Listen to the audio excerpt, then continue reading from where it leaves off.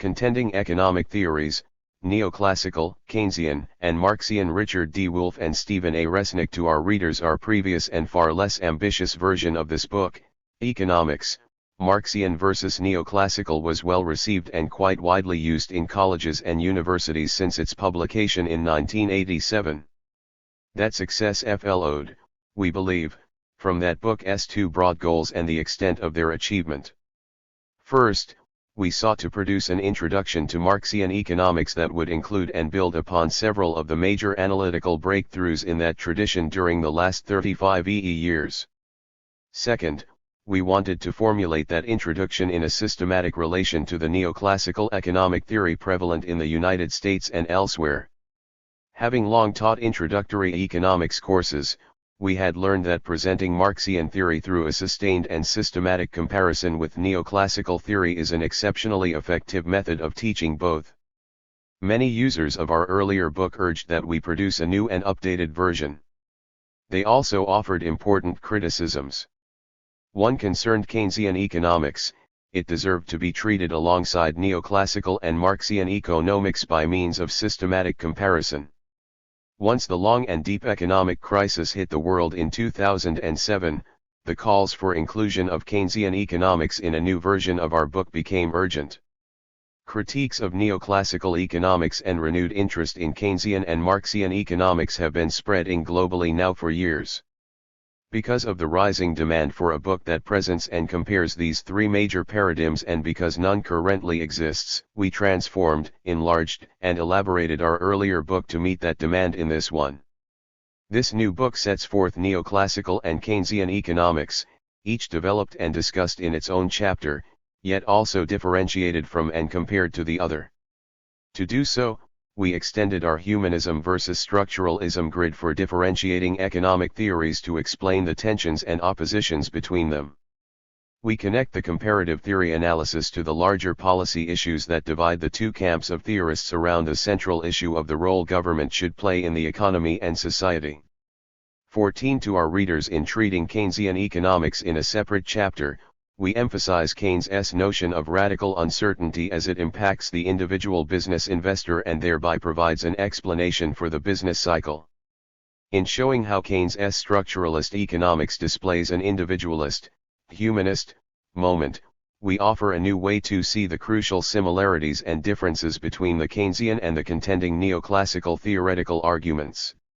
Readers of our earlier book also asked us to analyze recent extensions and developments of neoclassical economics, around such topics as market imperfections, information economics, new theories of equilibrium, behavioral economics, etc. We treat these new developments in neoclassical economics in a new chapter 5. With this chapter's co-author, Yahya Madra, we raise a fundamental question: does this body of work break from the neoclassical economic tradition? Is it a different paradigm in the sense we apply to both Keynesian economics and Marxian economics? Chapter 5 extends our comparative approach to contested economic theories to answer this question. Based on our many years of teaching experience since the earlier book's 1987 publication, and also on the changed conditions of contemporary economies, including the post-2007 global crisis, we have produced a thoroughly revised introduction chapter. It now foregrounds a central theme of this new book, that the contesting theories and their relative social prominence are both effects and causes of the social conditions in which they occur. Chapter 1 presents a sustained historical examination of how various forms and paradigms of economic thinking react back upon the society out of which they are born. We hope that this revised chapter will provide readers with a better understanding of the complex social causes of these theories and why they and their differences matter so much to the lives of citizens. The many years of deepening hostilities between advocates of more and less government economic intervention led us to write an altogether new chapter 6. There we identify and discuss two interrelated kinds of oscillations that occur in society: 1. Movements among the social predominance of one versus another economic theory, and 2. Movements among alternative forms of capitalist economies themselves. We show that capitalism always varies, its shifting forms display more or less free markets, more or less private property, more or less personal freedoms. We also show why these kinds or forms of capitalism are different from socialism and communism. We hope this explanation will provide a new view of the major economic changes and conflows across the 20th century and why they matter to those already underway shaping the 21st century. Similarly, we show that economic theory always varies and is always contested. It too oscillates from one to another approach and then back again. Neoclassical gives way to Keynesian economics to our readers 15 and the latter to the neoclassical dominance again. Sometimes Marxism appears as the other in this movement between different theories. Chapter 6 explores these oscillations in society and theory and their interconnections. This book also introduces readers to major new developments inside Marxian economics since the 1980s. These are integrated into the Chapter 4's focus on what that paradigm of economics offers in comparison to the insights produced via neoclassical and Keynesian analytics. Chapter 4 assumes little or no familiarity with the subject. It proceeds from THIRD principles through basic analytics to various applications. Since the Marxian economics tradition includes several distinct theories, we identify the particular theory that we have found most convincing and that we therefore present here. However, in this chapter and throughout the book we also try to distinguish the Marxism we present from the more traditional or orthodox Marxism that arose after Marx died and became dominant in the former USSR. Similarly, the overviews of neoclassical economics in Chapter 2 and Keynesian economics in Chapter 3 offer respectively a basic grounding in neoclassical micro and Keynesian macroeconomics. We treat both as distinct and often contested theories rather than presenting economics as reducible to a set of neutral tools to solve economic problems in the so-called real world. Readers will see how each theory differently constructs its economic world, including those problems it recognizes as such and for which it finds unique policies and solutions. These differences yield the debates over contested economics and policies, taxes, government spending, market controls, nationalizations of property, etc., that profoundly impact our lives. This new book is directed especially to readers interested in comparing and contrasting different ways of understanding the economy and why those differences matter so profoundly. For college and university teaching purposes, the book serves both introductory and more advanced courses. As a supplementary reading, it can usefully accompany courses at all levels, including introductory economics, where instructors wish to introduce students to alternative approaches or merely to sharpen students' grasp of neoclassical and Keynesian theories by comparing them with Marxian theory. Finally, for courses across the social sciences generally, this book introduces economics as a contested terrain struggling with its own disagreements and alternative visions, as do most other self-conscious disciplines. The book clearly dissents from any notion of economics as a technical or mechanical profession. Throughout the book, but especially in the first, fourth, and seventh chapters, important philosophical issues are addressed as they pertain to a comparison of economic theories. Recent work in epistemology is briefly and summarily raised to ground our method for comparing economic theories. We discuss 16 to our readers verification and validity to address the important problem necessarily posed by such comparative endeavors, namely how to assess and decide among the competing claims and analyses offered by different economic theories.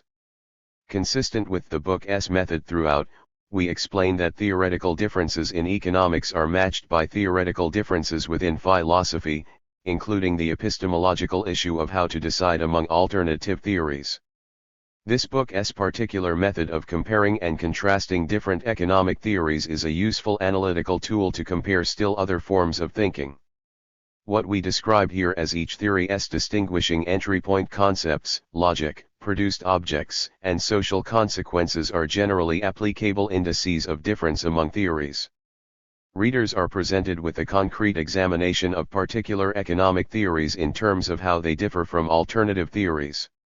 In conclusion, this book offers two interdependent formulations that are not, to our knowledge, available elsewhere. First, it presents economics as a discipline in a format of sustained comparison of alternative theories. Modern principles of discourse analysis are applied to the confrontation among Marxian, Neoclassical, and Keynesian economic theories. The distinguishing features of these theories are examined in juxtaposition as a method of teaching economics.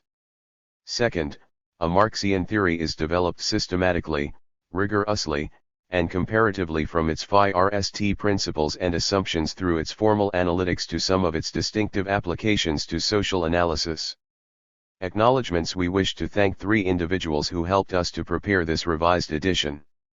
Alex Coram, a political scientist at the University of Western Australia who often writes on economics, especially social choice theory and game theory, read the introductory, Neoclassical, and Keynesian chapters and offered extensive comments and criticisms.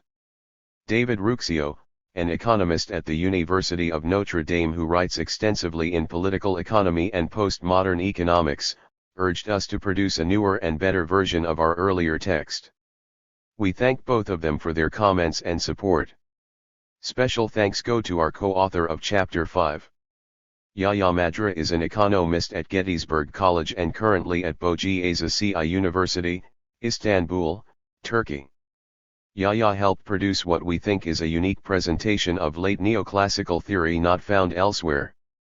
Chapter 5 systematically examines recent developments in neoclassical theory to show how they respond to critique to our readers' 17-isms of that theory and how they extend that theory to new topics in economics and beyond. Neoclassical theory's lively evolution can be read and evaluated in this chapter. We also thank Yahya for his help and guidance in preparing comments on post-Keynesian economics found in Chapter 3. We also wish to express our appreciation to the many teaching assistants who worked with us over the years and to the thousands of students in our introductory micro, macro, and Marxian economics courses. Their reactions to the ideas contained in this book help to shape it. Finally, we are very aware of the complex overdetermination that shapes our work and want to recognize the profound influences of our spouses and children. 3 different theories. 1.1 This book and theories of economics. This book contrasts 3 very different and clashing kinds of economics. One is usually called neoclassical, or micro, economics, another Keynesian, or macro, and the third Marxism. Each is a distinct way of understanding how economies work and how they interact with the larger societies around them. In other words, these are 3 different theories about the economic part of society. This book introduces you to all 3 and to their differences since they compete for our attention as well as shape today's actions of governments, enterprises, unions, and others. In short, these different theories impact our lives in basic ways. We wrote this book partly because students need to know that there is more to economics than just neoclassical and Keynesian theories. Students deserve to know not only how neoclassical and Keynesian theories differ from one another but how both differ from Marxism. We hope that learning from and about these contending theories will undermine tendencies to dismiss, repress, or even demonize whichever of them are not popular at any particular moment. Most important, we want to show how understandings based on one theory versus the others will lead individuals, families, enterprises, governments, and societies in very different directions. Right at the start we provide an example to illustrate this important point. It responds to the question, what might be at stake in and for our lives in adopting one as opposed to another economic theory? Consider any society whose economy is structured by private ownership of enterprises and private markets. The presence of these 2 institutions is usually referred to as capitalism. Whatever else can be said about capitalism, in actuality it exhibits a profound economic instability or unevenness. Times of economic expansion give way to periods of decline out of which emerge resumed intervals of expansion. Simply put, capitalism displays those ups and downs that economists, politicians, journalists, and others call its business cycles. 2 Chapter 1. The 3 theories differ in their understandings of the causes, solutions, and the very nature of those cycles. Their differences matter in shaping our lives. We can show this by considering, first, the neoclassical and Keynesian theories and how they view capitalist economies. For both theories, capitalism is, to use a metaphor, a truly wonderful machine. For all its faults, including its uneven motion, it nonetheless remains the best of all comparable machines. Both theories affirm, and usually presume, that capitalism alone can deliver to humans the maximum wealth they are capable of producing. And it delivers this economic bounty on the basis of a profound political right. Producers and consumers are free to act in their own individual economic interest. As per Adam Smith's famous invisible hand, an economy with private property, markets, and freely acting, self-interested buyers and sellers of everything will yield the best economy, delivering the most wealth possible, as if a benevolent God himself were running everything. From the critical perspective of these two theories, the other possible economic systems that have occurred in human history, including the feudal, slave, individual producer, socialist, and communist, just cannot deliver the same standard of living and or political freedom. Yet alongside capitalism's wonders, both theories also recognize certain flaws. Periodically this magical machine runs too fast, then too slow, it cycles. Consequently, individuals suffer from illusions of more wealth, as prices of everything rise in periods of inflation, or the reality of less wealth, when unemployment and production cutbacks rise in a recession. Worse, prolonged inflationary or recessionary periods may pose greater risks for society, misalocated or wasted resources, social anger, personal alienation, and political unrest. Out of frustration and desperation, people may turn against capitalism and seek an alternative, non-capitalist way to organize their economy. Across the 20th century, socialism and communism presented usually in the terms of Marxist economics the principal alternatives to capitalism, as solutions for its dysfunctional instability. Neoclassical and Keynesian economics responded by insisting that when compared to capitalism, socialism and communism were economic systems producing less wealth and less individual freedoms. However, both neoclassical and Keynesian economics had to deal with capitalism's instability. Its recurring cycles, especially when they were deep, affected millions negatively, and lasted long times, such as the severe recessionary downturn that began in 2007. The neoclassical and Keynesian theories disagree about how to deal with capitalist cycles. For the neoclassical view and its proponents, the proposed phi-x for capitalism's instabilities is very simple: leave the machine alone so that it can and will correct itself. The central idea is that the economy as machine contains a mechanism that, if allowed to work, will correct periods of inflation. Three different theories. 3. And recession. That self-correcting mechanism is the private, competitive market.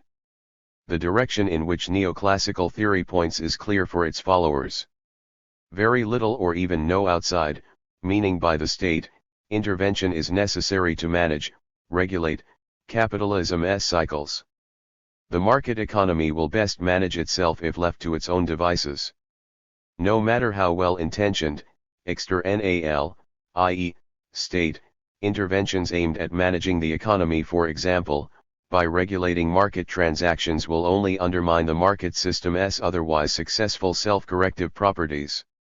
Believers in the neoclassical theory insist on these points: 1. Deregulate markets; 2. Always extend existing and create new markets to handle economic problems that arise; and 3. Beware the heavy, counterproductive hand of the interventionist state, when it does anything other than to protect free markets. In direct contrast, believers in Keynesian economics and its policy recommendations want the state to keep a watchful eye on markets, to maintain readiness to intervene to manage the inevitable market imperfections and failures that generate cycles. The Keynesians believe that if not for state intervention, market imperfections, imbalances, and the resulting business cycles could persist too long and cut too deep. For them, the neoclassicist self-correcting mechanism just does not work as those free marketers claim, or works far too slowly to be of much practical use. Without state intervention, the Keynesians argue, the continued presence either of prolonged inflation or recession could push suffering and frightened citizens to seek the socialist or communist alternatives that both neoclassical and Keynesian theorists reject. Notice the dramatic difference between the two understandings of the state's role in responding to economic crises and, more generally, to all economic problems. Keynesians look more to the state for the solution to the ups and downs in the capitalist economy. They favor state programs to deal with persistent poverty, issues of healthcare, education, and retirement. In contrast, neoclassical economists prefer the private decisions of individuals and businesses reacting to and taking advantage of market incentives as better means to solve similar problems and issues. In fact, the difference between them is even more complex and interesting, for it reflects deeper oppositions between the two theories' ways of linking individuals, as component parts of society, to society as a whole. We will have more to say on this important opposition, for it will help us explain why neoclassical and Keynesian theories differ about how an economy works and what citizens should do when it doesn't work so well. Even at this point, however, we can begin to understand how these two theories might impact our lives differently, though both advocate capitalism as the preferred economic arrangement. 4. Chapter 1. Different from both neoclassical and Keynesian theories, Marxian economics connects capitalism's cycles and their heavy social costs to another of the economy's components, namely its class structure. Marxian theory is profoundly critical of capitalism because of its class structure and what it sees as the effects of that class structure, including capitalist cycles. Dealing effectively with capitalism's crises, Marxists argue, requires changing its class structure. If capitalism's class structure remains unchanged, they say, then neither more government economic intervention, Keynesian, nor less, neoclassical, will overcome cycles. Marxists point out that countless political leaders influenced by those two theories over the last 75 years have promised that their policies will prevent future economic crises in capitalist economies, but that promise has not yet been kept. As this book will make clear, the Marxian theory goes further in its critique of capitalism. Even in periods when capitalist economies function relatively smoothly, without inflation or recession, it finds capitalism to be neither maximally efficient nor the best available economic system. Marxian theory depicts capitalism as a destructive economic system that exploits labor and sets capitalists against workers during all phases of capitalism's cycles. That is why Marxian theory alone advocates moving beyond rather than fixing or regulating capitalism. Believers in Marxian economic theory would thus react to capitalism's cycles by proposing very different policy responses from those advocated by neoclassical or Keynesian economists. 1.1.1 Theories, economic and otherwise economic theories are attempts to understand how economies work. They exist in our minds alongside theories about how everything else that we care about in life works. Depending on our circumstances at home, in school, on the job, and elsewhere, we all become more or less aware of the particular theories we use to make sense of the world. We also become more or less aware of alternative theories that make sense of the world differently. The theories each of us uses, whether held consciously or unconsciously, play major roles in shaping all of our experiences and actions. We just presented one illustrative example of how different economic theories shape very different responses to economic cycles. Other examples can underscore this key point. The particular theory of love and feeling that we hold will influence our intimate relationships all through life. The person whose theory of love holds it to be identical with sex will probably have very different experiences in life from those of a person who thinks that sex and love are related but distinct. Theories of spirituality and religion affect many aspects of daily living. A government founded on a theory that holds the Bible or the Quran to be the absolute source of law will often behave very differently. 3 different theories. 5. From a government committed to a theory that necessitates the separation of religion from politics. The different theories of what is beautiful among people produce correspondingly different choices about how cities construct their streets and parks, how architects design homes and other buildings, and how individuals style their hair, clothing, personal manners, and so on. Natural scientists debate contesting theories of biology, chemistry, and physics that also lead them to quite different research programs and discover IES.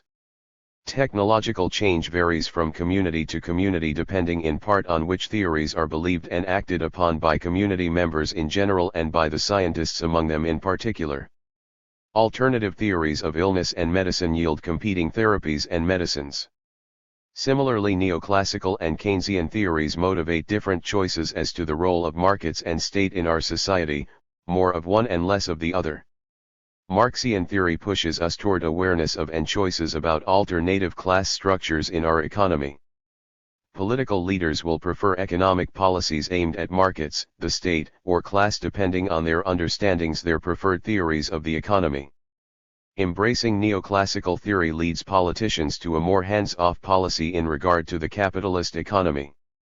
Affirming Keynesian theory leads them to a more state interventionist policy in regard to regulating that same capitalism.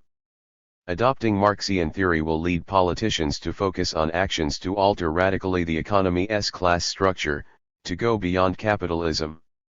Of course, individuals may hold more than one view. For example, when economic times are good, a person may affirm the neoclassical position that all is best if markets are left alone to self-correct. Then, when hard economic times arrive, the same person may switch to a more state interventionist theory and policy. And if and when hard times become very bad, the same person may adopt a more Marxist position focused on class and class change. While these twists and turns may indicate opportunism, they may also reflect the coexistence of multiple theories in one person's thought, with different theories emerging to the forefront of a person's mind depending on changing circumstances. 1.1.2 Economic theories in disagreement. This book might not have been necessary if everyone agreed about how economies work. If one economic theory had one universal assent, we would probably teach it in the manner that algebra, grammar, and auto mechanics are usually taught.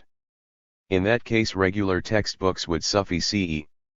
However, since profound disagreement rather than agreement has always characterized economics, learning the subject requires engagement with its internal differences.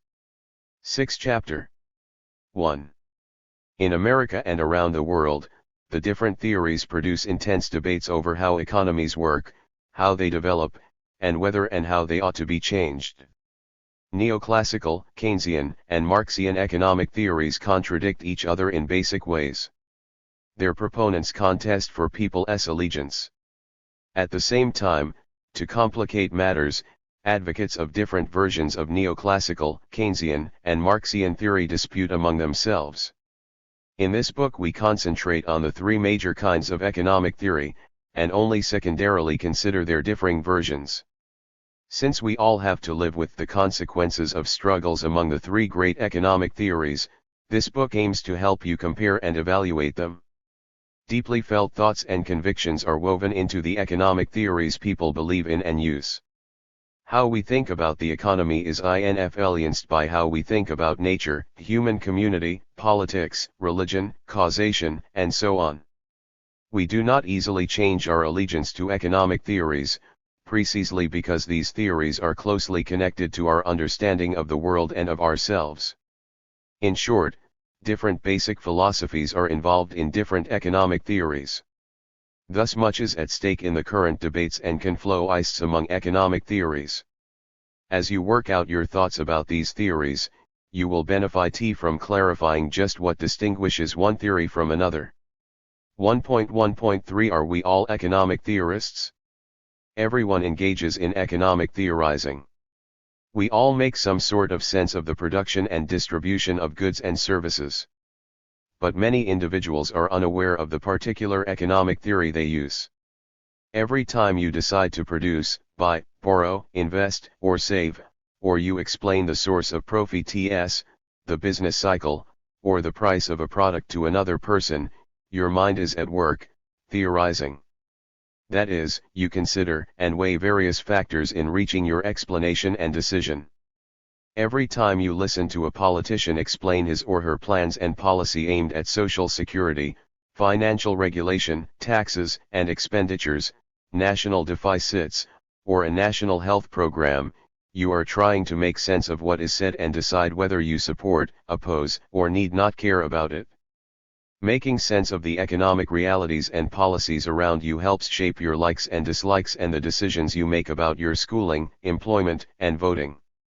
Whether explaining some product's price or evaluating a politician's decision about taxes or deciding whether to accept a particular job offer, you can only ever consider some of the many aspects, implications, and possible consequences of your explanation, evaluation, and decision.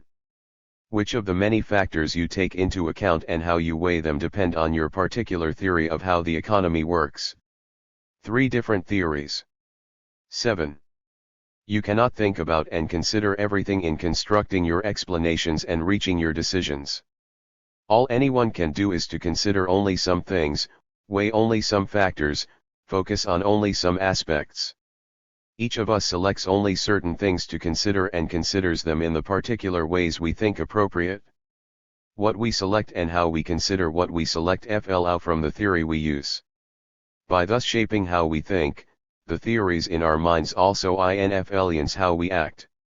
You may not be self-conscious about the theory you use to reach your understanding of how economies work or your economic decisions. Nevertheless, they are influenced by economic theory.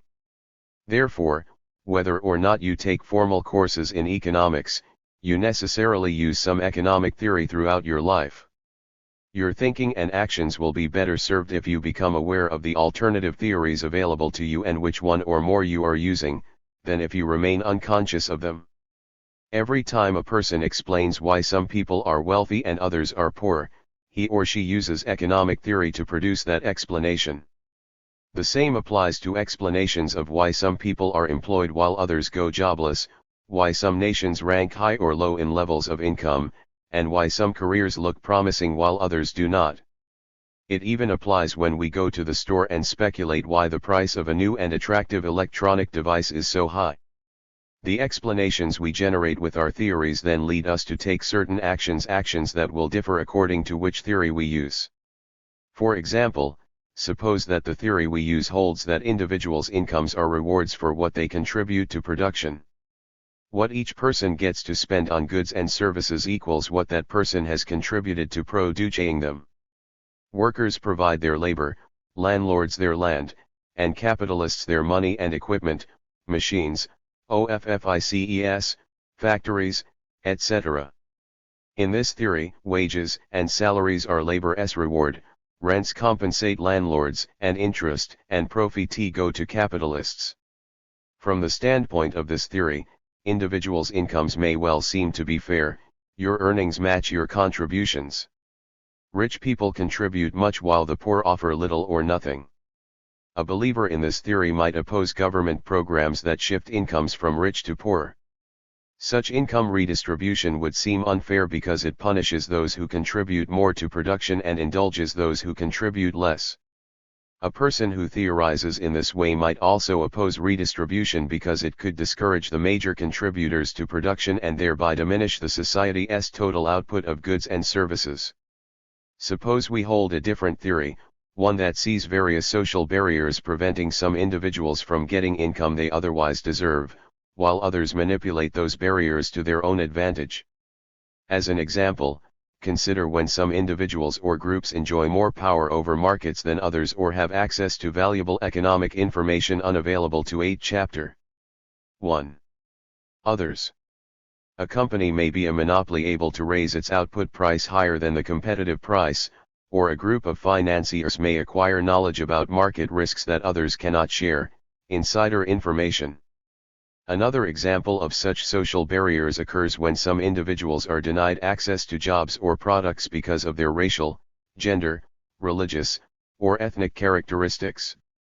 These barriers may yield an unequal distribution of income favoring those wielding market powers, possessing privileged access to information, and those without those racial, gender, or ethnic characteristics subject to discrimination. People theorizing the existence and consequences of barriers like these may reach conclusions about the desirability of income redistribution very different from those who think incomes are rewards to productive contributions. Still another theoretical approach to a capitalist economy might focus on the ever-shifting moods of passion and excitement, confidence and fears, optimism and pessimism that affect market participants. In this view, expectations about an unknowable future shape economic outcomes including income distributions. For example, if employers expect a bleak economic future, they may decide to drop plans to expand their enterprises, lay off workers, stop borrowing from banks, and so on. Those actions may propel economic contraction, leading their employees and then still other employers to contract their expenditures in a downward spiral affecting the social distribution of income. Alternatively, more upbeat expectations among employers could loosen purse strings, provide jobs and growth, and affect income distribution very differently. Someone utilizing such a theory might seek ways to offset or tame pessimistic swings in employers' expectations so that citizens do not suffer lower incomes than they might otherwise receive. Such a person might want the state to regulate or manage the effects of our human passions and expectations and thereby stabilizing the economy. Beyond these two theories, one that sees markets producing fair and appropriate income distributions, while the other sees the need for state intervention to achieve appropriate redistributions, consider a third and different theory. In this third theory, it is believed that in capitalist economies, some people receive incomes without contributing anything, while others produce more than they get back in income. A portion, often called the surplus, of the goods and services produced by some gets transferred to others even though they did not participate in producing any of those goods and services. The rich would then be understood as those in a social position to acquire the surplus produced by others, whether or not social barriers such as concentrated power, unequal information, or discrimination existed. A believer in this theory might well be outraged at what he or she sees as a kind of disguised theft in society, surpluses extracted by non-workers from workers. Such three different theories. 9. Outrage might then support a favorable attitude to income redistribution as fair and appropriate. People thinking about the world differently by means of these three theories would likely favor correspondingly different government policies, on markets, taxes, welfare, and much else, support different political parties, and show very different attitudes toward wealth and poverty. In short, these people would act very differently just as they think very differently. 1.2 Theories and society. So far we have been stressing how economic theories matter, how alternative theories lead people to different conclusions, different experiences, and different actions in society. However, the relation between theories and society is a two-way street. Not only do theories shape society, but society shapes theories. Precisely because different theories lead individuals and communities in different directions, we have to ask the question, why are there different theories? This question has provoked various answers and whole philosophic systems across human history. We think that social conditions impact upon individuals in such a way that they come to invent or to endorse alternative theories. In different environments, people experience life differently and think about its meaning, theorize, differently as well. Sometimes the different theories are quite similar and compatible. Then people have a feeling of being in agreement, sharing a vision of how their world works. At other times the different theories seem to contradict one another. Then people may feel a certain tension about how to understand and cope with the disagreements that keep intruding upon their conversations and interactions. Along these lines, we suppose that people may well understand economics differently, literally see different things when they survey the economic scenery around them. What they see and what they think are different because their life situations and experiences have been different. We expect alternative theories of economics to arise for the same reasons that alternative theories of love, politics, or religion have emerged in history. The complex diversities of our lives provoke ways of seeing our surroundings and ways of thinking about them that add up to being alternative theories of how the economy works alongside our alternative theories about everything else. While sometimes the different economic theories have seemed close to one another, that has not been the case since Marxism arose to challenge classical political economic theory in the 19th century and Keynesian economics posed its challenge to neoclassical theory in the 20th. Today neoclassical, Marxian, and Keynesian economics not only clash as profoundly different 10-chapter 1 theories, they are also linked in most people's minds to other theoretical and social conflowists that engage the passions of our time. Each of these theories is also part of a much broader tradition of basic difference within social theory. This tradition is important to understand because it helps explain why the three economic theories differ from one another and why they have their contested impacts on society. Neoclassical economic theory is a part of humanism, a tradition of social theories that arose as part of the Renaissance and the transition from feudalism to capitalism in Western Europe. In contrast, Keynesian theory is a part of structuralism, an alternative tradition of social theories that arose with humanism but especially over the last century. While both humanism and structuralism have their ancient antecedents in the history of philosophy, we are concerned here with their modern forms. Finally, Marxism as another theoretical tradition has always struggled with humanism and structuralism. Part of Marxism, what came to be called the orthodox kind, basically shared the structuralist understanding of society. However, another part of Marxism, the part we will be presenting in this book, broke from both humanism and structuralism to establish a basically different way of understanding society. 1.2.1 Changes in Europe and the humanist tradition. The transformation of Europe from a feudal to a capitalist region of the world radically altered how life was lived there. Especially across the 17th and 18th centuries, everything changed, including how people cultivated the soil, reared their children, understood God, thought about society, and organized their economies. New theories arose, clashed with, and cross-fertilized one another. Gradually a few caught the popular imagination and became the broadly accepted ways of making sense of a changed world. Older theories, born and developed within and associated with feudal society, struck most Europeans as no longer adequate or acceptable. New social conditions not only provoked, but also required new theories to understand them. People sought some sense of control over fast-changing events that often had traumatic effects on people's lives. New theories seemed important means contributing towards such control. The theories were expected to aid in coping with social change and even in directing the path of change. New theories were to be practical guides to social action. Once widely adopted, they exerted great influence on how capitalism actually developed. The new theoretical commitments shaped social development not only in Europe but also globally as European capitalism expanded through successive waves of colonial acquisitions. Many theories inherited from feudalism underwent great changes during the centuries of transition to capitalism. For example, the religious theories of three different theories. 11. God changed sufficiently to induce major conflowists, including protracted military actions, among Europeans. A whole new theory and institution arose, Protestantism, which differed from the formerly predominant Roman Catholic tradition. A key part of the new kind of Christianity emphasized the individual and his or her personal capacity to communicate directly with God without a specially appointed religious hierarchy acting as an intermediary. Nor did Roman Catholicism pass untouched through the transition to capitalism. The ability of the Roman Catholic tradition to survive into the present attests to its ability to adjust to a profoundly changed world. Theories of natural science changed drastically too. Newton, Galileo, Copernicus, and many others invented new theories of how the universe and nature worked, rethinking the position of the Earth within a larger cosmos.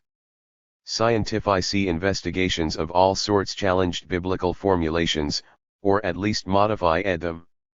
Instead of answering questions about life's mysteries by invoking God as the cause, science sought the cause elsewhere, usually in some aspect of nature and in individuals, the discovered laws of physics, biology, politics, economics, etc. The results included not only new theories of how nature worked and how people might control it. New understandings of the centrality, power, possibilities, and rights of the individual also proliferated. As the poet Alexander Pope later put it, the proper study of mankind is man. The powerful ascent of science combined with the changes and divisions within religion to generate a broad new theoretical attitude. The mysteries of nature and society, previously ascribed to the will and workings of God, became instead riddles the human mind was thought able to solve. Science, viewed as the close investigation of how nature and society work, could and would unravel the world's mysteries. Not divine will but gravity, or thermodynamics, or centrifugal force, or the cellular structure of living organisms would explain events in nature. Not divine will but such things as markets, the accumulation of wealth, and individuals' thirst for political power would explain events in society.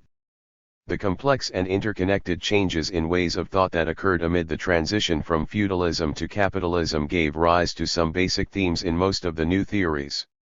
Human individuals, not God, occupied center stage. The new theories exalted the individual as the center of attention. Individuals could comprehend the universe, individuals made the world go round, and were, in fact, the proper foundation for social life.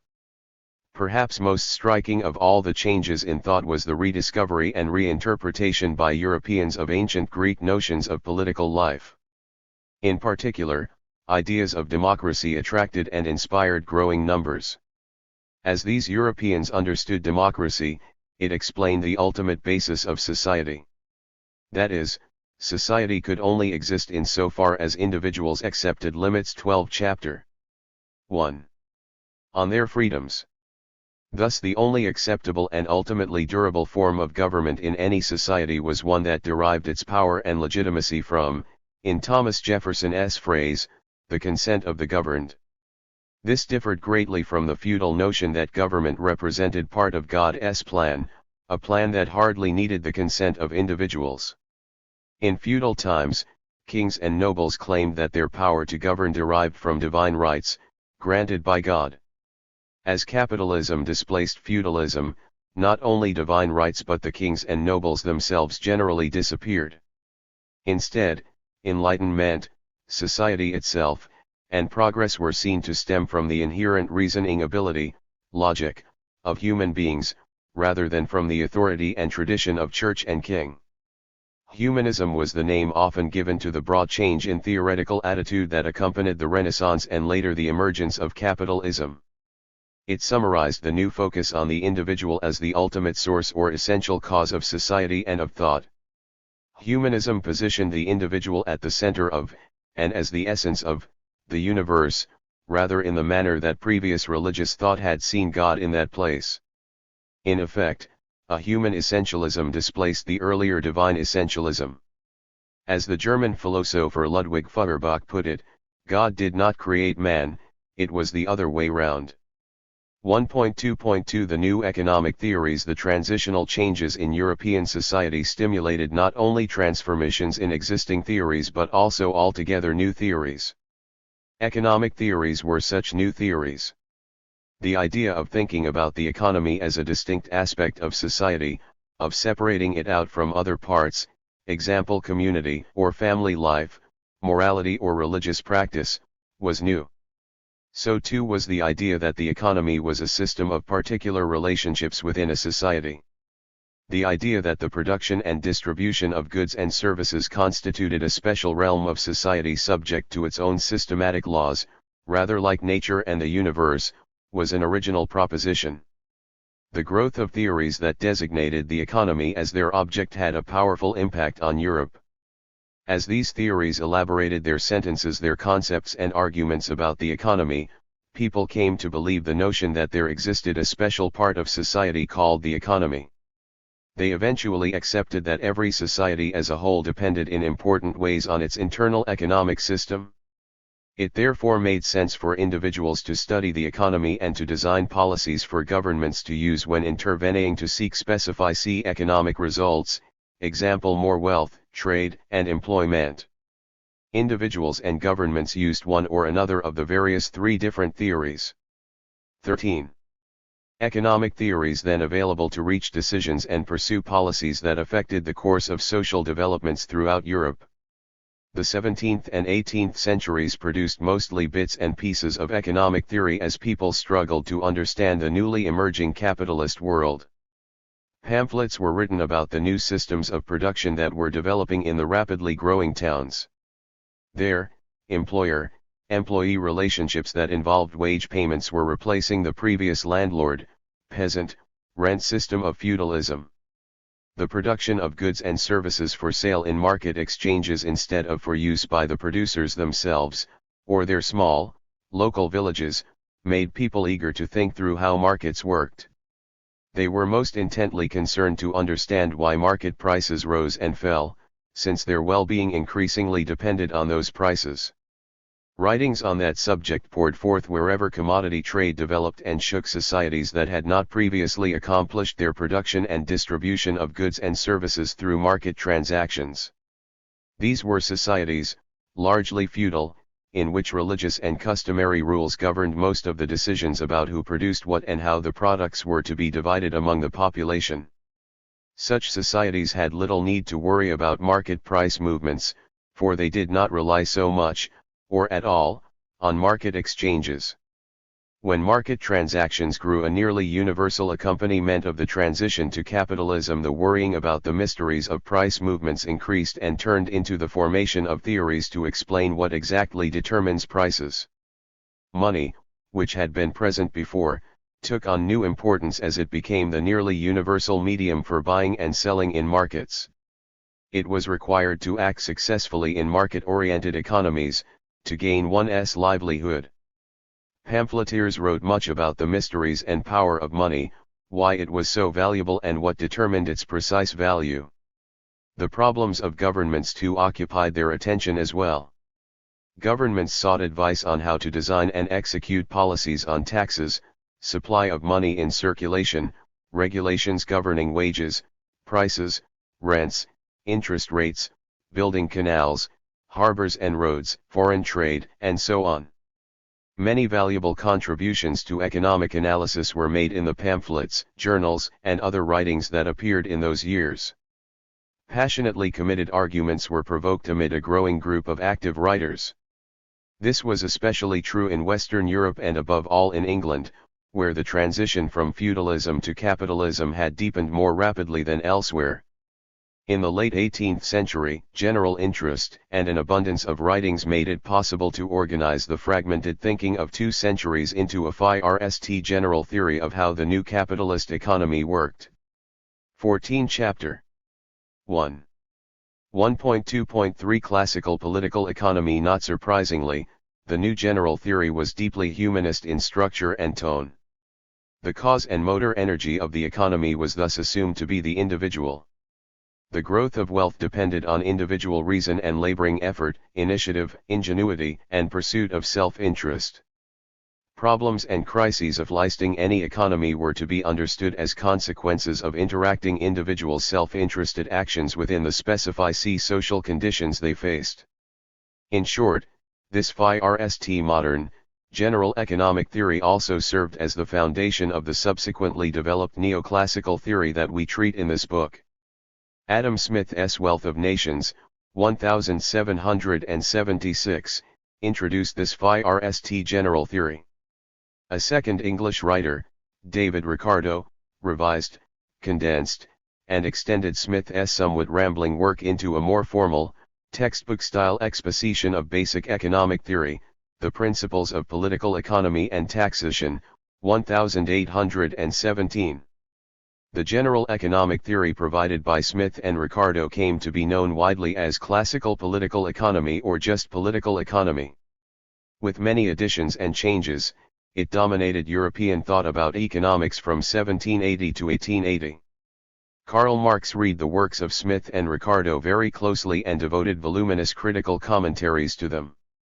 His Capital, Volume 1, 1867, offered a basic alternative economic theory to that of Smith and Ricardo.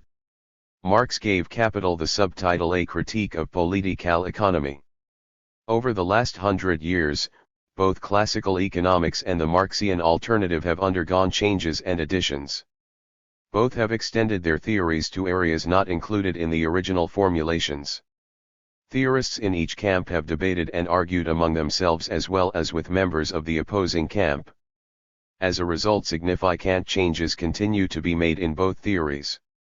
1.2.4 The history of neoclassical economics. In one of its biggest changes, the classical school of economics shifted its focus quite dramatically during and after the 1870s.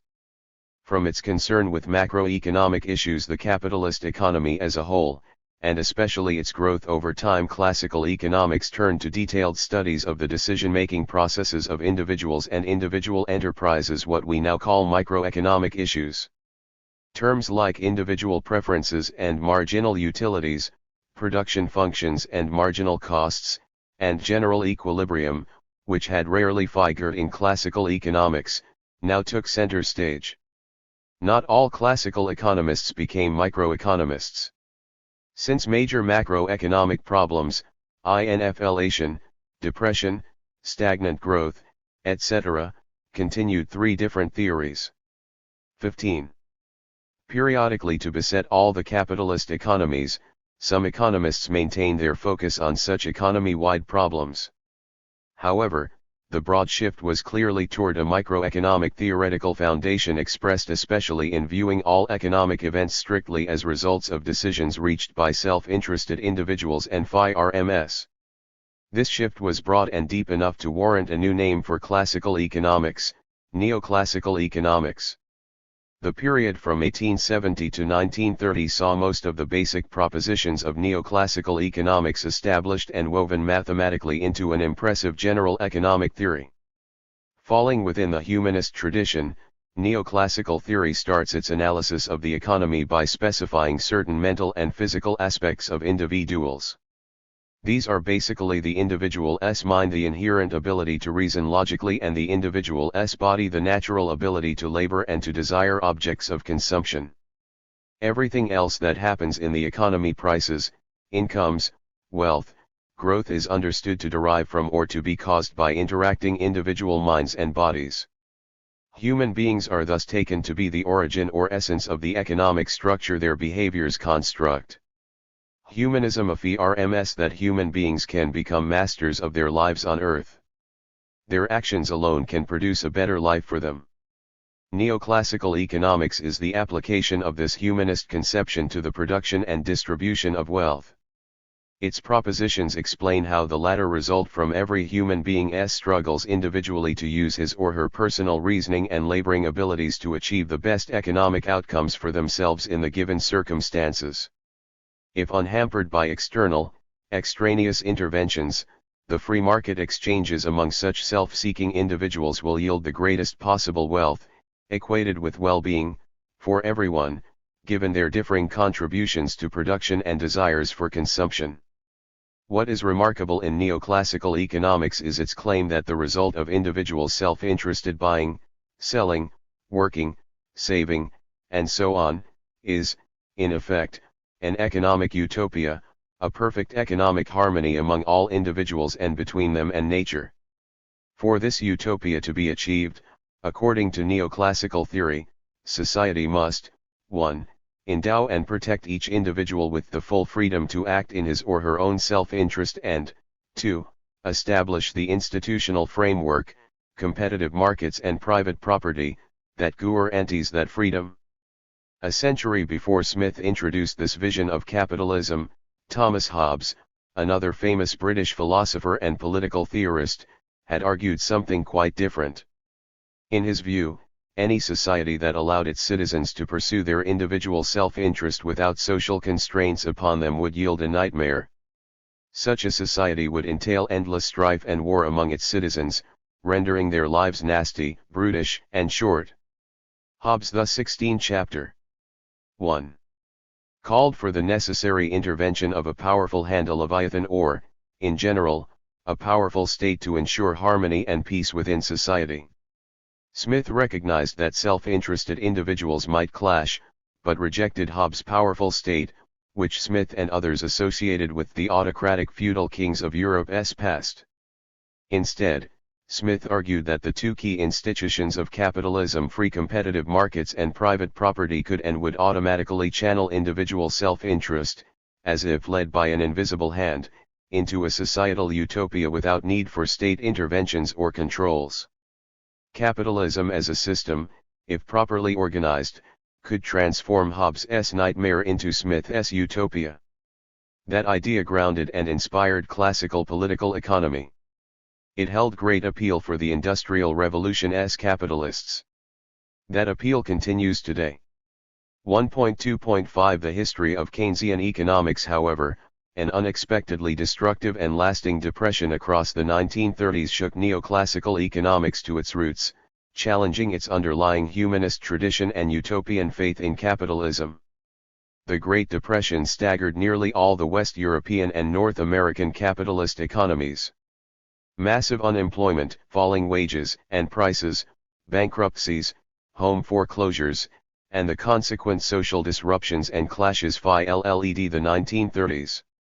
They forced a back to the drawing board's anxiety among neoclassical economists. Their theories, in both the original classical and the post-1870 neoclassical form, had not imagined, let alone prepared, anyone for such a depression.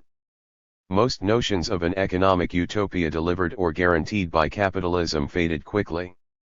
Across Europe, only Germany and the USSR were nations with solutions for the Great Depression. There the state mandated and financed programs of full employment, but they accompanied these solutions with fascism in Germany and communism in the USSR. Neoclassical economists had few explanations to offer for the economic crisis, and still fewer solutions that seemed adequate to the vast human tragedy and growing fears that spread everywhere in the 1930s. Most serious of all was their theory's suggestion that the state do nothing, since they believed that the system's celebrated self-correcting mechanism would best solve the problem. A do-nothing policy struck most people then as ineffective, unworkable, and intolerably cruel in the face of so much suffering. Across the 1930s in most capitalist economies including the United States and United Kingdom, the ever-worsening economy suggested to many a very broken capitalist machine. Marxism provided a different analysis of the crisis. It was rooted in and emerging from the internal contradictions of the capitalist system. Marxism also offered a different solution: substitute social or collectively owned for three different theories. 17. Private property and national planning instead of markets. To achieve such a basic social change required a mass confrontation with the entrenched powers of those occupying the top positions of wealth and power in capitalist economies. Insufficient numbers in the United States, United Kingdom, and most other countries were willing to undertake the kinds of struggles needed to overcome those positioned at the top economically and politically. This was the social climate in which the newly elected Roosevelt administration in the United States had to respond. In England, an innovative economist cast a critical eye on neoclassical theory from the depths of the Great Depression. John Maynard Keynes published a theoretically important reaction to capitalism's great crisis in his General Theory of Employment, Interest, and Money, 1936. The book sought to persuade neoclassical economists. Keynes's preface dubbed them orthodox to re-examine critically certain of their basic assumptions. Keynes, however, did more than merely criticize neoclassical theory's assumptions and shift the major focus of analysis back toward macroeconomics from microeconomics. He offered a radically new way to conceive of the economy and likewise a radically new policy for the state. Economics as a discipline was never the same after this. Fearing that widespread suffering in the 1930s would eventually drive a critical mass of the population toward the National Socialism of Germany or the Communism of the Soviet Union, the Roosevelt administration in the United States moved implicitly toward Keynesian economics. More state intervention was the choice to save American capitalism from itself. Washington created federal programs and public works to employ many millions of unemployed workers. It passed new laws aimed to regulate what had been mostly free markets. Dramatic as these changes were and as large the number of people directly assisted by Roosevelt's state interventions, the latter never sufficed to restore anything even near to full employment. Only World War II and its military mobilizations finally solved that problem. Nonetheless, state interventions in the 1930s, the rapid rise in state spending to finance the war, and ever more controls over private markets taught a powerful Keynesian lesson. Contrary to what neoclassical economists had long claimed, state spending, tax increases, and deficits and state regulations of production and markets were not only consistent with full employment or growth but seemed necessary to achieve them. Other changes also occurred in American life that helped Keynesian theory to become the dominant way of thinking about economics in the 30 years after the Great Depression. One of these was a new and revolutionary textbook produced by the first American economist to win a Nobel Prize, Paul Samuelson, 1915 to 2009. Published a few years after the end of World War II, it 18 Chapter 1. Clearly and persuasively taught basic Keynesian theory to a new generation of college and university students. Many of them became the new business and political managers and also leading academics of the era. Samuelson's textbook also presented a new synthesis of neoclassical and Keynesian economics. It claimed not only to grasp the workings of capitalism better than either theory had done alone but also to provide a better way to achieve and sustain a humane, fully employed, equitable, and efficient capitalism. Simply put, the state had the role of getting the economy to full employment and keeping it there, the Keynesian heritage. Once there, individuals and enterprises would respond privately to market incentives and thereby yield harmony and growth in society, the neoclassical heritage. Another change in American life also contributed to Keynesian theory becoming dominant within and beyond the profession of economics. Attitudes toward the role of the state in individuals' lives had radically changed during the Great Depression. FDR's government had alleviated mass suffering, by hiring millions, passing Social Security and unemployment compensation legislation, etc. That same government pursued and won a war that seemed just. Increasingly individuals looked primarily to the state to produce and maintain a humane and fair capitalism, one in which glaring economic inequalities would be reduced and full employment maintained. In this way, an old American debate over the social roles of the collectivity versus the individual in economic life was largely resolved for a time in favor of more rather than less state action.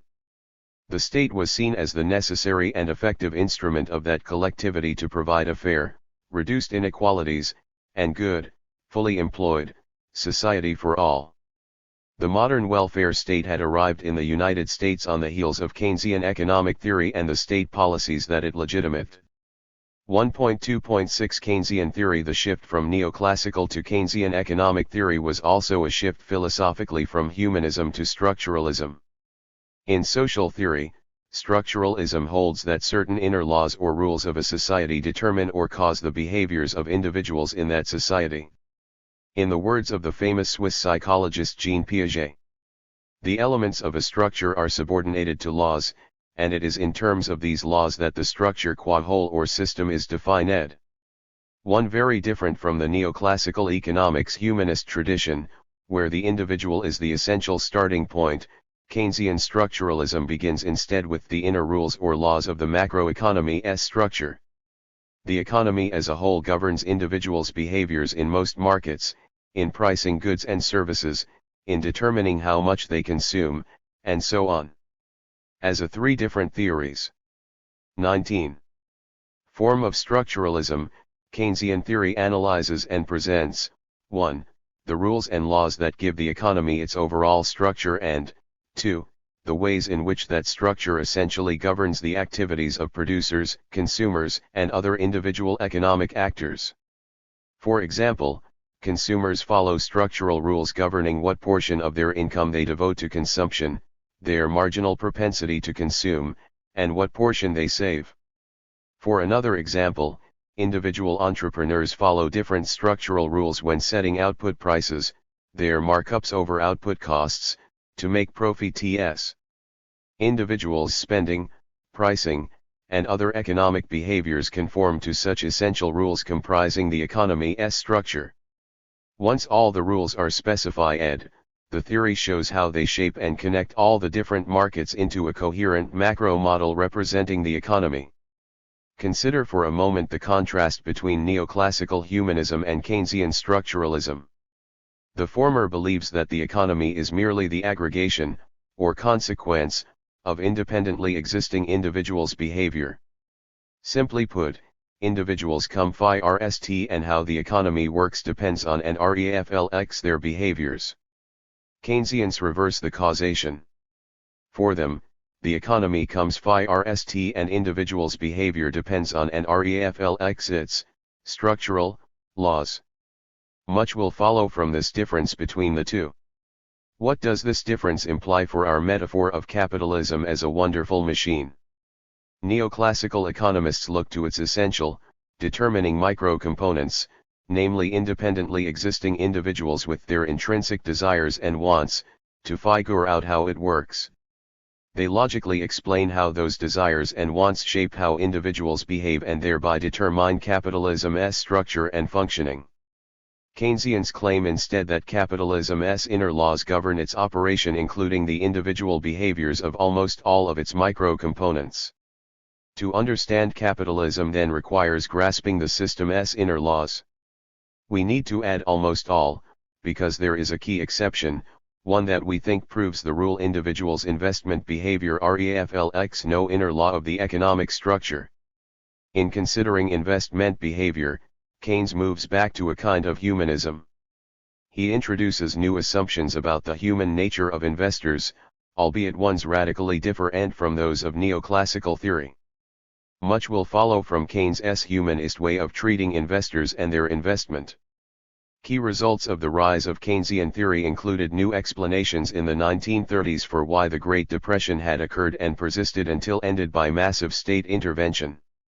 Those explanations and the policies derived from them provoked controversies then. They still do, since capitalism's continuing instability keeps generating economic crises, large and small, that keep reviving Keynesian challenges to neoclassical theory. Keynesian theory attributed the cause of the Great Depression to a collapse in private investment. Very briefly why, we examine his theory more carefully in Chapter 1. Chapter 3, Keynes believed that this collapse left an excess of private savings beyond what investors wanted to borrow, with investors borrowing less and savers hoarding the resulting excesses. Total expenditures in the economy fell. That in turn reduced incomes. Those with less income could make fewer expenditures, thereby reducing the incomes of still others in the classic downward economic spiral into recession or, if bad enough, into depression. This Keynesian theory of savings is a classic instance of structuralism. Savers are understood to follow prescribed structural rules governing the portion of their incomes that they save. The Keynesian theory of investment is quite different, rather closer to a form of humanism. No structural rules govern each individual's investment. In the Keynesian view, the investor operates in two different economic worlds. Today the investor can calculate the cost of undertaking new investment, example the costs of tools, equipment, raw materials, and the interest rate paid on investment funds borrowed from a lender. But the investor cannot know and calculate now what the future market conditions will be when today's investment yields commodities for sale. Yet, to decide whether an investment is profitable and deserves to be made, the investor must imagine, or predict, and calculate a future income FLA resulting from an investment now. Since the future is inherently unknowable, investment, for Keynes, necessarily depends on what investors expect in that future. Just about everything in society, political trends, climate changes, cultural shifts, economic processes, etc., participates in shaping individuals' expectations about the future, including returns then on investments now. Investment spending thus changes, expanding or contracting, slowly or quickly, as investors shift between optimism and pessimism with their hopes and fears as to what the future will bring. Indeed, investors' attitudes are not independent of one another. Good times and optimism breed worries in at least some investors that expansion cannot continue, and hence they prudently reduce investment. Bad times and pessimism sometimes yield the opposite. However, it is also possible that good times provoke a kind of investor fever such as the so-called dot-com and real estate investment booms of the later 1990s and 2003 to 2007 periods, respectively. Then, to use a phrase that became popular at that time, irrational exuberance can seize investors, producing an unsustainable bubble of investment that eventually bursts, often yielding another depression. The absence of a societal structuring of individuals' private investment in Keynesian theory is what we mean by a move to humanism in what is otherwise a fully structural theory. Nonetheless, this humanist move is of great importance in Keynesian theory, for as we will see in Chapter 3, investment becomes the independent variable whose fluctuations due to human mood swings determine what will happen to the entire economy. 3 different theories. 21. If and when confident investors want to invest more than what savers save, then economic growth occurs, income levels expand. Society has then made sure that, 1. All the cash that savers withheld from spending has been borrowed and spent by investors, and 2. Investors additionally drew and spent new money from the banking system. Those 2 actions by investors enable growth in income or prices or both. However, Keynesian theory was more focused on business cycle downturns such as the Depression of the 1930s. Hence it focused on explaining why investors' expectations, subject in Keynes' words to animal spirits, might sometimes be badly depressed into a deep pessimism as to future investment returns. Investments would then fall, even as savers kept following prescribed social rules about saving. Once Keynesian theory specified the cause of economic crisis in this way, planned investments falling below savings, the policy solution followed. Another kind of spending had to be, and was, found to offset or counter individuals' reduced investments when they occurred, or perhaps even anticipate them in advance so as to avoid or moderate them. The state was the institution in modern society that Keynesians identified as having the position, power, and obligation to manage, i.e., minimize, shorten, or avoid, capitalism's busyness cycles. A combination of society's structure and private investors' human nature mandated the state to acquire and use its controls over money, interest rates, taxation, and government spending to prevent or compensate for the effects of socially caused declines in private investment. Keynesian economics had formulated both the structural causes of recessions/depressions, socially determined inequalities between private savings and investments, and their structural solution, state interventions to overcome such inequalities. 1.2.7 Return of Neoclassical Theory. The 50-year dominance of Keynesian theory and economic policy ended during the 1970s.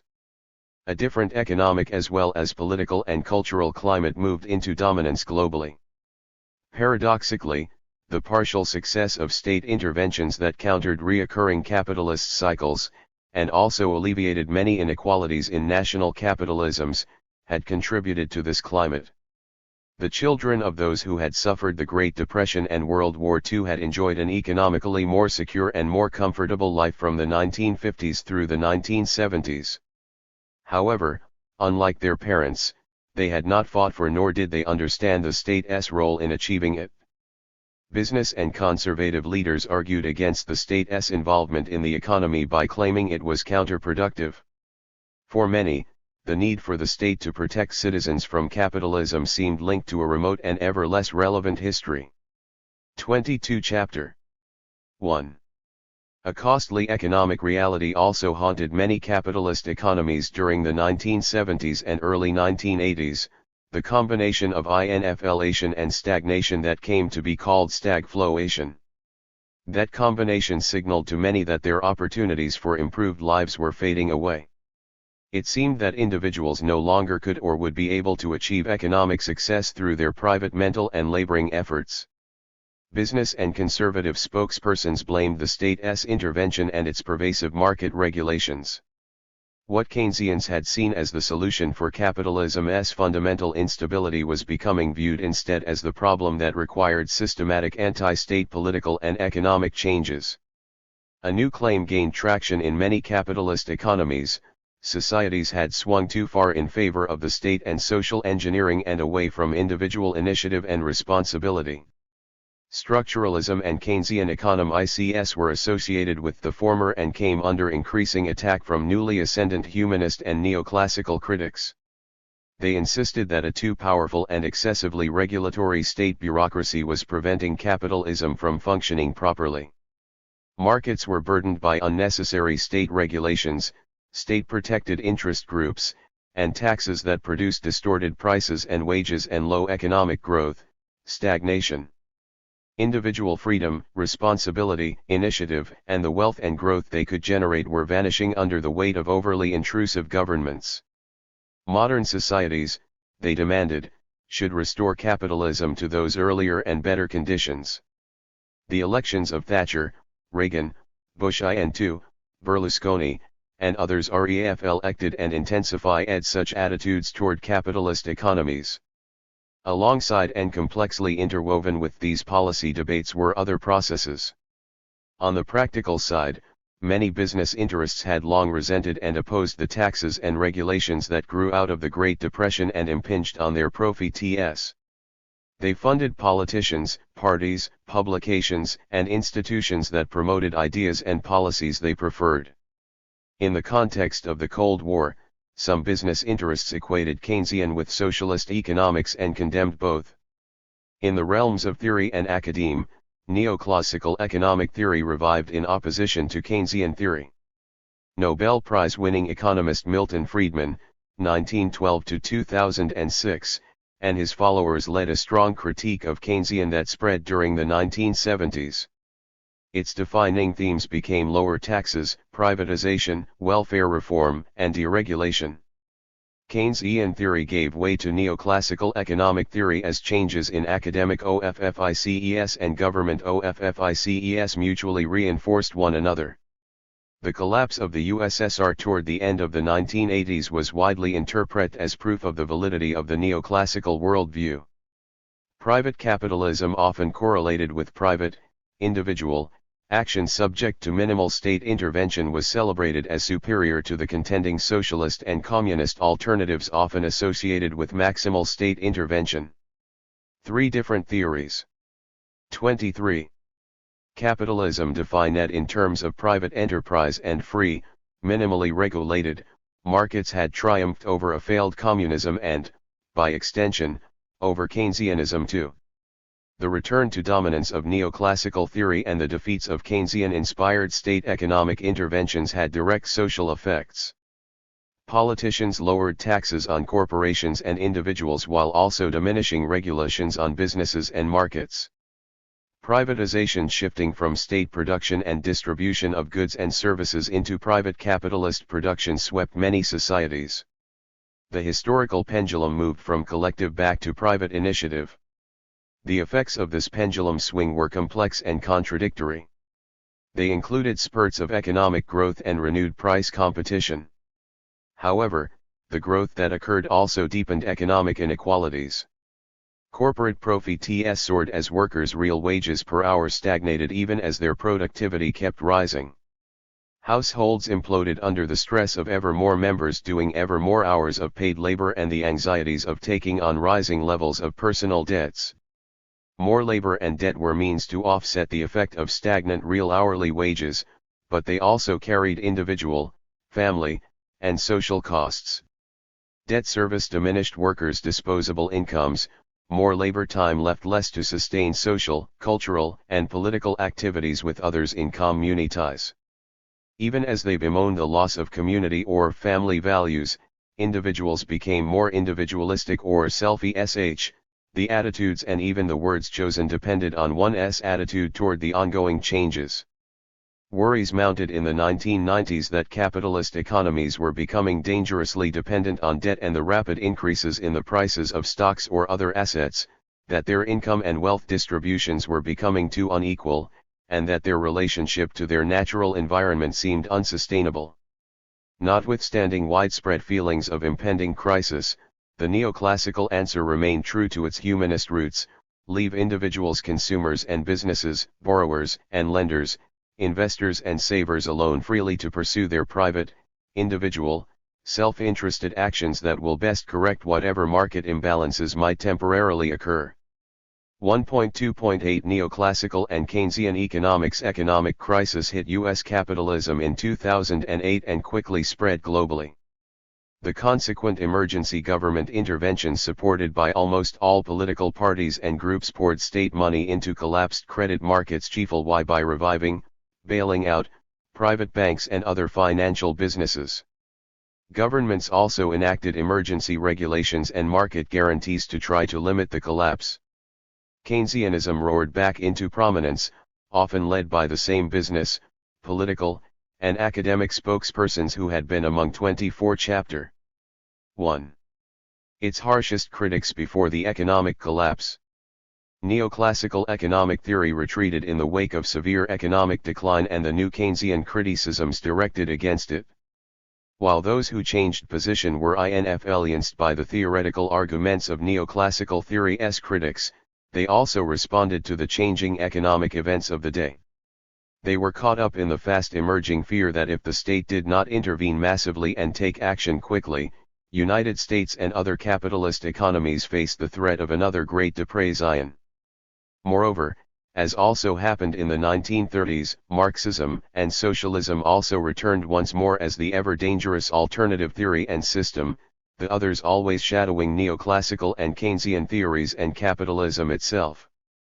Keynes's writings provoked and Keynesian work still provokes the evolving tradition of neoclassical economists.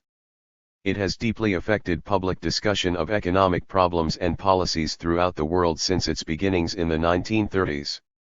Neoclassical economists outraged by Keynes's criticisms have labored to show that he misunderstood neoclassical theory and vastly overrated some occasional, temporary market imperfections that can afflict capitalism. Contrary to Keynes, these neoclassical economists argue, the capitalist market itself can and will cure whatever market imperfections may temporarily occur. Even as the capitalist crisis deepened in the years after 2007, many neoclassical economists resumed their argument that the state's interventions in and regulations of markets would stifle private enterprise and slow the return to economic growth.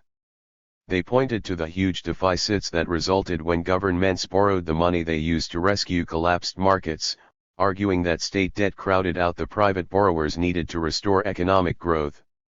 Since the Keynesians once again rejected those claims, the debate between these two theories continues. Those who were persuaded by Keynesianism reaffirmed that the key cause of the latest crisis in capitalism was indeed, as Keynes had shown, a precipitous decline in private investment. So they once again supported government actions to offset that decline by both direct spending and the systematic overcoming of market imperfections hampering private sectors from functioning as needed to resume growth. For Keynesians, the state could and should generate full employment and economic growth. The intense debate among economists over these different legacies of Keynes and Smith has probably been the central issue agitating economic theory. Sometimes the debate has centered on microeconomics versus macroeconomics. Sometimes the two sides have accused each other of abandoning reason. Sometimes the debaters on one side have even accused the other side of disloyalty to capitalism itself.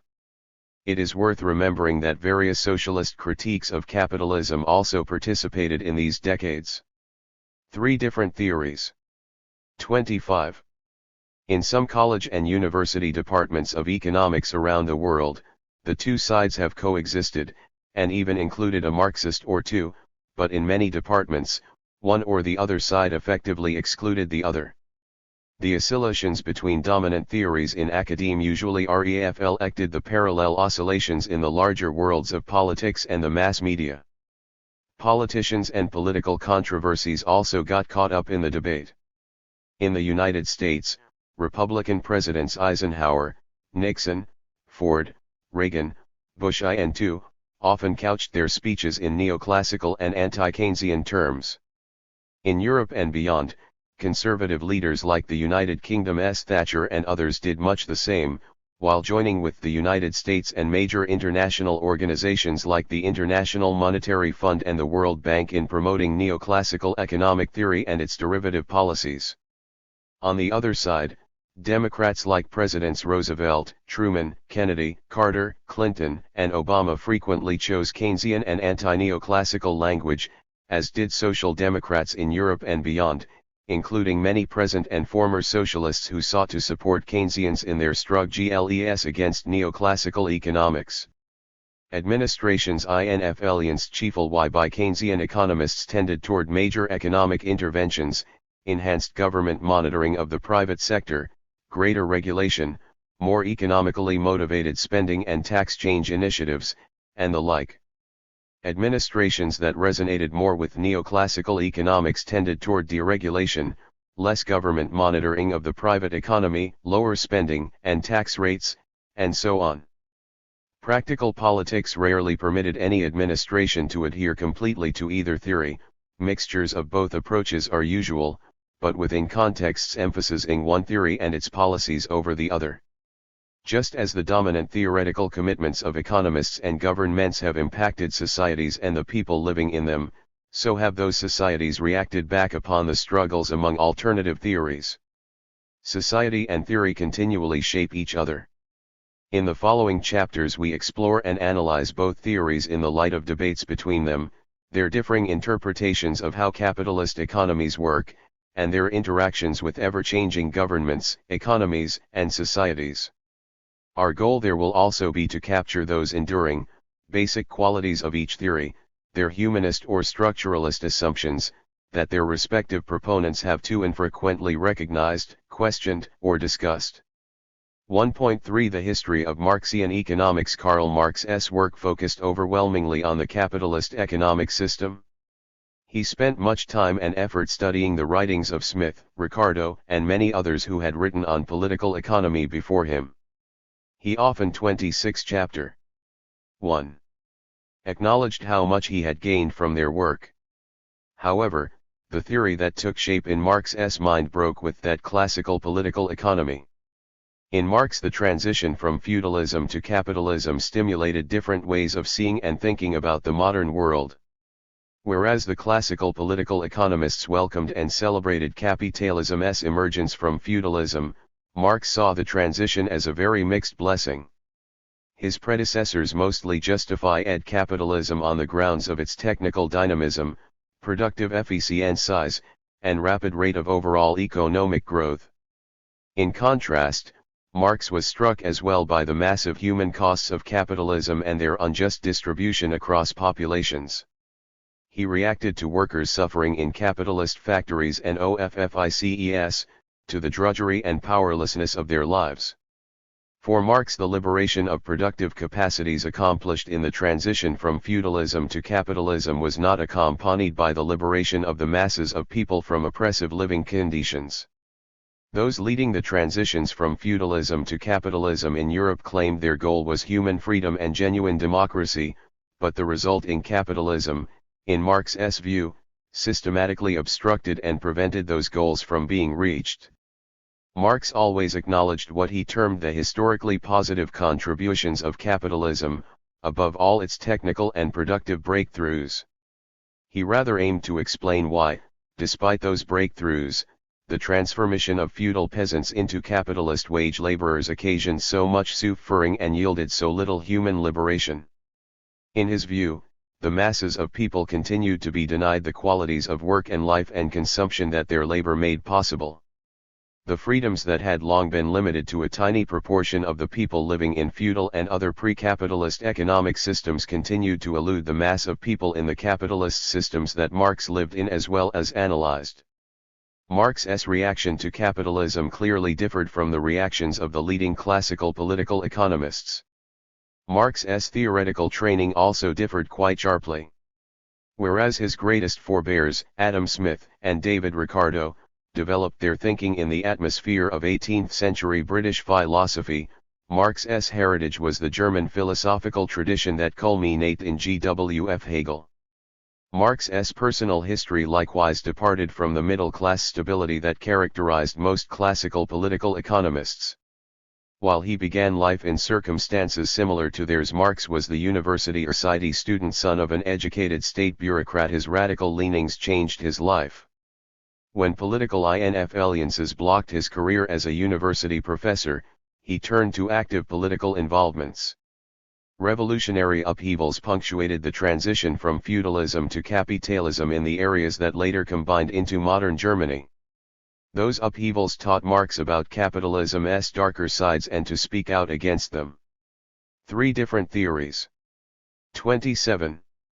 Consequently, in the 1840s, the German authorities exiled Marx, as did the authorities in France and Belgium when he sought asylum there. He finally settled in London and lived the rest of his life there under endlessly difficult and financially insecure conditions of the sort that beset most political refugees. All of the mature works of economic analysis for which Marx is famous were written in England. Cut off from his native Germany and from the immediate scenes of social upheaval, Marx understandably shifted his emphasis from the polemics of daily activism to systematic reading, study, and theorizing, although political activism remained an important part of his life. By contrast, Adam Smith spent his life as a university professor in Glasgow, Scotland, while David Ricardo lived the life of a rich banker in London. John Maynard Keynes was a Cambridge don, successful speculator, and director of the Bank of England. The different circumstances of their lives help explain how and why Marx produced a different understanding of capitalism from those generated by the classical, neoclassical, and Keynesian economists. The classical economists focused on the wealth of nations and how and why it grew and was distributed among the 3 great classes: workers, capitalists, and landowners. The neoclassical economists focused on and began their analyses with the individual. Keynes centered his work on what he saw as the laws of the economic structure.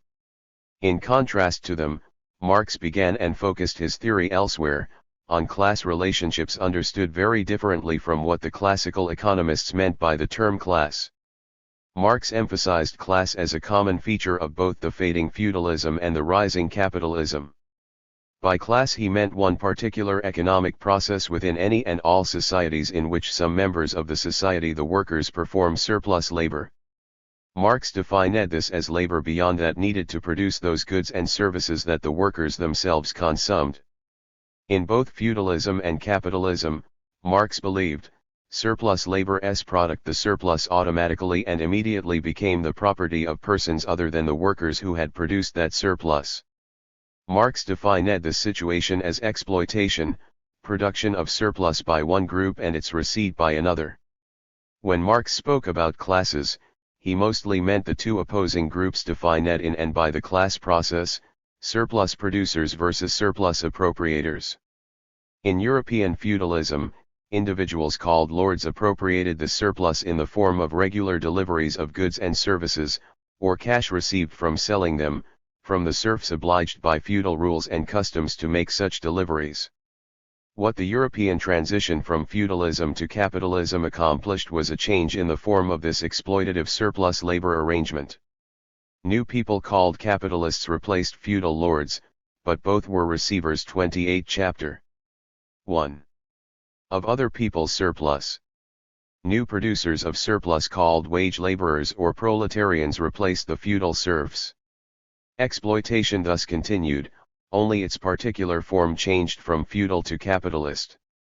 Likewise, the name attached to the surplus changed from feudal rent to capitalist profit. Much of Marx's theory explored the important economic and social consequences of this historic change in the form of the class process from feudal to capitalist. His became a class theory of society. It made sense of how societies worked and changed by 1. Identifying the class processes in that society, how and where surpluses were produced and appropriated, and 2. Showing how those class processes influenced the economy and society in which they occurred. Marx's focus on class in surplus terms sharply differentiates him from the neoclassical economists who are generally disinterested in class, deny that a surplus exists, and place their emphasis rather on individuals and their market interactions. The Keynesians also show little interest in surpluses and class processes. They focus on how economic structures shape individuals' economic behaviors. Like neoclassical and Keynesian theory, Marxian economic theory REFLX and also INFLiances its proponents' particular agenda for social change. Marx wanted further social transitions beyond capitalism, which neither neoclassical nor Keynesian economists did or do. Marx and most subsequent Marxists were not satisfied by mere changes in the form of exploitation. They have sought the abolition of exploitation. Marx envisioned a society in which the people who produced the surplus would also receive it and decide how to utilize it, collectively, as a community. To such a society he attached the name communism. In it people would no longer be set against one another in the central social activity of production, pitting surplus producers against surplus receivers. While neoclassical and Keynesian economists keep debating the merits of state-managed versus more private kinds of capitalism as better fulfillments of human aspirations, Marx and Marxists after him strove for transitions beyond all forms of capitalisms toward communism. Indeed, they labeled such transitional periods, when capitalism would be phased out but communism not yet achieved, as socialism. Politically they defined themselves as socialists committed to first establishing and then carrying through such transitional periods. Marx believed that his theory, with its class analysis of capitalism, contributed to the political project of establishing socialism and, beyond that, communism. Marx reasoned that for capitalist society to be changed into communist society, it would help if people understand the class structure of capitalism. Before pursuing a new communist class structure, people would have to understand how different class processes interact with the other processes of social life. Because he found such understandings lacking in the social theories of three different theories. 29. His time, Marx developed a new theory to address class issues in ways needed by people interested in social change, to make them aware of class as an important process in their lives and in their struggles for better lives. Marx's theory focuses on the class aspects of societies, but not because class is any more important a social force than markets, music, religion, or climate, to take a few examples of other processes that likewise powerfully shape society and history. Marx developed a class theory because class in his time was, as it largely remains today, an overlooked, under-theorized, and often repressed dimension of modern capitalist society. To offset and correct that situation, Marx and Marxists focus their theoretical work on class analyses of contemporary societies. Most Marxists agree that classical, neoclassical, and Keynesian economics together constitute an impressively complex and subtle set of theories developed over many years by many theorists. They also find those theories to be uniquely comforting to those who wish history to stop at capitalism rather than, say, continue to socialism. Marxists typically feel that their alternative theory comforts those who seek in socialism a society that can and will do better than capitalism. While intense disputes attend all their discussions about capitalism, communism, and how to accomplish the socialist transition between them, Marxists usually agree that Marx made a crucial contribution. He taught that any socialist agenda for basic changes to produce a better world must contend with the class process as an issue. Partisans of that agenda had to understand class as well as the other issues, democracy, equality, etc., that motivated their commitments. Marx wrote very little about the communist society he sought. He preferred to analyze the present rather than speculate on the future. His few remarks on communism reflect his lifelong focus on class. The communist society he envisioned would organize the production of goods and services as follows. The working people who produced the surplus would also receive and distribute it. That is, the social division between workers and capitalists would be abolished. Everyone who labored would, by rights, also have an equal say in how much surplus was produced, who was to get it, and what was to be done with it. Basing themselves on Marx, later Marxists went beyond his sparse suggestions. They also extended Marxian theory to topics Marx had written little or nothing about. For example, the intense European expansion into Asia, Africa, and Latin America during the 19th and 20th centuries led Marxists to new theories about foreign trade, colonialism, imperialism, and international finance. Similarly, the growth of large corporate enterprises, often linking manufacturers and bankers in close cooperation, generated new Marxian theories about monopoly and economic stagnation in advanced capitalist economies. Of course, when any theory is extended to new topics, it undergoes all 30 chapter. 1. Sorts of changes that provoke debates among its practitioners. Marxian theory has been no exception. Marxists entered many new fields since Marx died in 1881 and generated Marxian approaches to such diverse topics as literary criticism, psychoanalysis, anthropology, and biology. Often Marxian theories emerged in those fields, as in economics, as the basic alternative to the prevalent theory. The development of Marxian theory in economics, as in other disciplines, reflects differences and debates among Marxists. For example, intense positions and disagreements have swirled since 1917 around the nature and significance of the former Soviet Union. Did the economy and society created there from the initial period associated with the revolutionary leader V.I. Lenin until its collapse in 1989 constitute a confirmation of, a challenge to, or a refutation of Marx's theories and hopes? Different answers to this question have agitated many writers in Marxian economics from 1917 to the present.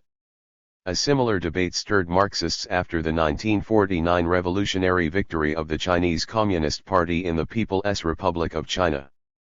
How did the policies and evolution of that country under and after Mao Zedong influence Marxian theories? Different answers for both the Soviet Union and China provoked examinations of and debates over the class processes that existed in and shaped the histories of both countries, Resnick and Wolff 2002, Gabriel 2009. Another provocative topic of debates among Marxists was the successful development of large, mass-based socialist and communist parties in many countries across the 20th century. Marxists were influenced by, sometimes joined, and sought to inform the practical political struggles waged by these parties. For example, where such parties showed capacities to mobilize millions of voters and win elections, some Marxian theorists responded with work on socialist transitions that might be accomplished peacefully without the violence that characterized the transition from feudalism to capitalism. Some began to rethink the prospects for anti-communist violence expected if and when such parties threatened capitalist establishments. Marxists also produced new theories about ideology and mass psychology and their interactions with economic processes as large socialist parties struggled against conservative parties for the political loyalties of masses of European voters. Other Marxists argued that socialist and communist parties lost their revolutionary goals and momentum when they entered electoral arenas like the parties that effectively endorsed capitalism.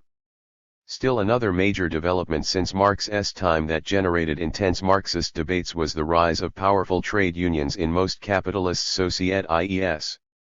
As organizations committed to collective action and bargaining to improve workers' positions in conflicts with their capitalist employers, trade unions attracted Marxists' theoretical and analytical interests. For example, they three different theories. 31. Sought to understand when and how capitalists utilize state power in confrontations with workers over wages, salaries, and working conditions. Similarly, they offered explanations of trends in the investment plans of major corporations that related them to union organizing strategies. In yet another example, Marxian economists analyzed how and why modern, multinational corporations treated their employees inside the advanced capitalist countries differently from those inside the so-called less developed economies of Asia, Africa, and Latin America. Since 1945, Marxian theory has experienced major challenges and changes. In the industrialized capitalist societies, it was a period of intense self-examination and reformulation. Marxists have been arguing over whether class analysis is to remain their tradition's central contribution to the complex movements towards socialism and communism. They disagree on whether to accept and absorb portions of neoclassical theory and/or Keynesian theory, and, if so, exactly which portions and with what qualifications. In many parts of Asia, Africa, and Latin America, Marxian theorists are debating the theory's applicability to the specific development problems that face these societies. In countries with Communist Party leaderships for part or all of the time since 1945, economic growth across the period and deep divisions among these countries likewise prompted much rethinking of Marxism. We cannot here give all these developments the attention warranted by their impacts on world history. Our limited goal is to sketch the basic contours of Marxian theory as an alternative to neoclassical and Keynesian theories. However, in the case of Marxian theory, as in our discussions of neoclassical and Keynesian theories, we must take some account of the debates and rethinking that agitate and influence Marxian theory today. Interestingly enough, the humanist/structuralist divide in non-Marxian economics reappears within Marxian economics. A structuralist view of how the economy and society functioned emerged soon after Marx's death. It eventually became the dominant interpretation in and was distributed globally by the former Soviet Union. Sometimes referred to as classical or orthodox Marxism, it argued that, 1. Inner laws structured each economy's foundation, its mode of production, and, 2. The structured economy ultimately determined everything else in the society. This orthodox Marxism visualized society as a building whose mode of production, economy, was the base that determined its superstructure, politics and culture.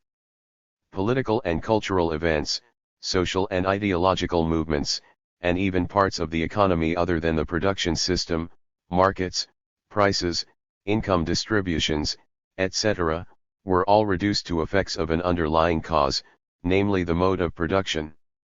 Orthodox Marxian economists thus made production, rather than market exchanges or aggregate supply and demand, the central focus of their theory. 32 Chapter 1. For them, production always presents a structure with two interactive parts or aspects. In one part, people interact with nature to transform it into humanly desired goods and services. The Marxian term forces of production refers to how workers transform nature, that part of production often termed technology. The Marxian phrase relations of production refers to how people interact with one another in the process of producing goods and services, who decides what, how, and where to produce and what to do with the outputs. The orthodox Marxian shorthand for relations of production is property. The central idea is that those who own the means of production, tools, equipment, money, workplaces, etc., therefore make the key production decisions. The mode of production, the structured interaction of technology and property, ultimately causes the kinds of goods and services produced and purchased, why unemployment rises and falls, why elections occur and have the results we observe, what kinds of music become popular, and so forth. The task and goal of Marxian analysis is to show how exactly, in each specific time and place, a society's mode of production produces its particular qualities, confloists, and dynamics. Such cause and effect thinking among orthodox Marxists parallels what we noted above about Keynesian economics. However, orthodox Marxism goes beyond Keynesian economics in its claim that the mode of production ultimately determines just about everything in society, even beyond economics. Such claims won for orthodox Marxism the label of economic determinism. Its proponents' analytical project was to show how the production system shaped the economy and how economics in turn governed the politics and culture of every possible society. To change a society, eradicate poverty, establish democracy, achieve racial or gender equality, preserve the ecosystem, the underlying structure of its forces and relations of production, its mode of production had to be changed. Different forms of that structure, different modes of production caused and sustained correspondingly different societies. Besides such structuralist interpretations of Marxian theory, there have also been humanist interpretations. In part because the orthodox interpretation of Marxism was so structuralist, its critics inside Marxism often countered with humanist interpretations. Against the economic determinism of the structuralists, the humanist Marxists argued that politics, culture, and individuals' thoughts and actions were not mere effects of some determining economic structure. They were rather more or less autonomous causal forces in and on society. In their focus and emphasis on autonomous individual action, the humanist Marxists often approached the parallel humanism of the neoclassical economics tradition. The most influential of such Marxist humanist tendencies inside Marxian economics came to be known as rational choice Marxism. 3 different theories. 33. An important qualification needs to modify any categorization of an economic theory as structuralist or humanist. Theories are rarely 100% one or the other. For example, despite neoclassical theory's humanism, it can and does occasionally slide into structuralism, while, as we explained above, Keynesian theory likewise slips into humanism. Orthodox Marxism remains structuralist, even though it too has its humanist moments. In the same way, humanist Marxism has its structuralist moments. These complexities and inconsistencies can become important in debates within and among alternative theories, as we shall show in this book's later chapters. 1.4 Comparing different economic theories. Comparing different economic theories is tricky. Comparisons of different things always are. We can facilitate our task by making use of much recent work concerned precisely with the problem of comparing theories. In this book we compare and contrast neoclassical, Keynesian, and Marxian theories as 3 different kinds of something we will call theory in general. This procedure is rather like distinguishing apples from cherries by showing how they are different kinds of fruit, or differentiating igloos from split levels by showing how they are different kinds of housing. 1.4.1 Comparing theories in general. A theory about something amounts to a set of sentences about it. Sometimes the words concepts and ideas are used as synonyms for what we mean by sentences. The groups of sentences, concepts, or ideas that comprise every theory display some basic similarities. The sentences of any theory focus on particular things usually called objects of the theory. No one can think about everything imaginable, so all people necessarily narrow their mental energy to select and focus on some among the infinity of possible objects. Every theory is a means of making sense of some particular, selected objects. The sentences of a theory give meaning to the object of that theory. The objects we select to make sense of, to theorize about, are those that our lives provoked us to try to understand. Different societies shape in people different selections of objects and different ways of thinking about them. Even inside one society, people's different places and experiences in that society will lead them to think about different objects in different ways. In some times and conditions, the differences among people in terms of which objects are selected and how they are theorized will be large. At other times and in other conditions, those differences will be small, and people will speak of being in agreement. 34 Chapter 1. To illustrate theory in general, we may briefly compare 3 specific kinds of theories. Relations among moons and stars have long fascinated people and have been the major objects selected for theories that we have come to call physics and astronomy. Intimate interpersonal relations provoked interest about 100 years ago and became the selected objects of theories that we now call psychology. In economics, the emergence of capitalism from feudalism in 17th and 18th century Europe provoked the selection of new objects of theorizing, the production and distribution of goods and services. The 3 economic theories compared in this book evolved as the major different ways of thinking about those objects. The sentences or concepts making up any theory tell us specific things about the objects selected in and by the theory. Theories defy any their objects. Astronomical theories contain sentences that defy any what planets and stars are, what precise qualities entitle them to be understood and analyzed as such. Psychological theories defy any their different objects.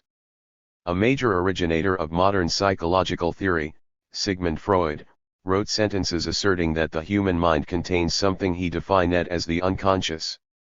He developed a large collection of other sentences, observations, analyses, and conclusions, that comprised a new theory of the unconscious that his theory defined.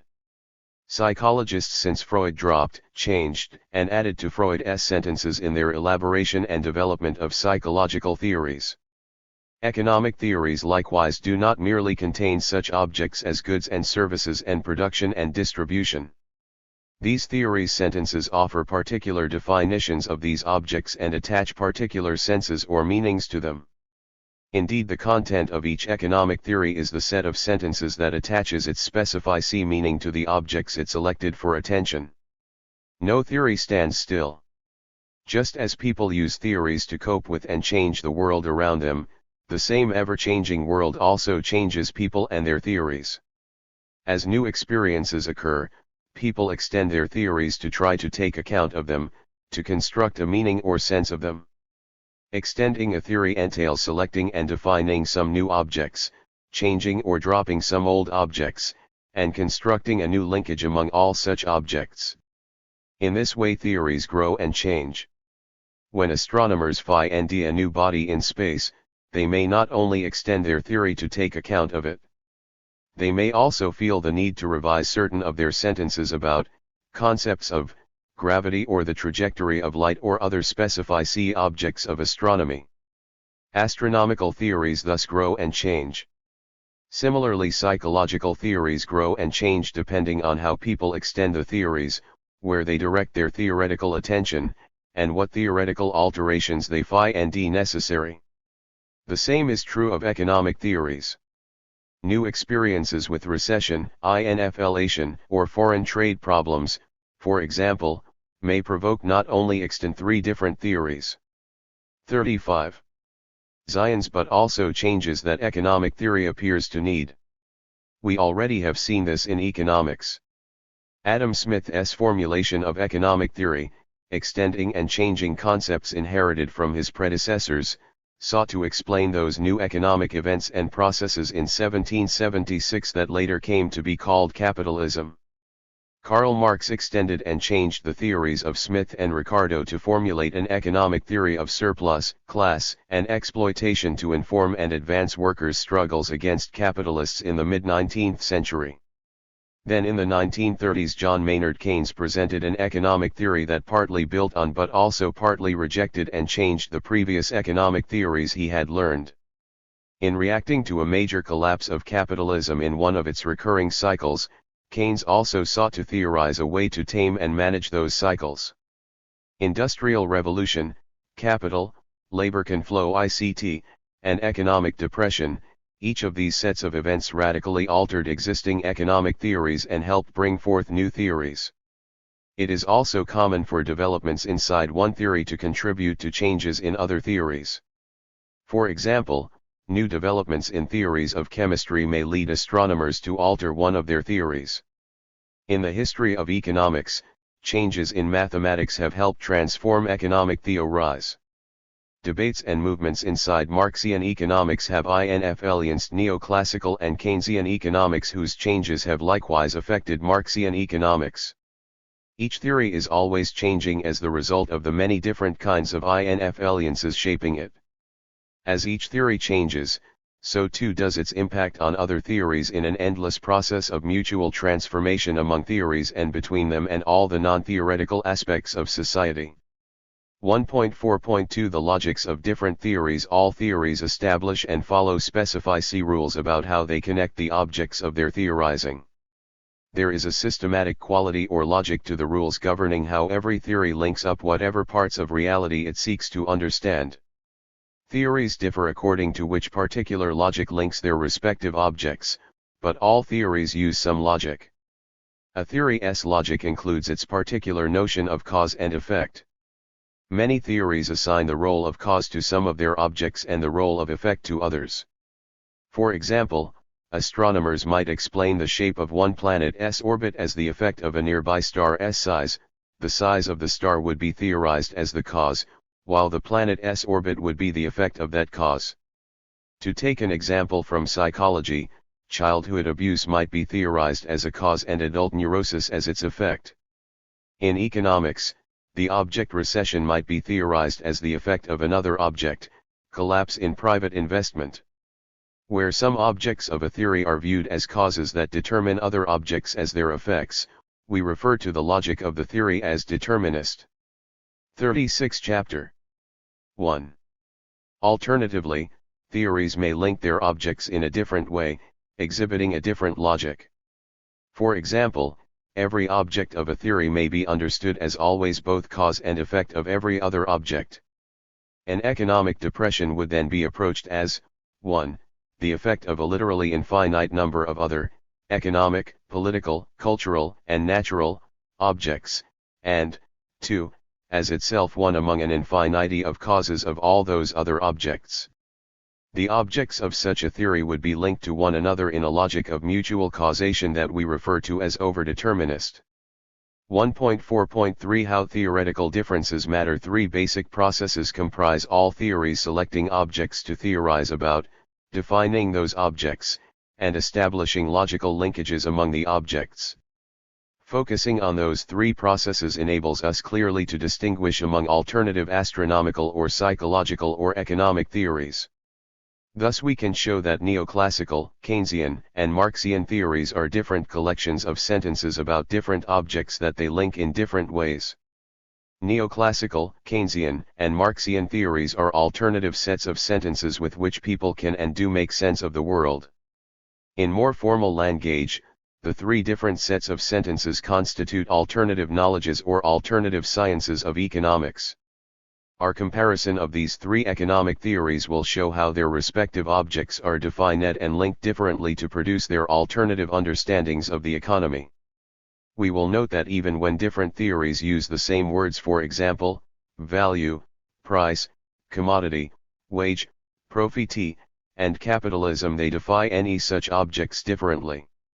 They literally mean different things by those words. The same holds in all other kinds of theory.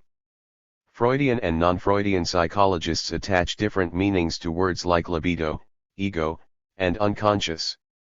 Different theories in astronomy offer different definitions for terms like universe and black holes in space. Indeed, when talking with each other, 2 students will often use the same words, for instance, love, work, and fun, and then come to discover that they each attach quite different meanings to those words. Finally, our comparison will lead us to ask about the consequences of different people in society using different theories to arrive at different understandings of things like the economy. What makes you theorize in one way and me in another? Can we all just compare and marvel at the different theories we each find appropriate in our daily lives? Or is this a more serious issue, since persons who think about the world in a certain way will likely also act in certain ways to cope with the world? If your economic theory leads you to strive to change the US economy in ways that my theory holds to be damaging to the nation's future, we have something beyond a disagreement in theory to 3 different theories. 37. Deal with. Theories are one way by which people arrive at their decisions about how to act, and if such actions bother us, we will likely want to challenge the theories that lie behind them. Thus we will end this book with an effort to come to terms with the problem of how different economic theories matter differently in and to our society. Knowing what social consequences flow from using one economic theory versus another will help you sort out your feelings about these 3 theories. 1.5 An introduction to the 3 theories. Because our goal is to understand the current confrontation and debate among the world's 3 major economic theories, we need a systematic introduction to each theory. It must stress the contours of each theory to underscore significant points of difference among them and thus compare how they understand economics differently. This introduction will also serve as an overall guide to the detailed examination of the 3 theories to which chapters 2, 3, and 4 are devoted. 1.5.1 Entry point: Objects and Logic of Neoclassical Theory. Neoclassical economic theory directs the bulk of its attention to certain distinctive objects. Individuals, market supply and demand, prices, and quantities purchased and sold figure most prominently. In making sense of, theorizing about, these objects, Neoclassical economic theory defines and connects a long list of other objects. Chief among these are individual wants, preferences, resources, and technology. These 3 concepts form what we will call Neoclassical theory's entry or starting point. An entry point represents a theorist's choice. It is the chosen way to begin to organize theory, that is, the initial concepts a theorist focuses on so as to produce its meanings to all of its objects. Just like a carpenter uses tools to produce an object, say, a chair, one can think of an entry point as forming the theoretical tools of a theorist to produce a specific understanding and meaning of some object, say, market price. No object, whether a chair or price, could exist, if not for use of these tools. That is why in thinking about theory, an entry point is so important. Neoclassical theory starts with and uses specific tools, namely the wants and productive capabilities, resources and technology, of individuals to construct a general image of how the economy works. Individuals' wants and production abilities combine to make the economy what it is. To understand an economy is then to make sense of the aggregate effects of interacting individuals' desires for material well-being and their abilities to use given resources to satisfy that desire. The key and optimal institution for these individual 38 chapter. 1. Interactions is the market where mutually advantageous exchanges are freely negotiated between buyers and sellers.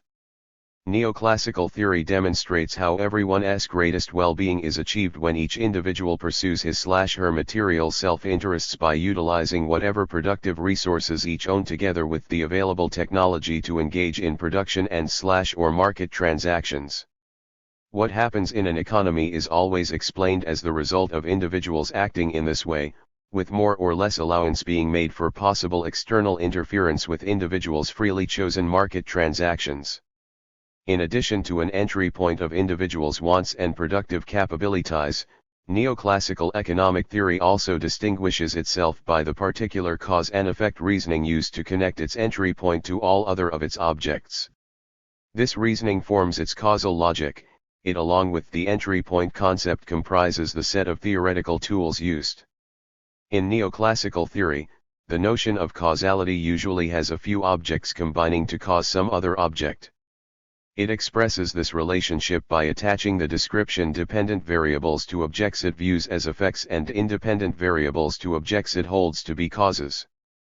This particular notion of causality has been called essentialism, or sometimes determinism, among philosophers for many years. In recent years the term reductionism has become popular. In this book we use these three terms as synonyms. What do they mean? They refer to the presumption that any event can be shown to have certain causes or determinants that are essential to its occurrence. Essentialist, or determinist or reductionist, reasoning proceeds as follows. 1. When event A occurs in society, we know that an infinite number of other events are occurring simultaneously and that an infinite number of other events have occurred previously. 2. We presume that a few of this vast number of other events were the key, chief, determinant, or essential causes of A, and 3.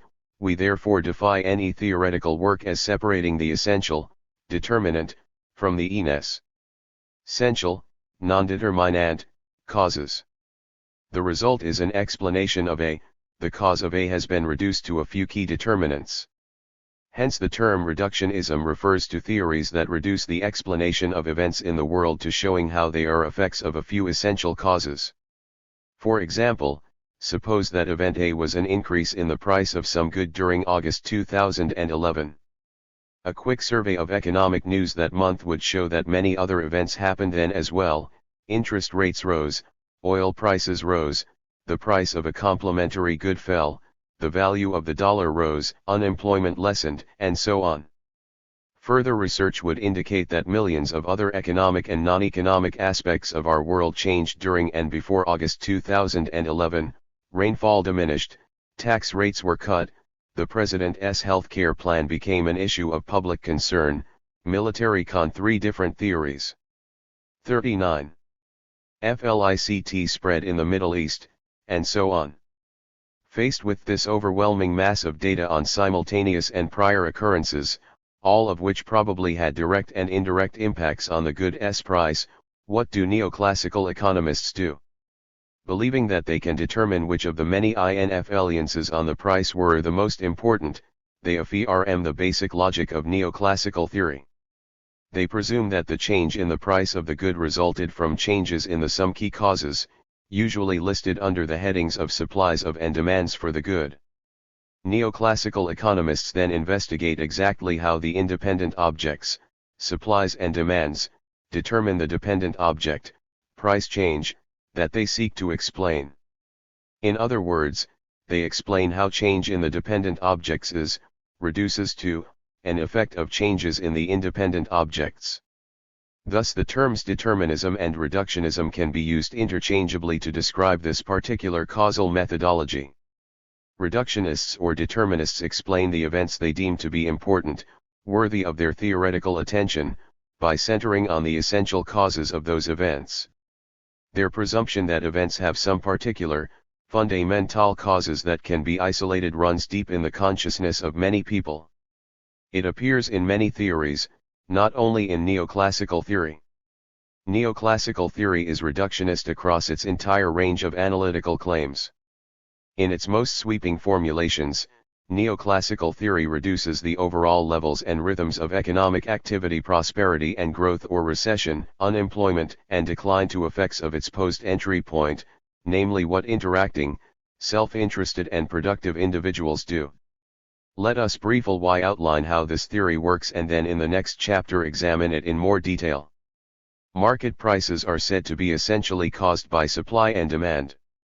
In turn, supply and demand can be reduced further to their ultimately determining causes: individuals' natural desire for economic well-being, their natural endowment of resources, and their natural abilities to access and use given production knowledge, technology. Hence for neoclassical theory its entry point of human wants and productive capabilities become more than a starting point, they also serve as an ultimate cause or essence determining all other objects. Market price has been reduced to an effect of these assumed essential aspects of our human nature. In this sense, human nature becomes the determining foundation in this theory. Questions as to the origin of human nature are not often raised or discussed in neoclassical economics texts or classes, but if they were, human nature might well be reduced further to an effect of God, evolution, or perhaps a combination as in intelligent design theories. Neoclassical economists rarely question or dispute their methodological reductionism. They presume as if it were natural or the scientific method or simply the only appropriate way to think the existence of one or a few 40 chapter. 1. Ultimately determining causes of every event. These essential causes need to be found and how they determine events needs to be shown. That is the task of explanation in neoclassical economics.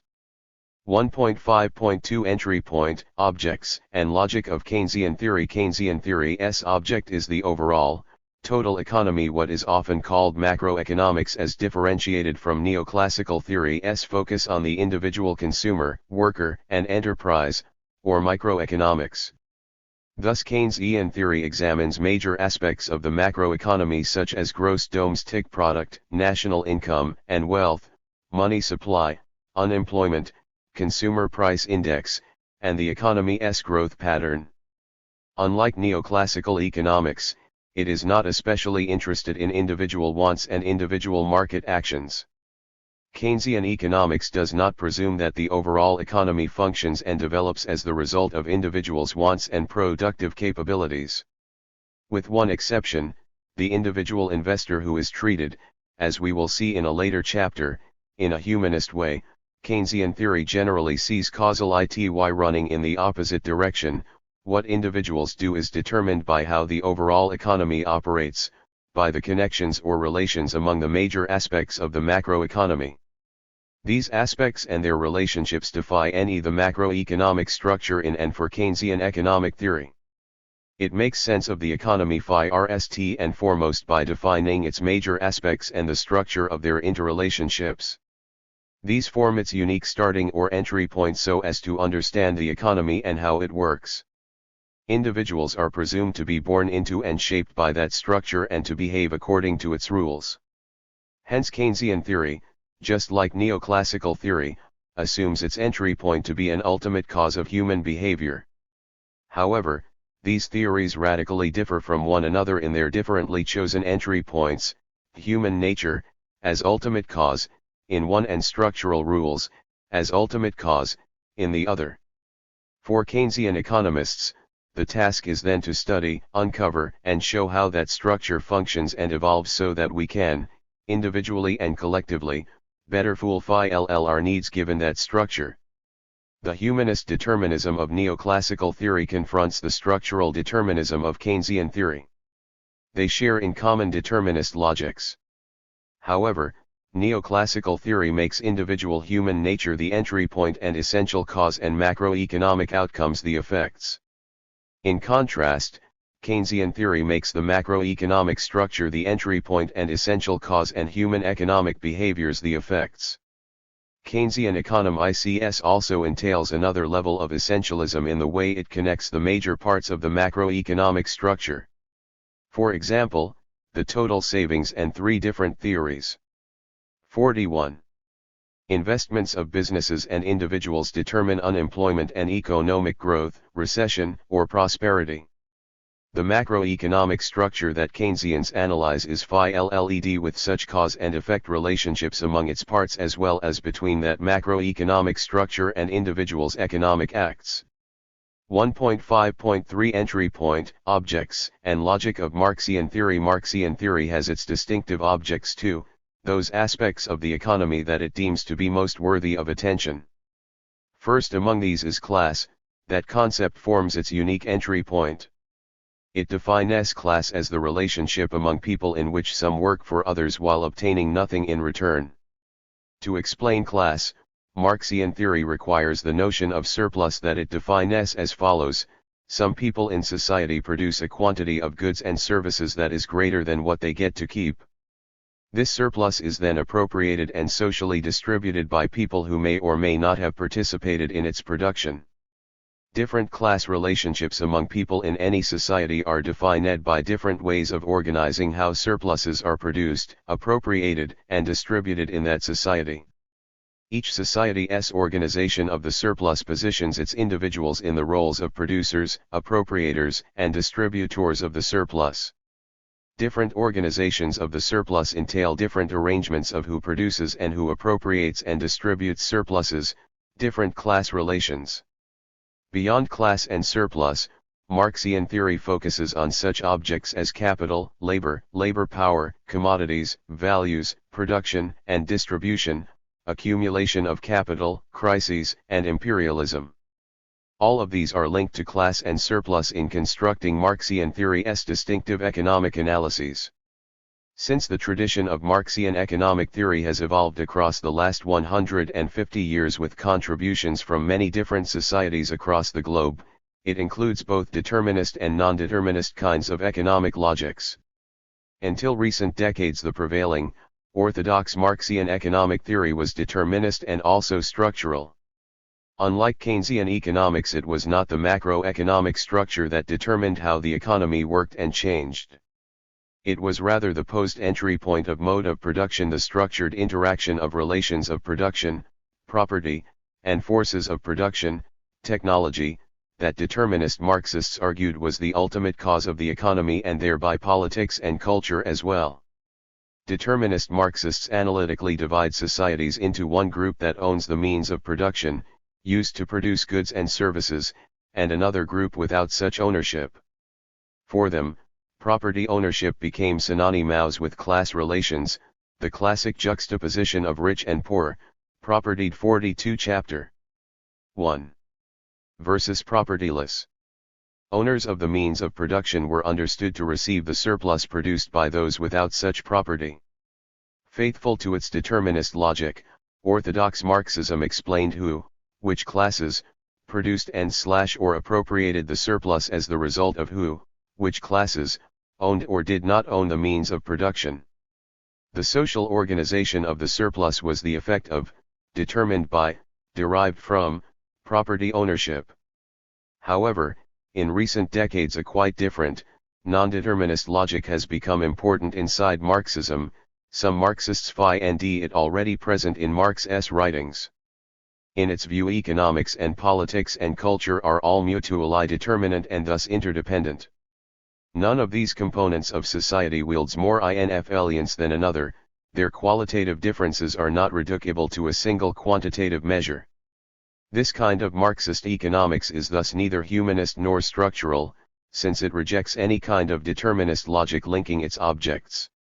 It argues instead that individuals and structures are to be understood as constantly shaping and changing one another in an endless process that some call dialectics, linked to the ancient Greek notion of thought arising out of endless dialogues among people.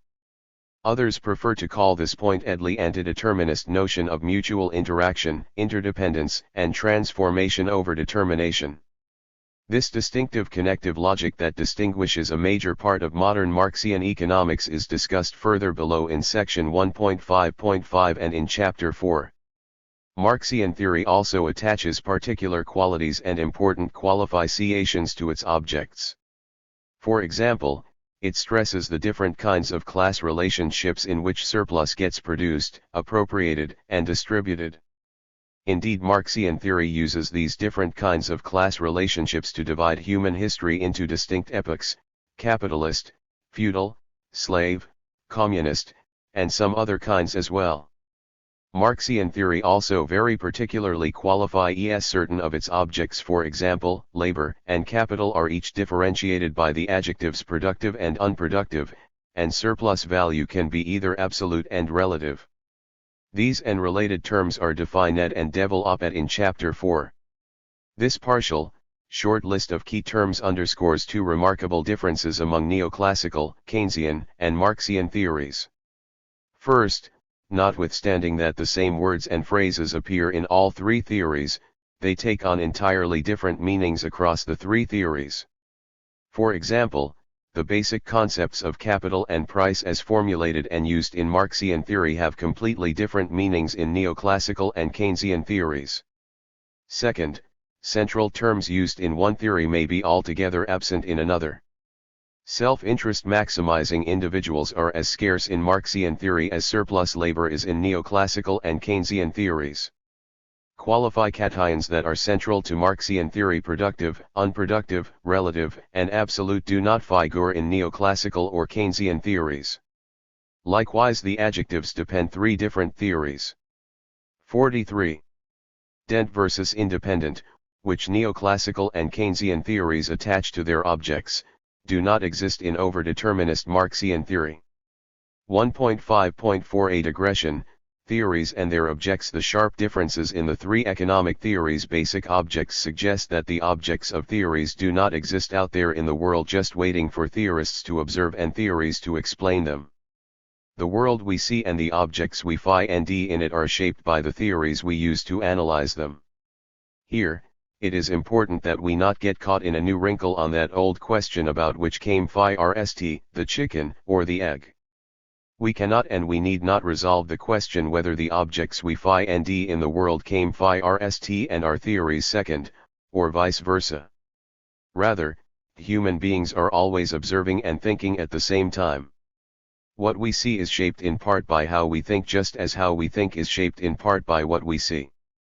Marxists observe class and theorize about it. Their theory plays a role in influencing what they see just as their observations shape their theorizing. Neoclassicists observe individual maximizing behavior and theorize about it. Their theory plays a role in influencing what they see just as their observations shape their theorizing. Keynesians observe aggregations of individuals consuming a socially conventional portion of their income and theorize about it. Their theory plays a role in helping to shape what they see in the economy just as their empirical observations shape what and how they theorize. Of course, what each of us observes is determined by more than the theories we each find convincing. Theories we reject may also be important enough in our communities to influence us to consider their objects and find some sort of place for them in our theories. Partisans of one theory often adjust it to accommodate parts of other theories. For example, some neoclassical and Keynesian economists do admit that classes exist, but they usually define any classes quite differently from Marxists. Similarly, some Marxists have come to agree that self-interest maximizing individuals and/or aggregate propensity ties to consume are factors in any economy's development, although they treat them in ways most neoclassical and Keynesian economists would not accept. Different theories not only explain the world differently but also influence us to see a different world to explain. Part of the difficulties faced by people with different theories when they try to communicate their understandings to one another is that the world each sees is not the same. For successful communication to occur, both sides need to grasp that they differ not only on how to explain the world but also on what they perceive that world to be. This is not cause for alarm about the chances for humans to talk and interact positively. Communication among us is not made impossible because we see 44 chapter 1. And think about the world differently. On the contrary, communication can be richer and more productive precisely because of our differences so long as we are committed to honestly facing them and learning from them. The diversity of human life that enriches and stimulates all cultures extends not only to people's different ways of dressing, praying, cooking, voting, dancing, and so on. People are also diverse in their thinking and observing in how their minds work, how their senses interact with, see, hear, taste, touch, and smell, their environments, and how their thoughts and senses shape one another. Engaging and understanding all such differences are marks of an advanced civilization eager to learn from all the cultural diversity within it. Communication is necessary and enriching among people precisely because of their differences. Over the centuries, civilizations learned slowly that there is no one right way to eat or dress or pray or love or vote. We need to remember also that there is no one right way to see, or otherwise sense, our surroundings nor one right way to think about them. How people theorize about their world and how they observe the world are different. Neoclassical, Keynesian, and Marxian theories thus involve more than different ways of analyzing the economy. Their objects of analysis, the observed realities they aim at, are also and correspondingly different. A chief purpose of this book is to confront and explore both kinds of differences.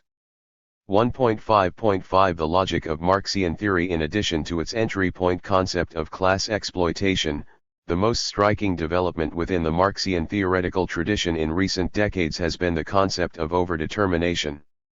This unique and relational notion of causality connects Marxian theory's objects to one another as always simultaneously both causes and effects. Everything in the world participates in overdetermining everything else and is itself overdetermined by everything else.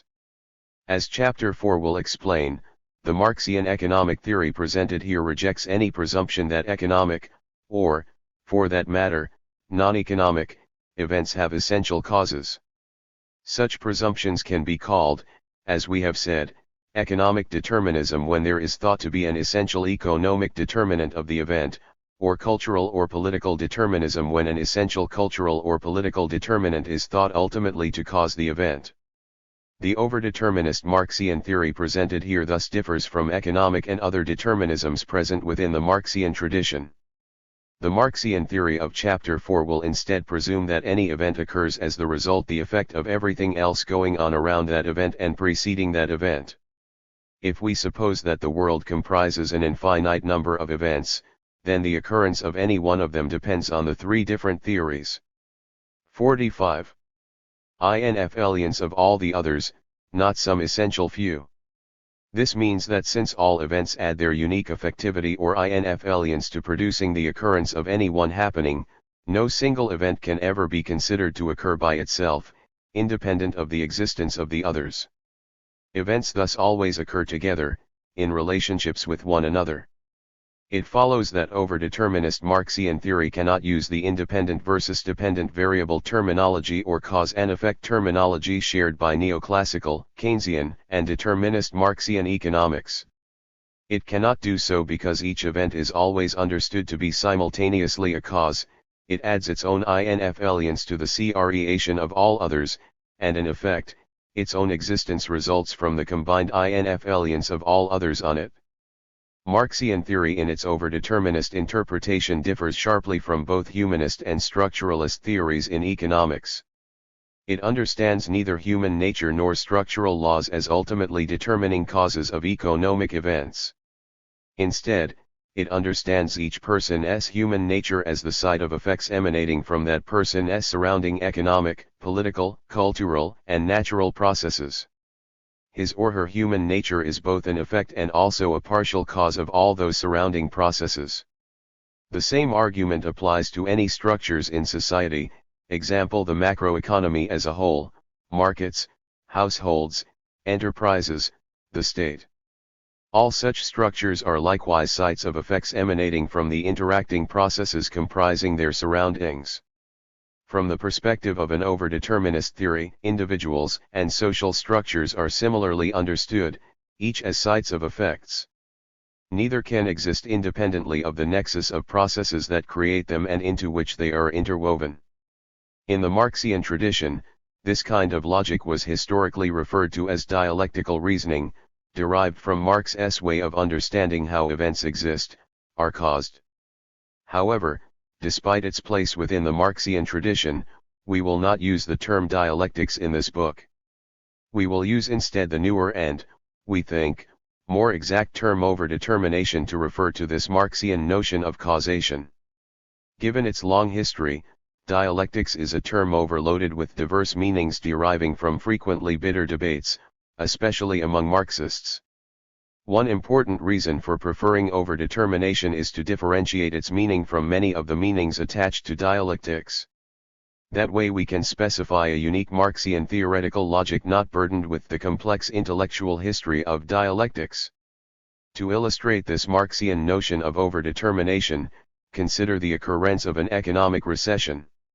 It is not presumed to follow from falling investment, reduced consumer spending, falling stock prices or any limited, small group of such determinants. Rather, in this Marxian view, a recession is caused not only by these but also by all other factors that exist in our world. These include, among innumerable other examples, economic changes in the 46th chapter. 1. Class structure, natural changes in climate and soil chemistry, political changes in banking regulations, voting and legal patterns, and cultural changes in the status of consumption, taking on debt, and business confidence. All such factors processes occurring in the surrounding world play their distinct roles in producing and shaping the occurrence of a recession. For Marxian theory, none of these factors can be ruled out as causes each in its particular way of the recession. Indeed, the prefix over in the term overdetermination is a way of signaling the reader that this event, a recession, is, determined by the influences emanating from all of these factors. If we decide to focus our attention on only some selected subset of the causes, that is no problem so long as we are aware of and explicit about the necessarily partial, incomplete, and partisan analysis that results. Such a notion of causality sometimes startles people. They rightly wonder whether we can ever explain anything if we are required to investigate everything in order to do so. If the world is infinitely complex, if everything is caused by everything else, we can hardly examine an infinity each time we propose to understand or explain some event. How do overdeterminist Marxists respond to this dilemma? Marxists answer that no explanation, no matter what theory is used to produce it, is ever complete, total, or finished. Human beings can no more fully explain an event than they can fully appreciate a work of art, fully understand another person, or fully control their environment. Instead, we all do these things partially, utilizing our thoughts and feelings as best we can to produce some appreciation of a painting, some understanding of a friend, and some control over our environment. So it is with any theory. It uses its particular apparatus, its objects, qualifications, and notions of causality to produce its particular, incomplete, and inevitably partial explanation of an event. Overdeterminist Marxists thus insist that they, like everyone else, are producing distinctively partial explanations. Their Marxian partial explanation is different from the alternative but likewise partial explanations. Each is partisan in its particular way. While overdeterminist Marxists presume that all theories and explanations are partial, their own included, nearly all Neoclassical and Keynesian theorists presume that final causes of events exist.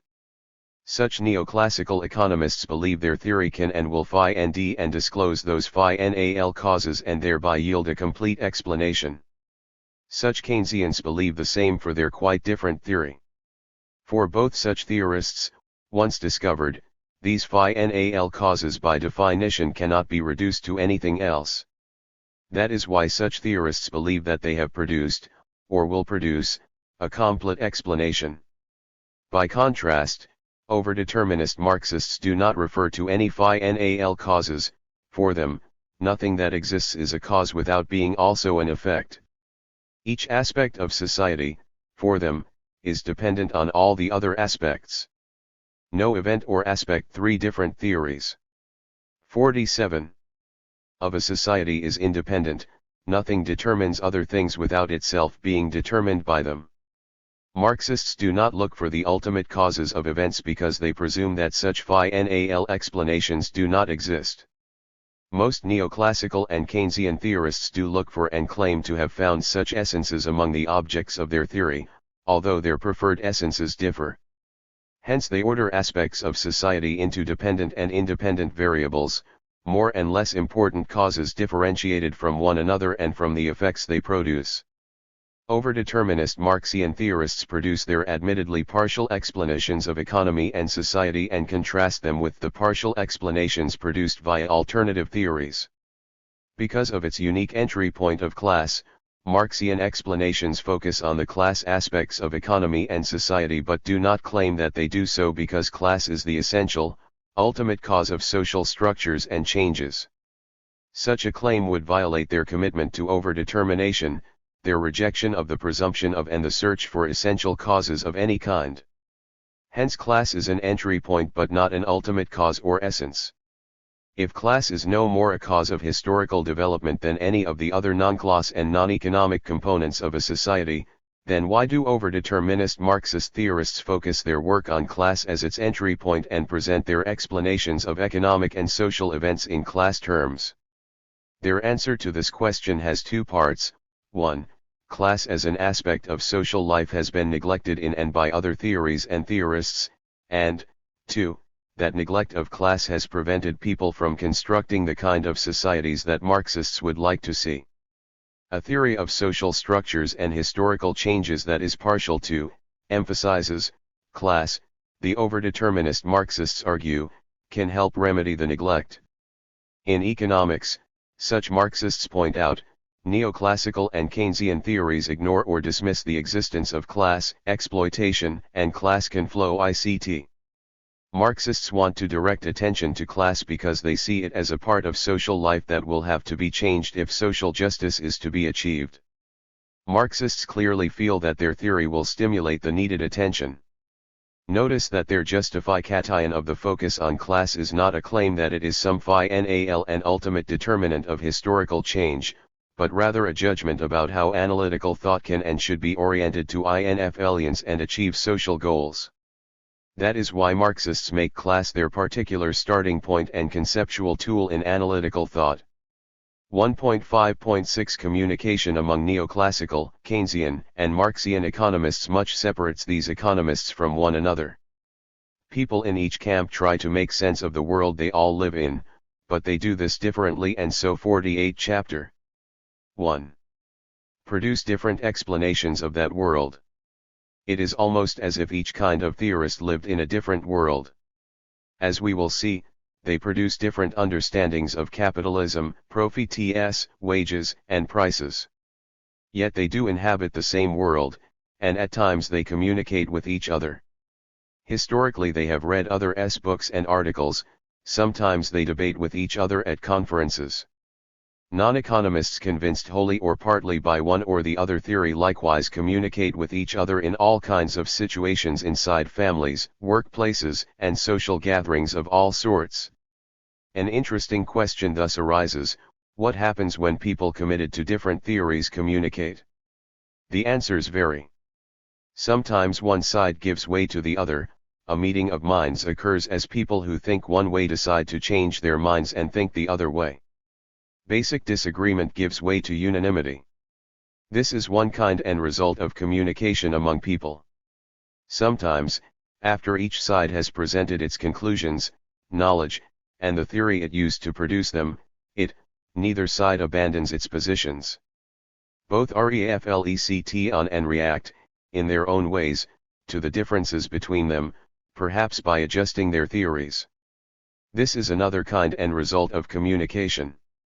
Sometimes, people holding one particular theory about how the world works reach the conclusion that some other theory has dangerous social consequences, in the sense that people who believe it tend to act in ways that will do harm to society.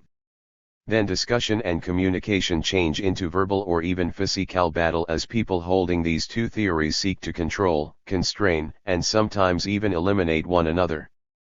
This too is a kind of communication. How Neoclassical, Keynesian, and Marxian economists communicate in mutually instructive exchanges of analyses, in discussions that result in a meeting of minds, or intense hostilities that spill over into conflict depends on all the social conditions that overdetermine that communication. The past century has exhibited all three kinds of communication. Communications in the United States have often been laced with so much hostility and suspicion that little has been learned.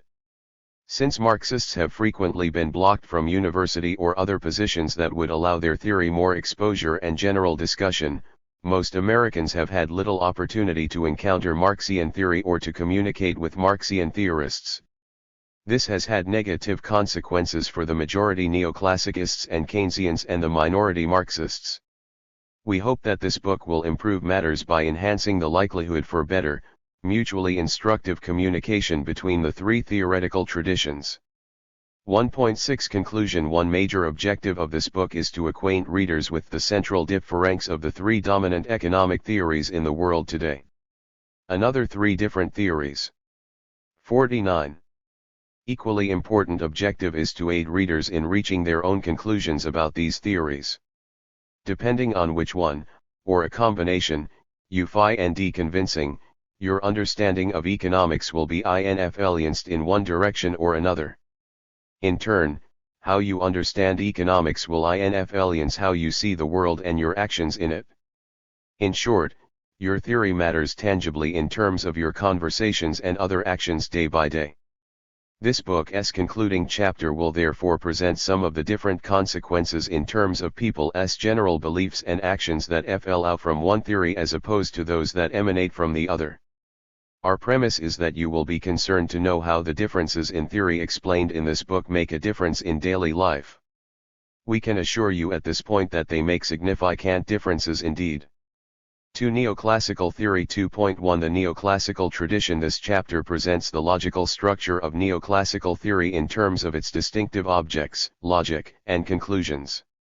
We will do likewise for Keynesian theory in Chapter 3, Marxian theory in Chapter 4, and so-called late neoclassical theories in Chapter 5.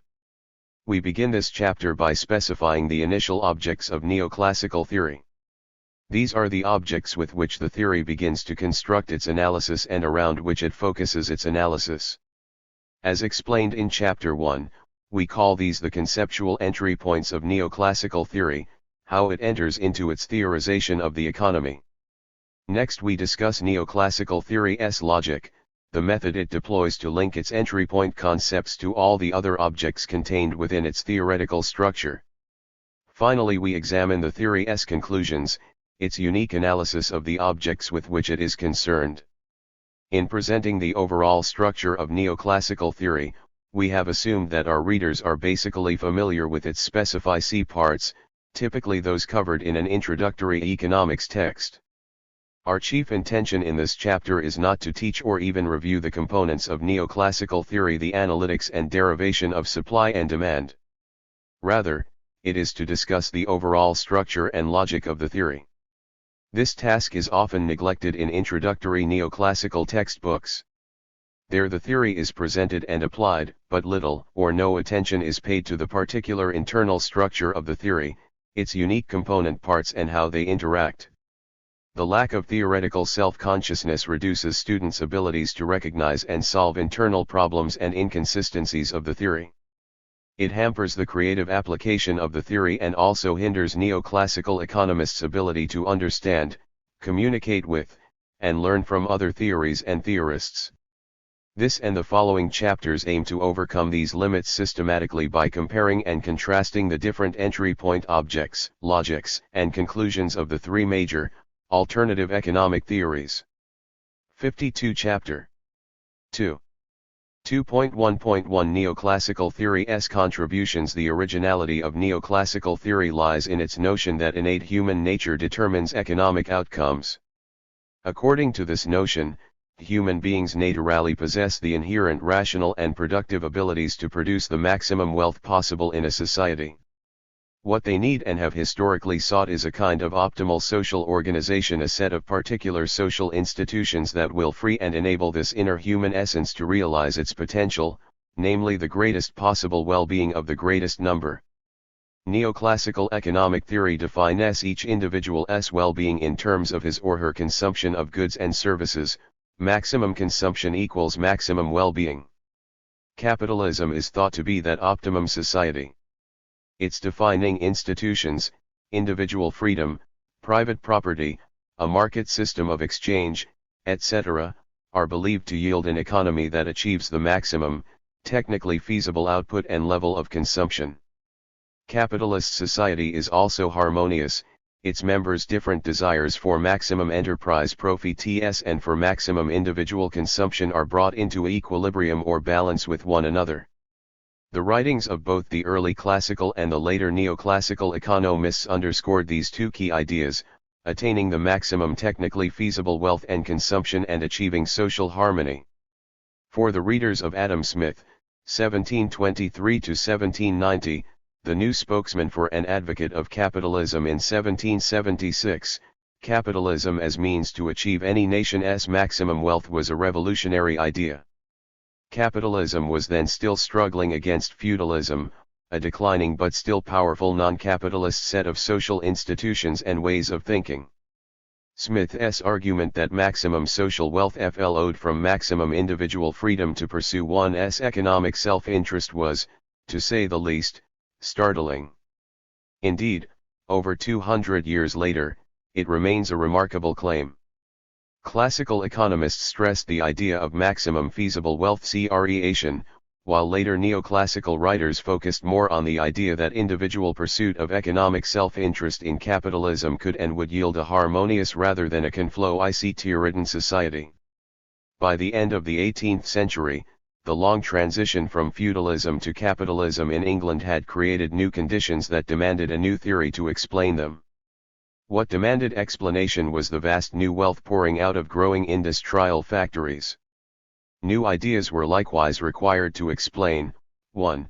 The distribution of wealth among those who collaborated in its production, 2.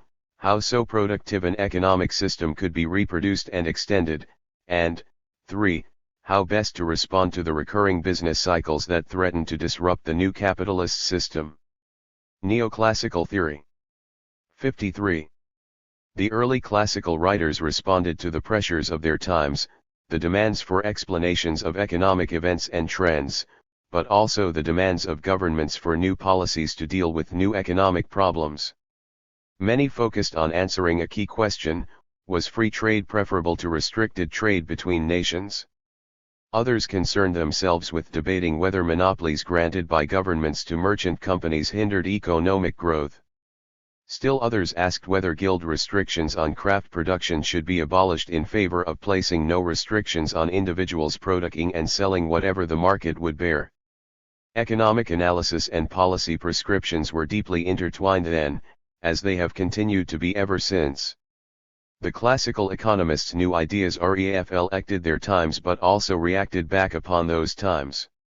Classical economics helped shape the complex ways in which the newly emerging industrial capitalists and wage laborers understood and related to one another. Classical economics likewise influenced how the state then related to enterprises and households. In other words, these ideas of the classical writers helped create, but also changed, the very capitalist society to which they were responding. A principal aim of first classical and then neoclassical economics was to demonstrate how capitalism could realize its potential only if all barriers and obstacles to private wealth maximization were removed. Even some of classical and neoclassical theory's severest critics, such as John Maynard Keynes, 1883 to 1946, shared that aim.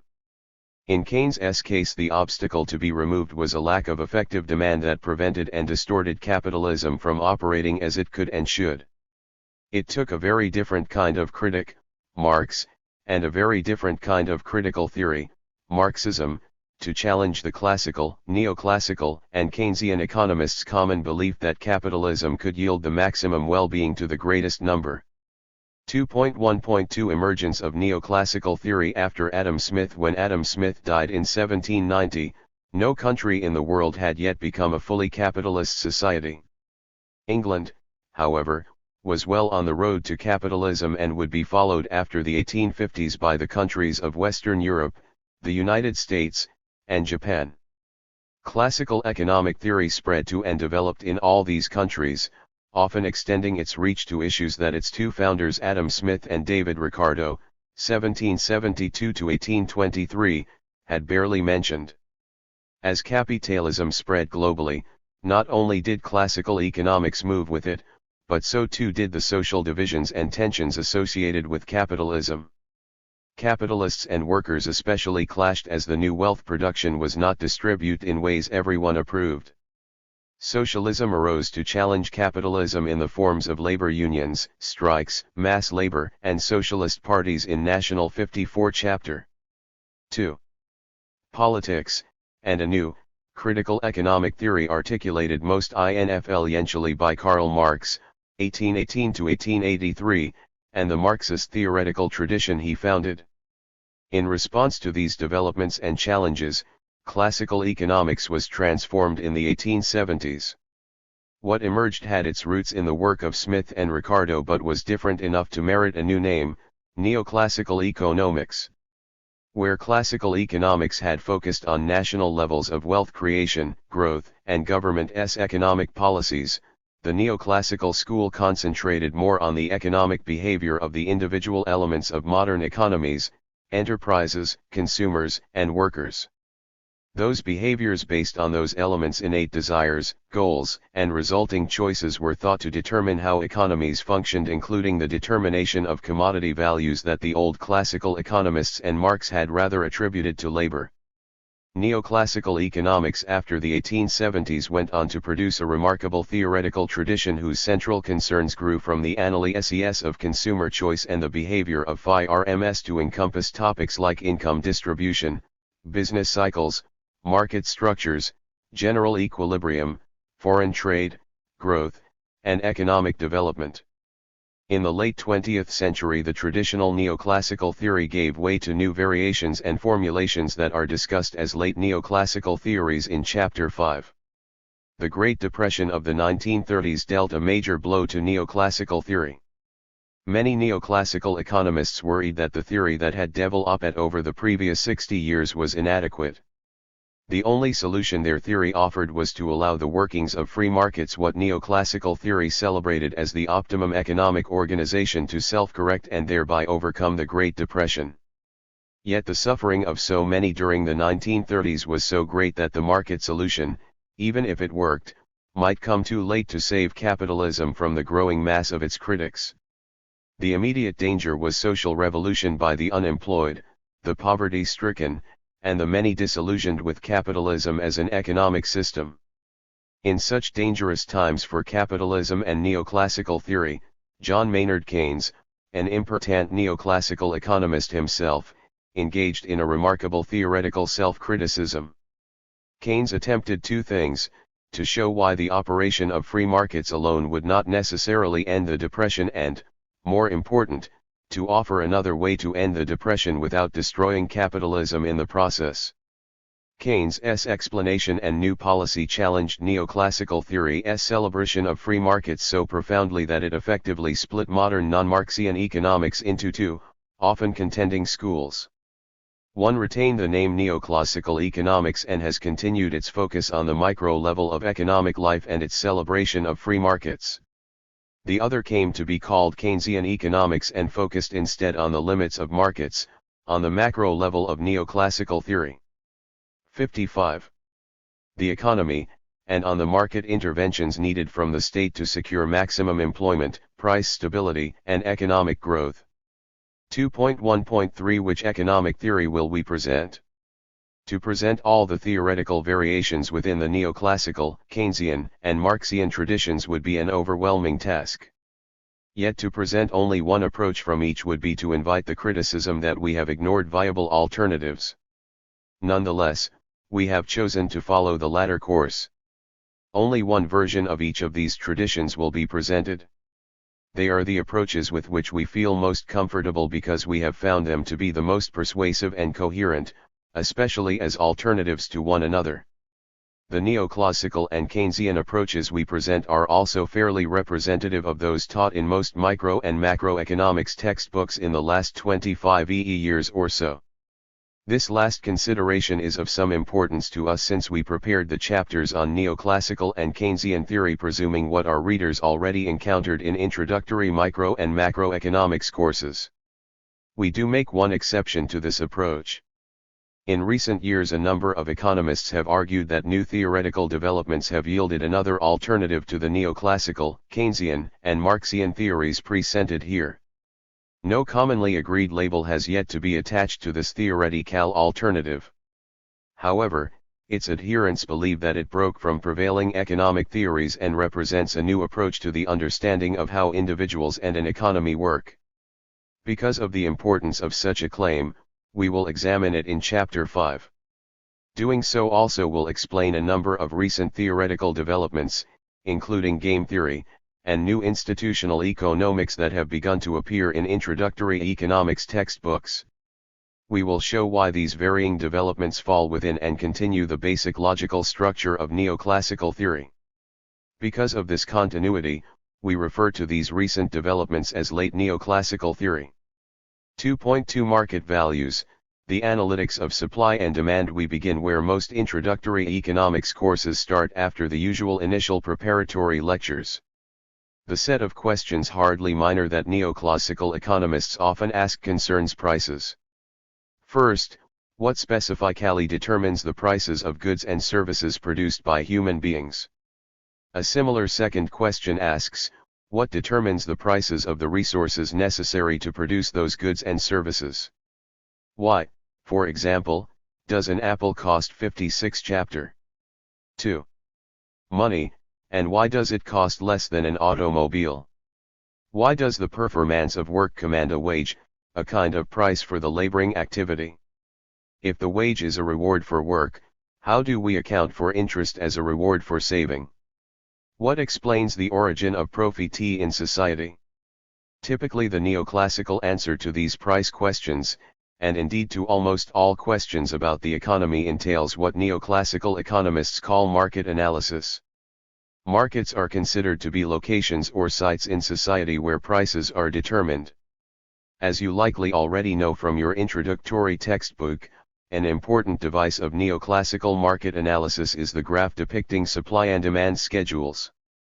These schedules are taken to reflect the behavior of individual buyers, agents of demand, and individual sellers, agents of supply, who interact with one another in and through these markets. The interactions of these buyers and sellers determine the market prices of whatever they buy and sell.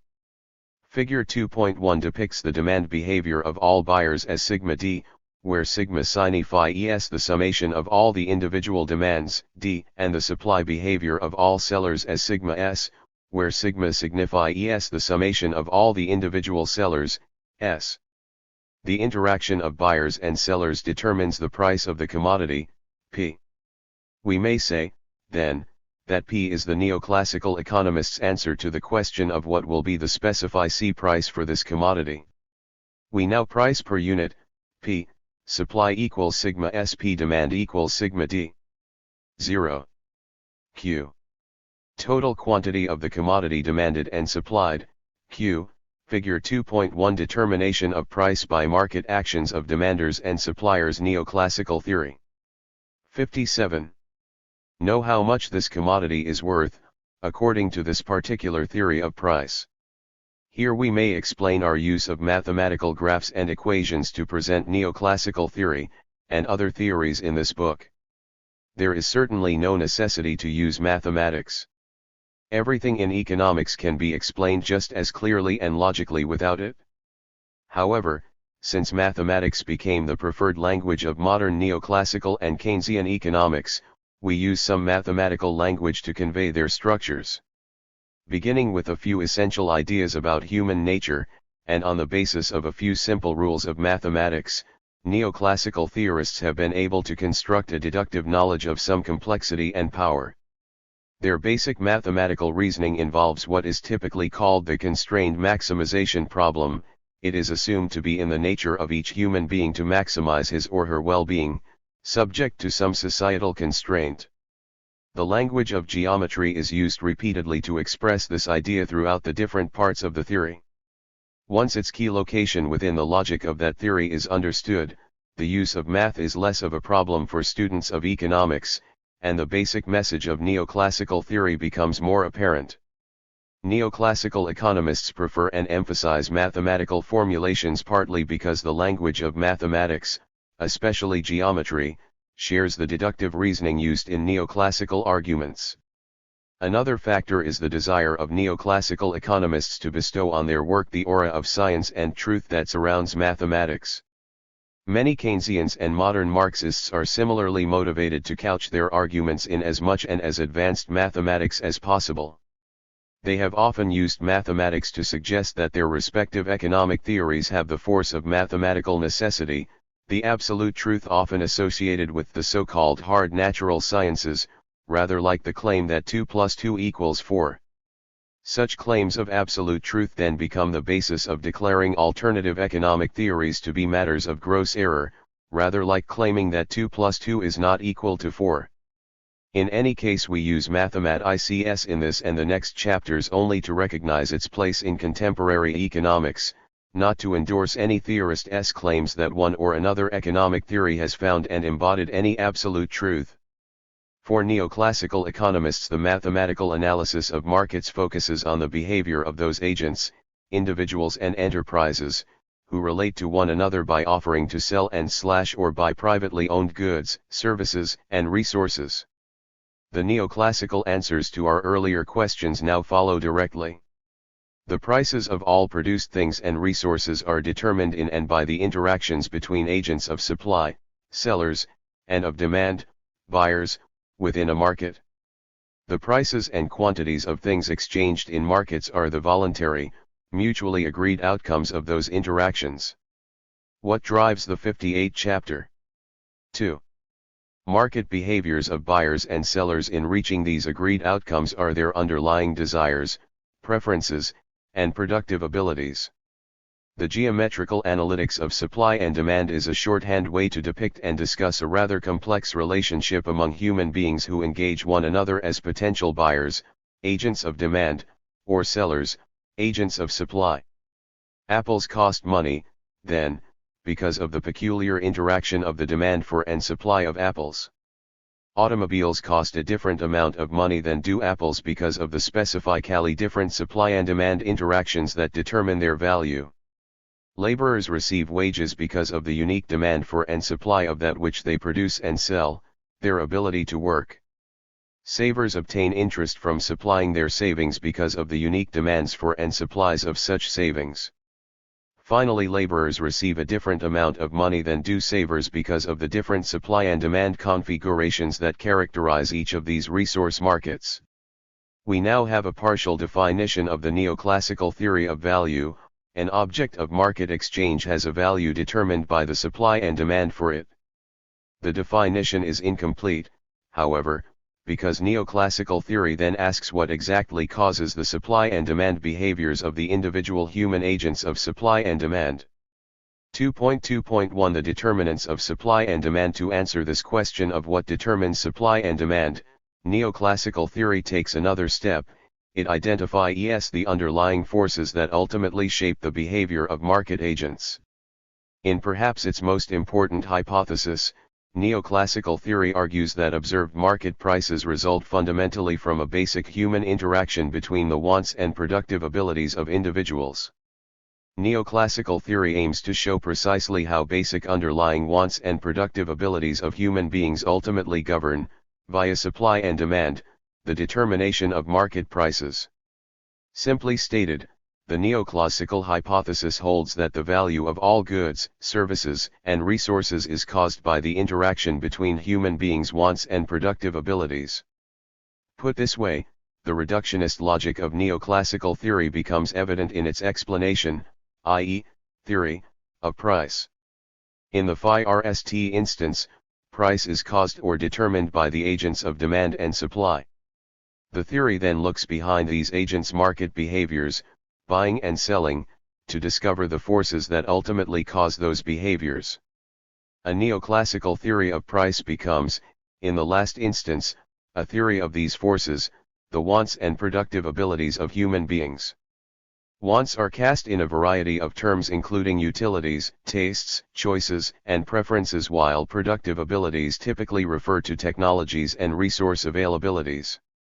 Neoclassical theory. 59.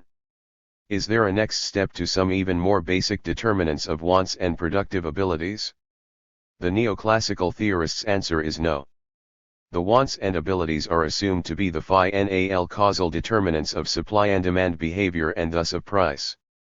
One might think of them as the ultimate building blocks of economic behavior. What the neoclassical economist has discovered in these forces are essences, intrinsic components of human nature. They are the source of effects on other variables, market prices, quantities of goods produced and sold, etc., but are not themselves affected by these other variables.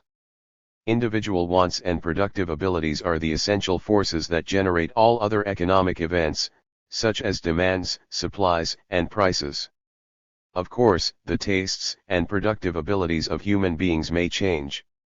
Neoclassical theory assumes, however, that such changes are caused by non-economic factors, factors exogenous to whatever economic variables neoclassical theory focuses on. So, for example, a change in prices or incomes cannot cause a change in tastes or productive abilities. Neoclassical causality runs in only one direction, from individual wants and productive abilities to the rest of the economy. This unidirectional causality is precisely what makes those wants and abilities the essences of economic life for neoclassical theory. We are now in a position to give a preliminary description of the overall structure and logic of neoclassical theory. Its starting point involves specifying concepts of human wants and productive abilities.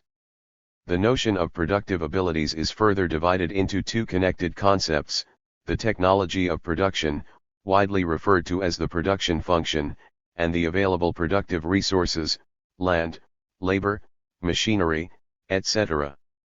These three concepts taken together, individual wants, tastes, preferences, or choices, the production function, and individual's endowments of productive resources form neoclassical theory's conceptual points of entry. However, they form more than just a way to begin theorizing about the economy. They are also understood in this theory to characterize essential attributes of human beings. The entry points of neoclassical theory are essentialized. They cause the rest of the economy to exist, but they are not also caused by the economy. In contrast, Keynesian theory offers different entry points but shares a similar essentialist logic. In stark contrast to both, Marxian theory poses not only a completely different entry point but does not essentialize it. Its entry point is a cause of but also and simultaneously is caused by the larger economic system. Neoclassical theory's essentialism means that the three concepts of human tastes, productive technology, and resource endowments generate all the other economic concepts: supply, demand, and price, but also such other economic phenomena as savings, loans, and economic growth. The logic and goal of neoclassical theory is to deduce all such secondary concepts: supply, demand, price, investment, and growth, for example, from what it takes to be primary and the fundamental cause of the economy, individual human tastes, and 60 Chapter 2. Productive abilities. Deduction, or what this book calls reductionism, is the logic of neoclassical theory. While neoclassical theory gives a special importance to markets, it is never satisfied with merely a supply and demand answer to price determination. It does not understand market behavior to be the ultimate cause of price. Supply and demand are not independent and self-reproducing phenomena, they are determined by something outside of them. Neoclassical theory thus arrives at individuals' tastes and productive abilities, the theory's most basic analytical level. It does not reduce tastes and productive abilities to anything else in the economy. To construct its sense of how economies work, neoclassical theory takes those tastes and productive abilities as givens, what we have called entry points, for its analytical project. By grounding its analysis at the level of individuals, it has come to be understood generally as microeconomics. 2.2.2 Markets, private property, conservatives, and liberals. Before we explore neoclassical theory's argument that human wants and productive abilities act together to determine prices, we need to answer the following question: why do markets play so important a role within the theory? After all, human history displays many societies in which markets either exist marginally or not at all. In these societies, produced wealth was distributed to individuals using a variety of alternative, non-market mechanisms, gifts, various kinds of rules and customs governing distribution of products of labor, or planning procedures of various sorts, by chiefs, elders, local councils, priests, or priestesses, etc. Many non-market societies existed for a longer period than have market societies. Indeed, it was because non-market distributive systems functioned well for long periods of time that human beings survived and eventually created market systems as well as non-market systems. The importance of markets to neoclassical theory does not therefore reflect their quantitative importance in social history. Rather, the special place of markets within that theory has more to do with one of its founders' remarkable insight and its usefulness in the European transition from feudalism to capitalism in the 18th and 19th centuries. More than 200 years ago, Adam Smith theorized that societies allowing citizens the full freedom to compete in all markets would generate more wealth for its citizens than any constriction of such freedom. If wealth measured the economic progress of any society and if maximum wealth became the social objective, then achieving that objective required establishing free, competitive markets. The idea of free competitive markets became a key concept first in Smith's classical theory of political economy and later in neoclassical economic theory. Neoclassical theory. 61. According to neoclassical economic theory, capitalist societies are societies that establish and protect two key institutions. The first is private property. Each citizen has the power freely to own, buy, or sell his or her resources and produced goods. The second is a system of fully competitive markets. No citizen has any power to control prices, and all buyers and sellers take market prices as facts on which to base their decisions. When both institutions exist, a society possesses what is typically called a private enterprise market economy. Following Smith's insight, that society also has provided the conditions for something more, achieving maximum wealth. In other words, capitalism allows and encourages the citizens of a society to reach their maximum production and consumption potential. Thus, given these citizens' preferences and productive abilities, markets and private property offer citizens the optimum opportunity to gain the maximum wealth possible. This conclusion of neoclassical theory has been powerful, influential, and provocative. Economists have been arguing for many years about its precise meaning and consequences. We can appreciate the centrality of private property and markets for neoclassical theory by a brief look at economists who have disagreed with neoclassical theory. For example, some economists have been unhappy with certain social effects of private property.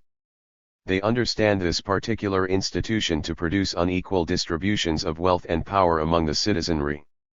For that reason they sometimes advocate keeping the institution of competitive markets. They believe it permits the achievement of maximum wealth, while abolishing private property, they believe it causes the unequal distribution of that wealth. When capitalist societies have been altered in this way, they have been variously called non-capitalist, mixed, or socialist because of their loss of one definitive characteristic of capitalism, namely private property.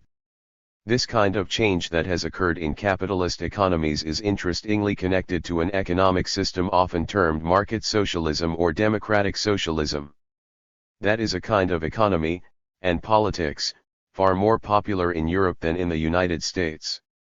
Market or democratic socialism would continue competitive markets but replace private with collectivized ownership of the means of production, factories, tools, and equipment. Collective ownership is intended to deal with the problem of too much of society's wealth going to and owned by too few of its citizens. A key goal is to prevent the social anger and alienation associated with the economic inequality believed to fall when means of production are privately owned.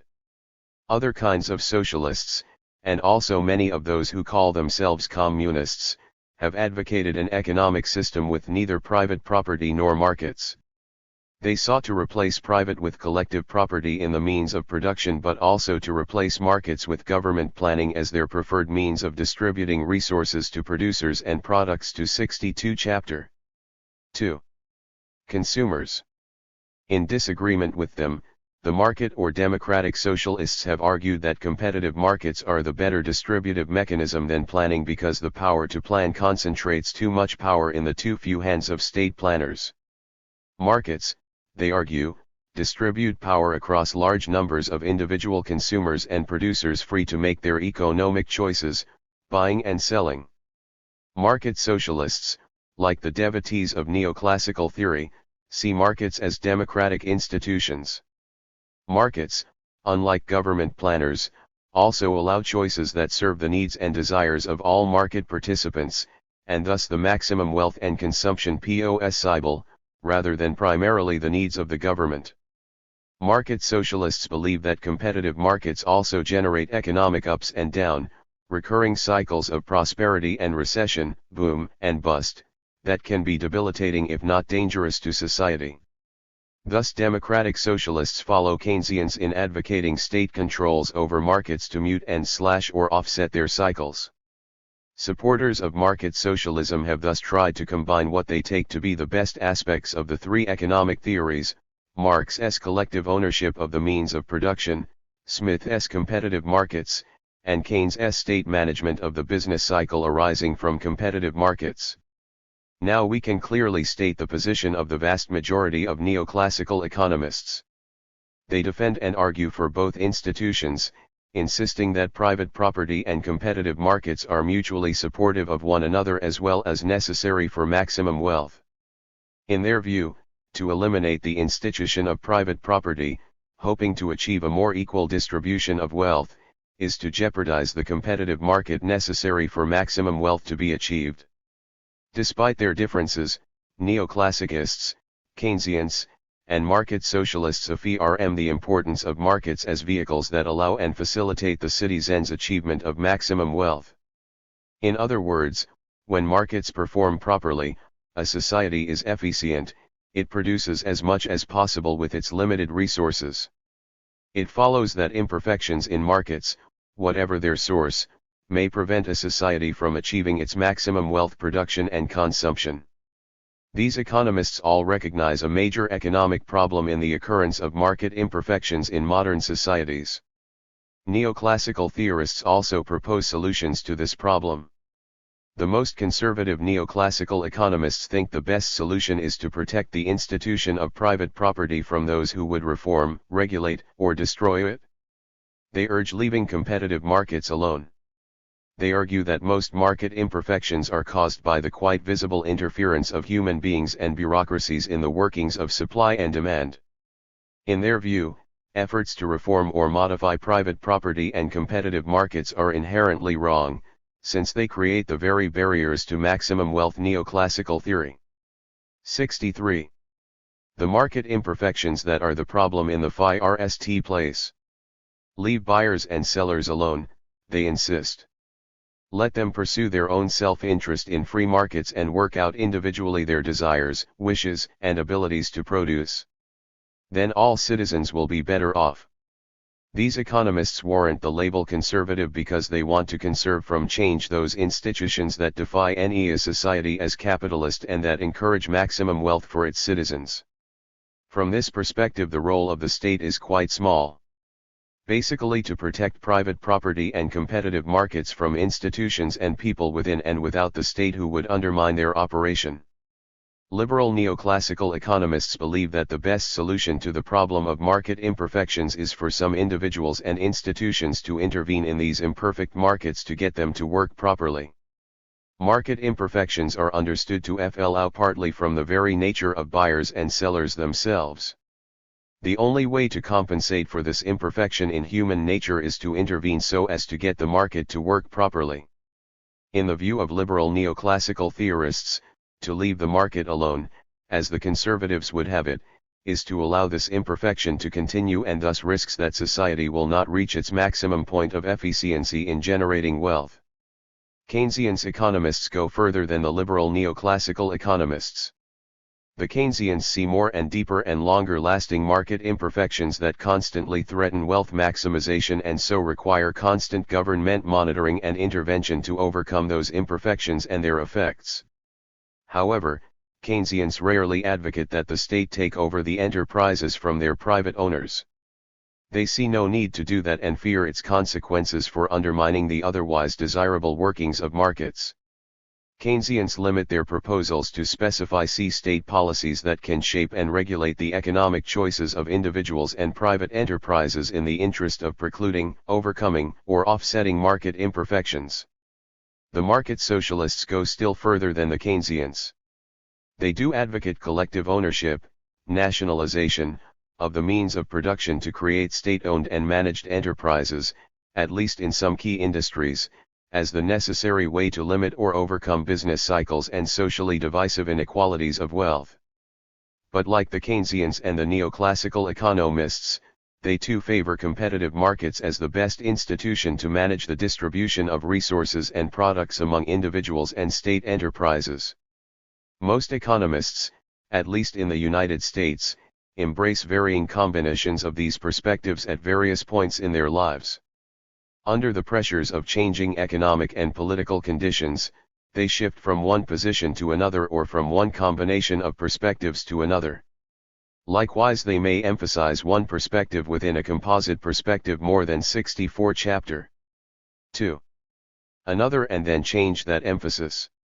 The holding of multiple and shifting perspectives has stimulated other economists to search for some sort of synthesis that could command and hold the loyalty of most economists. What is rarely challenged by these different groupings, conservative and liberal neoclassicists, Keynesians, and market socialists, is the place and importance given to markets within their theory. That is a testament to the power and persuasiveness of neoclassical theory in today's world. Irrespective of whether these economists believe that markets are working properly, their debates, teaching, and research focus on markets as the best institution so as to deliver the maximum wealth possible to society. 2.2.3 Preferences, determining the demand for commodities. Neoclassical theory's conceptual entry points are human preferences, tastes, wants, or choices, human productive abilities, and the available physical resources and technology. In the following sections we intend to show how these concepts separately and together act to determine supply and demand behavior and thus the price of all wealth in society, including the value of its resources. We begin with human preferences. Neoclassical theorists recognize one particular aspect of human nature as an essential determinant of economic actions. That aspect is the capacity and desire to make rational choices in regard to all economic opportunities. For our purposes here, we focus on individuals' choices concerning, 1. Their consumption of goods and services available for purchase in the market, and, 2. Their supply of the resources they own to those who buy such resources in order to carry out the process of producing goods and services. The first set of choices constitutes the demand for goods and services in the market. The second set of choices constitutes the supply of goods and services in the market. For both demand and supply, we will see the essential, determining role assigned to individual preferences as causes of their choices and thus of the supplies and demands in markets. Given the importance of any theory's point of entry to that theory's workings and conclusions, it is not surprising that neoclassical theorists have made vast efforts over the years to refine their understanding of human preferences. We will not here attempt a full explanation of that understanding, but we will describe it in a general way. First, each and every individual in society is assumed to rank order in a consistent way his or her preferences for all conceivable goods and services that they may confront in markets now or in the future. That is, we always know and can express which of two different goods and or services, or two differently composed bundles of them, we like more, or possibly like equally, by choosing which we want more to buy and consume. Moreover, this expression of choice is further assumed to be transy neoclassical theory. 65. THIRD in nature, which means simply that if an individual chooses basket A over B, and B over C, then he or she will also choose A over C. Another key component of human nature, in the neoclassical understanding of it, is that everyone always wants or prefers more rather than less of any good or service. This is sometimes referred to as the assumption of non-satiation. Still other assumptions about human nature are perhaps less easy to understand, but they are just as crucial to neoclassical theory. One such assumption concerns how individuals can substitute one good for another to maintain the same total level of satisfaction. In other words, as an individual gives up successive units of one good, he or she must increase the quantity of another good to maintain the same total level of satisfaction from goods consumption. Neoclassical literature refers to this assumed quality of human consumption as the diminishing marginal rate of substitution between two goods. Human psychological ability or willingness to give up a unit of good A for a unit of good B falls as more units of A are given up. Since good A becomes relatively more important as a person has less of it, its continued loss can be offset only by ever more units of B. The characteristics of human nature discussed above comprise part of what neoclassical theorists see as its inherent rationality. Another part of our rationality is the drive to take maximum advantage of our opportunities. Each person, regardless of circumstance, is assumed to be a rationally motivated, choice-making machine. What determines this rationality of human nature? The neoclassical theorists seem largely to be disinterested in this question. Rationality simply is a basic component of human nature. Of course, rational preferences may change just as human nature may change, but they do not change in response to changes in the economy. Preferences, like other parts of human nature, are understood to be the causes of economic changes, not their effects. Changes in prices or incomes are caused by human nature, they do not cause or change that nature. When preferences change, it reflects causes not found in the economy but rather, for example, in the realms of biology or culture. From these few assumptions about human nature, neoclassical theorists construct an analytical device to examine and even to predict economic choices. This device is a set or map of preference or indifference curves. Each map represents for each and every individual in society how he or she assesses the desirability of all conceivable commodities. Figure 2.2 illustrates such curves. Advanced economics texts demonstrate how and why. 1. This map of human rationality exists once we assume the inherent ability of all individuals to rank order all conceivable bundles of commodities.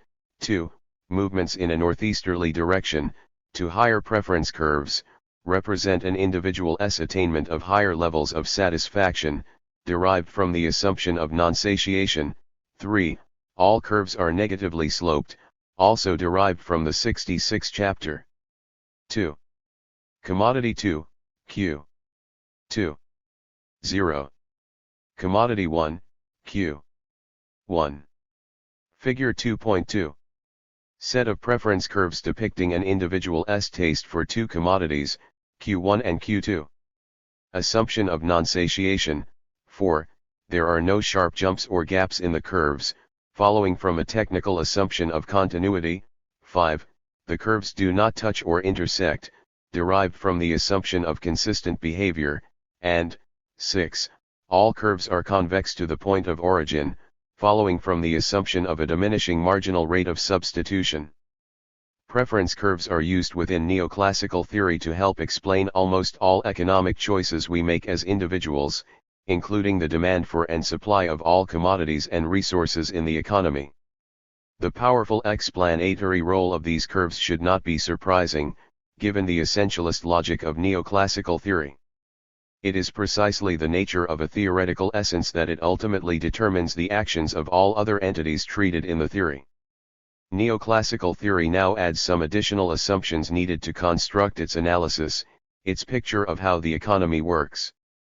First, it assumes that the income of each individual in the economy is known. That is, each individual is assumed to own specified quantities of productive resources like land, labor, and capital that will generate rents, wages, and profits adding up to that individual's income.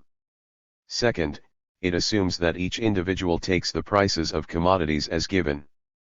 In other words, each person has a given sum of money income to spend on desired commodities over whose prices he or she has no influence. By the way, if and when no single individual or subset of individuals has any power over price so that all individuals are price takers and none are price makers, that is the definition of a perfectly competitive market. We will return to the subject of competitive markets later in this chapter. Neoclassical theory. 67. Commodity 2, Q. 2. A. T.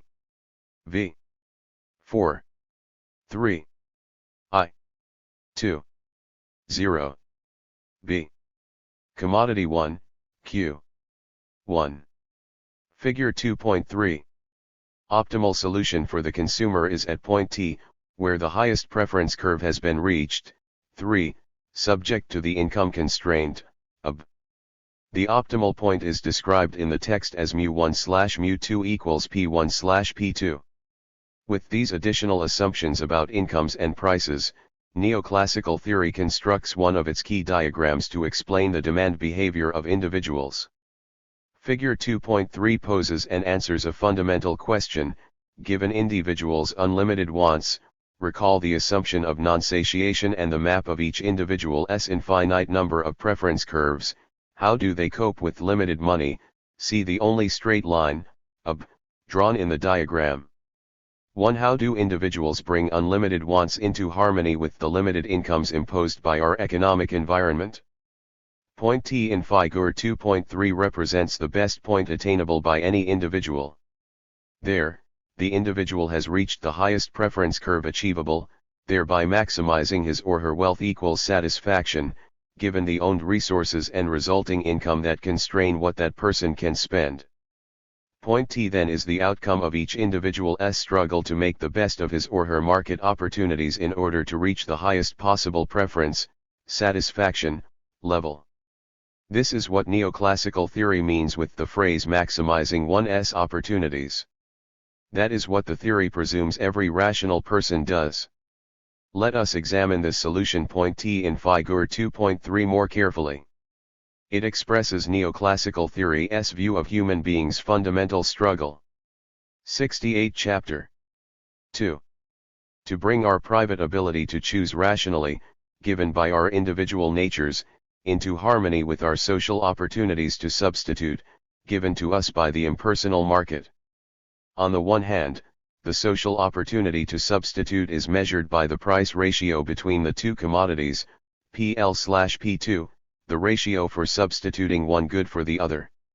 2. On the other hand, the private ability to choose rationally is measured by each individual's marginal rate of substitution between the two goods derived from that individual's human nature. We turn next to examine how neoclassical theory expresses and measures the private ability of individuals to choose rationally among commodities based on their preferences. Consider Figure 2.4, where we have labeled 2 points A and B along the same preference curve. Relative to point A, point B indicates more Q1 and less Q2.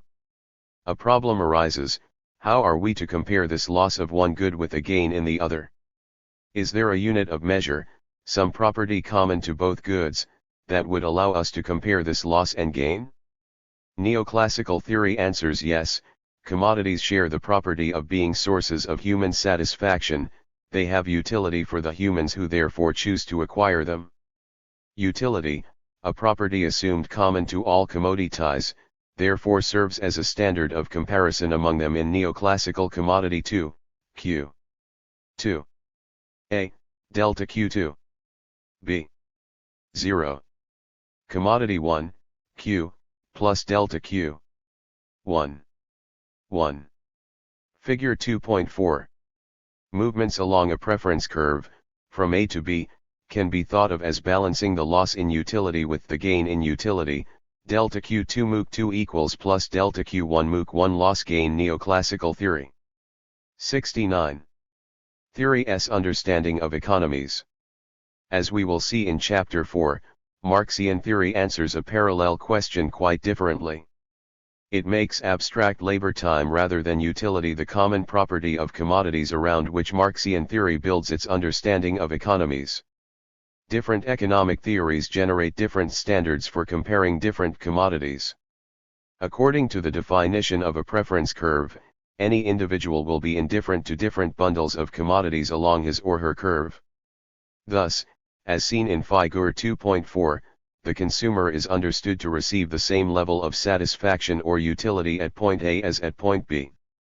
Therefore, if the individual in society is to remain on the same curve, we may think of the loss in satisfaction or utility incurred by giving up some Q2 to be exactly balanced by, that is, to be equal to the gain in satisfaction or utility experienced by gaining more Q1.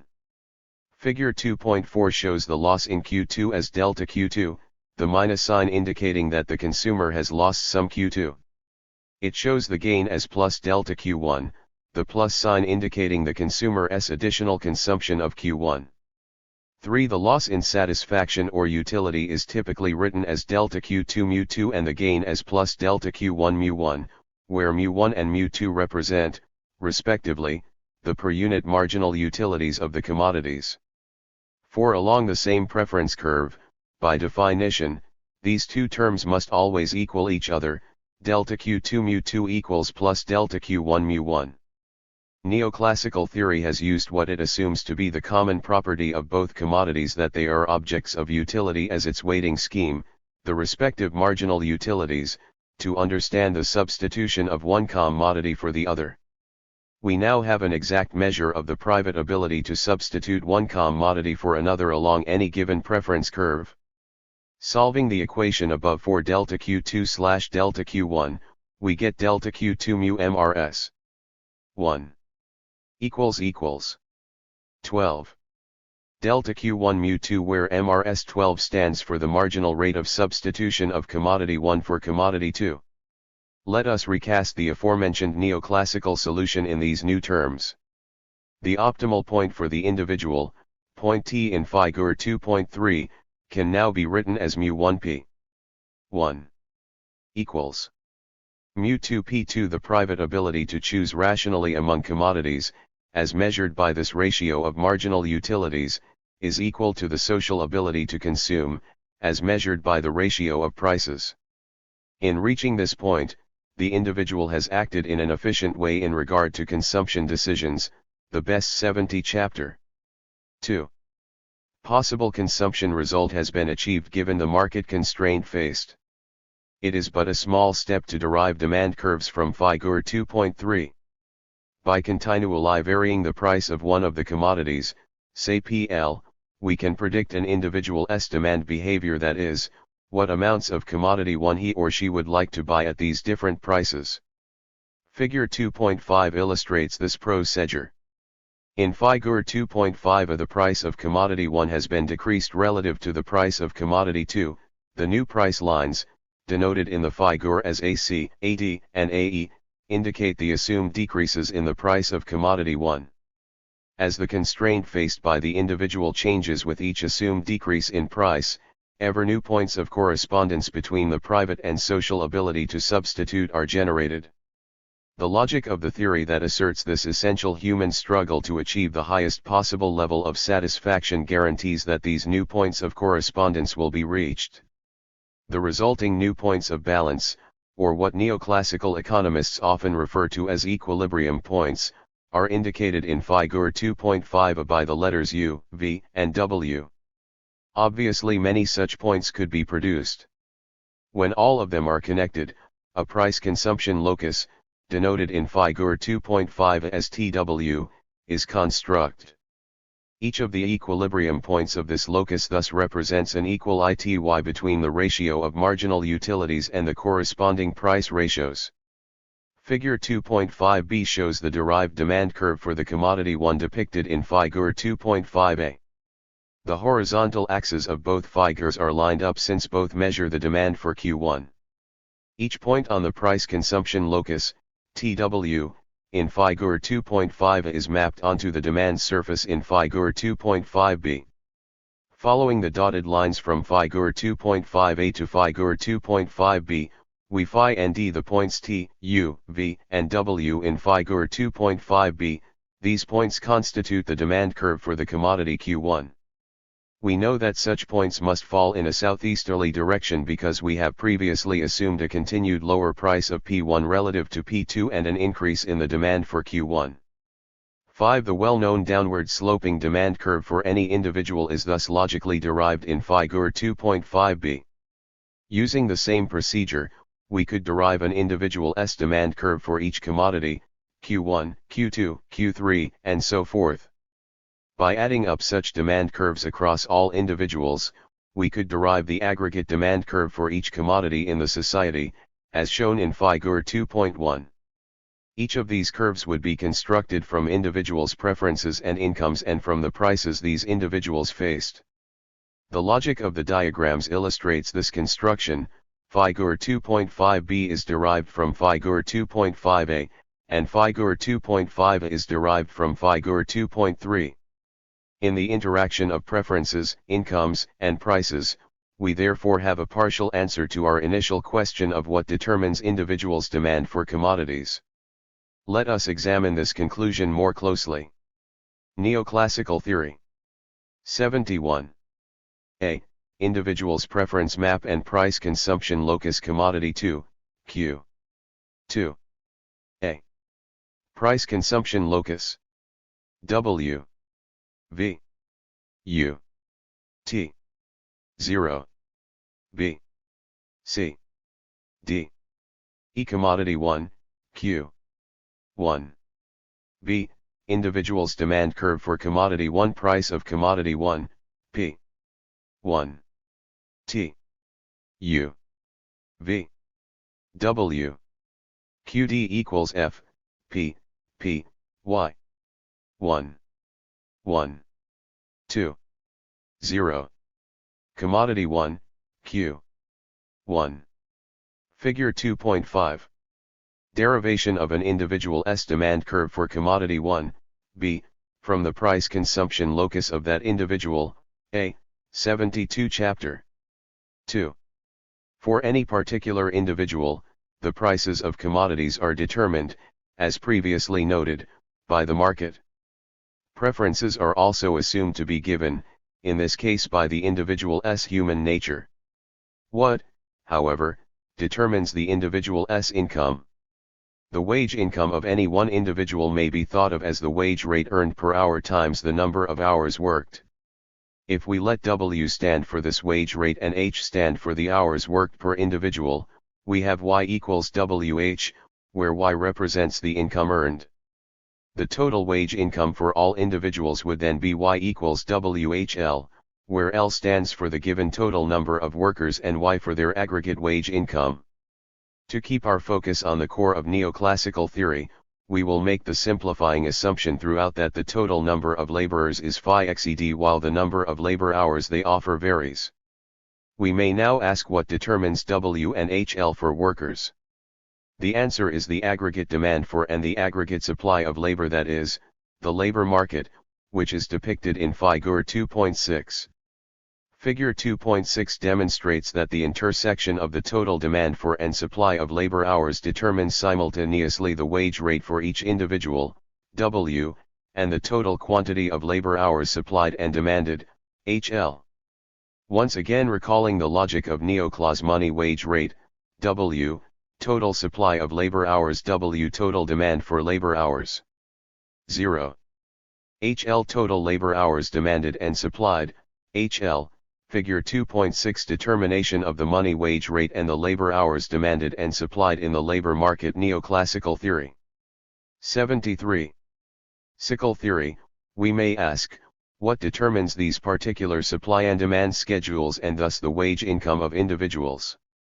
2.2.4 Preferences, determining the supply of labor according to neoclassical theory. The supply of labor hours by individuals depends on their preferences and on the given real wage rate.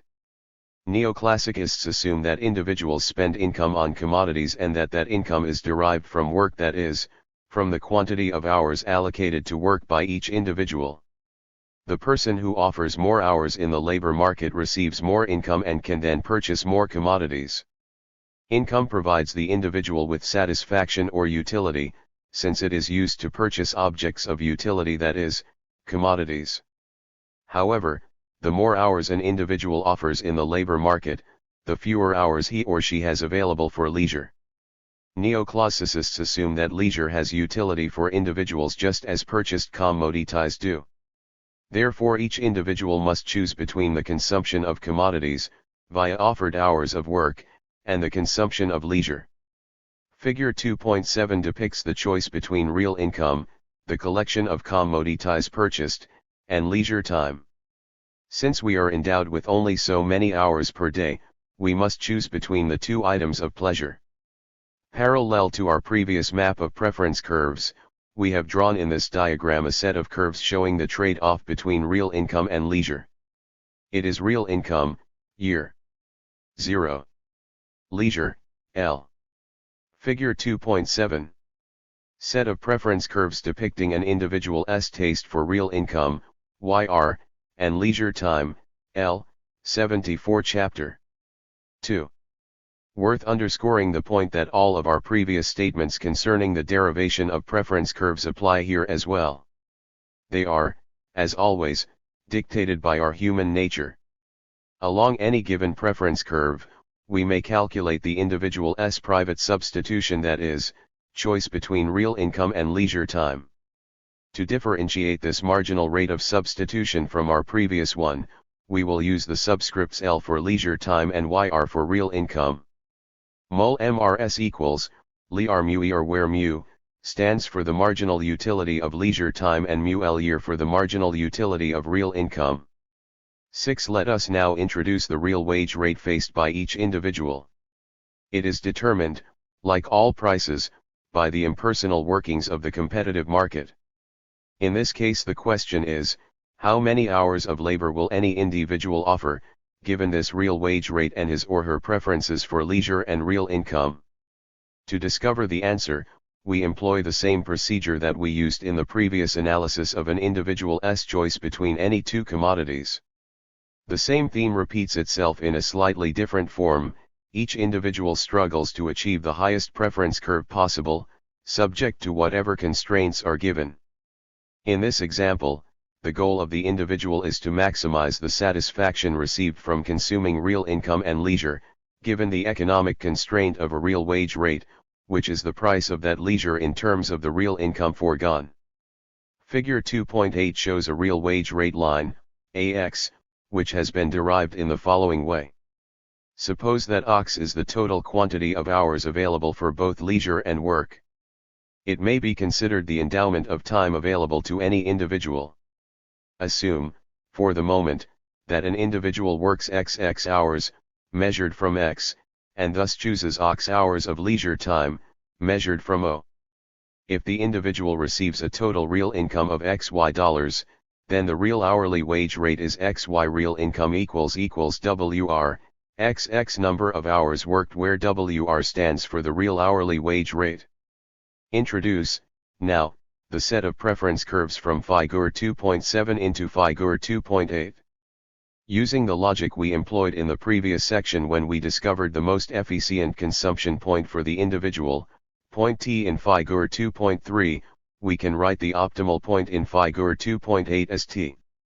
Here the individual laborer has once again brought into harmony the private ability to choose among objects, MR/R, with the social ability, WR, to do so. We may write this new equilibrium situation as neoclassical theory. 75. Real income, year. A. T. Y. 0. X. X. Leisure, L. Leisure. Work time. Figure 2.8. Optimal solution for a laborer. At point T, the highest preference curve has been reached subject to the real wage constraint. The optimal point may be described as mu L/mu y r equals WR. Mol r equals W.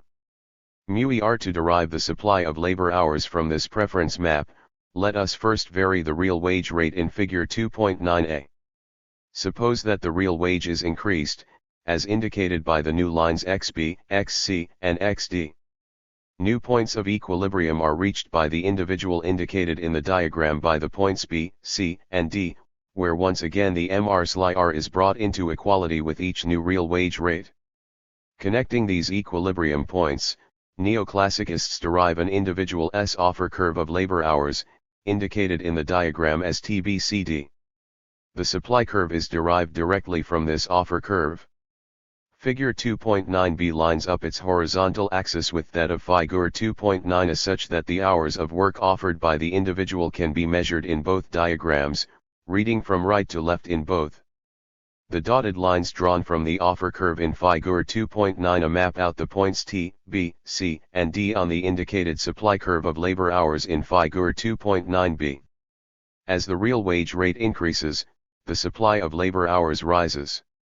Simply adding up each individual S supply of labor hours at different real wage rates will generate the aggregate supply curve of labor hours in the labor market. 76 Chapter 2. A. Individual's preference map and offer curve of labor hours. Real income D, year, offer curve of labor hours CDBCABT. 0. X. Leisure, I, B, individual supply of labor hours. Real wage rate, WR, supply curve of labor hours, SH, DCBT. 0. Labor hours, H. Figure 2.9. Derivation of an individual S supply of labor hours, B, from the offer curve of that individual, A, neoclassical theory. 77. We have then the neoclassical answer to what determines the supply of the labor resource for any individual, choice between real income and leisure, the given real wage, and the given initial endowment of hours.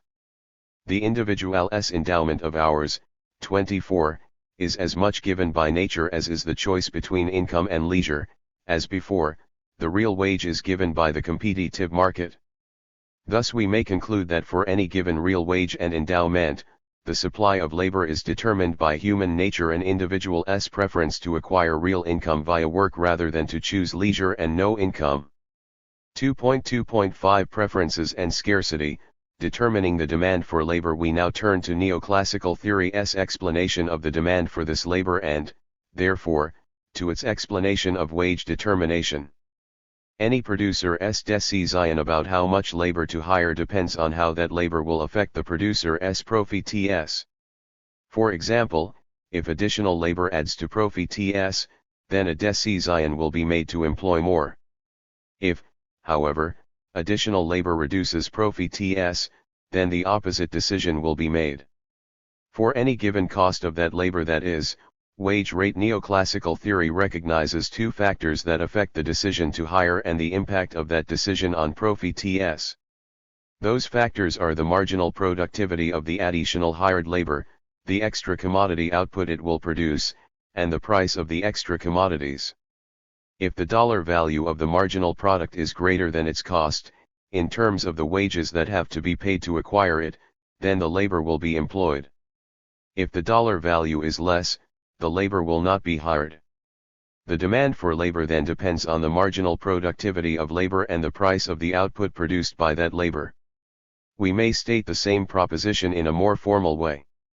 Let us write for a producing phi rm a profit equation in which we assume for the moment that the only input and thus cost of production is labor.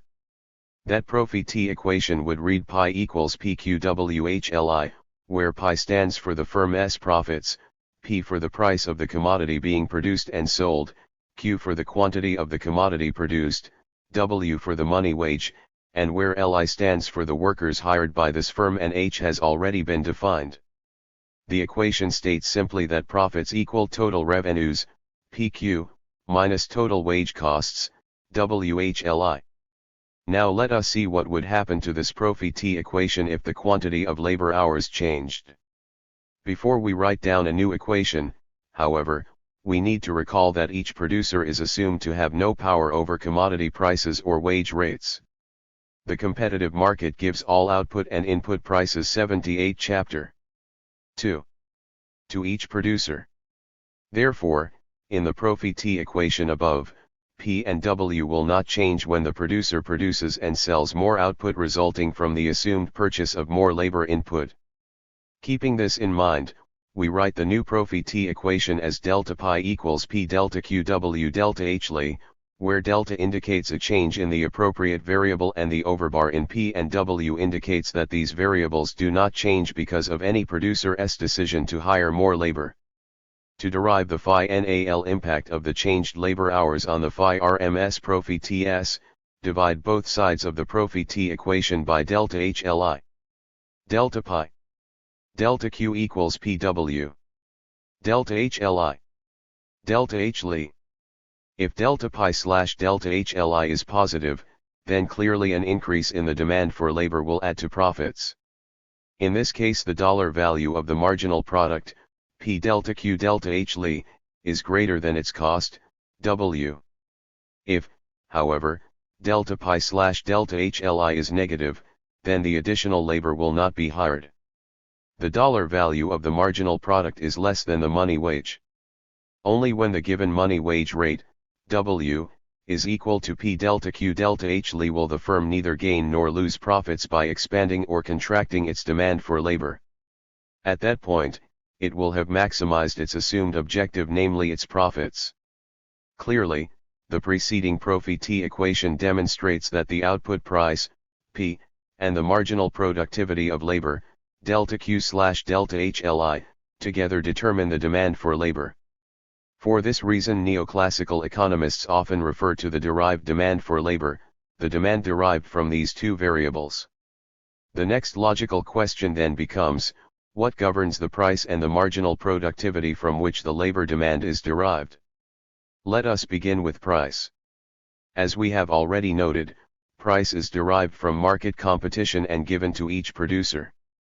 This means that the amount of a commodity that each producer sells depends only on the demand of consumers for that commodity. The more consumers demand, the more each producer can sell. Consequently, a rise in consumer demand will have a positive effect on a producer's demand for labor. Recall that for any given wage, income and price, the preferences of each individual determine the demand for commodities. Therefore, the demand for labor is, in part, ultimately derived from consumer preferences for the commodity produced by that labor. Once again, this particular neoclassical essence makes its powerful presence felt, this time in the labor market. The number of labor hours hired also depends on the productive abilities of that labor. In turn, the latter depends on whatever skills labor is endowed with and on the availability of other resources and technologies with which neoclassical theory. 79. That labor can be combined. Typically, a greater amount of other resources per worker produces a higher marginal productivity of workers and thus a demand for labor curve that is further from the origin, in a northeasterly direction, shown in Figure 2.6.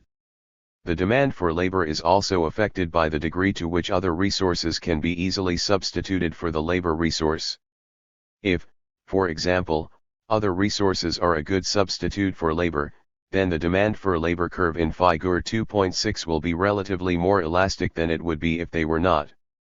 Thus both the position and the shape of the demand for labor curve depend on available resource endowments, including the technology that is available to produce output, and on the given ability of these producing units to combine together the available resources to produce outputs.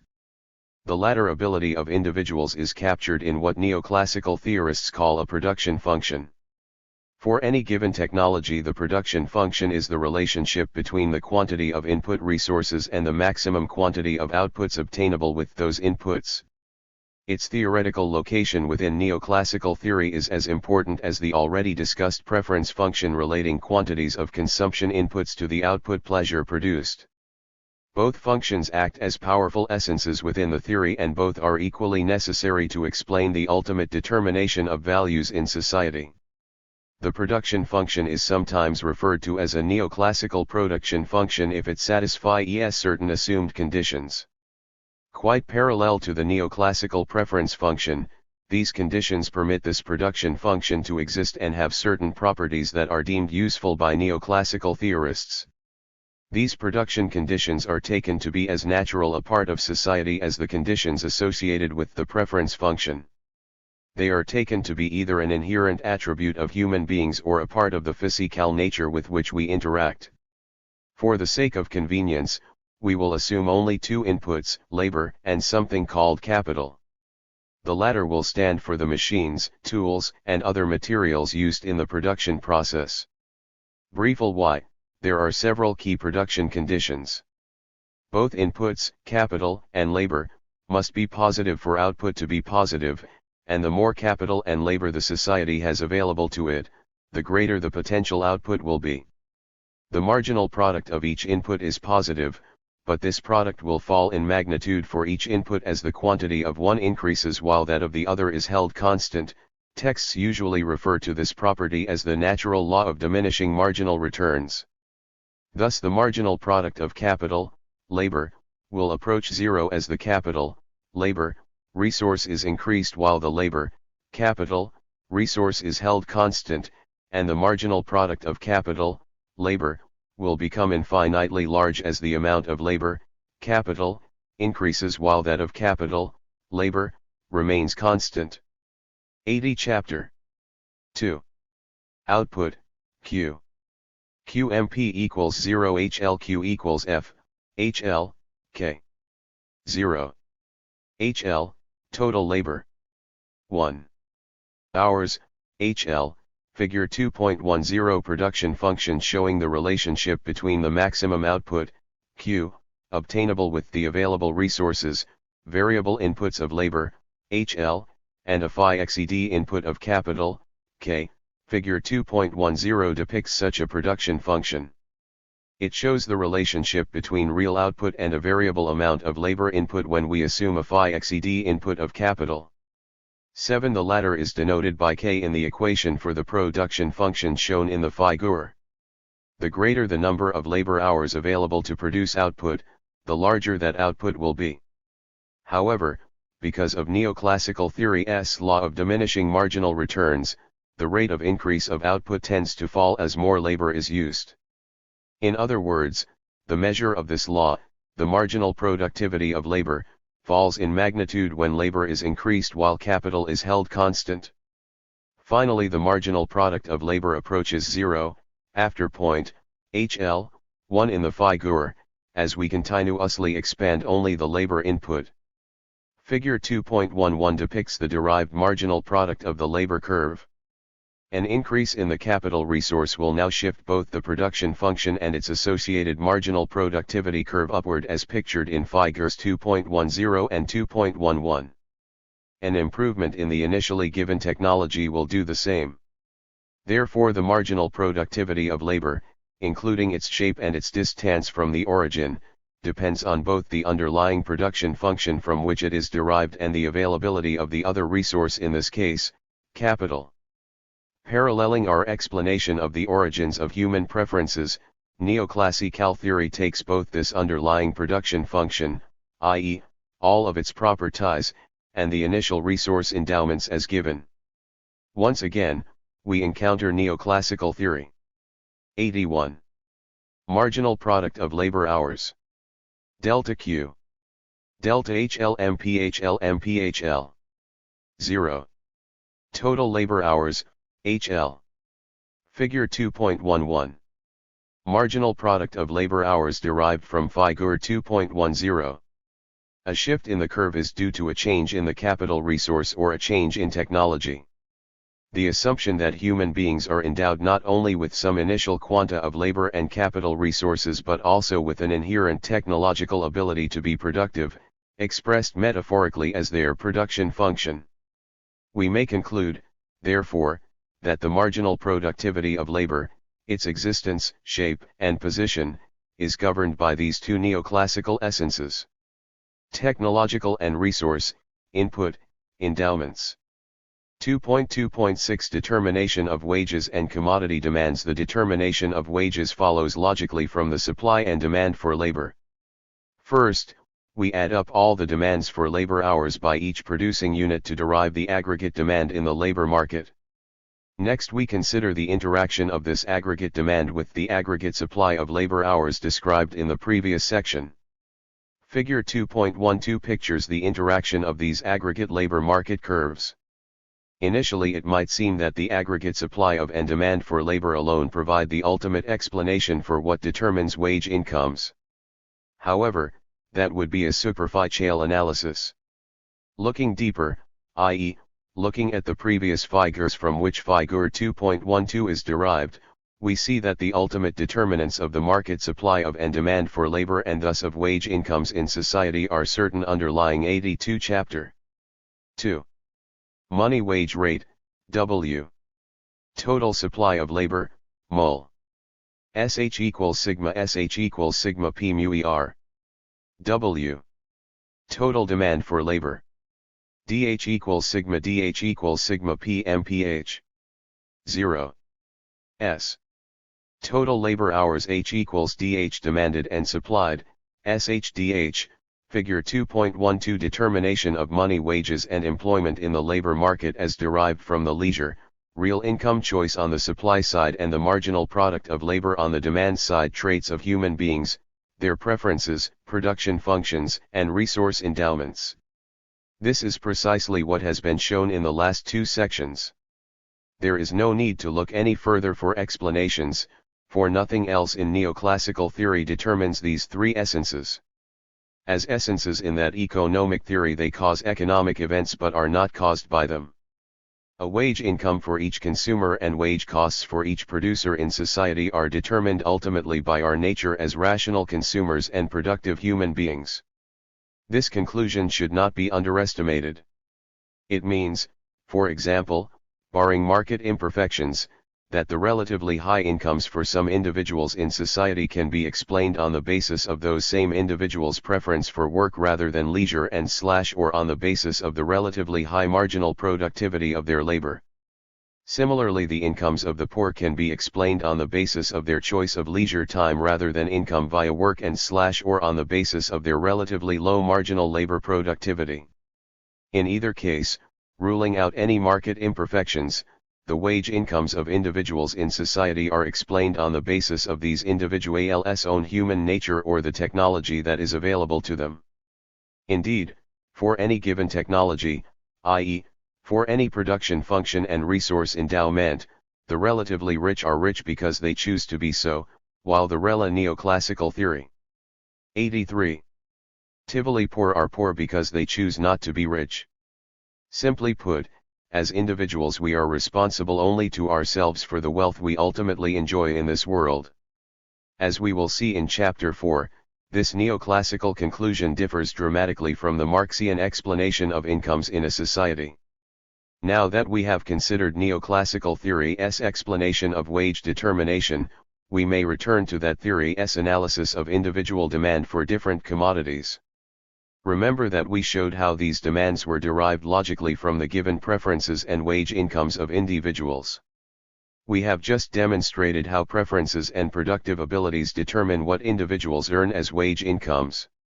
Therefore, adding this new information to what we already had, we may conclude that the three neoclassical essences, preferences, production functions, and endowments, govern the demand for commodities by each and every person in the society.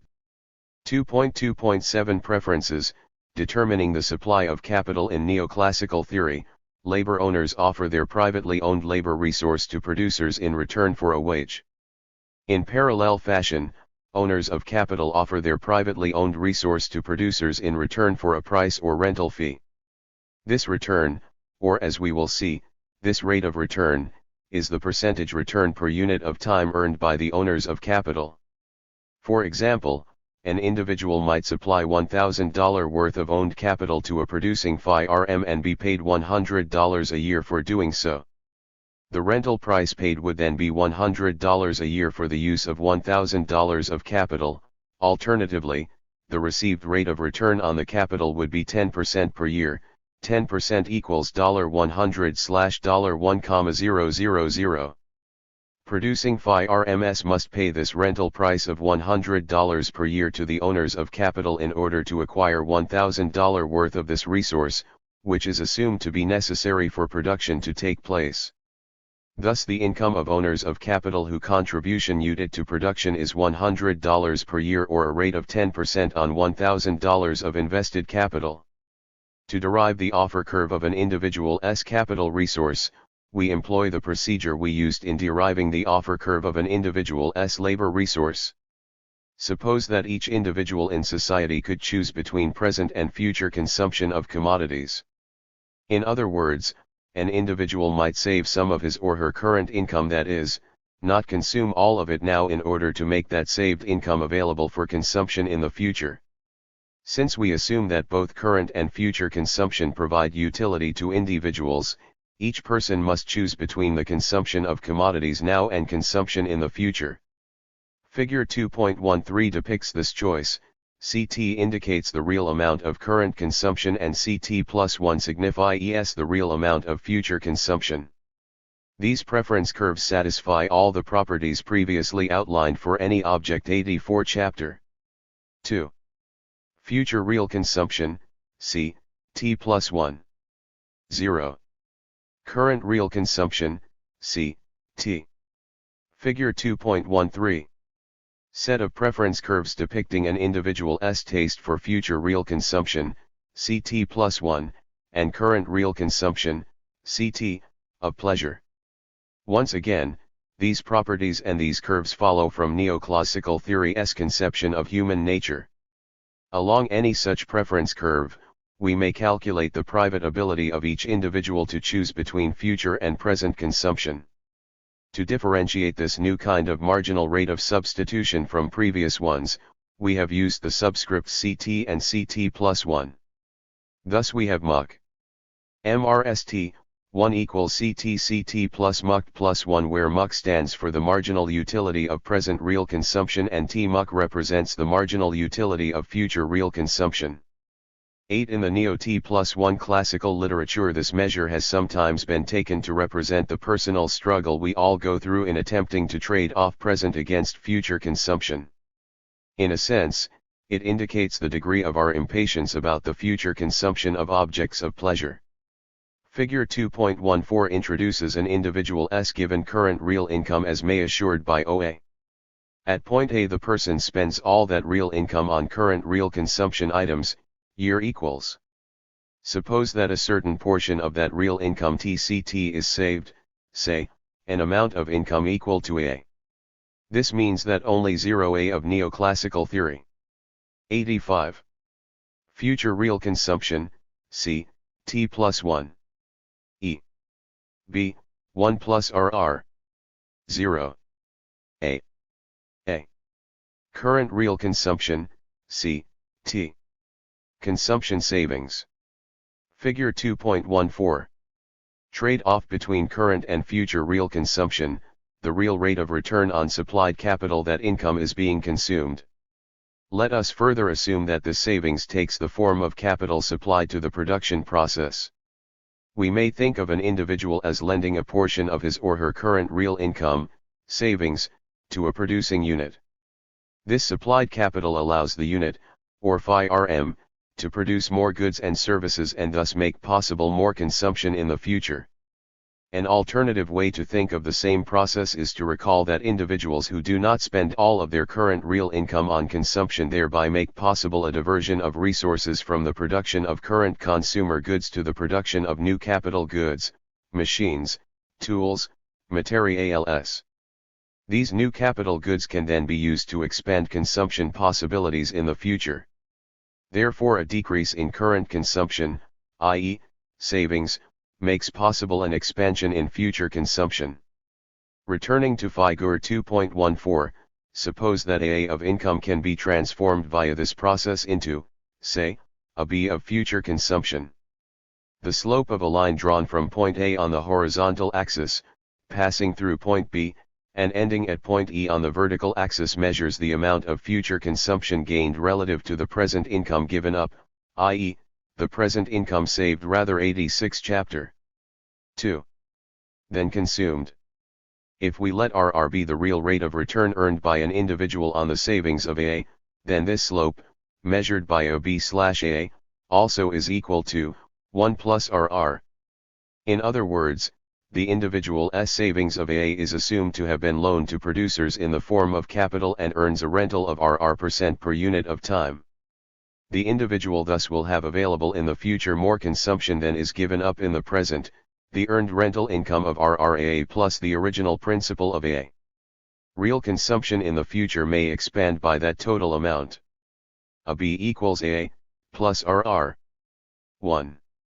9. The borrower of this capital, that is, the producing unit, must be able to earn this real rate of return by using the capital productively in order to pay the lender for the use of the savings. In other words, the reward of RR to the individual for not consuming now must correspond to the real rate of return earned by the borrower's productive use of this capital. The latter rate is measured by the contribution of capital to output, or what is known in neoclassical theory as the marginal product of capital. In this important sense, the lender gets back a real reward, a real rate of return on savings, exactly equal to what that loaned capital contributes to output. This distribution rule for the reward to capital owners is, of course, perfectly parallel to that used to calculate the correct real reward to the owners of the labor resource. The latter received a real wage exactly equal to what they contributed to output, no more and no less. Recall from our previous analysis of the demand for and supply of labor that the real wage received by each laborer, W/P, is equal to the marginal product of labor. This neoclassical theory of the distribution of output to the owners of resources rules out the possibility that any owner might receive less or more than what his or her resources contributed to producing outputs. After each resource owner is paid its marginal product, there is, according to this logic, nothing left to distribute. The total output made possible by all the resources has been exhausted. As we will see, the Marxian theory of distribution is radically different. Let us now bring together the set of subjective preference curves and the given rate of real return on capital supplied to producing phi RMS. According to the usual neoclassical assumption, the latter is given to each individual by the force of market competition. Figure 2.15a demonstrates the optimal point T for the individual. At this point the individual has brought the private ability to choose among objects, MRSC, into balance with the social ability to do TCT plus 1, so, 1 plus RR, we may write this new equation as muct T equals 1, plus RR. Muct plus 1 neoclassical theory. 87. A. Individual's preference map and offer curve of supplied new capital future real consumption, C. T plus 1 offer curve of new capital DCEBT. 0. A. Current real consumption, C. T. B. Individual supply of new capital real rate of return, RR, supply curve of new capital, SK, DCBT. 0. Supply of new capital, S. K. Figure 2.15. Derivation of an individual's supply of new capital, B, from the offer curve of that individual, A, 88 Chapter 2. This equality signals that the individual has reached the highest possible level of satisfaction from present and future consumption, given the economic constraint faced. In that sense, the individual is maximizing his or her market opportunities. So in all three spheres of an individual's economic life, the commodity, labor, and capital markets, the most satisfactory consumption point has been reached. Each individual acting in his or her own self-interest, that is, maximizing his or her own preferences with no regard for anyone else, has been able to achieve the maximum feasible utility in terms of specific commodities purchased, income and leisure, and present and future consumption, given the market conditions, and thus opportunities, faced. To derive the supply of new capital from this preference map, we may vary the rate of return line, as shown in Figure 2.15a, to derive new equilibrium points B, C, D. Connecting them, neoclassicists derive TBCD as the individual S-offer curve of supplied capital. As the reward to savings rises, the individual is assumed to offer more savings. The indicated movement is from right to left along the horizontal axis. Savings increase and current consumption decreases. Figure 2.15b lines up its horizontal axis with that of Figure 2.15a. We may then measure the supply of new capital offered by the individual in both diagrams. The dotted lines drawn from the offer curve in Figure 2.15a map out points TBCD on the curve indicating supply of capital in Figure 2.15b. We now have the neoclassical answer as to what determines the supply of capital in a society: the choice between present and future consumption, the given real rate of return, and the initial endowment of current real income. Given the last two variables, the supply of new capital is dictated by one's own human nature, the degree of impatience one has in regard to future consumption. And, once more, by adding up each individual's supply of capital, we derive the aggregate supply of capital in a society, in other words, the capital market supply curve. 2.2.8 Preferences and scarcity. Determining the demand for capital. Let us now turn to what causes the demand for new capital. The logic parallels completely that used to explain the determination of the demand for labor. Once again, the production and utility functions are the essential determinants of demand. As usual in neoclassical theory, each producing firm is assumed to attempt to maximize its profits, the difference between total revenues and the costs of production. It does this by equilibrating the dollar value of the marginal neoclassical theory. 89. Product contributed by capital and its cost. This new profit maximizing position for each may be written as QR equals delta P, K delta I, where delta Q slash delta KIP is the dollar value of the marginal product of capital for that firm. KI stands for the capital hired and used by the firm, delta Q slash delta KI is the marginal product of capital itself, and P and R stand, respectively, for the given output price and for the given money rental on capital faced by the firm. From the perspective of the firm, it must earn a money rate of return of R on this capital to pay exactly for its cost. Adding up across all producing units, we derive the aggregate demand for capital in the economy. The price of output, P, is ultimately determined by consumers' preferences for the commodity. The marginal product of capital is governed by the underlying production function and the assumed given endowment of the other resource labor. Therefore the existence, shape, and position of the demand for capital is governed by these three essences: the predetermined preference and production functions and the given resource endowments. 2.2.9 The determination of returns to capital. The rate of return, R, multiplied by the total amount of capital supplied and demanded gives us the total earnings, what is often called capital income, going to the owners of capital.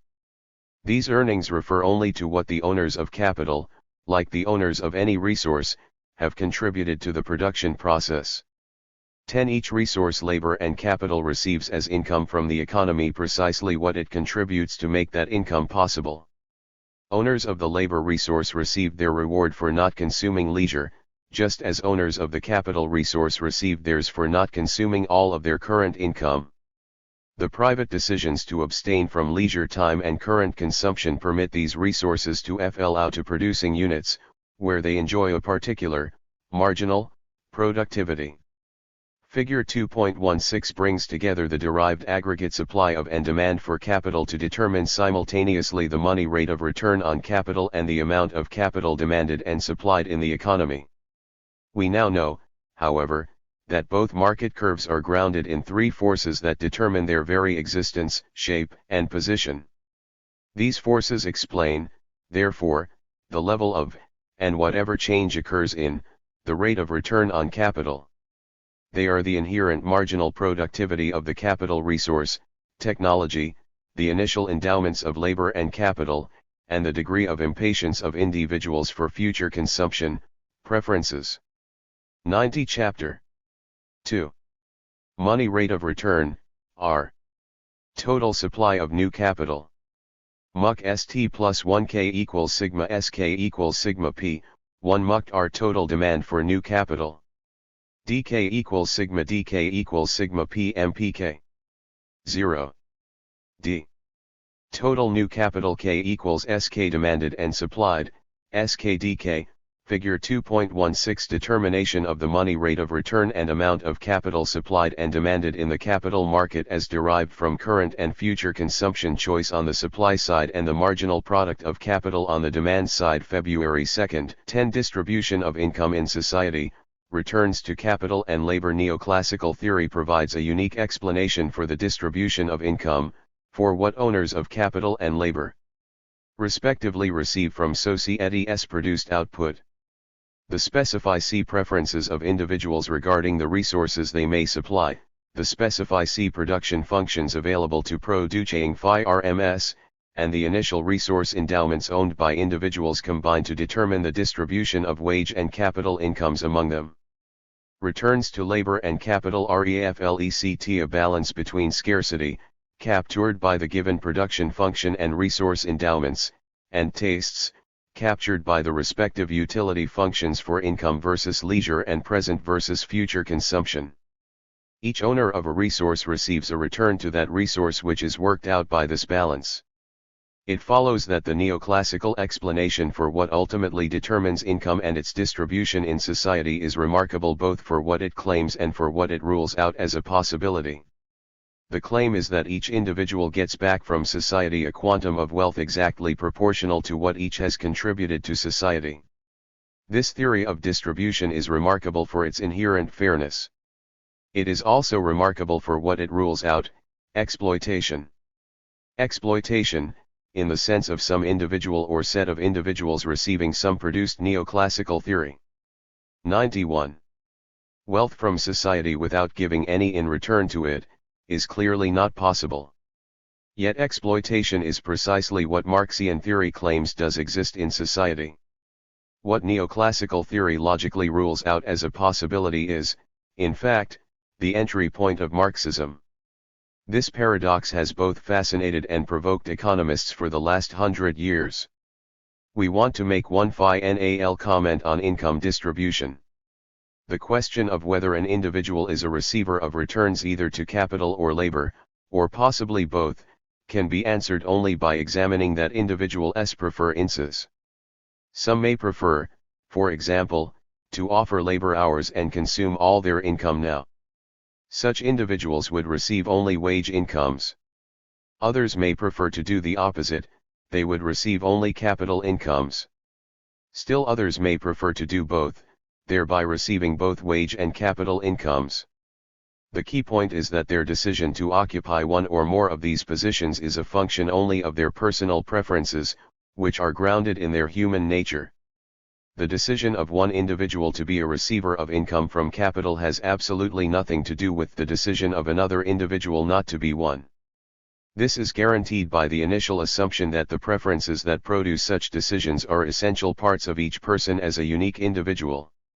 How, then, could one fault an individual for receiving, say, a relatively large capital income, since for any given technology, that income is caused by that same individual's decision to be thrifty, to abstain from being a spendthrift? According to neoclassical theory, capital income is due partly to an individual's personal actions in regard to saving and partly to the productivity of a thing called capital. This explains the source of capital incomes in an economy. Therefore, to criticize an individual for receiving a relatively high capital income is virtually absurd. Are we to cast blame on the inherent productivity of a non-living thing, capital, which makes about as much sense as criticizing a flower for being too beautiful? Or are we to damn an individual's preferences for savings and future consumption, which makes hardly any more sense? February 2, 11 Preferences and scarcity, determining the supply of commodities. We now have sufficient background to discuss the neoclassical determination of the supply of commodities. Recall, phi RST, that each resource was paid the dollar value of its marginal product, MP. This result was derived from the condition that each producing unit maximizes its profit TS. For the resources of labor and capital, we have the respective input demands from each producer, W equals MPHLP 92 chapter 2. And R equals MPKP. Let us solve each equation for the price variable faced by each producer.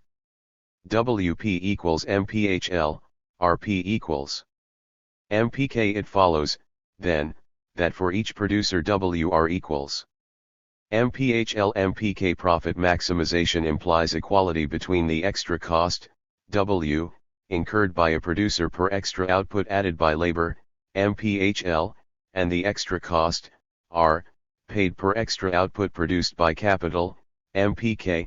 To maximize profits, each producer equates the extra cost per extra output received from each resource input. Each of these ratios is nothing more than the extra dollar costs incurred by a phi RM per unit of extra output produced. This expression is what neoclassicists call the marginal cost of a producing unit. Therefore we may rewrite the equation above for each producer as follows. WR equals MCQ, MPHL MPK, where MCQ stands for the marginal cost of a firm, or the extra total costs incurred per unit of extra output produced. Now let us recall that each producing unit in the economy is assumed to maximize its profit TS. Let these profit TS be equal to the difference between total revenue and total costs.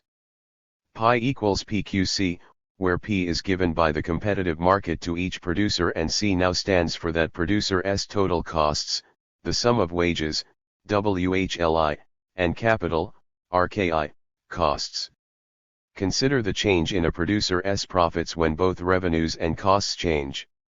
Delta pi equals P delta Q delta C, where P is a constant because each producer is assumed to be a price taker.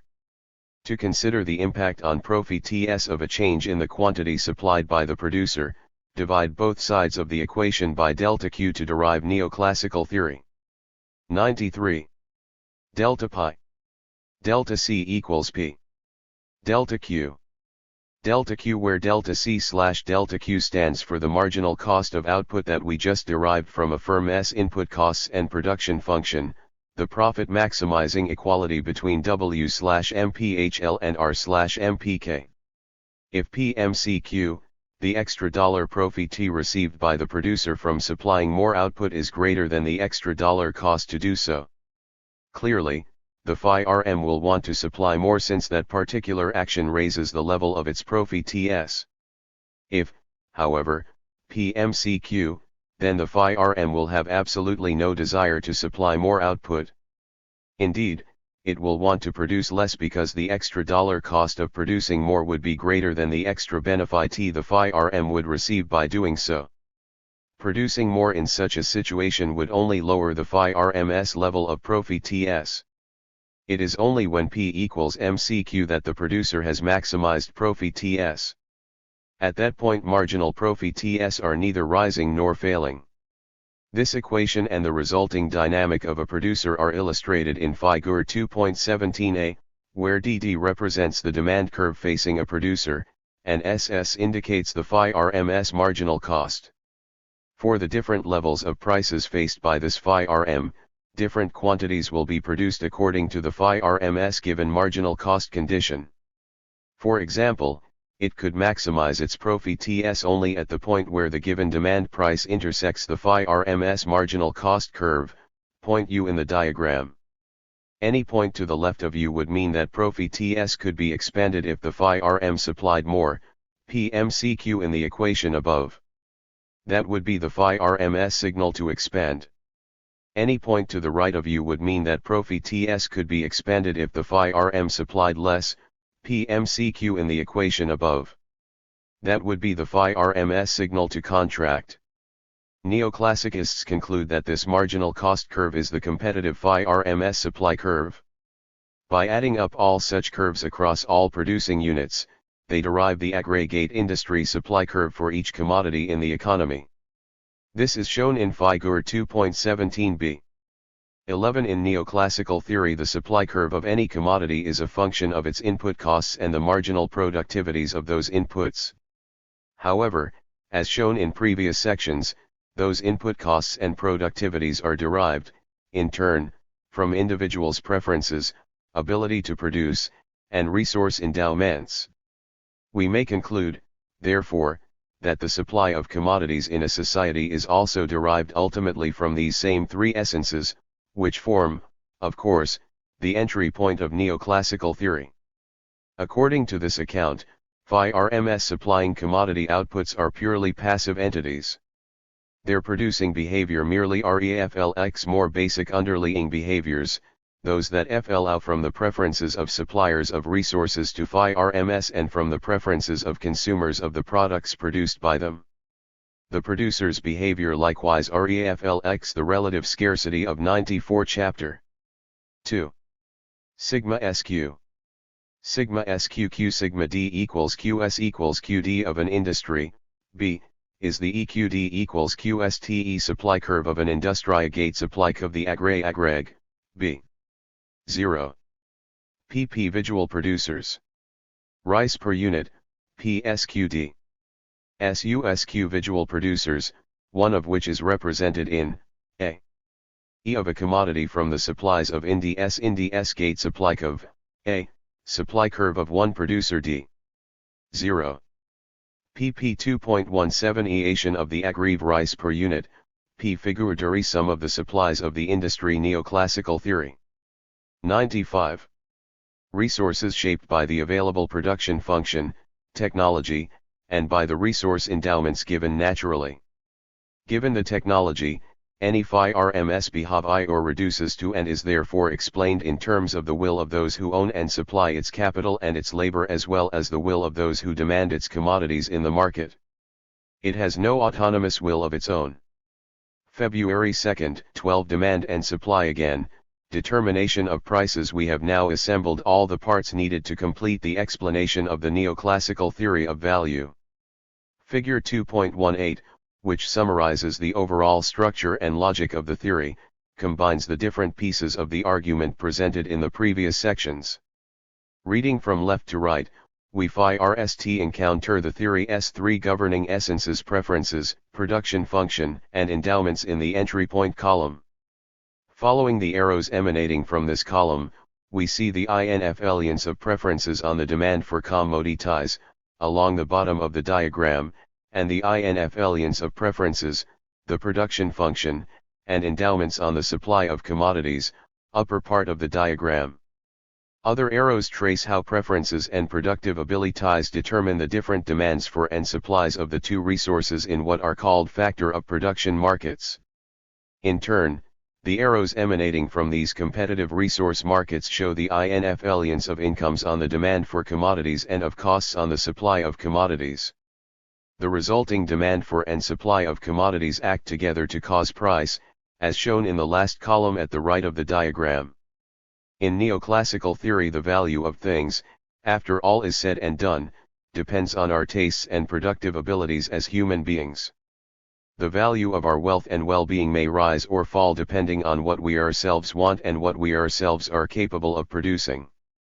The mystery of value dissolves into the mystery of our own human nature.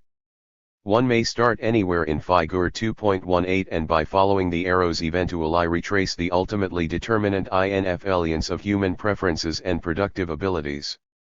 That is precisely why they are considered to be essences, in one way or another. All other conceived objects owe their existence to them. Whatever the economic objects of neoclassical theory, incomes, prices, supply, or demand, they ultimately rest on the fundamental building blocks of human tastes, technology, and endowments. There is nothing to the left of the entry point column in Figure 2.18 that might explain what caused those fundamental building blocks. If one supposed that tastes and technology were caused by human genes, then a theory of biology would be required to help explain economic behavior. And indeed that is the direction in which some economists would take neoclassical theory. 96 Chapter 2. PQETQQ S. D. Product mark. Competition in the SSSS. Cost to producer. Income to consumer producer. Income to consumer. K. L and R and WETSKK. L. L. D. S. D. S value of production mark. Competition in the factor point column. Entry rent consumption references for future / reduction function references for real reduction function references for 2.18 p cur p endowments p income / leisure p endowments p commodities e figure structure and logic of the neoclassical theory of B neoclassical theory. 97. As we claimed initially in this chapter, Figure 2.18 demonstrates that reductionism is the overall logic of neoclassical economic theory. Reductionism is likewise the geometric method used in all of the previous diagrams elaborating the theory. The meaning of each diagram ultimately rests on the same three essences. The power of those essences is that they ultimately determine what will be. 2.3 Efficiency and Markets 2.3.1 Adam Smith's invisible hand. If each and every individual in a fully competitive society acts rationally in his or her own self-interest, consumers maximizing utility and producers maximizing profit, the result will be an efficient allocation of both consumption outputs and resource inputs. In neoclassical theory, the term efficient when applied to a society means that that society has attained the greatest wealth possible given the constraints it faces. An extraordinary conclusion on the part of neoclassicists is that if each citizen in a society acts in a self-ish manner, maximizing individual self-interest, then with supply equal to demand in all markets, that society will have the maximum possible wealth available to it. It will have fully realized its potential output. Of course, the availability of more goods and services to a society does not say anything about how they will be distributed among its citizens. Indeed, assuming different individual resource endowments and tastes, it would not be surprising to discover that some individuals receive more produced wealth than others. Neoclassical theorists have always recognized that possibility. They have also recognized that the produced inequality of rewards could become a political issue that would require some economic action. Consequently, over the years they have devised various schemes to, in effect, redistribute some income from certain citizens to others. However, these redistribution schemes have been designed to disrupt the efficiency of a market economy only minimally.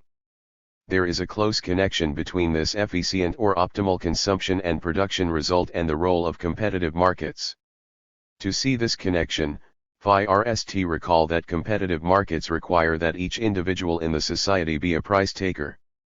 Each is assumed to have no power over the determination of price. Also recall that each is assumed to own privately all commodities and resources. Hence, while each individual has no power over price, each has complete power over the disposal and acquisition of privately held wealth.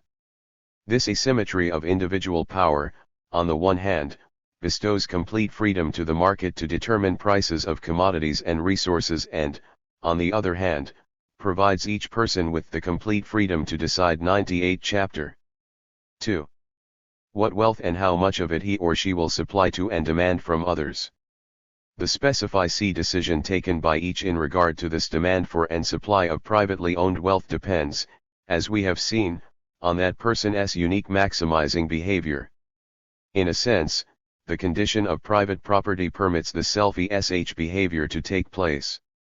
Individuals may offer and demand as much as they please of what they privately own and desire, whether it be labor, capital, or commodities. Their offers and demands depend on their own personal likes and dislikes.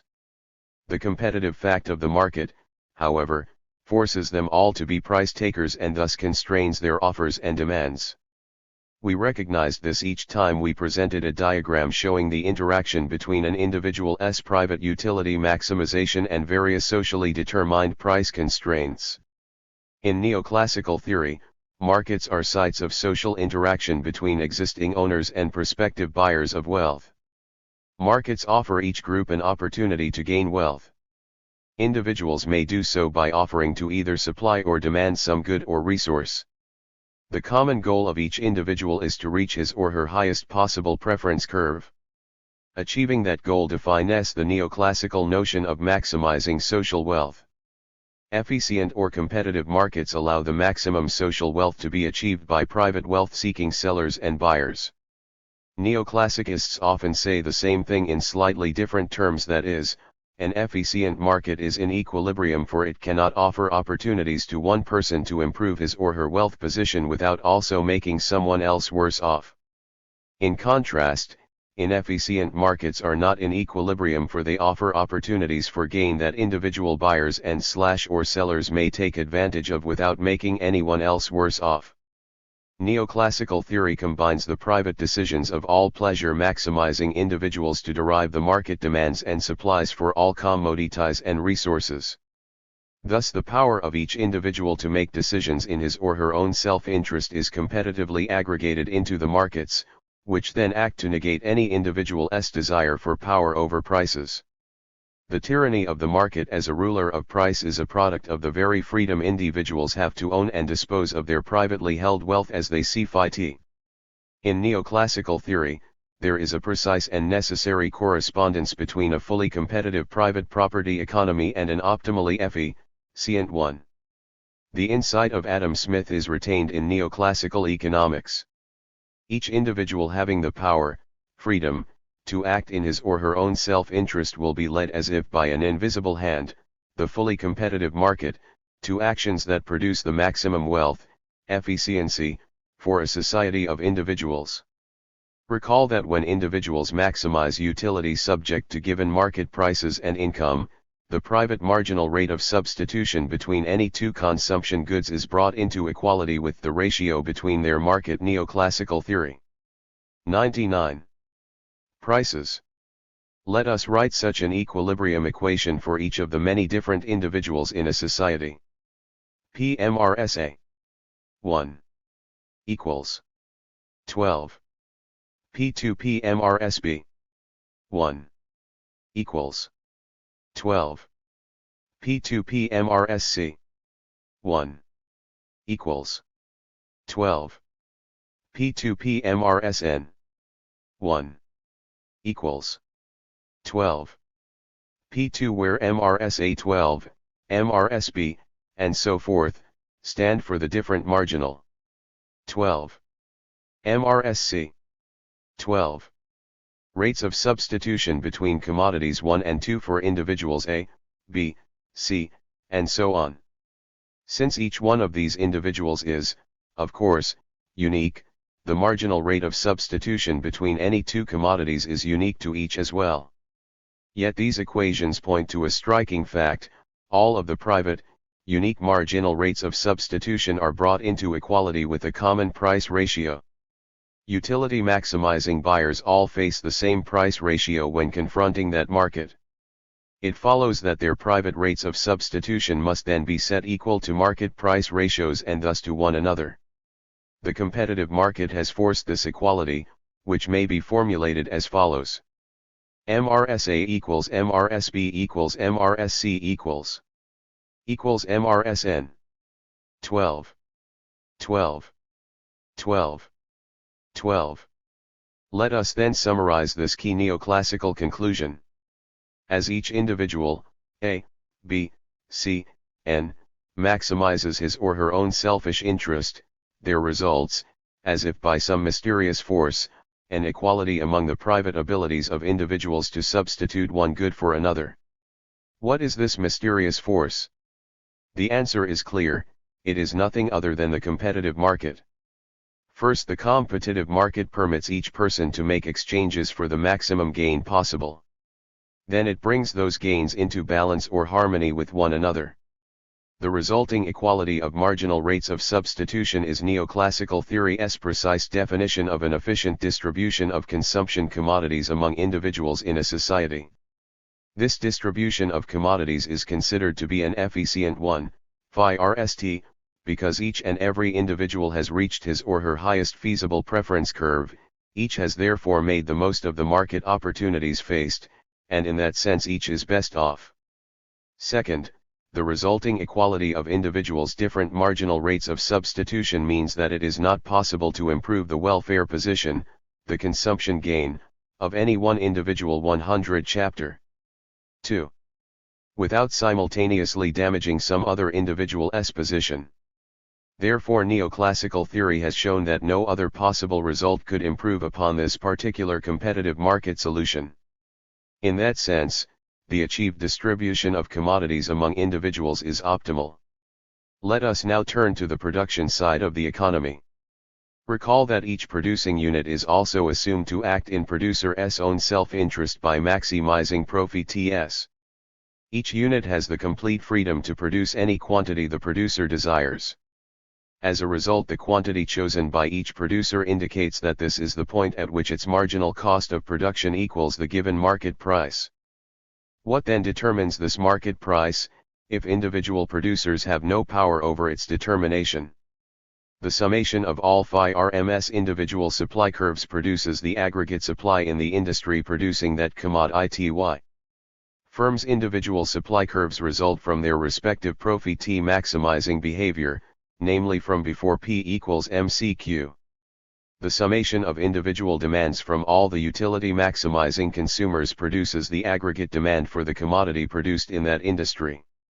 Together, the two aggregates determine the price that confronts each individual producer and consumer in an economy as a given, Figure 2.17a and b. Let us write the equilibrium conditions for the production of commodities 1 and 2 by each of the many, that is, n producers in that economy. 12p equals mca, equals 1. P mca. 2. P equals mcb, equals 1. P mcb. 2. P equals mcn, equals 1. P mcn. 2. We may now bring together the two sides of the story told so far. By maximizing his or her own interest, consumption, each consumer produces an efficient consumption result. PMRSJ 1 equals 12. P2 where J equals A. N individuals, consumers. By maximizing its own interest, profits, each producer in the two industries produces an efficient production result.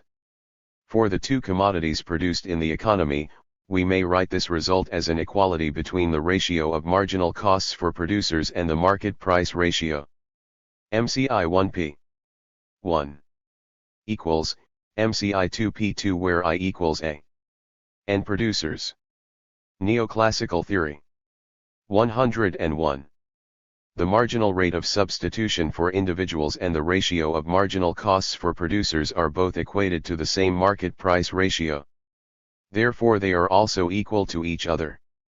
Rewriting the marginal rate of substitution in terms of marginal utilities, we have as the optimal result in a competitive economy mu1 mc 1 equals mu2 mc2. Neoclassical theorists call this equality of consumption and production a Pareto optimal point, after the theorist who first discovered it, Wilfredo Pareto, 1848–1923.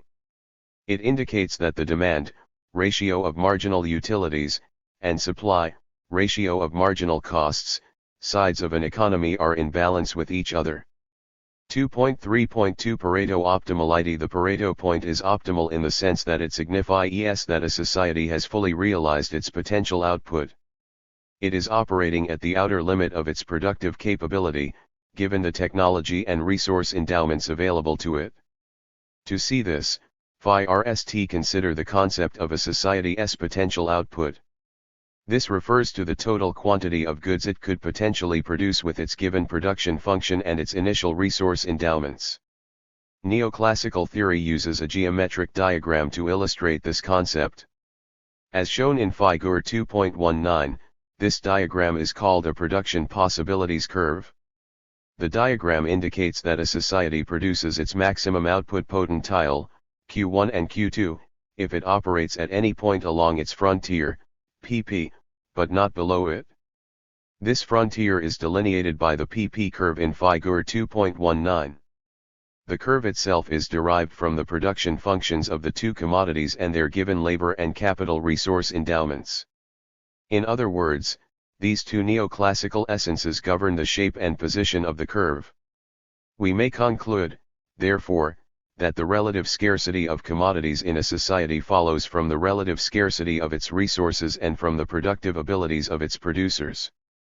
The trade-off between the two commodities along the production possibilities curve is known in neoclassical theory as the marginal rate of transformation. It shows the decreased production of commodity 2 that would be needed to increase the production of commodity 1. Any point along the curve may assures the quantity of commodity 2 that would have to be decreased in order to release sufficient resources of labor and capital to produce an additional unit of commodity 1. Recall that the marginal cost of producing commodity 1 measured how much an extra unit of that commodity would cost in terms of 102 chapter 2.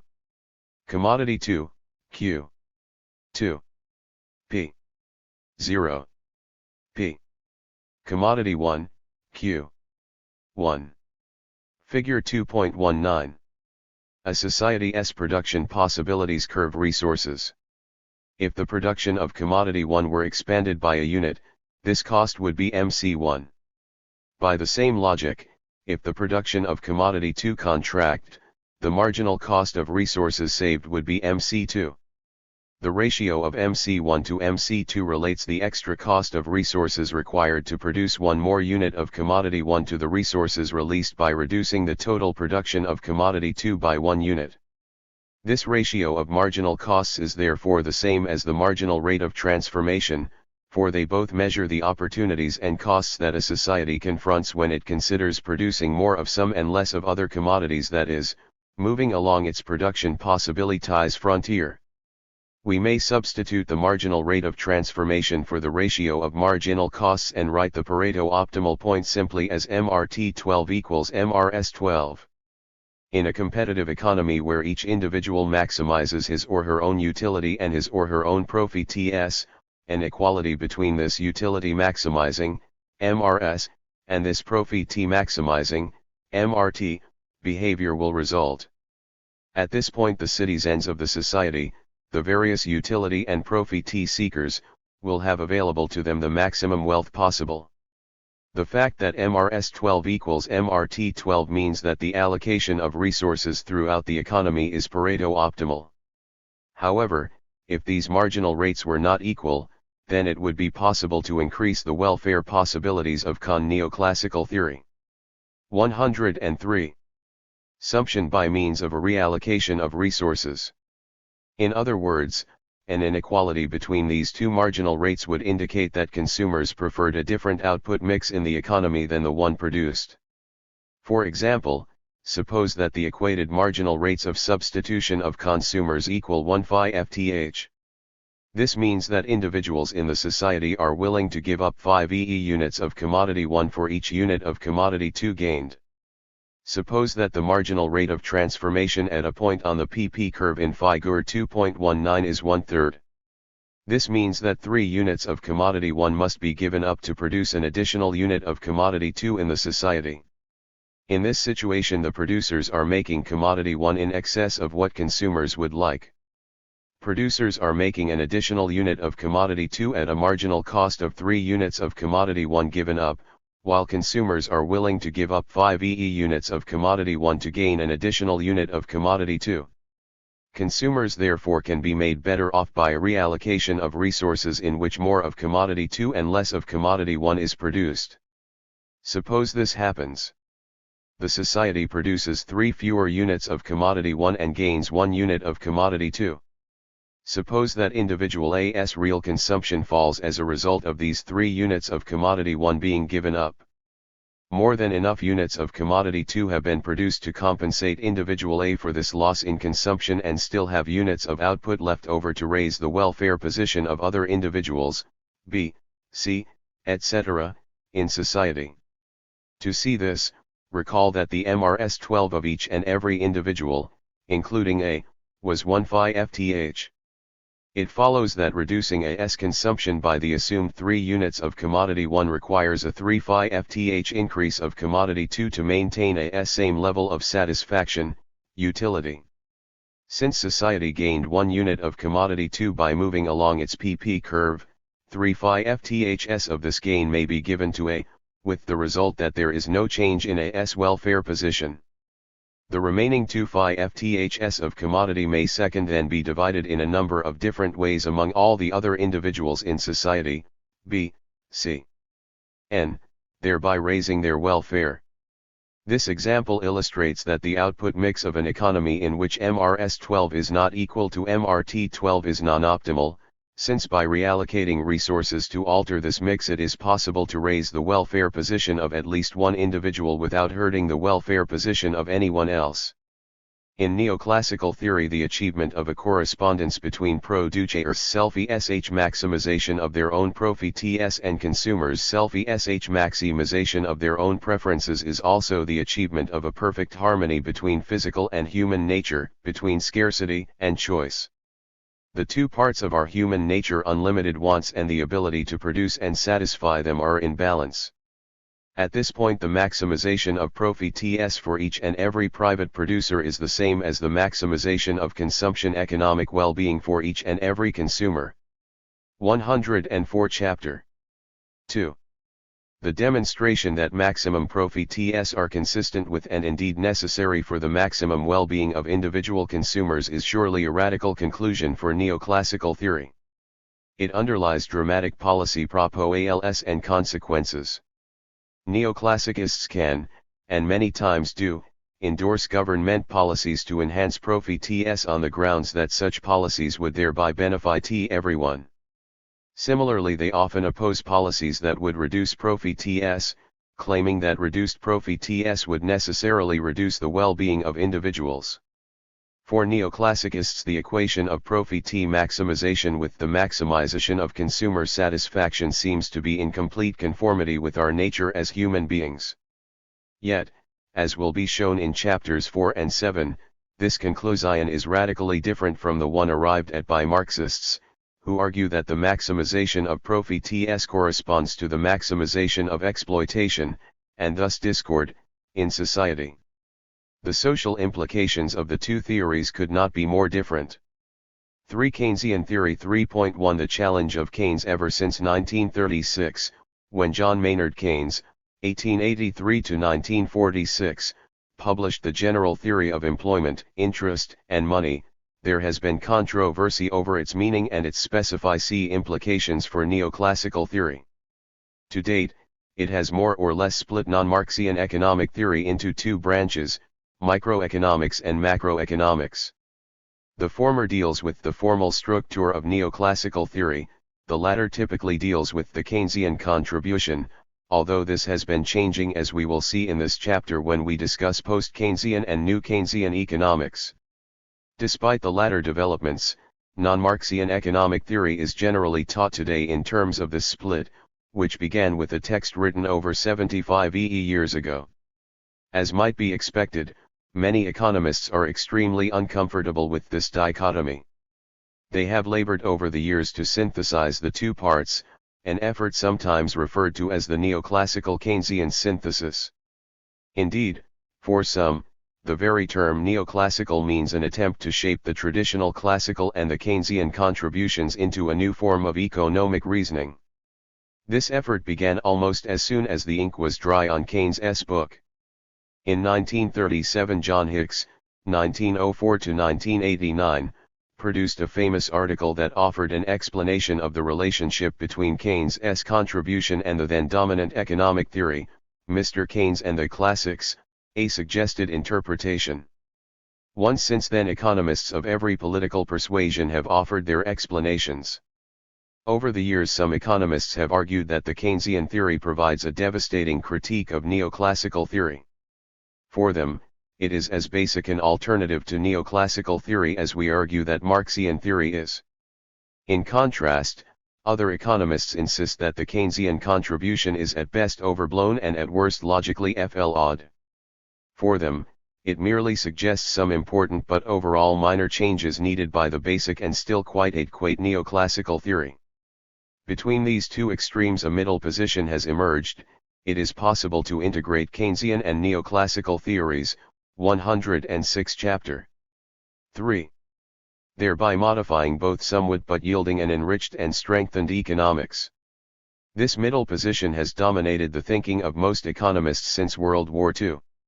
However, starting in the late 1970s and early 1980s, a sharp defense of the integrity of neoclassical theory against the influence of Keynesian thinking re-emerged in the writings of many leading economists. They attacked Keynesian theory and reaffirmed, with some secondary changes, the neoclassical body of thought, more or less as presented in the previous chapter. Here we will examine the content and implications of the Keynesian critique. First, Keynes introduced into economic theory not only new concepts but also an entirely new and different entry point than we found in neoclassical theory. That, we believe, has been a source of major problems for neoclassical economists these last 75 years. An additional and distinct source of controversy has been Keynes' rejection of a significant portion of neoclassical theory's traditional entry point concepts. Adding some new entry point concepts and rejecting some old neoclassical entry point concepts produced difficulties for and controversies with neoclassical theorists. On the one hand, Keynes accepted the essentialized entry point concepts of given initial endowments of resources and their inherent marginal productivity that were affirmed by traditional neoclassical theory. On the other hand, Keynes profoundly questioned, if he did not reject outright, the usefulness of given human preferences for explaining economic behavior, especially in regard to the supply of savings and labor. Here he seemed to reject the utility side of the neoclassical theory of value. In place of individual utility maximization, he offered a new concept of savings based instead on mass psychology and habit, and he used it to explain the supply of savings. Likewise, Keynes offered a new concept of money wages as based on institutional power and mass psychology, and he used that to determine the supply of labor hours. He also introduced a new idea about what determines the level of investment, the demand for new capital in the form of investment goods. The individual investor and his/her goals and desires explain the level of investment. Yet this was not a return to the individualist maximization framework of neoclassical economics because Keynes introduced the factor of uncertainty. Investors' attitudes and responses to uncertainty shaped their decisions about the level of their investments and introduced a crucial volatility to that level that had broad economic implications of instability to capitalist economies. Keynes' criticisms of neoclassical theory and the changes he introduced led logically to different explanations of prices, incomes, and employment. Furthermore, save for the individual investor, Keynes also shifted the overall focus of economic thinking by emphasizing mass psychology, habit, and institutional power rather than individual decision-makers maximizing their Keynesian theory. 107. Individual utilities. In other words, Keynes' focus of analysis became the economy as a totality, a structure of relationships that shaped individuals' behaviors. In contrast, neoclassical theory stresses the roles of the individual producers and consumers as shapers of the larger economic structure. This shift in focus contributed to the very different view of the state and its proper relationship to the economy that distinguishes Keynes from neoclassical economists. Why did Keynes challenge and break from neoclassical theory in these ways?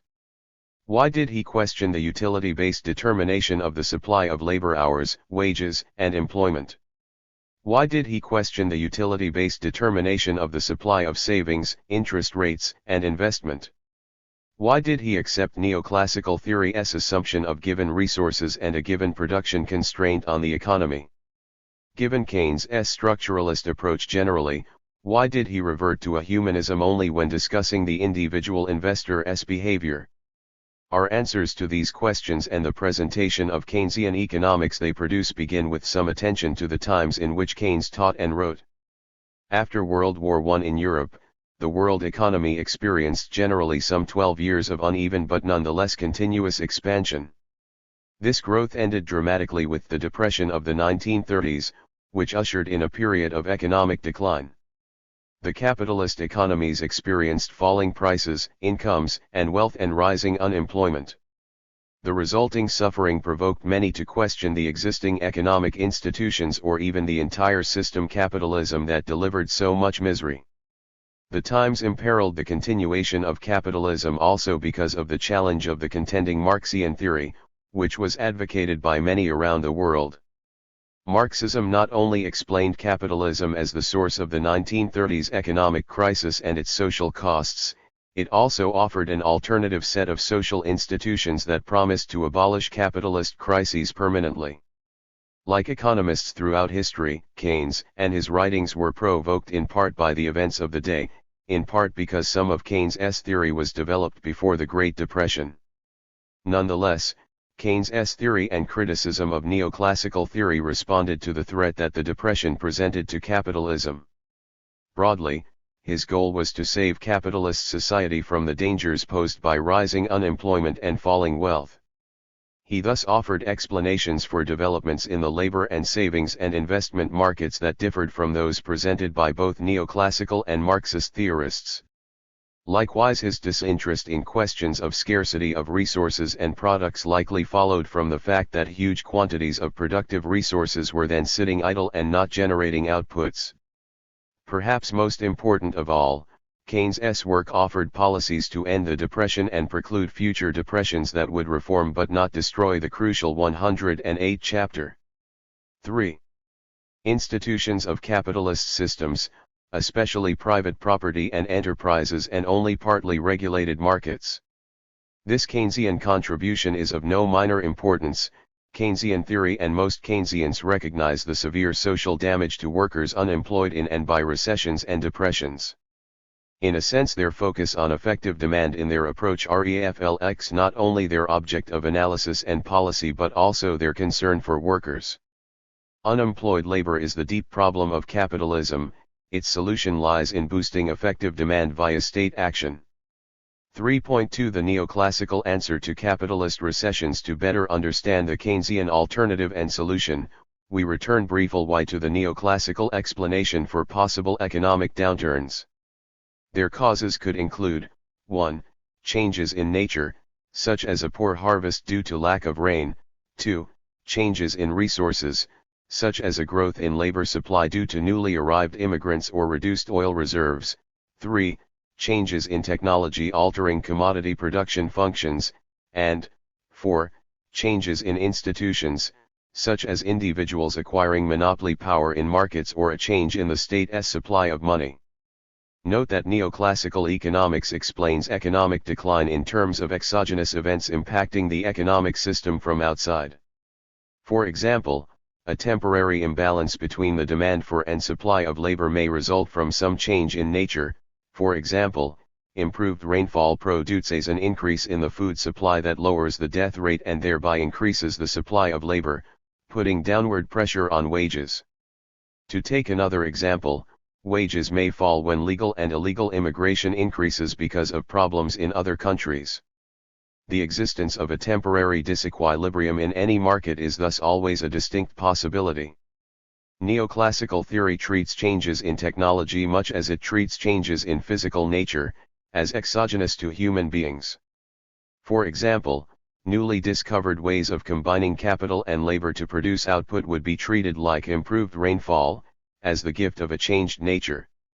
The result of an exogenous technical change might be a change in the shape of the demand curve for labor, which becomes more inelastic as capital and labor become poorer substitutes for each other, or a leftward shift of the labor demand curve because of the introduction of a labor-saving innovation in society. In these two cases, employment will grow less rapidly than it would otherwise.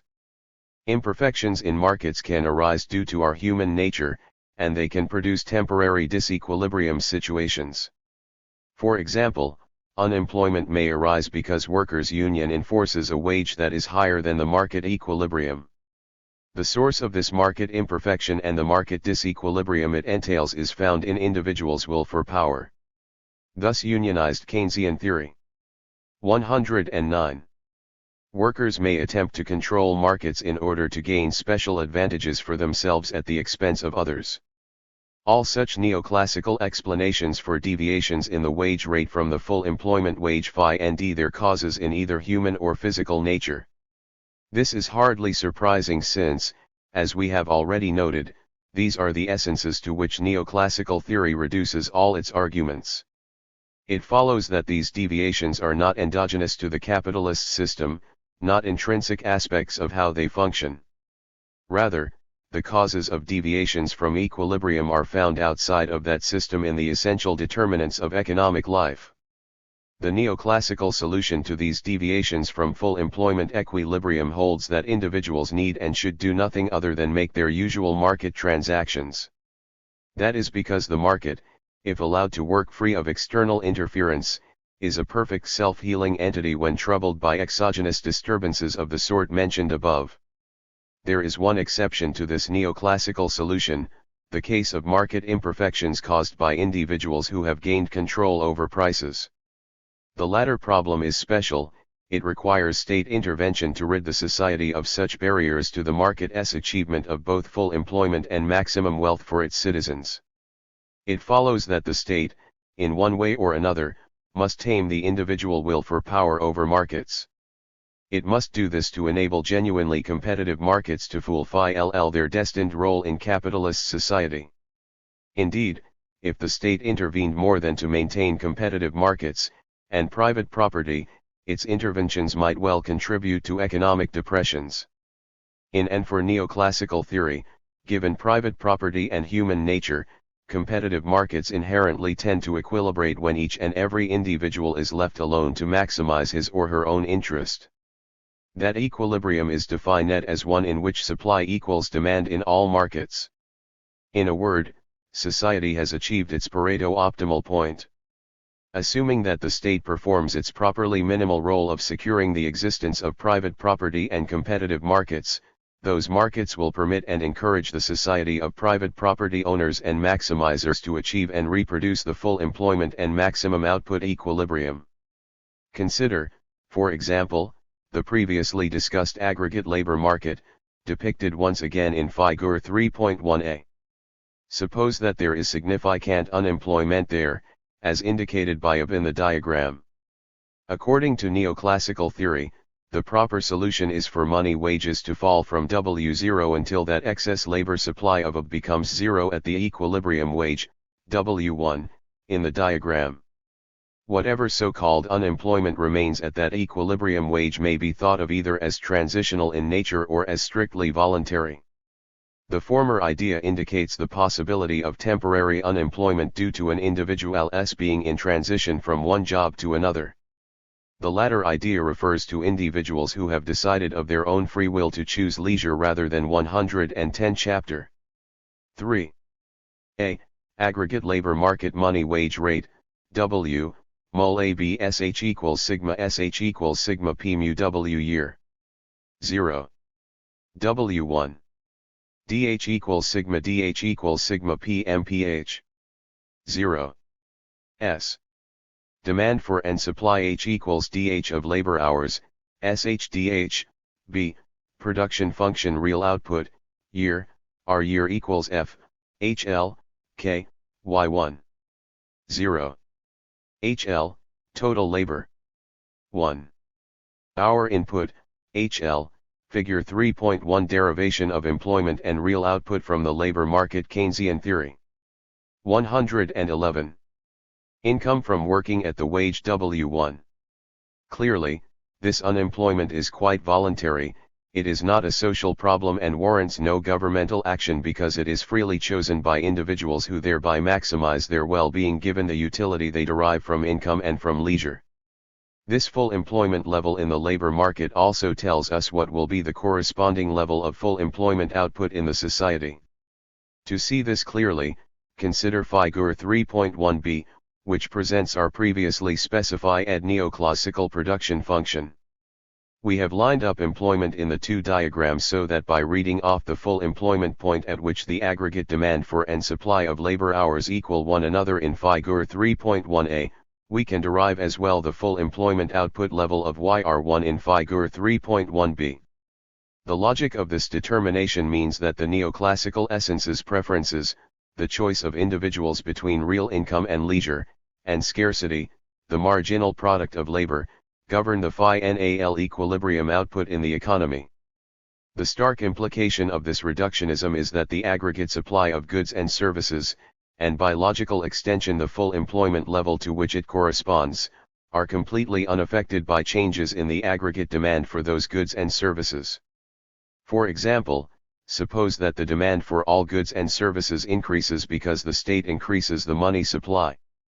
Since, as shown, the supply of goods and services must be phi exceed by these essences, which by assumption have not changed, the only effect of such a change by the state will be for prices to rise as individuals try to purchase more of a given supply. Now, consider the labor market again. An increase of prices will only act to shift both the aggregate supply and the aggregate demand for labor hours so that there is no net effect on the full employment level, HL1, and therefore none on the implied full employment output level, YR1. To see this, consider that the rise in prices, because of an increased money supply, shifts the aggregate demand for labor hours upward and to the right. The reason for this demand shift in the labor market is that for any given money wage, producers will demand more labor at the higher prices because that given money wage corresponds to a lower real wage. In addition, the same rise in prices acts to shift the aggregate supply of labor hours upward and to the left. The reason for this supply shift in the labor market is that for any given money wage, laborers will supply fewer labor hours at the higher prices because that given money wage corresponds to a lower real wage. We show these respective demand and supply shifts in Figure 3.2 from D1 to 1 to H to DH and from SH to SH. At the original money wage, WL, there will now be an excess demand for labor hours, as measured by XY in Figure 3.2. Money wages will therefore rise to W2 in the figure at the point at which the excess demand for labor hours becomes 0. 112 Chapter 3. Money wage rate, W. 2. Mol SH equals sigma P2 mu ER. 1. Mol SWH equals sigma P1. 2. Mu ER XYW1. 2. DH equals sigma P2 MPH. 1. DH equals sigma P1 MPH. 0. HL, demand for and 1. Supply of labor hours, SHDH, figure 3.2 shift in both supply of and demand for labor hours as a result of price change. Both curves shift upward by the same proportion so that total hours of employment, on the horizontal axis, remain the same. Thus an increased money supply produces an increase in the money wage, but the increase in prices exactly offsets it so that the real wage remains at its equilibrium level. Since the real wage remains unchanged, so must employment and real output. In other words, higher prices caused by an expansion in the money supply would induce an increase in real output only if producers' money, wage costs did not rise proportionately. Since they did, however, real output, YR1, remains unchanged. Let us summarize this neoclassical logic by considering the aggregate supply of and demand for commodities as shown in Figure 3.3. There the supply is drawn as a perfectly inelastic line. The reason for this is that only so-called real factors, that is, labor versus leisure choices and marginal productivity of labor, govern it. The aggregate supply of commodities is given, as it were, by the play of these forces, or, as we have been calling them in this book, these essences. It is thus unaffected by changes in aggregate demand. Of course, this still leaves open the question of what determines the price level in a society. Stated differently, the question is, what determines the position of the aggregate demand curve in Figure 3.3?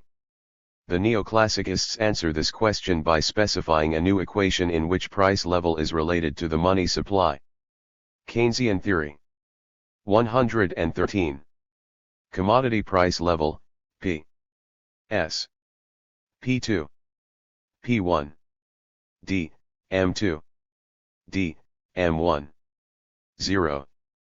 R. Total real output. Y. Year. 1. Figure 3.3. Neoclassical aggregate supply and aggregate demand curves. The Fisher, or Cambridge, equation thus completes our explanation of the neoclassical system. In its Cambridge version, we may write the equation as MP equals KYR, where P represents the absolute price level, M, the demand for money to finance market purchases of commodities, K, the proportion of real income individuals want to hold for these transaction purposes, and YR, real income. Since YR is given by the so-called real side of the economy, i.e., by the labor market and the production function, and K is assumed to be given by mass human psychology, we have a simple relationship between prices and the demand for money in a society. To see this clearly, suppose that the citizens of a state empower it to supply money to them. Consider now a given state-supplied stock of money, M. To derive the aggregate neoclassical demand curve, let us rewrite the Cambridge equation in the form MKPYR equals. Suppose that real income rises in the society. A rise in real income means, according to this equation, that the demand for money will rise to finance these increased real transaction needs, assuming that here no change in K. If, however, the state does not alter the money supply, M, there will be an excess. 114 Chapter 3. Demand for money in the society. An excess demand for money is equivalent to saying that there will be an excess supply of commodities as individuals try to build up their cash balances. This excess supply of commodities will tend to depress prices, P in the above equation. Prices will fall until the real cash balances individuals desire to hold are equal to K times the new YR. Note that here the only change in the fraction MP occurs in the denominator. Consequently, we have a negative relationship between the price level and real income as shown by the negative slope of the aggregate demand curve in Figure 3.3. The aggregate demand curve, however, will shift if the state decides to increase the supply of money. Suppose, for example, that the state decides to increase the supply of money even though there has been no change in real income or in K. In this case, there will be an excess supply of money at the current level of real income and prices. This means that individuals will begin to spend their excess holdings of money on the given supply of commodities, YR1, thereby bidding up their prices. This process will continue until the real cash balances are once again in line with the unchanged K times the unchanged YR1. Note that in contrast to the previous example, both numerator and denominator change in the fraction M/P. This shift in aggregate demand as a result of an expansion of the money supply is shown in Figure 3.3. Prices will thus rise from P1 to P2. Let us now see exactly why in neoclassical theory an expansion of state expenditures can affect only the composition but not the level of aggregate demand. Suppose the state expands its purchase of commodities in the society by selling government bonds to citizens. This will have absolutely no effect in the just described aggregate demand and supply market. Since the money supply has not changed, the aggregate demand curve does not shift. Since there is no change in the real side of the economy, i.e., in the productivity of labor or in labor versus leisure decisions, there can be no change in the aggregate supply curve. It follows that change occurs only in the capital market. To the private demand for savings, we may now add this new public demand. These demands compete with each other, thereby driving up the rental rate on capital. This increased rate, in turn, acts to decrease the real demand for new capital. And this induced decrease in private investment allows resources to be shifted from the production of commodities for the private sector to the production of goods for the state. According to neoclassical theory, the expansion of state expenditures has a purely redistributive effect on the economy. It does not alter the existing level of real output, demand, or employment in the society. Neoclassicists thus conclude that there is no role for the state to play in determining employment and real output, for these are already determined within the society's competitive markets and ultimately by the real forces, essences, that govern those Keynesian theory.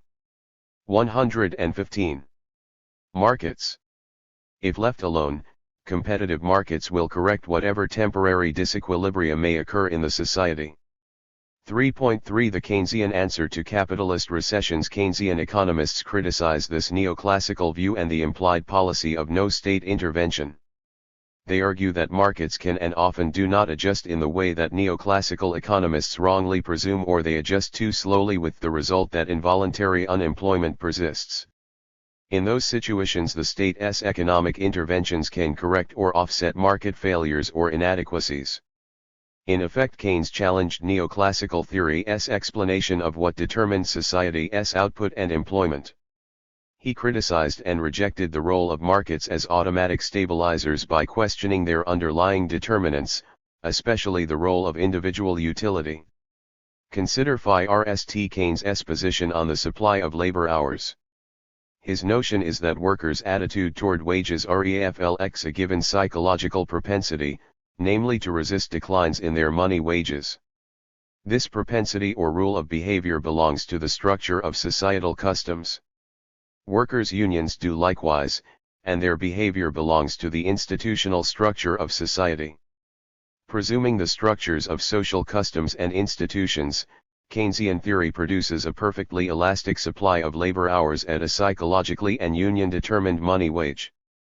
In Figure 3.4, the supply is indicated by the horizontal line drawn from the phi-XED money wage, W, to the point of intersection of that line with the demand curve DC, HP. In sharp contrast to the previous neoclassical concepts, Keynes has now created the possibility of involuntary unemployment of an amount CZ at the money wage W. Two observations are in order. First, this involuntary unemployment results from Keynes' new assumption about how structural customs and institutions reveal themselves in this market. The neoclassical utility calculus of the individual's choice between real income and leisure no longer governs the supply behavior of laborers. Keynes replaced that with a new kind of human rational ity derived from what he took to be given rules of human psychology and institutional power. The latter are as presumed to be rooted in the structure of our economy, just as the neoclassical economists presume that their axioms about non-satiation, consistency, and so forth, are rooted in our genes. Keynesian and neoclassical economists are both causal essentialists, although they prefer different essences, for Keynes, structuralism, and for neoclassicists, humanism. Of course, from the perspective of the neoclassical economist as humanist, the Keynesian human may appear to act in a quite irrational way. The reason is that individuals in the neoclassical world are assumed to calculate decisions in terms of real wages and not this Keynesian money wage. 116 Chapter 3. A.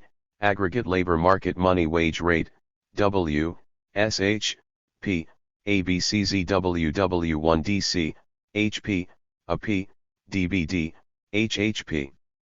0. HL, demand for end. 1.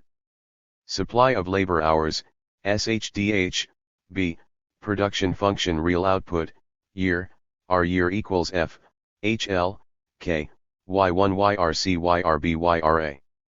0. HL, total labor. 1. Hour input, HL, figure 3.4 involuntary unemployment in the labor market and less than full employment output in the economy, with money wages and prices assumed to be constant. Keynesian theory. 117.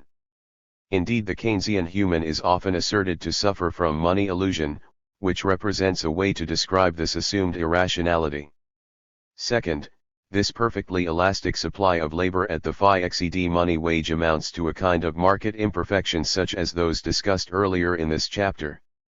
Keynes has found a barrier that prevents the labor market from self-correcting. An excess supply of labor is not competed away by having money wages fall, it is a market imperfection introduced into the labor market. We will now examine carefully what happens in the labor market when the demand for labor falls. We will also assume for the moment that prices remain constant.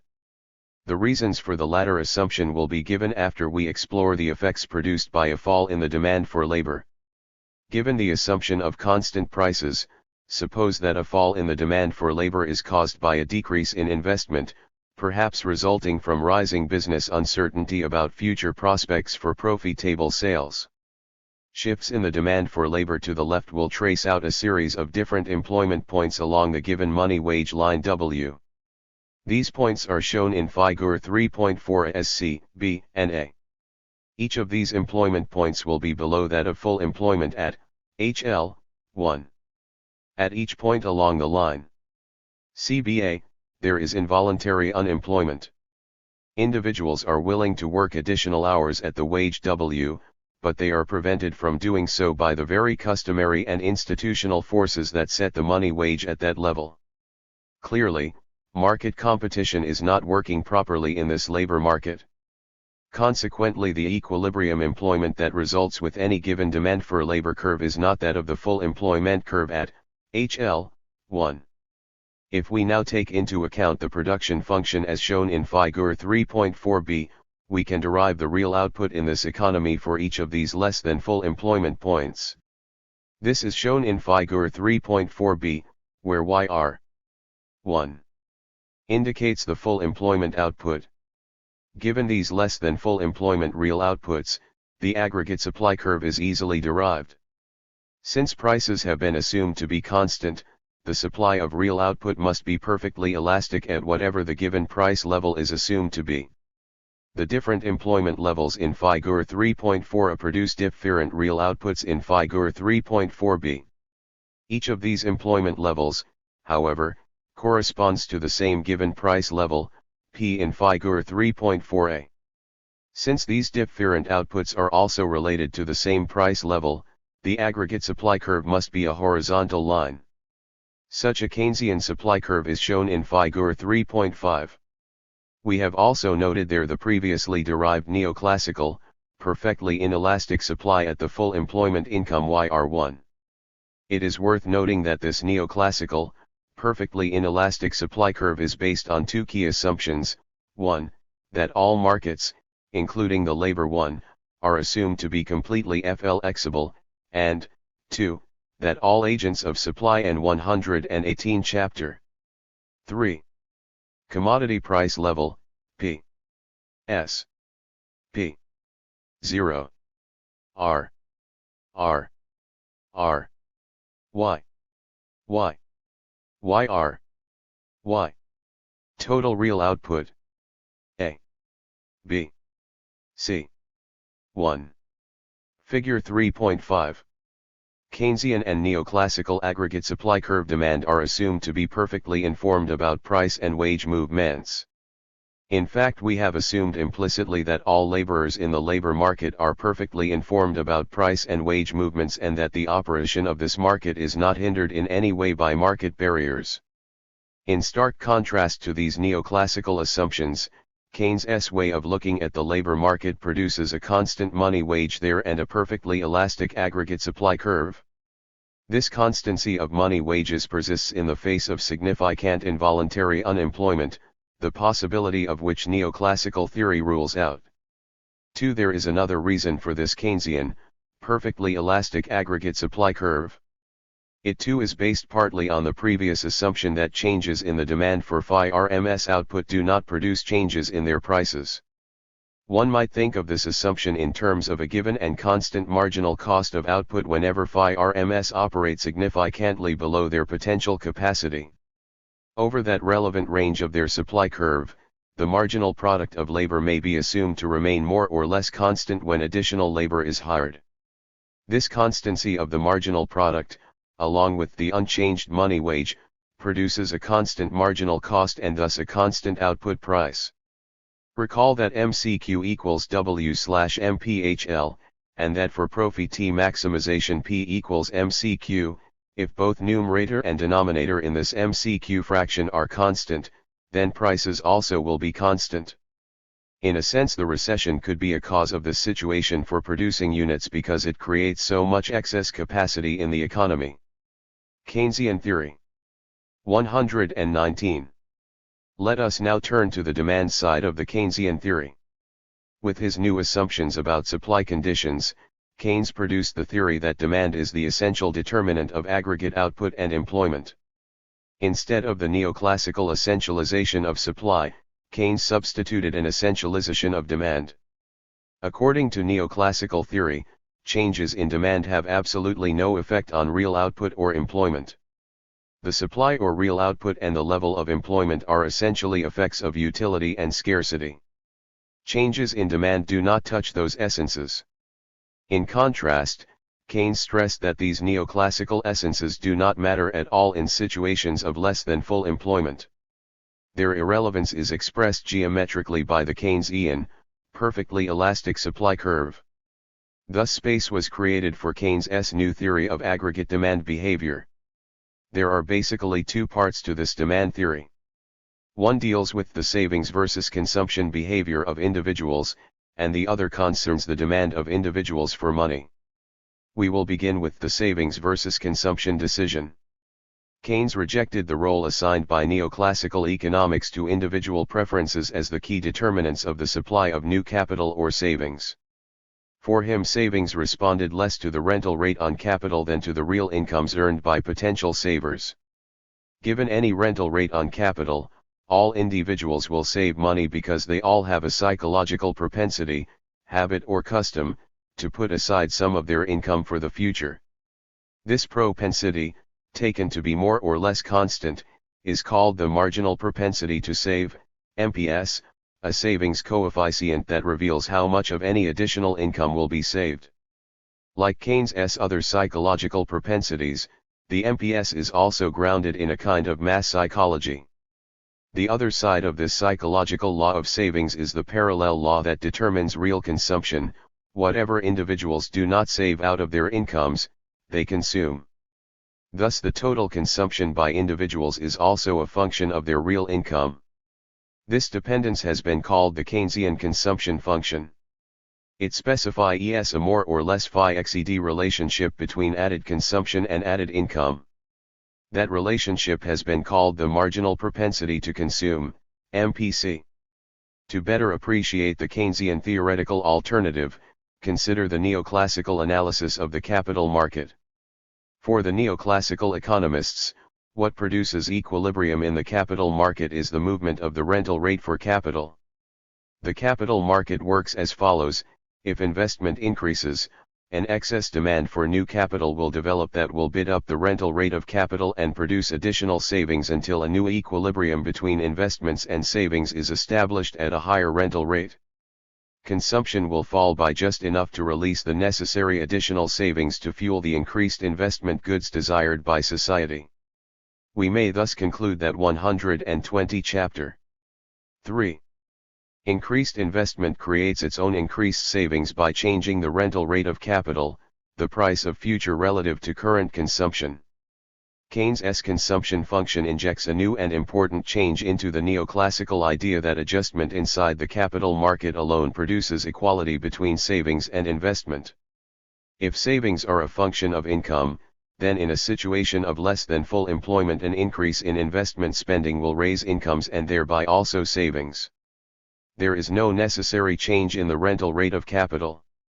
It is quite possible that the new equilibrium rental rate will remain the same as before rather than necessarily rise, as in the neoclassical theory. Keynes emphasized the impact that rising investment would have on income and employment in a less than fully employed society.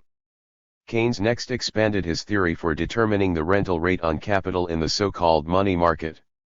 He introduced still another new psychological determinant that also belongs to the economic structure: all individuals have a propensity to hold money not only for the traditional reason, to make transactions, but for liquidity or speculative purposes as well. Consequently, he theorized, in a money market the demand for money becomes a function not only of real income, as in the previously specified Cambridge equation, but of the rental rate as well, because of speculative or liquidity needs. Formally, the total demand for money in the economy became a function of both real income and the rental rate on capital. Parallel to other functional forms, this one too is expressed typically in an equation in which coefficients are reflect the two rules of money behavior, transactions, and liquidity or speculative needs. Keynes' theory of liquidity preference suggests that as the rental rate rises, an individual's demand for money will decrease. This is because holding cash balances becomes less attractive when higher yielding assets, bonds, can be purchased. In addition, as rates rise, expectations tend to build that they will eventually fall.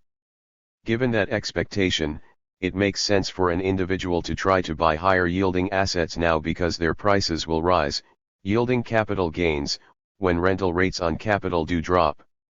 In Keynes' theory, choices about savings, investments, buying bonds, and holding cash decisions came to depend on both the rental rate on capital and on real income. This differed from the neoclassical dichotomy, in which savings and investment decisions depended only on the rental rate, and the demand for money depended only on real income. By thinking and linking the capital and money markets differently, Keynes was able to determine simultaneously the equilibrium real income and the equilibrium rental rate on capital. These equilibrium levels were determined by the given marginal propensity to save, the inherent marginal product of capital, the propensity to demand money for both transaction and speculative needs, and the state-given supply of money. These determinants became the new essences, the given structural rules, coefficients, within the Keynesian theory. Keynesian theory. 121. Given the resulting determination of the equilibrium real income in terms of these essences, we can find the corresponding employment level by examining the production function, the number of workers needed to produce the equilibrium level of income. There is no necessity for this equilibrium level of income to be at or even near the full employment level of income. Modern capitalist economic systems do not, in Keynes' view, have any inherent tendency to produce or to sustain full employment.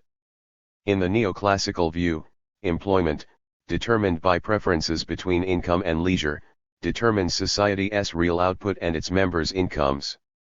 In the Keynesian view, spending, effective demand, determines society's real output and thus its equilibrium level of employment. For neoclassical economists, the rental rate of capital is determined without regard to what happens in the money market, while aggregate demand is determined in the money market without regard to what happens in the capital market. In sharp contrast, for Keynesian economists, the rental rate and real income are determined simultaneously by the interaction of forces emanating from both of these markets. In Figure 3.6 we consider once again the Keynesian and neoclassical supply segments of the aggregate supply curve. To these we add the Keynesian aggregate demand curve. A change in spending by either or both consumers and investors will shift the aggregate demand curve to the right, thereby increasing real income in the society from YR to R, as shown in the diagram. A. YB. This result is exactly what Keynes set out to show. It presumes the Keynesian supply curve in Figure 3.5. Commodity price level, P. S. D. dB. P. 0. R. R. R total real output. Y. Y. Year. Y. A. B. 1. Figure 3.6. Keynesian and neoclassical aggregate supply curve and the Keynesian aggregate demand curve 122 Chapter 3. The precise quantitative impact of this change in spending on real income and thus employment depends on the size of the marginal propensity to save, that is, the proportion of income saved determines the magnitude of the Keynesian multiplier. Its impact depends partly on the existence of unemployed resources so that a change in spending will not merely bid up prices and wages, that is why the perfectly elastic supply curve becomes so important. Its impact also depends on the effect of increased spending on the rental rate of capital. Increased incomes generated by an increase in spending produce a rise in the transaction demand for money.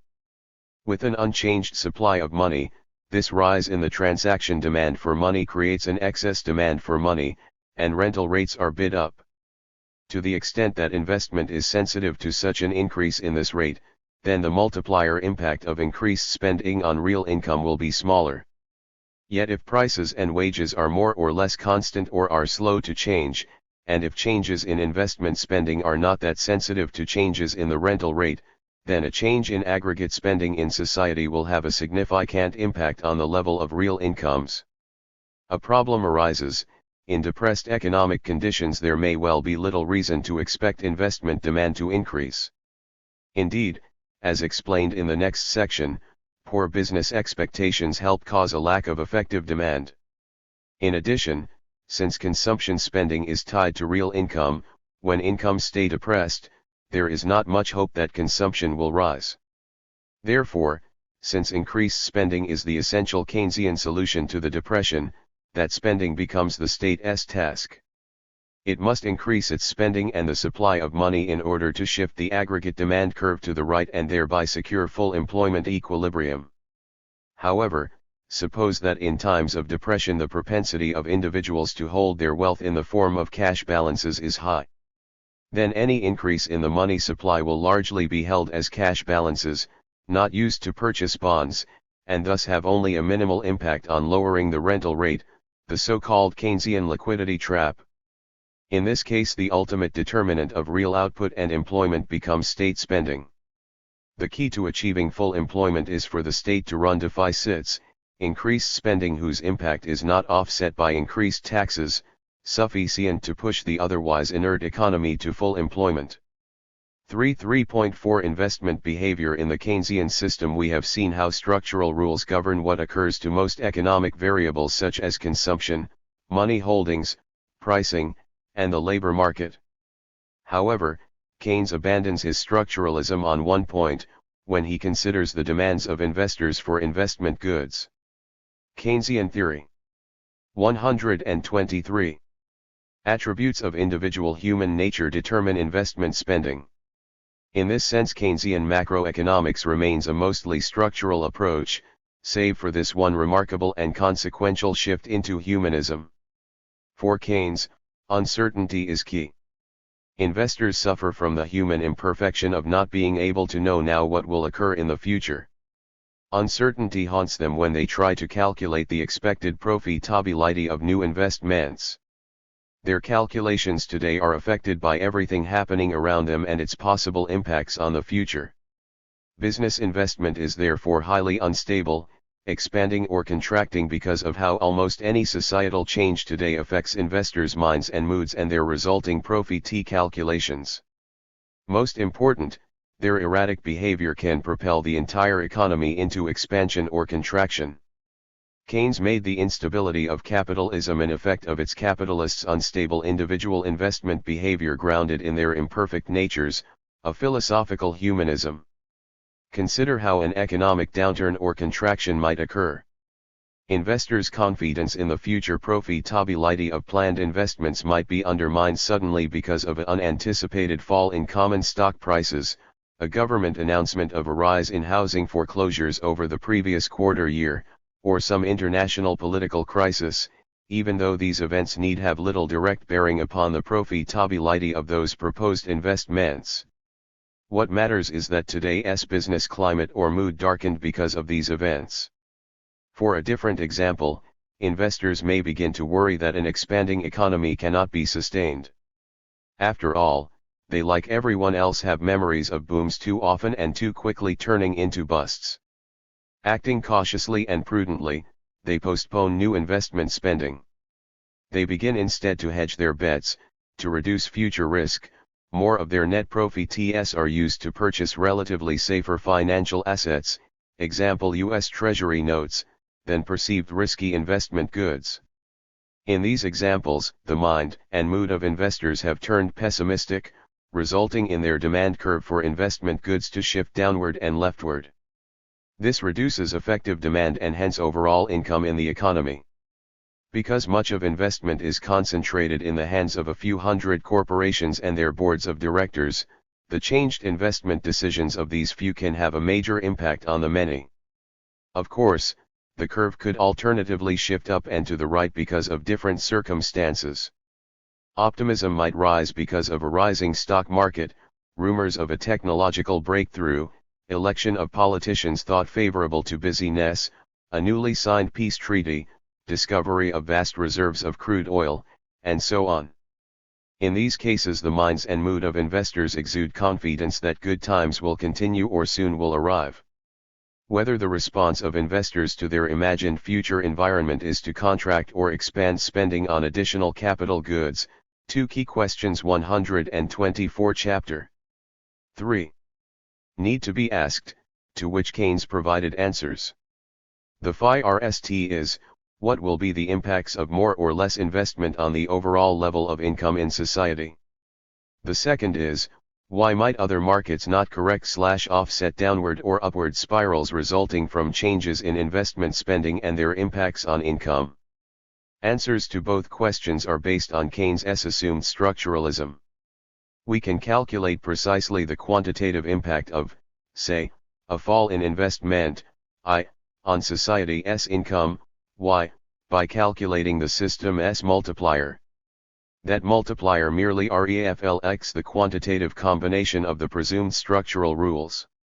Calculated in Note 3, it is 1/1, C, times whatever the change in investment is, where C is the rule, the structural coefficient, that determines how much consumption changes when income changes. The more rules introduced into the macroeconomy, the more coefficients appear in the associated multiplier calculation. Based on the resulting multiplier, Keynes is able to provide a quantitative answer to the first question, delta y equals 1/1, C, times delta I. Clearly, his answer to the overall impact of a collapse in investment spending, due to the ever-changing moods of the investor, is based on the underlying and powerful assumption of theoretical structuralism. Turning to an answer to the second question, we see again how the assumed structural rules governing the labor market prevent any corrective mechanism from occurring. If the economy is at full employment, then a fall in investment shifts the demand for labor to the left, resulting in unemployed labor. However, money wages do not fall to clear what is now an excess supply of laborers at the full employment wage. The reasons are two, as we explained. A psychological rule governs the minds of all workers, and it combined with the power wielded by workers' unions serve together to fix wages at W in Figure 3.4a. Consistent with structural reasoning, the relationship between buyers and sellers in the labor market are governed by particular institutional and customary rules, workers' money illusion and power, belonging to the economic structure. Hence no market correction arises to eliminate unemployed labor. In fact, if market prices on goods sold by business fall to any degree in a recession, then real wage costs to business even could rise. The individual investor's human nature in the Keynesian world is far different from what it is in the neoclassicist's world. For Keynes, human nature in an inherently uncertain world generates a moody and erratic investor who oscillates between periods of business euphoria and those of depression. Clearly, this is a very different nature than that posed by the neoclassicists with their carefully crafted assumptions of human rationality enabling all agents, including investors, to operate under conditions of full knowledge of the present and future. For perhaps it should come as no great surprise then that the unintended harm done to the economy by the always potentially unstable business investor Keynesian theory 125 requires social intervention. State controls are deemed necessary to minimize the potential damage that can be done to the societal body by these out-of-control private agents who, through no fault of their own, nonetheless can throw the economy into recession. On the other hand, despite being unstable in this way, these business investors are nonetheless necessary to the functioning of privately owned, market capitalism. Still another important implication of Keynes' theory of investment and investors is to underscore the powerful impact of investors' ideas on the economy. In effect, Keynes made investors' ideas, their guesses about future business profitability, shape their investment behavior and thus the economy too. Indeed, because of the presence of the multiplier, investors' conception of the future can significantly impact the lives of everyone in society. But, as we just saw, causation goes the other way too. Investors' ideas were shaped by changes in the economy, some of which result from the very change in investment that occurred. Here we have still another example of what we discussed in Chapter 1, the interaction between theory, investors' ideas, and society, the economy, or, using the language developed there, the overdetermination of one by the other. But why stop only with investors? Why can't this kind of causal interaction apply to all economic behavior in addition to business investment? Recently some economists argue precisely for this kind of extension, at least in regard to changes in personal consumption. Ockerloff and Schiller 2009, ch. 10. After Keynes, a number of his followers tried to explain variations in investment by reducing them to effects of structural rules governing investors' behavior. They were trying to change Keynes's humanist moment back into an extended structuralism. For example, not too long after publication of Keynes's general theory, structural explanations arose that reduced investment to an effect of a change in consumption spending, Samuelson 1939. In this case, changes in consumption would accelerate new investment spending in some proportionate relationship.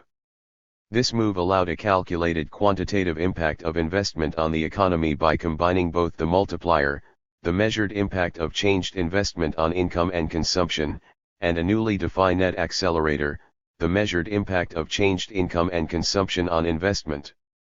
Thereafter still new investment equations were introduced that set forth new structural rules of business behavior as macroeconomics tried to explain private investment's changes.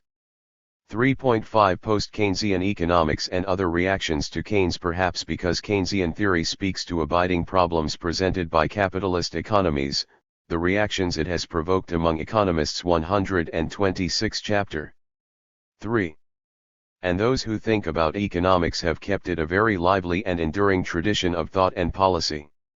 Despite rises and falls in its popularity among economists, policy makers, and the general public, and from country to country, there has been a remarkable continued presence of Keynesian theory over the last half-century.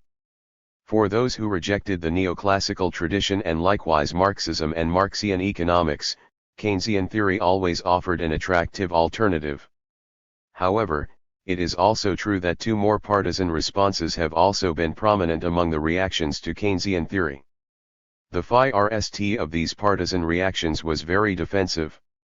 Those economists who wished to maintain neoclassical theory's two essential organizing ideas, scarcity and preferences, viewed the Keynesian contribution mostly as an attack. For them, Keynesian theory subtracts what they deem essential, preferences and scarcity, and substitutes structural laws and unexplained new essential determinants of economic events, example workers' and investors' psychology, power, and societal institutions. Such economists responded to the rise of Keynesianism by constructing arguments to show that what Keynes substituted structural laws and new essences were themselves effects of, reducible to, human preferences and or scarcity. They thereby reaffirmed basic neoclassical theory and dismissed the Keynesian critique as rather trivial, one of the many critiques that neoclassical theory has encountered and overcome. Certain new ideas or emphases introduced by Keynes have remained. Neoclassical economists accepted them, but only as secondary complications easily accommodated within the neoclassical tradition of self-adjusting markets based on the rational behavior of suppliers and demanders. For instance, Keynes's uncertainty principle is treated as a problem of choice. Rational economic agents readily solve the problem of uncertainty by shifting from choice among known or certain alternatives to choice instead among alternatives that have been assigned the probabilities of their occurring. This admission and accommodation of uncertainty by an otherwise unchanged neoclassical theory satisfied the preponderance of the neoclassical tradition. However, it did not satisfy those who read in Keynes's work a more radical critique of the neoclassical tradition and a more radical notion of uncertainty as a kind of irreducible incapacity to know the future. That uncertainty precluded knowing and thus assigning a probability to alternative outcomes. Such economists reacted to Keynes's new entry point concepts of structural rules, human psychology, power, and institutions by developing and refining new concepts, or macro-models. They extended Keynes's contributions and deepened his challenge to neoclassical theory. One increasingly influential group, calling themselves post-Keynesian, emerged as a new and somewhat heterogeneous school of thought. Post-Keynesian economics enriches the Keynesian tradition as another heterodox alternative to the neoclassical tradition that is also very different from Marxian economic theory. Keynesian theory. 127. Using Keynes' notion of fundamental uncertainty, as distinct from probabilistic uncertainty, as one of its privileged entry points, post-Keynesian economics posits investors' desire for capital accumulation as the driving force of capitalism, a humanist assumption. The especially important figures that have contributed to this tradition include G.L.S. Shackle, 1903–1992, Hyman Minsky, 1919–1996, and Paul Davidson. In their best-known formulations, the moody and erratic behaviors of financial market investors lead capitalist economies through periods of expansion followed by recessions. 5. Following the broader Keynesian tradition, post-Keynesian economics emphasizes, on the demand side of the economy, the importance of social structures as well as expectations in aggregate consumer behavior. On the economy's production or supply side, however, post-Keynesian economists tend to draw upon other non-neoclassical economists such as Karl Marx, Michael Kalecki, Piero Sraffa, and Joan Robinson. The post-Keynesian school thus theorizes both product and factor markets as characterized by imperfect forms of competition, monopolies and oligopolies. Firms with various degrees of market power determine prices. As we explain in Chapter 5, market power is typically theorized in terms of these firms being able to mark up their average costs to yield a selling price. The resulting markup equation introduces still another structural rule, this time on the economy's supply side, namely the given markup coefficient associated with costs. There have also been some economists who seem to advocate something of a middle position between neoclassical and Keynesian economics that attempts to synthesize the two. Some of them swing from one to the other, depending on the times. The global crisis in capitalism since 2007 generated such swings. Before then, it seemed that they basically subscribed to neoclassical economic theory. Since then, they sound rather more Keynesian in their analyses and policy prescriptions. Yet another kind of middle position finds economists with basically neoclassical commitments who also hold certain Keynesian views. They have sometimes seemed concerned especially about neoclassical theory's explanations of unemployment and poverty as voluntary and that theory's insistence that markets self-correct. For instance, a school called New Keynesian economics evolved that differs from both the traditional Keynesian and post-Keynesian approaches. New Keynesian economics provides an explanation for involuntary unemployment without relinquishing the neoclassical entry point of fully rational economic actors. Using recent neoclassical theories of information failures, that relax the assumption of perfect information, New Keynesian economists have developed new theories of labor and credit markets. The New Keynesians fault traditional Keynesian macroeconomics for lacking the sort of methodological individualist, or humanist, foundations that distinguish neoclassical economics. So they seek to furnish Keynesian insights. 128 Chapter 3. Commodity price level, P. Neoclassical position. Middle position. Keynesian position. 0. R. Total real. Y1 output, year. Figure 3.7. Different segments of the aggregate supply curve offered by the three different positions provoked by Keynes' theory pertaining to non-clearing market outcomes with micro-foundations of individual preferences. We treat New Keynesian theories further in Chapter 5's section on information failures and missing markets, since they are basically late neoclassical theories exhibiting the ineffectuality of some Keynesian themes. Another popular reaction to Keynes relaxes the Keynesian assumption of phi-xed prices, but leaves money wages phi-xed, as before, by the psychology and power of laborers. The result of this somewhat ad hoc approach has been the creation of an aggregate supply curve that is neither perfectly elastic nor inelastic. Such a curve is shown in Figure 3.7. A rightward shift in aggregate demand will still cause an increase in real income and employment, but the multiplier's size will be smaller to the extent that the demand shift drives up prices. In the economy described by Figure 3.7, there is room for the concerns of both neoclassical and Keynesian economists. State spending, changes in the money supply, and market adjustments can all have their respective effects on the level of real income and employment in the society. For example, if the demand curve shifts leftward, demand falls from its full employment level, it sets into motion an automatic offsetting tendency. The fall in prices will create an increase in individuals' real cash balances. This increase in the supply of loanable funds will depress interest rates, assuming that no liquidity trap is operating there, and thereby stimulate Keynesian theory. 129. Investment spending. Rising real cash balances may well stimulate consumption spending too. The upshot of these two effects is that real income will not fall as much as it might otherwise. However, with money wages still rigid, the economy can remain locked in a new less than full employment equilibrium. Thus there is room for increased state spending and/or an increased money supply to shift the aggregate demand curve back to its former full employment level.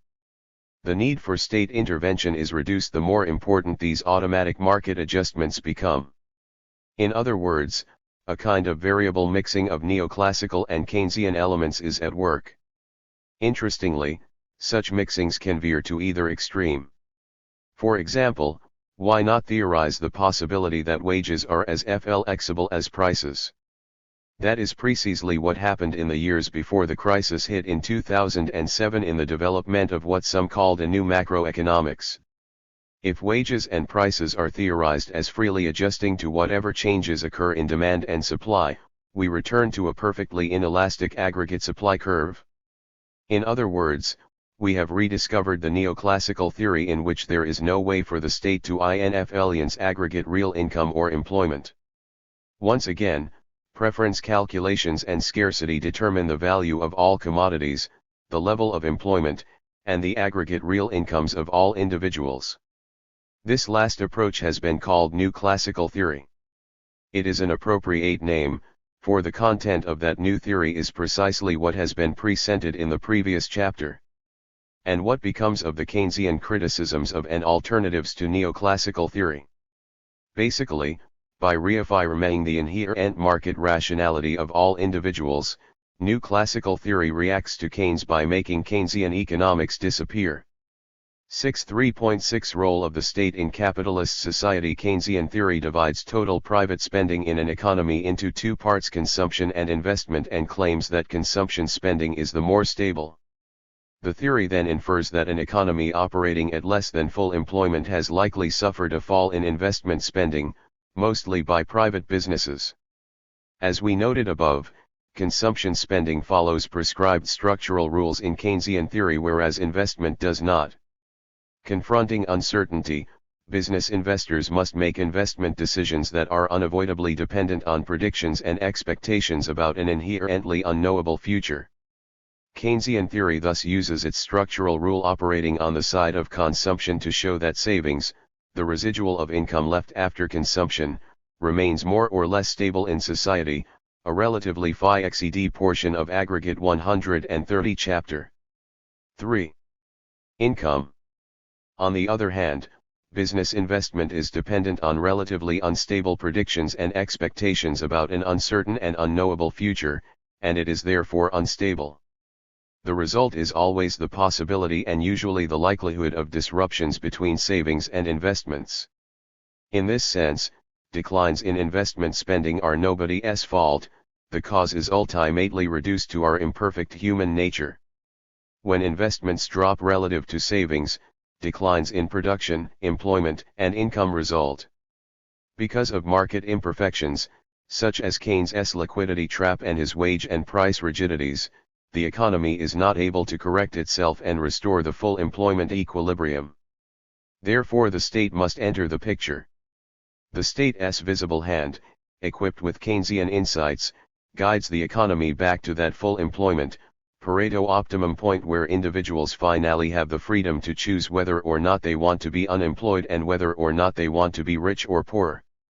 Instead of laissez-faire capitalism, Keynesian economics sees crucial roles for the state in anticipating, preventing, and/or offsetting recurring imbalances between savings and investments. The state must play such roles when a less than full employment economy generates less wealth than that economy could produce. One cause for state intervention is then a limitation on our intrinsic human nature, a limit on what we can know.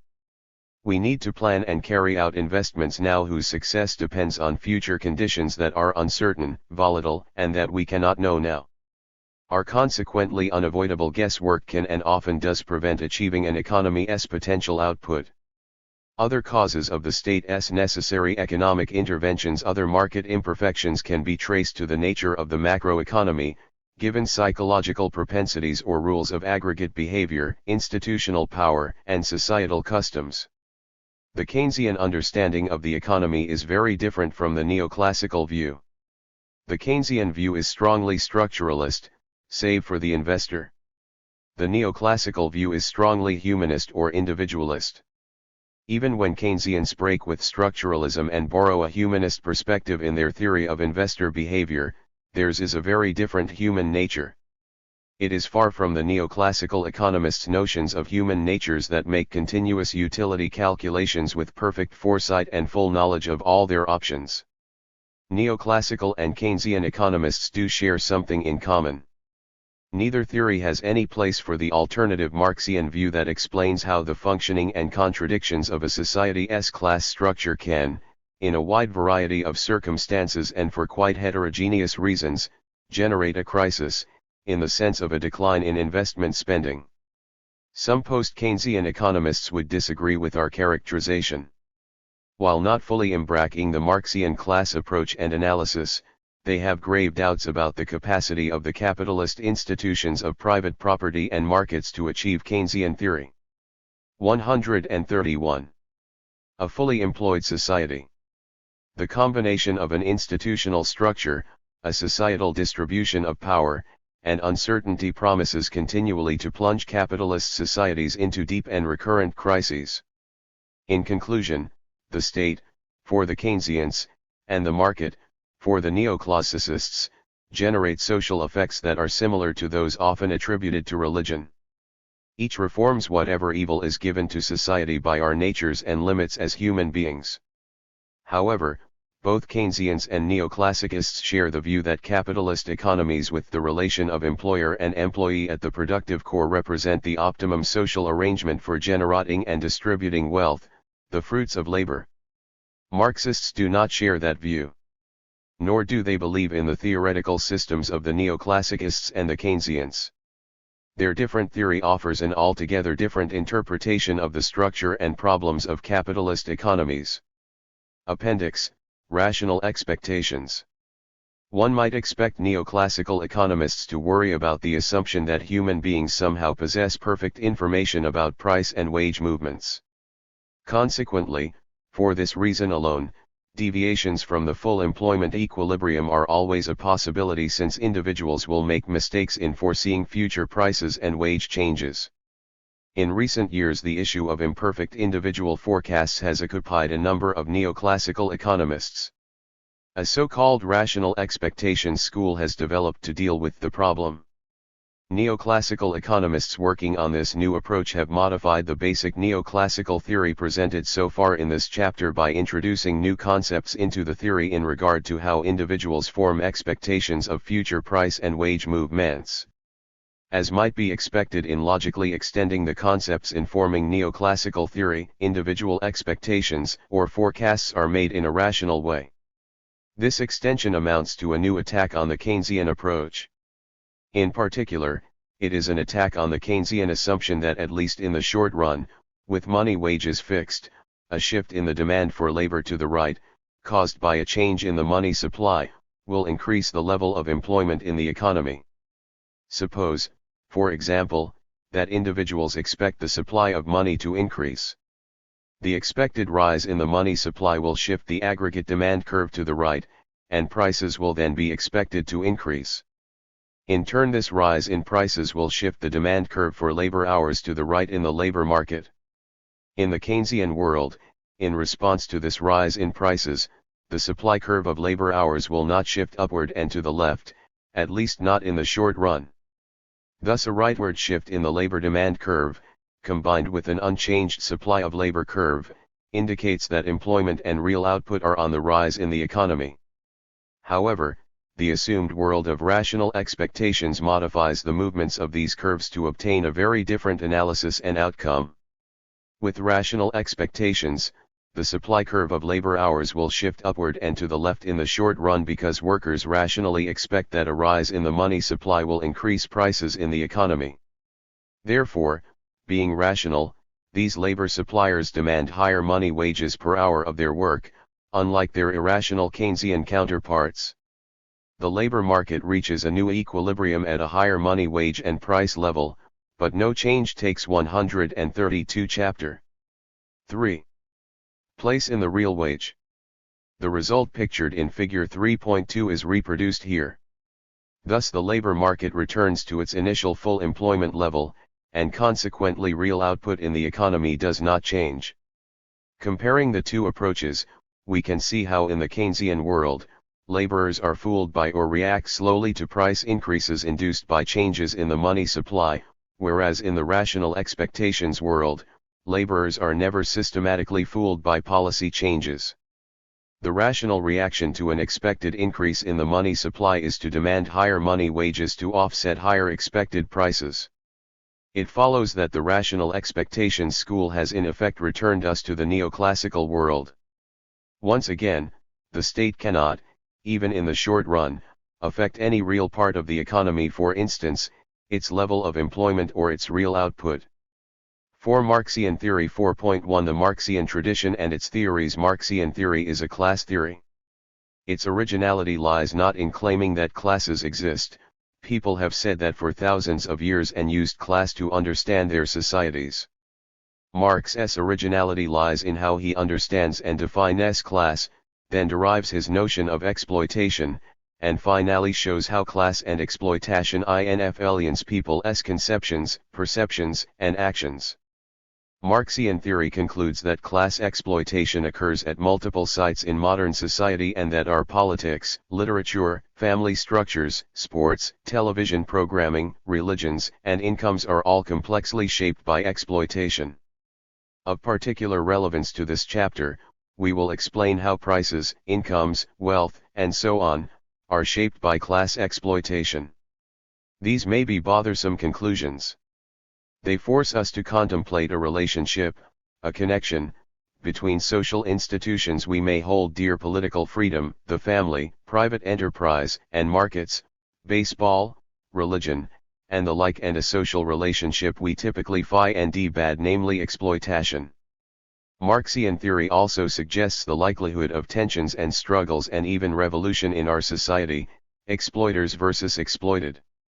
While perhaps unsettling, such an understanding can be liberating, in the Marxian view, because the capacity to see exploitation in our society and its damaging effects may well be a necessary step toward achieving the social changes needed to eliminate it and its effects. Parallel to neoclassical and Keynesian theories, Marxian theory too conveys its particular ethical messages. They concern its chief object, the class process in which the society's laborers who produce its goods and services typically produce more than what portion of them they received for their own reproduction. The excess of output over what its producers consume, that surplus so central to Marxian theory, is not only its entry point but also forms its ethical message. Marxists want and strive for a social change that will place laborers in the social position to receive and distribute the surpluses they produce. They believe that when laborers are not in that position, when people other than 134 Chapter 4 themselves receive and distribute the surpluses they produce, a kind of social theft occurs. For Marxists, the term social theft is appropriate because the thieves, the receivers of surplus, take what others, the performers of surplus labor, have produced, they give no output of their own in return. Marxists label the two sides exploiters and exploited.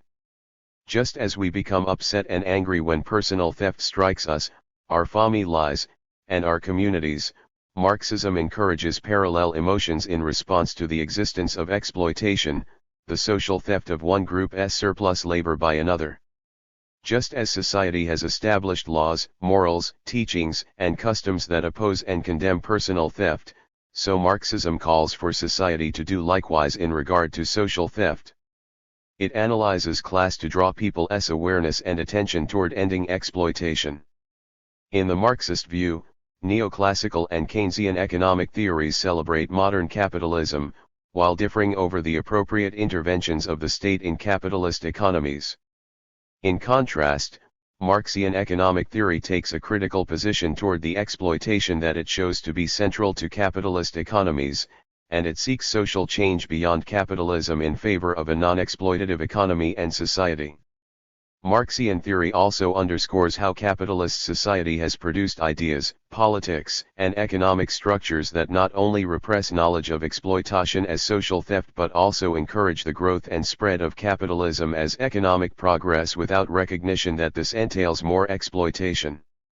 Indeed, classical, neoclassical, and Keynesian economics are themselves idea systems that, in the Marxian view, help make exploitation possible in society chiefly by making it invisible. This situation provoked Marx and Marxists after him to direct their work toward a criticism both of capitalist society and those theories that support it by denying or ignoring the existence and social consequences of class exploitation. The Marxian tradition has developed around these twin critical objectives. The Marxian economics presented in this chapter is part of the larger Marxian tradition of thought and action that treats far more than just economics. That tradition is the context of Marxian economics much as the broader philosophical, political, and cultural tradition of Europe, that emerged in its transition out of feudalism, has provided the context for classical, neoclassical, and Keynesian economics. We need briefly to sketch the history of the Marxian tradition precisely because it is not familiar. Otherwise, students would understandably confuse matters by attempting to cram Marxian economics into the non-Marxian tradition with which they are familiar. To grasp the distance separating Marxian from neoclassical and Keynesian economic theories, we need to know what that distance is. Placing Marxian theory within its broader tradition will help us do that. Karl Marx, 1818 to 1883, did both theoretical and practical political work throughout his adult life. The child of comfortable parents, his father was a Marxian theory. 135. Middle-level German state bureaucrat, and his mother was from an educated Dutch family, he became radicalized as a university student.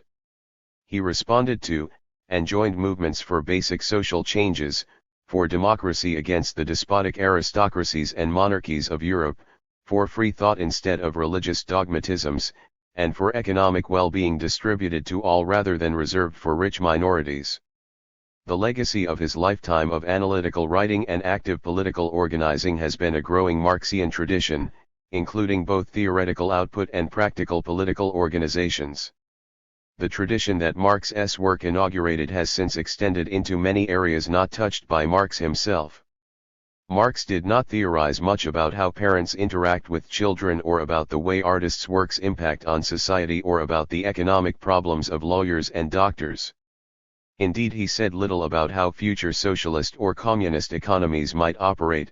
There had been no national experiments with such economic systems during his lifetime, or what problems they might face. However, in the over 125 years since he died, thinkers influenced by Marx have contributed their thoughts on these and many other topics. Similarly, the revolutionary movements for basic social justice in Europe that drew Marx's enthusiasm have since grown and changed partly under the influence of Marx and Marxists since. Such movements exist on every continent, more or less in every country, and Marx's name and writings play some role in nearly all of them. 4.1.1 Marx's contributions. After his days as a German university student, Marx matured into a full-time activist in the ongoing European movements for social change. He shared their excitement at the possibilities for democratizing societies opened and promised by the French Revolution. The shifts from concern with God and piety to concern with the social and economic conditions for human happiness attracted his enthusiasm. Like many others, he traced many of the miseries of his time to the great inequalities of wealth and power everywhere around him. He saw those inequalities rooted in the institution of private property, which he therefore opposed. He joined organizations that sought to transform capitalist Europe into a cooperative commonwealth of freethinkers, often called socialism or communism. The 1840s meant to Marx something like what the 1960s meant to many young Americans. But the revolutions of 1848 across Europe, which had inspired Marx to imagine the imminent possibility of social transformation, were not enough to usher in socialism or communism. The shock waves of 1848 did alter Europe fundamentally. Feudalism never recovered, and capitalism exploded across the continent at an accelerating pace. Capitalism, not socialism, established itself as the dominant system after 1848. That reality forced Marx to rethink his 136 chapter. 4. Understanding of European society, to analyze why revolutionary movements in 1848 had been unable to realize a socialist transformation. It also forced Marx into exile when the local authorities determined that his ideas were too attractive to revolutionaries to allow him to stay in his native Germany. His exile took place in London, where he remained for the rest of his life. Able only occasionally to engage in practical revolutionary work, Marx therefore threw himself into the work of the social analysis, for which he became increasingly famous and influential. He decided to criticize and re-evaluate the theories used by the movements in which he had participated and whose thinking he had absorbed. With his close colleague Friedrich Engels, he aimed to reformulate revolutionary theory. They would learn from and build on what went before, but also radically alter basic concepts to fashion an understanding of capitalism capable of guiding a more successful revolutionary movement when capitalism was again convulsed by its recurring crises. During the last 2 decades of his life, Marx published the results of his prodigious studies and reflections, above all in his masterwork, Capital, his new and original analysis of capitalism as an economic system. Marx's originality was and remains his lasting contribution to social theory and to modern revolutionary movements for social justice. Marx believed that he had found an important flaw in the way revolutionaries had previously understood European society. They had underestimated the significance of economics in shaping societies and their histories. More precisely, the Revolutionaries of 1848 had neglected the role of class, by which Marx meant the performance of surplus labor and the distribution of its products within capitalist economies. That neglect blinded them to the class aspects of European society. That blindness weakened their analyses of capitalism and contributed to the failure of their revolutionary projects. Marx's writings were aimed directly to correct this flaw. He analyzed capitalism around a focus on class. Capital focused attention on the complex interdependence between the production and distribution of the surplus, the class structure, and every other aspect of modern capitalist societies. He made class his entry point into the analysis of society to overcome the neglect of class among his fellow revolutionaries. Not only did Marx write theory after he began his exile in London, but he also later resumed his political activism. He used his new class theory to help defy any new strategies and tactics for revolutionary movements in Europe and America. The passions of his youth resurfaced in the writings of his maturity and his intense participation in revolutionary politics, example including his anti-slavery articles and agitation around the Civil War in the United States. He ridiculed the idea of dispassionate analysis, suspecting it was the disguise of analysts who preferred to excuse rather than expose social injustices. Every analyst, Marx believed, makes a particular commitment to social values and Marxian theory. 137. To a particular kind of future society. Marxists, neoclassicists, and Keynesians have their particular values, passions, and visions of a better society. One dimension of their theoretical differences is the different set of social values, commitments, and passions that animate the typical representatives of the 3 economic schools of thought. For Marx, capitalism was a mass of contradictions, mixtures of good and bad, tensions between pressures for growth and for decline, struggles between advocates and critics.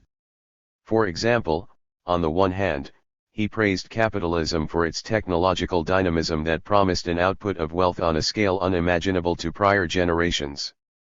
On the other, he criticized capitalism for simultaneously tearing peasants from the land, working them ruthlessly in factories, and generating needless suffering on an equally massive scale worldwide.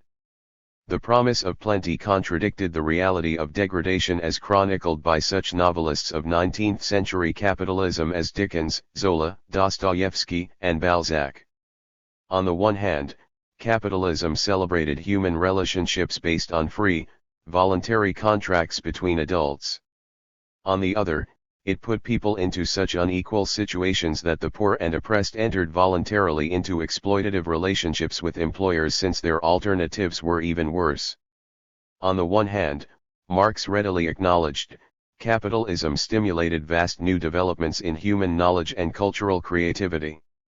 On the other, most people were reduced to performing routine, menial production tasks that earned relatively little, exhausted them physically and mentally, and thereby precluded them from engaging and enjoying much of the culture that capitalism stimulated.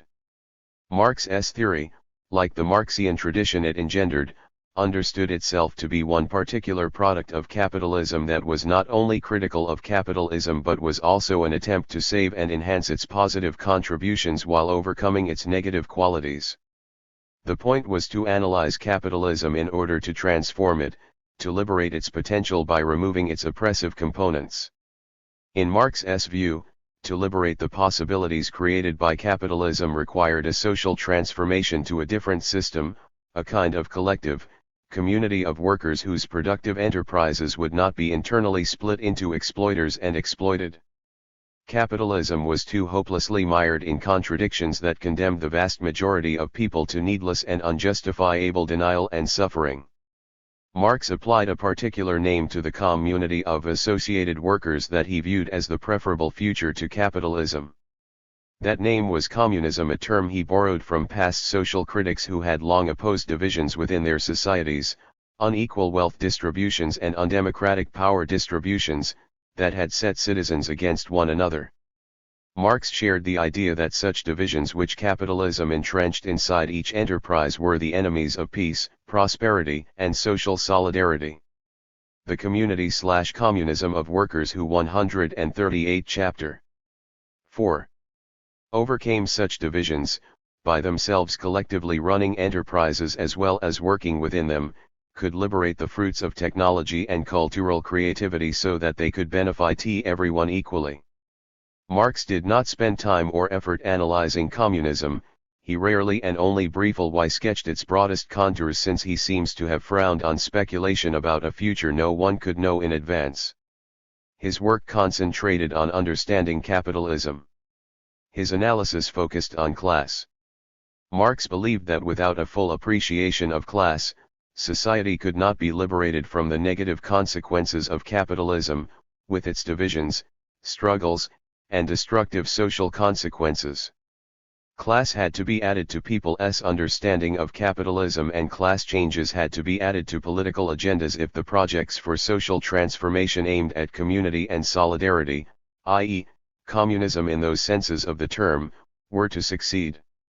This liberation inspiration of Marx's theories parallels that of another similarly original theorist whose work came a few years later. Sigmund Freud began as a physician seeking to free certain patients from intense pain and suffering. When he and other doctors failed to find physical causes for some patients' suffering and also failed to relieve it, Freud decided to re-examine critically theories of the relation between mind and body used by his profession. In that way Freud arrived at his new theory of the unconscious. As a part of the human mind overlooked by his fellow doctors, this unconscious, Freud showed, played an important role in the life and suffering of patients. He developed a psychology to analyze the unconscious and techniques psychoanalysis, psychotherapy that could treat patients for their psychological problems. Psychologically trained doctors engaged in sustained conversations with patients could produce shared insights into their patients' unconsciousness, identifying contributors to their suffering of which they had previously been unaware. Freud's new theory of the individual mind and body enabled people to see individual suffering in a new light as shaped in part by the individual's unconscious. His goal was thereby to help liberate individuals from their suffering by alerting them to their unconscious and its effects upon their lives. In parallel fashion, Marx sought to liberate people from the effects of class and exploitation by making them aware of those dimensions of capitalist societies. 4.1.2 Marxism. Since when Marx died in 1883, no country was yet governed by a state calling itself socialist or communist. The workers' state established by the Paris Commune of 1871, which deeply impressed Marx and Engels, had lasted only a few months. Marx's theory remained chiefly a framework for analyzing capitalism and determining revolutionary strategies to go beyond it. Marx's work Gradu-Marxian theory. 139. Ally attracted adherents among radicals in Europe and America, but this was a slow process that depended on individual contacts and the spread of small editions of the works of Marx and then those of his followers. Marxism grew in Europe and most markedly in Germany. Political parties based primarily on workers in capitalist enterprises increasingly absorbed and applied Marx's theories. In the years before World War I, the German Social Democratic Party became a major political force in Germany. This situation brought new and different pressures and influences to bear on Marxian theory. No longer was it developed chiefly by small groups of revolutionaries. A large, established political party with elected officials to protect and an electoral image to maintain left its imprint on Marxian theory. The German Marxists extended the theory to groups and issues Marx had barely touched. Marxian analyses of the legal system, of the social role of women, of foreign trade, of international rivalries among capitalist nations, and of the possible role of parliamentary democracy in a transition from capitalism to communism drew animated debates. Extending in these ways, the theory attracted many new adherents, but it also changed. Ambiguities in Marx's writings were found and resolved in different ways by the different sides in the debates. Marxian theory, singular, gave way to Marxian theories, plural. World War I, 1914–1918, deepened differences and splits within anti-capitalist movements and parties. Some supported their countries in the war while others denounced the war as a profit-driven struggle among competing capitalists that workers should neither fight in nor die for. Then the Russian Revolution of 1917 shocked Marxian theory again. For the first time, men and women inspired by Marxian theory seized state power and aimed for a massive social revolution. Their leaders, especially V. I. Lenin, 1870–1924, adapted Marxian theories to the urgencies they faced. The Russian civil wars of 1918–1922, the attempt to reorganize the shattered Russian economy, the campaign to collectivize the country's agriculture, and the launch of massive industrialization were officially analyzed using Marxian terminology and concepts. Putting Marxian theory to such tests altered it further in yet new ways. Moreover, Marxists around the world disagreed about the significance of the newly named Union of Soviet Socialist Republics, USSR. For some, it represented the fulfillment of Marx's ideas and of the Marxian tradition. Others evaluated the USSR's development negatively, as a perversion of Marxism clothed deceptively in Marxian language. Both sides of this sometimes bitter debate changed how Marxian theory was understood and extended. Some Marxists elaborated the theory into an official explanation and justification for the USSR's policies at home and abroad. Others developed it to criticize and attack those policies. Both sides pushed Marxian theory into such new areas as analyses of socialist economic 140 chapter 4. Development, analyses of the conflicts between capitalist and communist economic systems, and debates over the definitions and relations between socialism and communism. All this added yet more and different Marxian theories to the tradition. World War II, the subsequent growth of the USSR to superpower status opposite the United States, its split with former ally China, the growth in political and economic importance of Asian, African, and Latin American societies, and the emergence of more or less independent communist political parties in countries around the world. All these developments induced still more theoretical variations comprising the Marxian tradition. Recently broad movements to alter the oppressive social conditions of women and various racial and ethnic groups have stimulated other theoretical innovations. Marxism has become a rich tradition of diverse theorizations and accumulated practical experiences critical of capitalism and advocating various kinds of socialism or communism. It is thus unacceptable, inaccurate, and misleading to treat any one theory within the tradition as if it were the whole tradition. To take a parallel case, one kind of Christian theory endorsed the Inquisition in Spain and another kind endorsed South Africa's apartheid regime. However, those facts do not warrant equating Christianity with either institution. One kind of neoclassical theory was used to support repressive governments in Chile and South Korea, yet that does not warrant equating neoclassical theory with right-wing dictatorships and torture. Some Marxists in power politically repressed their political opponents, yet once again that does not warrant equating Marxism with dictatorship, and so on. The Marxian tradition, like any other, is a complex diversity of theories and practices. 4.1.3 Which Marxian theory will we present? How then will we proceed in this chapter?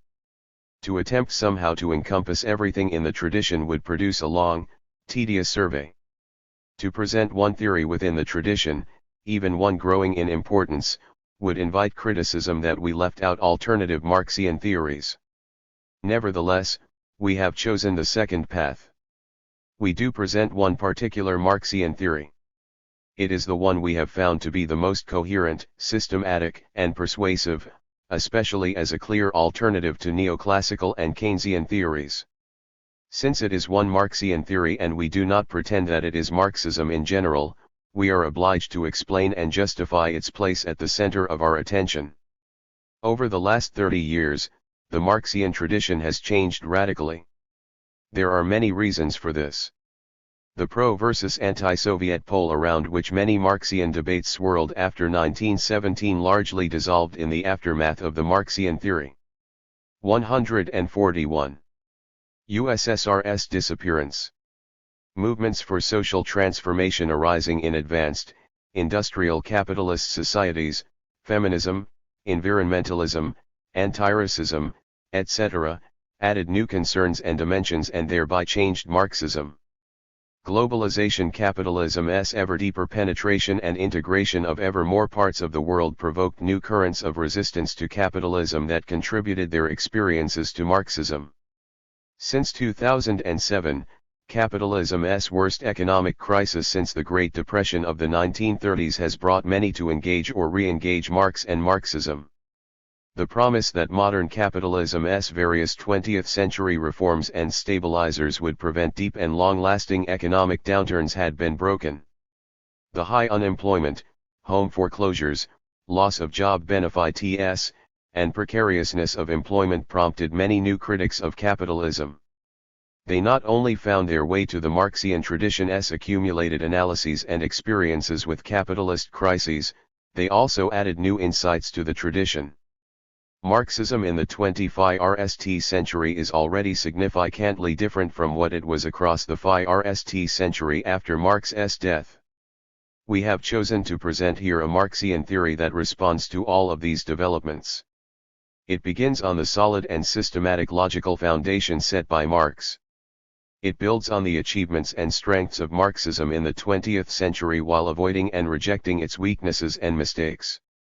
A basic virtue of this Marxian theory lies in its focus on the interdependency between the class and non-class, economic and non-economic, aspects of society. Finally, this Marxian theory emphasizes class as Marx did. It aims to teach the existence and implications of class in modern capitalism, especially to those motivated and open to understand from a critical standpoint. What follows is a particular Marxian theory drawn from Marx as well as many Marxists since. It benefits from those who work with this Marxian theory and also from those who work with different Marxian theories. The Marxian theory stressed in this book incorporates important non-Marxian insights, example those of Freud mentioned above, that, appropriately questioned and adjusted, can and do contribute much to Marxian theory. Finally, this Marxian theory helps to clarify differences among Marxian, Keynesian, and Neoclassical economics. Helping readers distinguish among alternative economic theories is, of course, a basic goal and purpose of this book. We seek to sharpen the intelligence that readers bring to differentiating, assessing, and utilizing the arguments and claims made by Neoclassical, Keynesian, and Marxian theories.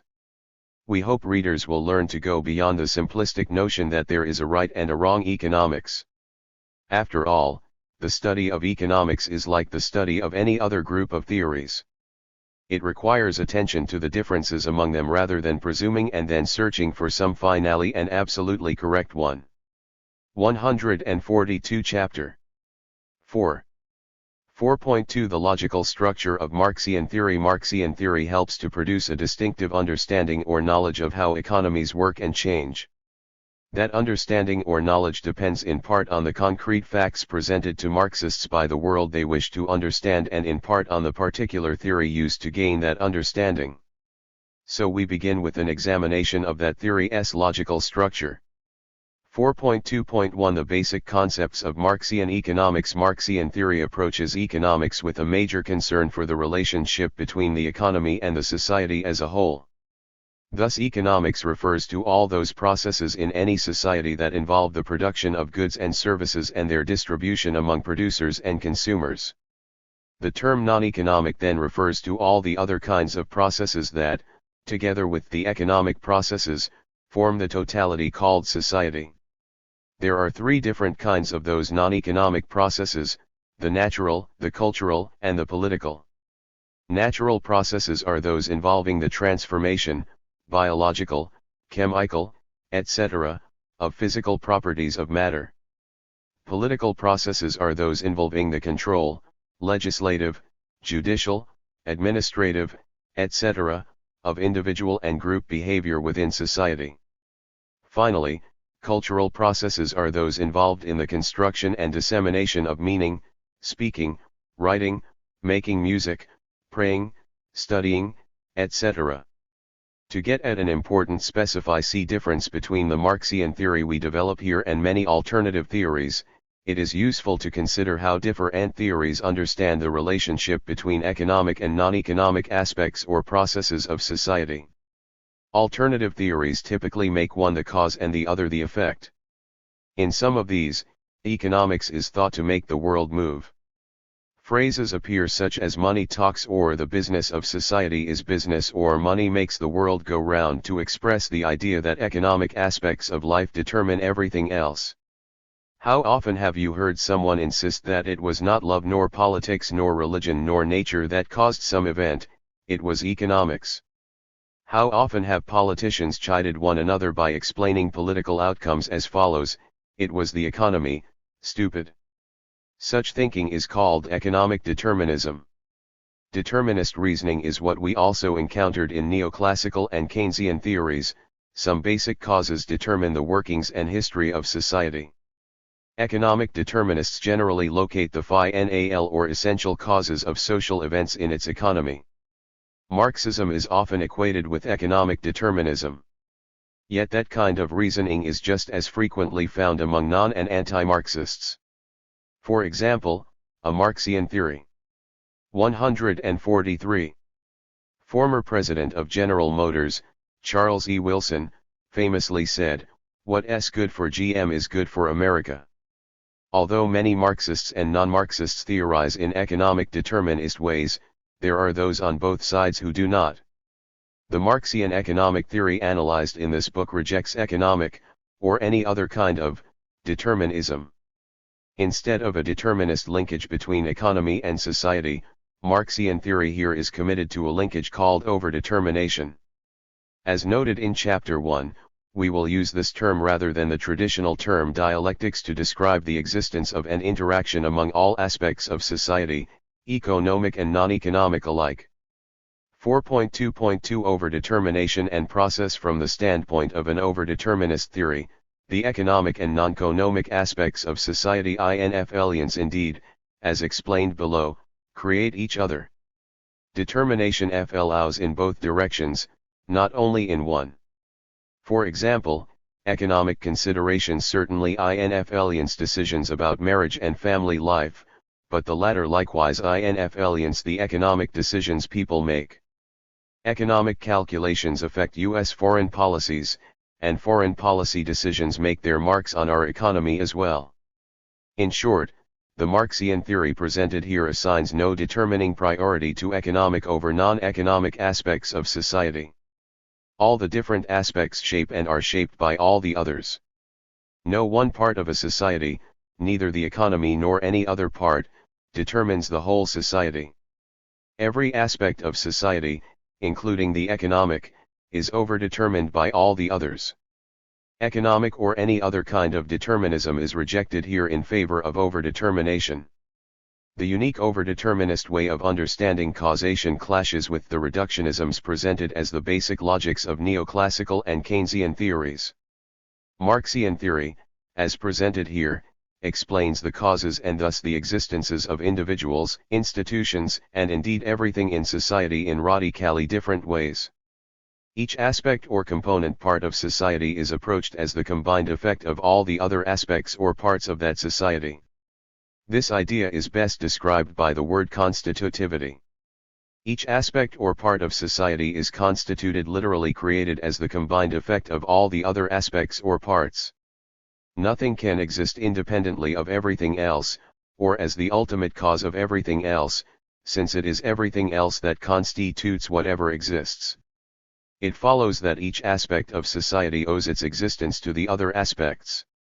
Each is constituted by the interactions among all the other aspects of society. Overdetermination means that every aspect of society is always a cause and an effect. Each aspect plays its particular role in constituting, that is, in causing the existence of every other.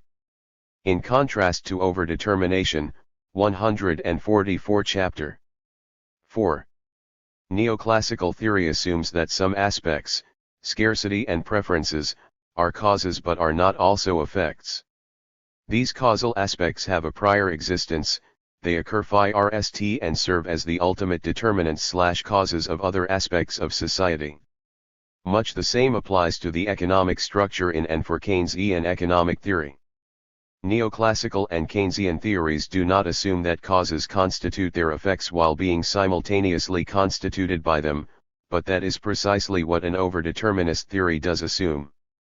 In overdeterminist Marxian theory, because the economy is determined by all the other natural, political, and cultural aspects of society, it is literally pushed and pulled in all directions by all those diverse overdeterminants. This in turn implies that the economy is always in a state of tension and change. A change in climate will favor some kinds of production and distribution and inhibit others. Changing political trends will favor and inhibit certain kinds of production and distribution. Changing cultural patterns too will stimulate some kinds of production and distribution and stifle others. There is no reason to expect all of those changes to impact on the economy in the same way, pushing it in the same direction at the same pace. Rather, the economy is full of contradictory impulses, tensions, and uncertainties. These are the many different influences that overdetermine any economy. An example can suggest the rich play of diverse overdeterminations constituting any one aspect of the society, in this case a personal decision. Suppose that you are considering what courses to take to prepare for a career. Your feelings and emotions propel you toward the arts. Your parents favor law or medicine for you. Changing university priorities discourage you from considering certain majors that may be phased out soon. Your sense of the political future suggests not preparing for a government job. Mounting student loans pressure you toward a career that will earn money and quickly. Your process of deciding is overdetermined, pushed and pulled in conflicting directions, by all of these, and many more, diverse influences. Your final course choice will be the complicated product of all the diverse influences overdetermining it. Your choice is in part an economic event, part of the overdetermination of the supply of various kinds of labor in the economy. If many are overdetermined to choose computer or health sciences, that may depress wages and salaries in those fields, and that will affect the investment decisions of companies who hire people trained in those fields. That in turn will affect the pattern of exports and imports of computer components, and so on. The economy is simply the total of all such overdetermined events of production and distribution. A similar argument applies to individuals' choices over anything and everything, from choosing whether to purchase more apples or oranges to the choice Marxian theory. 145. Of supplying more or less labor when the wage changes to the decision of whom to date Saturday night. All choices are a complex effect of interacting social, economic and non-economic, and natural forces. This is a very different perspective than that of the contrasting neoclassical approach, in which individual choice is immune from either direct or indirect economic influences. In this Marxian approach, choice not only is overdetermined, but one of the economic overdeterminants is that of class. In the Marxian view, the economy is ceaselessly changing because it is overdetermined. A change in any non-economic aspect of society will necessarily impose a change upon the economy. For example, when the U.S. presidency passed from Carter to Reagan, priorities inside universities changed. Some academic departments obtained more money to hire faculty, expand course offerings, and the like, while other departments withered. This change affected students' course and career choices, and so changed the economy. To take another example, changes in the science of birth control and cultural changes in attitudes toward family planning continue to have momentous economic effects. Couples with fewer children are changing their demands for housing, entertainment, and automobiles, to name just a few commodities. Declining population growth induces further changes in all kinds of economic supplies and demands, and so on. Each change in a non-economic aspect of society exerts its particular effects upon the economy. Since the many non-economic aspects of society are themselves always changing in different ways, after all, they too are overdetermined, their changes impact and change the economy. Changes in the economy in turn generate changes in the non-economic aspects of society, and so on ad infinitum. The changes in any one part of society are simultaneously the causes and effects of changes in every other part. Marxian theory's commitment to overdetermination thus leads directly to the view that everything in society is forever changing. Change is the mode of existence of everything. Nothing is fixed. Every event, person, institution, and relationship exists in change. Theories, governments, economies, nature, and music, all are in the ceaseless movement of coming into being, changing, and passing out of existence. These changes are sometimes barely perceptible and sometimes dramatically revolutionary. To underscore the endless change it sees in every aspect of every society, Marxian theory conceives of them all as forever in movement, as processes. Processes are thus the basic elements of Marxian theory's analysis of society. Individuals, relationships, activities, institutions, and organizations are just particular groupings of processes, of the four basic types: economic, political, cultural, and natural. Each society is thus conceived to be a mass of different processes, each and every one constituted by all the others. 146 Chapter 4. For example, economic processes do more than merely influence cultural processes. They help constitute cultural processes, literally bring them into existence. Thus corporate expenditures on advertising not only shape the cultural creations on television, they literally make their existence possible. The climate of North America, a natural process, does not merely influence crop yields, it makes them possible, it helps create them. Political processes of lawmaking not only influence economies, their effects help bring into being the specified economic processes: buying, selling, importing, lending, producing, etc., that will exist.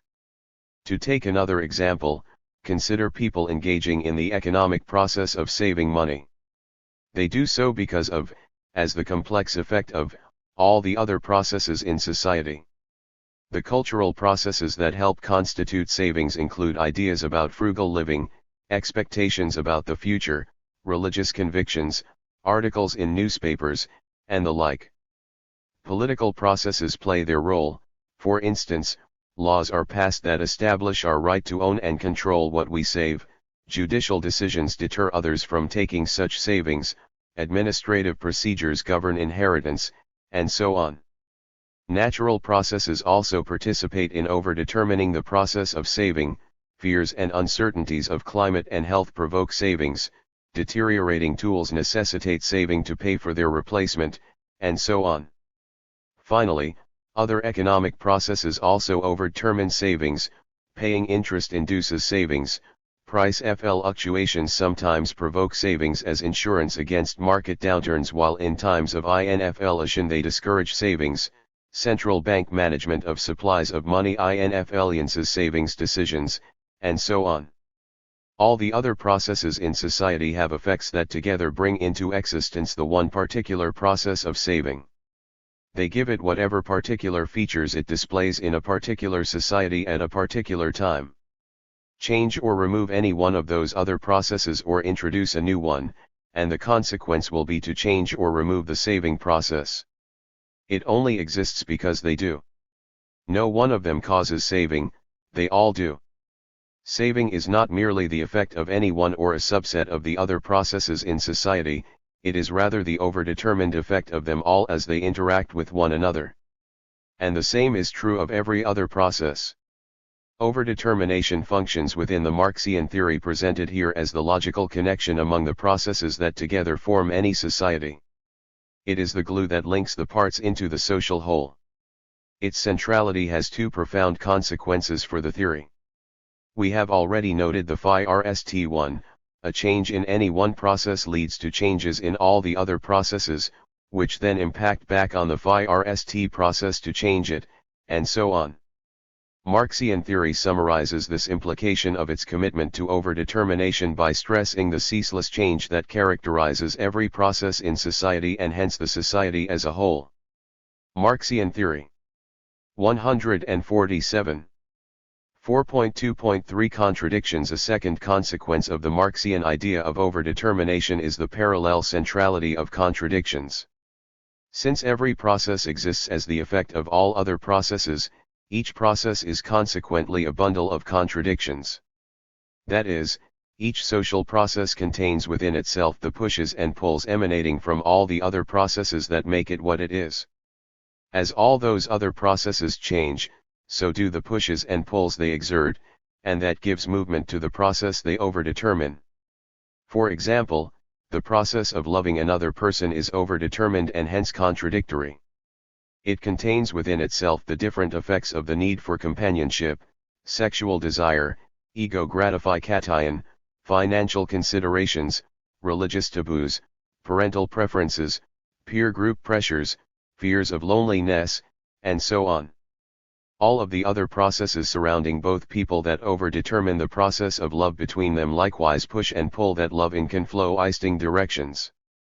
The process of loving is thus contradictory with the lovers caught up in what a vast literature describes as complex, shifting combinations of attraction, repulsion, indifference, resentment, elation, passion, and so on. Moreover, as all those other processes change, they thereby differently overdetermine the process of loving as well as each of the lovers, and that changes all of them. Change in each process alters how it determines all other processes and also the contradictions within them. These new contradictions impart new kinds of change in those processes, which thereby change the ways in which they influence other processes. Contradiction is, for Marxian theory, the consequence of overdetermination, the mechanism whereby change becomes the universal mode of existence of society and of all its parts. Marxian theory generally proceeds in its analysis of any society by 1. Identifying the processes in it, 2. Examining the overdetermination among them, and 3. Then demonstrating the resulting contradictions in those processes. The point is to understand the social changes emerging from the contradictions in the society. More specifically, Marxian economic theory focuses on the economic processes within the society and their contradictions. The theory aims to identify how those contradictions generate both economic and other changes in each society that is an object of the theory. Marxist political practice aims to use the theory to inform its interventions to transform that society. By comparison, Neoclassical and Keynesian theories are not committed to overdetermination. Rather, they are determinist or essentialist in nature, as discussed earlier. According to the neoclassicists, social changes are usually reduced to being effects of economic changes. Economic changes are in turn reduced to being determined by a very few essential causes, such as 148 chapter 4. Individuals' preferences, their productive capabilities, and their privately owned resource endowments. The geometric diagrams used by neoclassical economists to portray economic relationships typically make some economic phenomena causes and others effects, an essentialist idea. Other neoclassical models, whether simple linkages of effects to causes or more complex systems of simultaneous equations, also cannot represent overdetermination because overdetermination means that all economic aspects are simultaneously causes and effects, in the sense of constituents, of one another and of all the non-economic aspects of society too. The conventional mathematical models of neoclassical economics do not express relationships of overdetermination because that theory does not connect the different aspects of the economy and the society in that way. Much the same applies to Keynesian economics. It theorizes the micro-behavior of RMS and individuals as the effect of macro-level social structures. This reproduces the determinism of neoclassical economic theories but reverses its direction. The micro-level nature of individual persons and RMS is determined by, rather than determines, the larger economic and social structures. In this book SFINAL chapter, we will focus on the difference between the determinisms, essentialisms, of neoclassical and Keynesian theories and Marxian theory S overdeterminism, anti-essentialism, to show its major consequences in shaping the very different conclusions and policy recommendations reached by the different theories. 4.2.4 Processes, activities, and relationships in the Marxian theory we develop here. Processes never occur by themselves in society. They always occur in groups. For example, a person who reads, cultural process, also breathes, natural process. Someone who orders another person to follow a rule, political process, also thinks, cultural process, and digests, natural process. An employer hiring workers, economic process, talks to them, cultural process, and directs workers' behavior during the working day, political process. Such groupings, often of many processes, are what Marxian theory defines as relationships or activities or practices. An activity or practice by any person can always be broken down analytically into the basic processes that composed it. For example, when a person runs down the street, he or she may also be perspiring, thinking, earning interest on investments, and obeying someone's order to run, all at the same time. Those processes together constitute a particular activity of running. Indeed, it is not quite accurate to call this activity merely running, since that one-word label does not take into account the many different processes simultaneously involved. Similarly, the practice of organizing a trade union is a composite of Marxian theory. 149. Processes, talking to people, thinking through strategies, perhaps changing laws, buying paper for lethal ETS, and so on. As with activities and practices, relationships among people are decomposable into their constituent processes. When you and I talk, we also look at each other, possibly touch each other, and possibly transact some economic business with each other, and so on. Each particular relationship is a complex grouping of specific processes. As with activities and practices, it is never quite accurate to give relationships a single name or qualifying adjective, such as a business relationship, a love relationship, or any other. Relationships are always complex groupings of specific processes. You can avoid grief in your relationships if you remember not to interpret them unidimensionally. The complete sets of activities of a group of people and their relationships form a society, which Marxists often call a social formation. Marxian social analysis aims to specify which processes are grouped in what ways into the particular activities and relationships that distinguish each social formation. For example, in some societies, buying and selling processes never occur. Instead, goods and services pass from their producers to their consumers by means of religious processes of distribution following sacred rules. In another society, processes of praying accompany every economic process according to elaborate rituals. In still another society, sexual processes never occur without rigid political controls by parents over children throughout life. From the standpoint of Marxian theory, to understand any society requires systematic attention to the particular processes that occur within it and how they are grouped into the activities and relationships that compose it. The objective is to grasp and express the contradictions that give that society its particular qualities, tensions, and changes. Since Marxists usually favor certain kinds of social change, they seek an understanding that will guide their personal and organizational decisions about how to act politically to facilitate those social changes. 4.2.5 A theoretical dilemma. An analytical problem is posed immediately by Marxian theory's view that societies are immense collections of diverse processes, activities, and relationships intertwined in complex contradictions. To fully unravel them all is likely impossible, and any systematic exposition would take huge numbers of Marxian theorists vast amounts of time. Moreover, by the time the task would be done, all the theorized processes, activities, and relationships would have changed.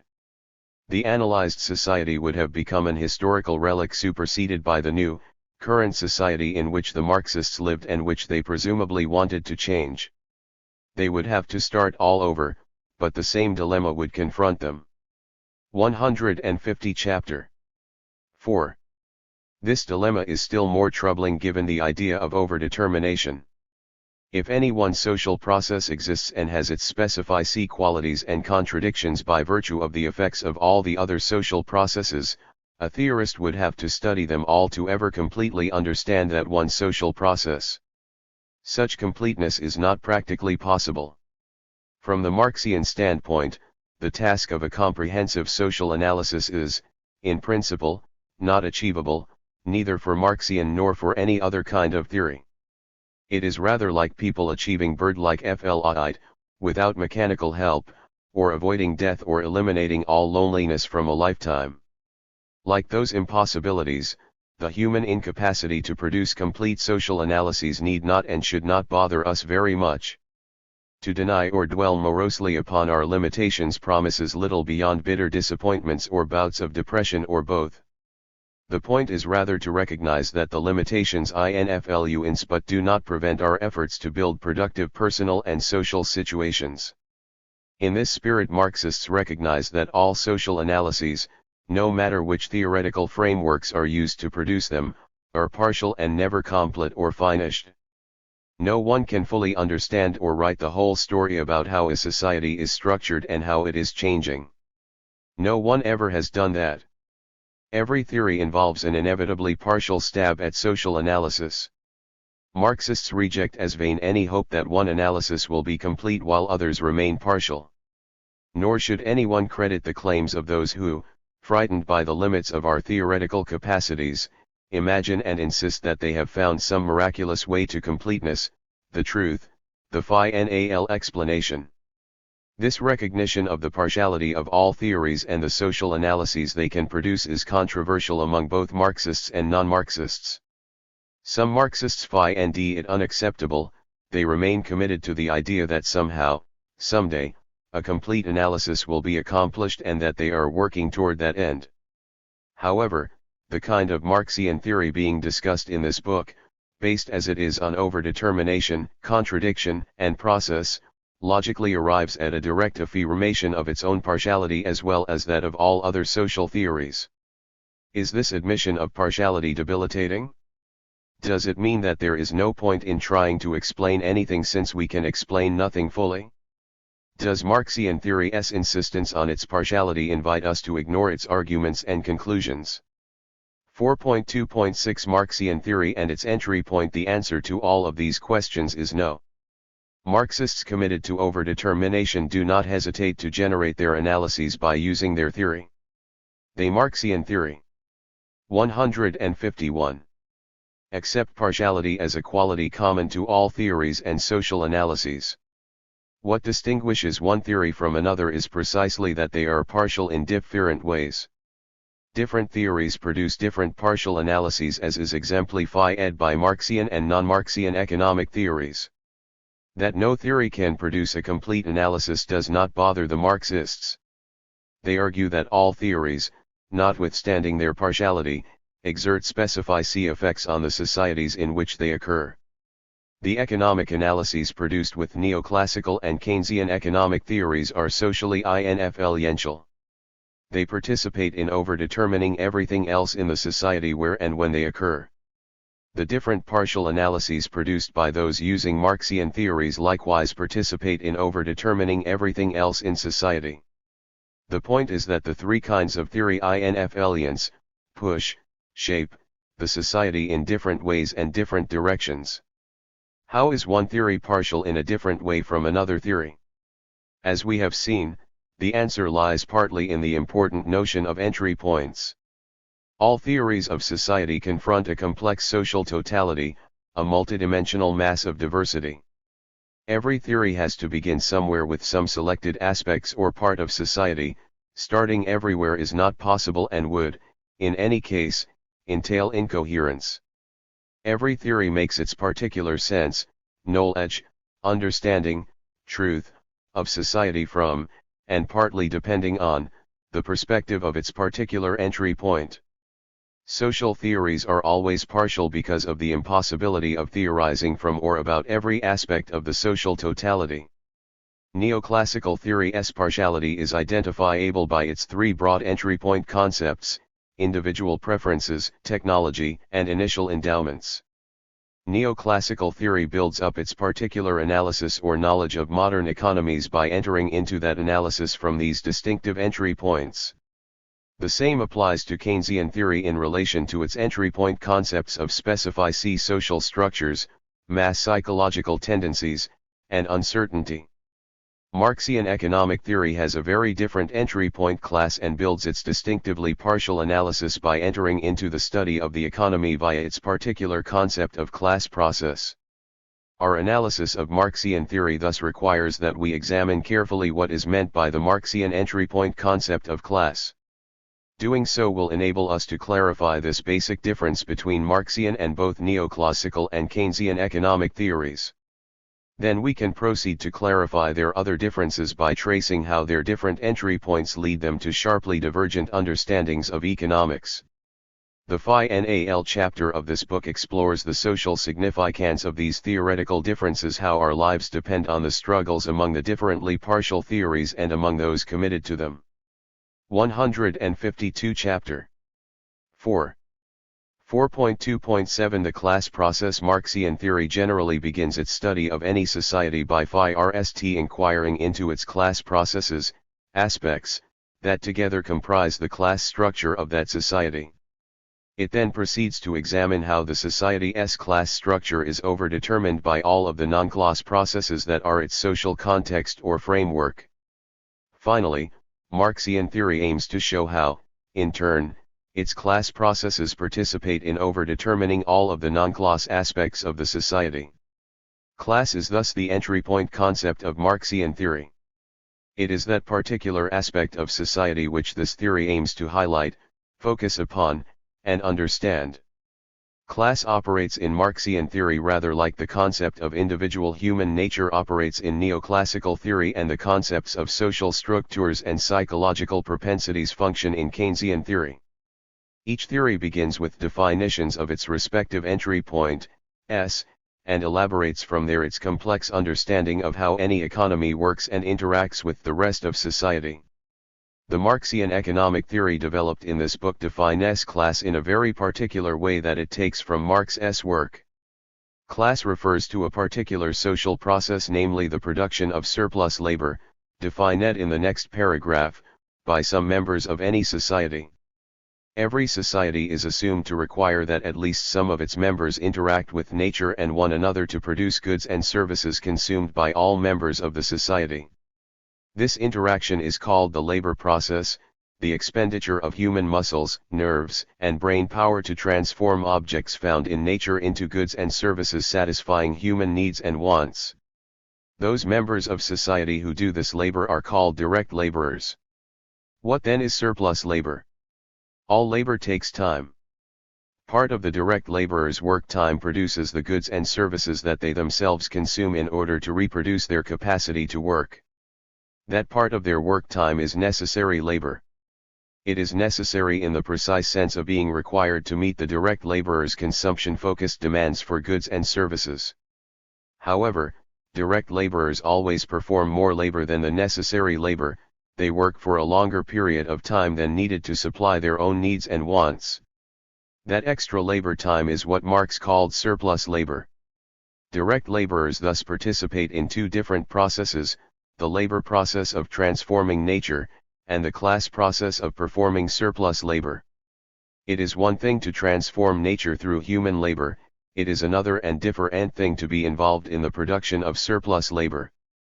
The class and labor processes have existed in all societies, from the earliest known to the contemporary, but recognizing and analyzing class processes as different from labor processes is a very new phenomenon dating from Marx's work. Marxian theory. 153. If the class process entails performing surplus labor, that immediately entails two extensions of the concept.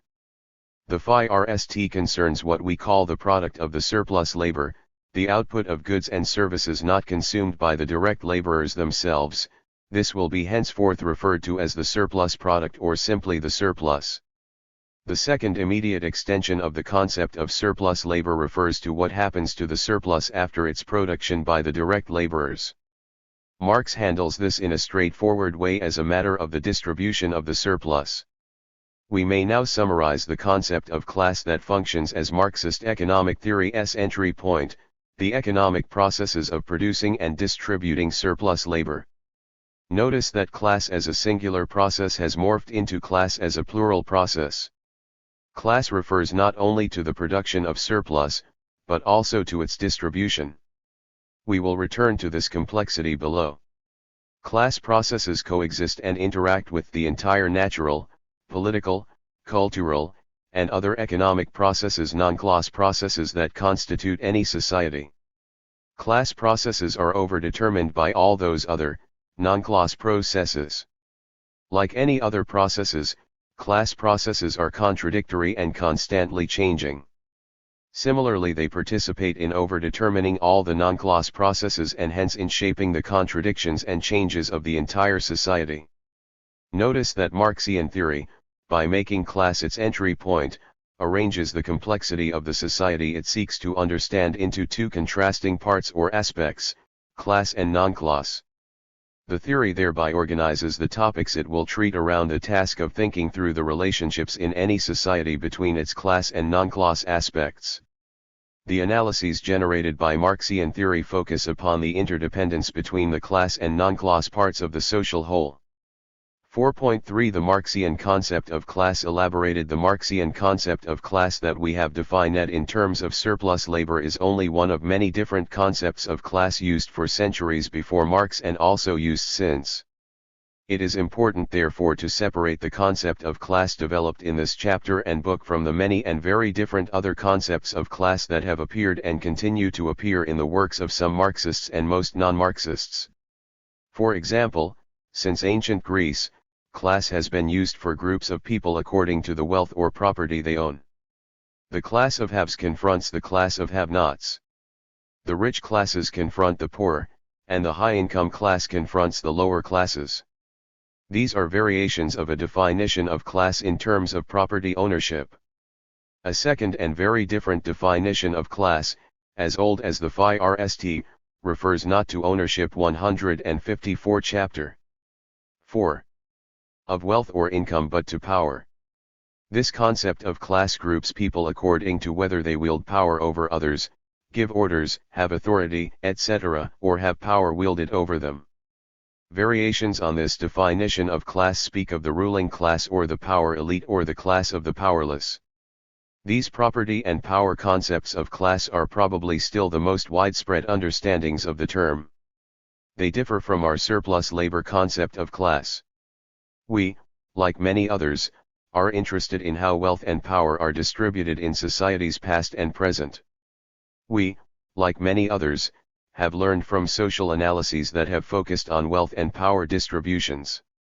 We too have wondered why societies have found it so difficult to construct more egalitarian distributions of wealth and power than have so far been achieved, despite revolutions like the American, French, and Russian that moved in those directions. Marx responded to such wondering when he argued that earlier revolutionary efforts failed because their proponents had not understood the importance of the organization of surplus labor in reinforcing their societies inequalities.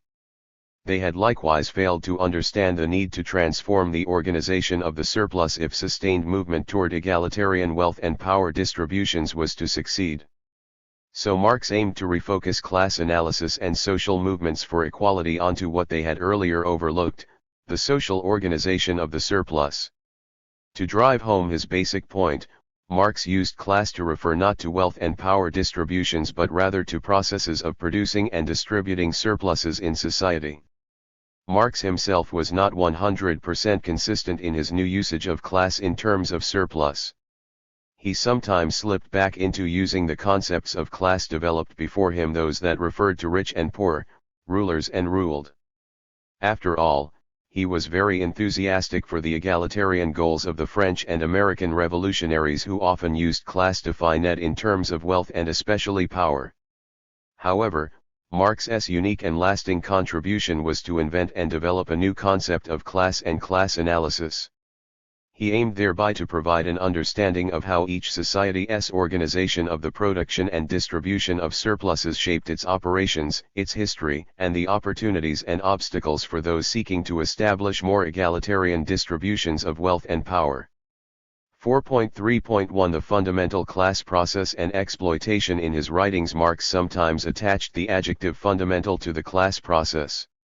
This followed from his theoretical strategy of focusing readers' attention on the process of producing surplus labor.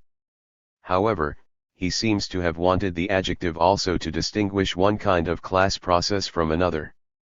Indeed, as we have already noted, Marx's economic theory does present two kinds of class process. Marxian theory. 155. We will use fundamental class process to refer to the process whereby the direct laborers perform not only necessary but also surplus labor. Their necessary labor results in the produced goods and services they consume. Their surplus labor results in a further quantity of goods and services that we will call surplus product or just surplus. One question arises immediately: who gets that surplus? In Marx's language, who appropriates that surplus, receives it directly into his or her hands? The answer is, it depends. One possibility is that the direct laborers may themselves collectively appropriate their own surplus product. For example, a community of agricultural or industrial laborers might periodically stop their collective work activities to collectively gather into their hands the surplus those work activities produced. An alternative would have individuals working by themselves such that each individually appropriates the surplus he or she produces. For example, consider an individual producer of computer software programs. She produces a quantity of these programs, sells them, and uses the money to purchase the goods and services she consumes to maintain her standard of living. This quantity represents her necessary labor. However, she normally produces more than this quantity of programs. This extra quantity is hers to sell and reap the rewards from. She divides the rewards into two parts. One part is used to replenish the materials used up in producing her output, while the other part is the surplus generated by her labor. She is the individual appropriator of her own surplus labor. These are not the only possible answers to the question of who gets the surplus. The direct laborers who perform the surplus labor may not appropriate their own surplus product, neither collectively or individually. Consider, for example, a society in which the direct laborers are also slaves. When the slaves perform labor for their masters, all the products of that labor belong immediately and automatically to the masters. Usually they return a portion of the slave's output to the slaves for their consumption, thereby to maintain the slave system of that society. That portion would comprise the necessary labor of the slave class structure. Another portion goes to replenish the materials used up in the slave's production of the total output. A final portion, what the masters keep, appropriate, is the slave surplus. In general, masters are non-slaves and do not participate in the production of output.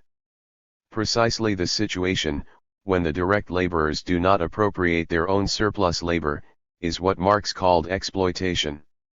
One person exploits another, in Marxian theory, if and only if he or she appropriates the surplus labor of that other. Exploitation is a basic concept in Marxian economics. Marxian theory's basic range of alternative social organizations of the surplus includes more possibilities.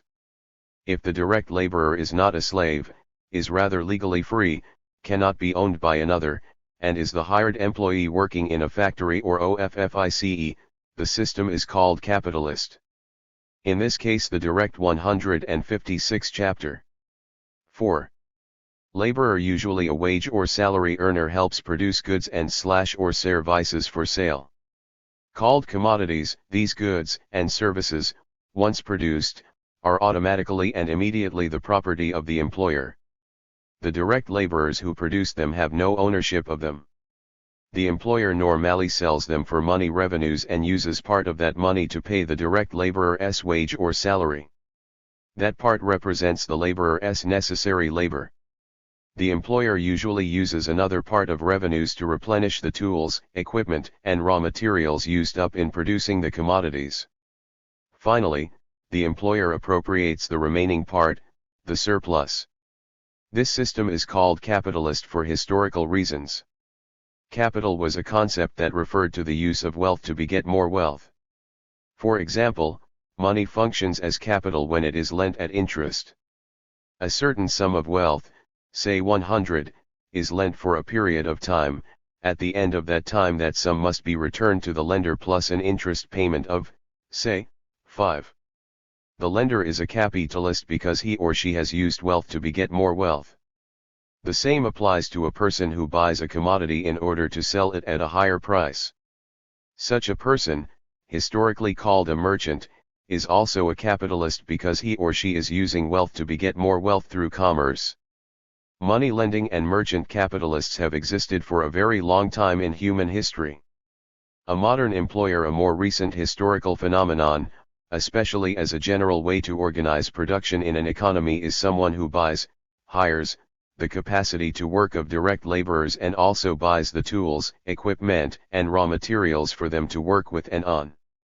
The employer sets what he has purchased to work, to produce specified goods and services.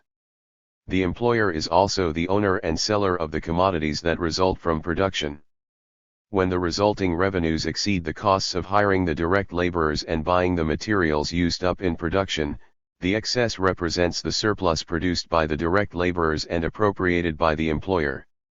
The employer has thus expanded his or her wealth through the production process, which is a different way from how the money lender or the merchant expands wealth. The employer is thus a capitalist like them, but this is an industrial capitalist rather than a money lending or merchant capitalist. An industrial capitalist is one who expands wealth by means of production. Note that the industrial capitalist, like the slave master, appropriates the surplus product of his or her direct laborers. The slave master returns a portion of the slave's total output to them for their reproduction. The industrial capitalist returns to direct laborers, as their wages or salaries, a portion of the revenues received from selling what they produced. That is the necessary labor portion of their work. The industrial capitalist uses the other portions of those revenues to replenish used up inputs and to increase the capitalist's capital. That increase retained by the capitalist is the portion of the capitalist's revenues that represents the surplus labor of the direct laborers. Marxian theory. 157. Marx and Marxists refer to the organization of production in this way as industrial capitalism, or often just capitalism, for short. Industrial capitalism is an exploitative class structure because the direct producers of the surplus are not also its appropriators. Other people, namely those capitalists who employ the direct laborers, appropriate the surpluses. That is what defines such an economic system as capitalist exploitation. Marxian economic theory recognizes still other kinds of exploitative class structures. They will be further discussed below in section 4.3.3 on the different forms of the fundamental class process. Marxists often divide the histories of societies they analyze into periods according to which forms of the fundamental class process coexisted in what sorts of relationships. This approach to understanding societies is part of what Marxists mean when they describe their theoretical work as class analysis. 4.3.2 The subsumed class process. The logic of the fundamental class process led to the question of who appropriates the surplus. The answer provided above then generates the next question: what do the appropriators of surplus product do with it? Do they consume it? Do they hoard it to save for a future use? Do they invest it in the sense of using it to hire more direct laborers, buy more material inputs, and expand production?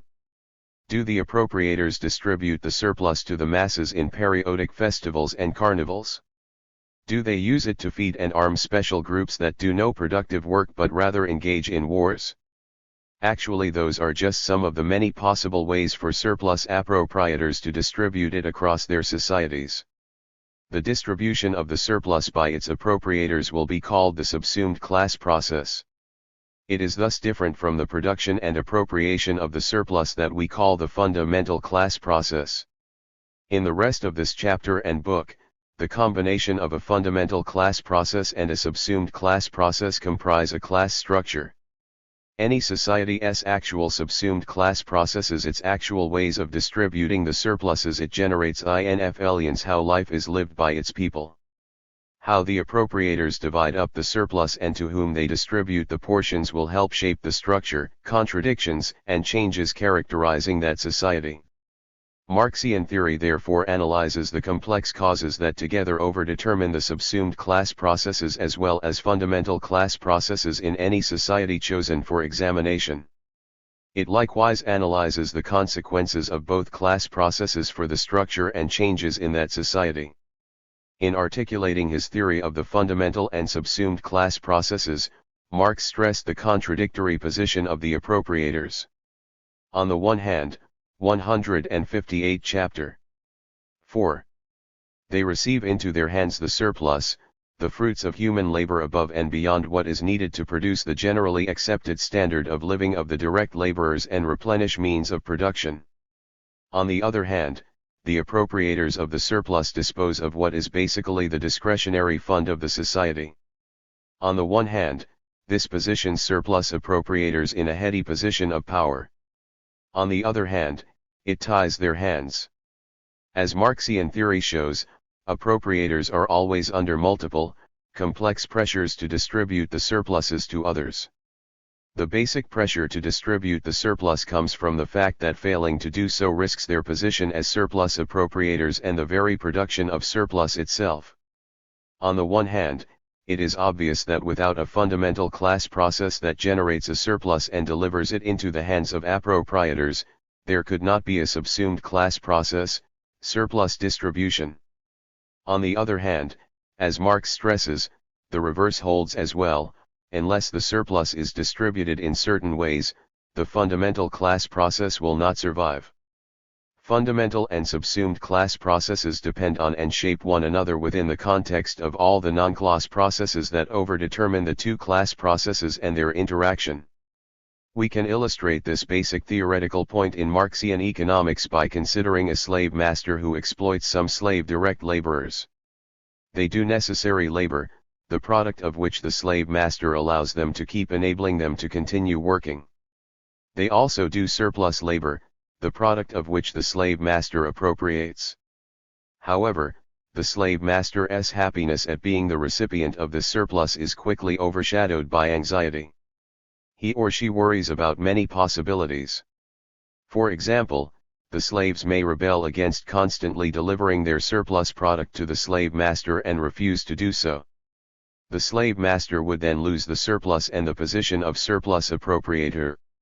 To prevent this, the slave master must consider the subsumed class process, the distribution of the appropriated slave surplus. One way to seek to prevent slave revolts would be to maintain a police force. The slave master would have to make a subsumed class payment, distribute a portion of the appropriated slave surplus, to hire, train, and equip such a force. Thus, once the master appropriated the surplus, a portion of it would have to be distributed to maintain the police. Not only would the hired police personnel produce no surplus for the slave master, they would drain away a portion of the appropriated surplus. Another way to prevent slave rebellions would be to educate slaves along particular lines. Secular or religious schools could be established to administer classes, rituals, and ceremonies designed to convince slaves that rebellions are futile or blasphemous or both. The costs of hiring and equipping schools would have to be defrayed by the slave master's subsumed class outlays. Marxian theory. 159.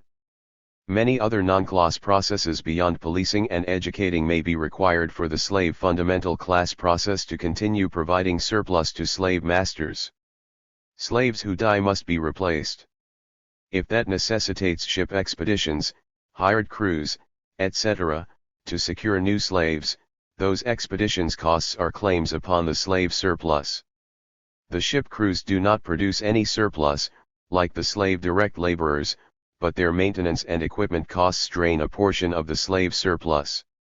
Slaves may require supervisors to ensure efficiency and hard work. Such supervisors are not direct laborers, they produce nothing. However, they may be indispensable rather like the police, educators, and hired ship crews above for the slave direct laborers to continue to generate surpluses for the masters. The costs of hiring and equipping supervisors are covered by subsumed class payments from the master's appropriated surpluses. Our examples from a slave form of the fundamental class process have perfect parallels within a capitalist form of the fundamental class process. Indeed, we will be using such examples throughout the rest of the chapter. However, the slave example suffices to permit us to draw some initial conclusions here about the distribution of surplus by appropriators. The distribution of the surplus by appropriators is called the subsumed class process.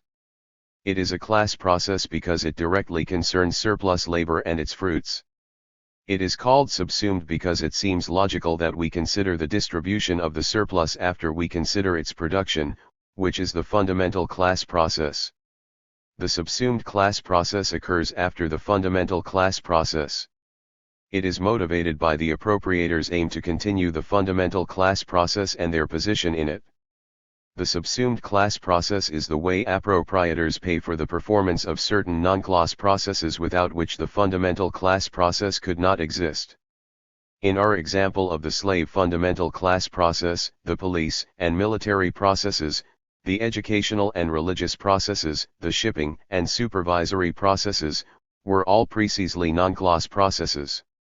The people who performed these non-class processes did not themselves produce or appropriate surplus labor. Instead, they provided certain of its conditions of existence. For doing so, they received distributed shares of the slave surplus from its appropriators. They therefore participated in a subsumed class process. They were subsumed classes because they obtained a distribution of the surplus for providing conditions of existence for the reproduction of that surplus. In all societies, according to Marxian theory, fundamental and subsumed class processes occur. They coexist with the vast array of non-class processes in constituting any society. Given the logic of overdetermination, Marxists argue that in any society, the various forms of the fundamental and subsumed 160 chapter 4. Class processes that coexist there help shape one another and all of that society's non-class processes. They also argue that simultaneously the non-class processes together overdetermine the class processes, fundamental and subsumed. We may now formulate a brief summary of the goals and structure of a Marxian theory of society. The theory aims to identify and analyze the fundamental and subsumed class processes that coexist in any society chosen for examination. It seeks further to understand the overdetermined interactions among coexisting class processes and between them and their environment of non-class process. On that basis, the theory aims to show how class influences the social structure, its contradictions, and social change. 4.3.3 Different forms of the fundamental class process. Marxian theory recognizes that societies differ from one another in their class structures. While all societies exhibit some coexisting class processes, fundamental and subsumed, they differ in the mix of the particular forms they contain. The rich diversity of human communities has produced a wide variety of arrangements whereby men and women perform surplus labor and distribute its fruits. Marxian theorists have constructed sketches of some historically important forms of the fundamental class process, but have examined most exhaustively the modern capitalist form. One form is commonly called the primitive communist class process, after Marx's initial usage of the phrase. While he used primitive because his particular examples had occurred long ago or in much less economically developed parts of the world in Marx's time, we will drop the primitive since we now know that this kind of class process has existed and exists now in many different societies. In the communist form of the fundamental class process, the direct laborers themselves collectively appropriate the surplus they have produced. Those direct laborers produce the goods and services that they themselves consume, the fruit of their necessary labor, but they also produce more goods and services, the fruit of their surplus labor. The communist subsumed class process occurs when such direct laborers distribute portions of the communist surplus to others, for performing various non-class processes that provide conditions of existence for the communist fundamental class process. Those others recipients of distributed shares of the communist surplus constitute communist subsumed classes. A second form of the fundamental class process is that which Marx called ancient. He used that term because his examples of that particular form of the fundamental class process were drawn initially from ancient Rome's individual peasant farms. In an ancient fundamental class process, direct laborers individually produce a quantity of output equal to what they themselves in the Marxian theory. 161. Visually consume, but then they also produce more than that, the ancient surplus. They individually appropriate that surplus as when, for example, an individual farmer produces and sells enough wheat not only to secure his standard of consumption but also more than that to obtain a surplus. Such ancient surplus producers cum appropriators then distribute shares of their surpluses to various persons who perform non-class processes that provide conditions of existence of the ancient fundamental class process, namely of its reproduction over time.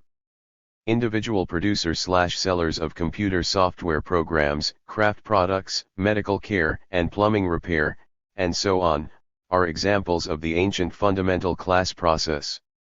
Earlier we discussed the slave form of the fundamental class process, but we have not yet described the feudal form. It most typically involves possessors of land, called lords, and direct laborers on that land, often called feudal peasants or serfs. The direct laborers, who are not slaves, work the land part of the time for themselves. They keep the fruits of this labor, it is their necessary labor. The rest of the time they work for the lord, performing surplus labor, the lord appropriates the fruits of that work, the feudal surplus. A complex personal relationship involving loyalties and obligations enables and enforces the feudal fundamental class process that connects lords and serfs. The lords distribute portions of the feudal surplus to the feudal subsumed classes. Capitalism differs from all other forms of the fundamental class process. The direct laborers do not also appropriate the surplus they produce, neither collectively, as in the communist form, nor individually, as in the ancient form. The direct laborers are not connected to the other people who appropriate the surplus as slaves, as in the slave form, nor as serfs with personal ties of loyalty, as in the feudal form. Instead, the capitalist form of the fundamental class process inserts the institution of the market between direct laborers and the other people who appropriate the surplus. Direct laborers sell their capacity to work, their labor power in Marx's words, to a set of buyers called capitalists. The latter pay the direct laborers for their labor power. The buyers then consume that labor power by setting it to work together with the tools, equipment, and raw materials, means of production, also purchased by the buyers of labor power. The buyers have the right, in this system, to keep and sell the products of the direct laborers' work. In calculating how the capitalist fundamental class process works, Marx proceeds by assuming that the value of the tools, equipment, and raw materials used up in production is automatically transferred to the final products. For example, the chair has in it the value of the wood, glue, saws, hammers, and so on, used up in producing it. However, the chair's value also reflects the value added by the human labor done on the raw materials, wood, glue, etc. 162 Chapter 4. With the tools and equipment, saws, hammers, etc. The value of the chair is greater than the value of the raw materials, tools, and equipment in it. The value of the chair includes the value of the used-up means of production plus the value added by the direct laborers. The final step of Marx's calculation reveals where and how the surplus arises in a capitalist fundamental class process. The capitalist buyer of the labor power only pays the direct laborers in wages a portion of the value added by their work. The capitalist retains the other portion. That's what the capitalist gets out of the production process. In effect, during part of the time that direct laborers work the working day, they add value equal to what they get back in wages. The rest of their working day is time during which the direct laborers also add value, but that value accrues to the capitalist employer, not to the direct laborers. It is value added over and above what is paid in wages. The labor time of workers that adds value used to pay their wages is their necessary labor.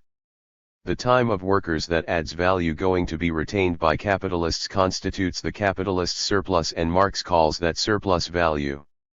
If workers received in wages the full value added by their labor, nothing would remain for the capitalist, who would therefore gain nothing from the production process.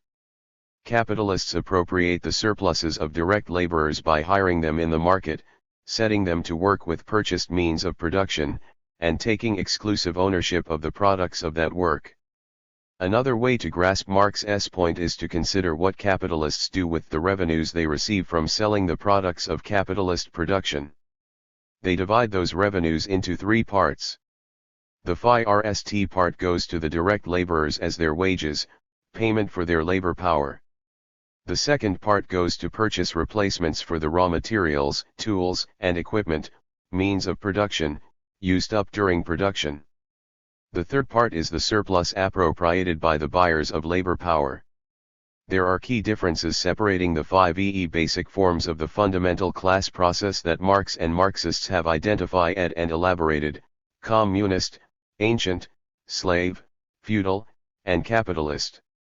Each form differs in the ways that the surplus is produced and appropriated, by whom and how, and distributed, to whom, how, and to secure what conditions of existence. Each form reflects and embodies its distinctive overdetermination by its social context, the totality of non-class processes as well as all other coexisting forms of the class processes. Production and appropriation of the surplus by the same people define a non-exploitative fundamental class process. The production and appropriation of surpluses when performed collectively by the same people define what Marxist economic theory means by the communist fundamental class process. The ancient fundamental class process is like the communist in terms of being non-exploitative, but differs from the communist because the production and Marxian theory. 163. Appropriation of the surplus is individual, not collective.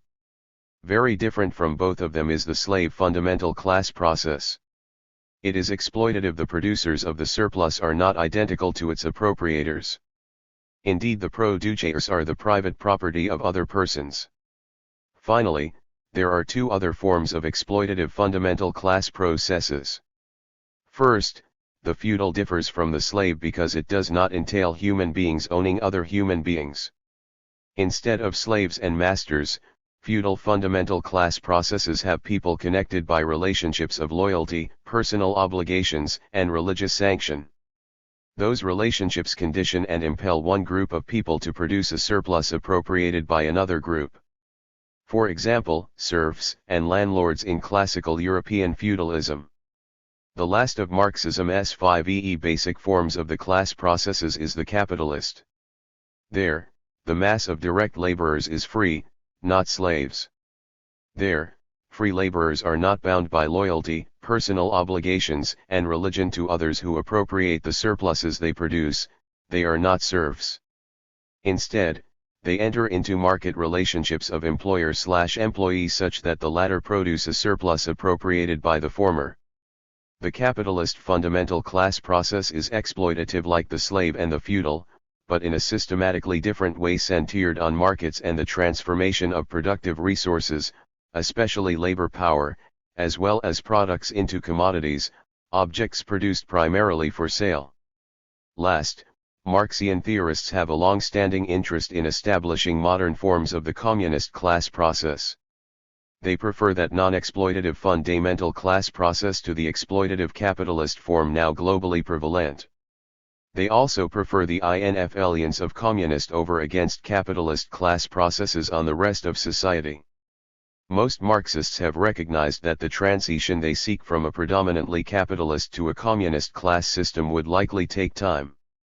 There would likely be varying kinds and durations of transitional societies seeking to move toward the eventual dismantling of their capitalist class processes in favor of establishing communist class processes in their place. Marxists took the name socialist to refer to such transitional periods. They likewise labeled as socialist those societies, movements, and political parties committed to carrying through such transitions. Sometimes, in moments of speculation about socialist transitions to possible future communisms, their advocates have spoken about classless societies. Presumably these would mean societies in which the distinctions between necessary and surplus labor would have disappeared as would the surplus itself. In glimpsing this possible future, Marxian theory and theorists envision the conditions for their own passing, the end of their own history. No comparable theoretical self-consciousness of its own limits is found in either neoclassical or Keynesian economics. We do not examine the futuristic possibility of classlessness in this book. 164 Chapter 4. 4.3.4 Social Formations and Social Transitions. Marxian theory approaches society as a complex bundle of interacting class, fundamental and subsumed, and non-class processes. Considering the class processes phi-rst, it seeks to determine precisely which forms of the fundamental class process coexist in any society it chooses to analyze. Do people there perform and appropriate surplus labor within the capitalist and/or feudal and/or ancient forms, and so on? How are the forms that coexist in the society changing? Are some disappearing while others expand? Are new forms coming into existence and possibly into prominence? As noted earlier, Marxists prefer the term social formation to society because it underscores their particular way of approaching society as a set of several forms of formation of the class processes. Within any social formation, some of the forms of the fundamental class process will be more socially prominent than others. More goods and services emerge from some forms than from others. For example, the United States today is a capitalist social formation. This means that the capitalist form of the fundamental class process overshadows the other forms in generating total output and in shaping the non-class processes of the society. However, non-capitalist forms of the fundamental class process also exist in the United States. Millions of individual, self-employed persons perform and appropriate their own surplus labor within the ancient form of the fundamental class process.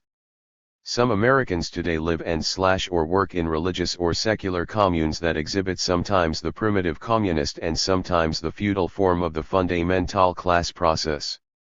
However, When looking at the United States as a whole, its complex of cultural, political, and economic processes, most Marxists agree that the capitalist form of the class process is the most prominent.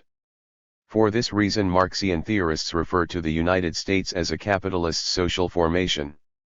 The label attached to the social formation names the particular form of the fundamental class process most prominent in that social formation.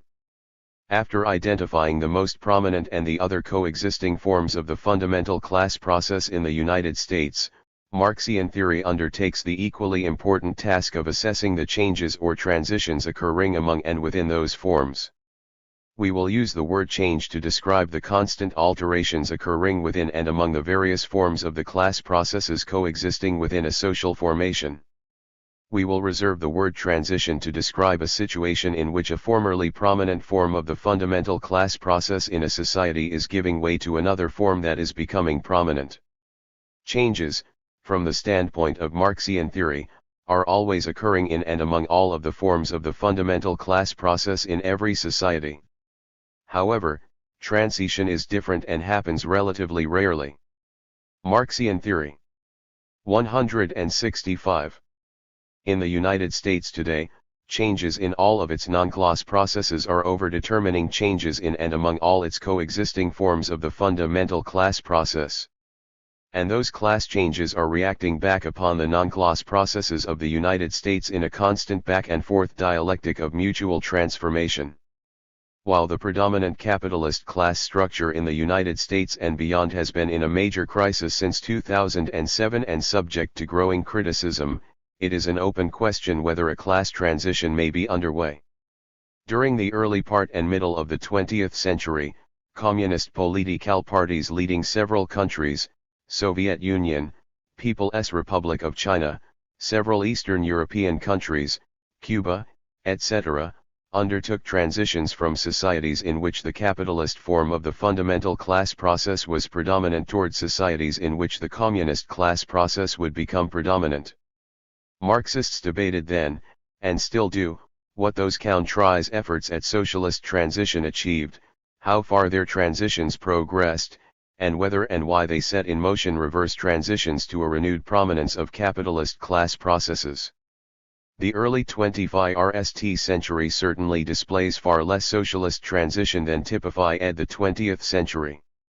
At the same time, the capitalist crisis that exploded in 2008 and shook the world economy renewed interest everywhere in the Marxian critiques of capitalism and in rethinking new projects of socialist transition.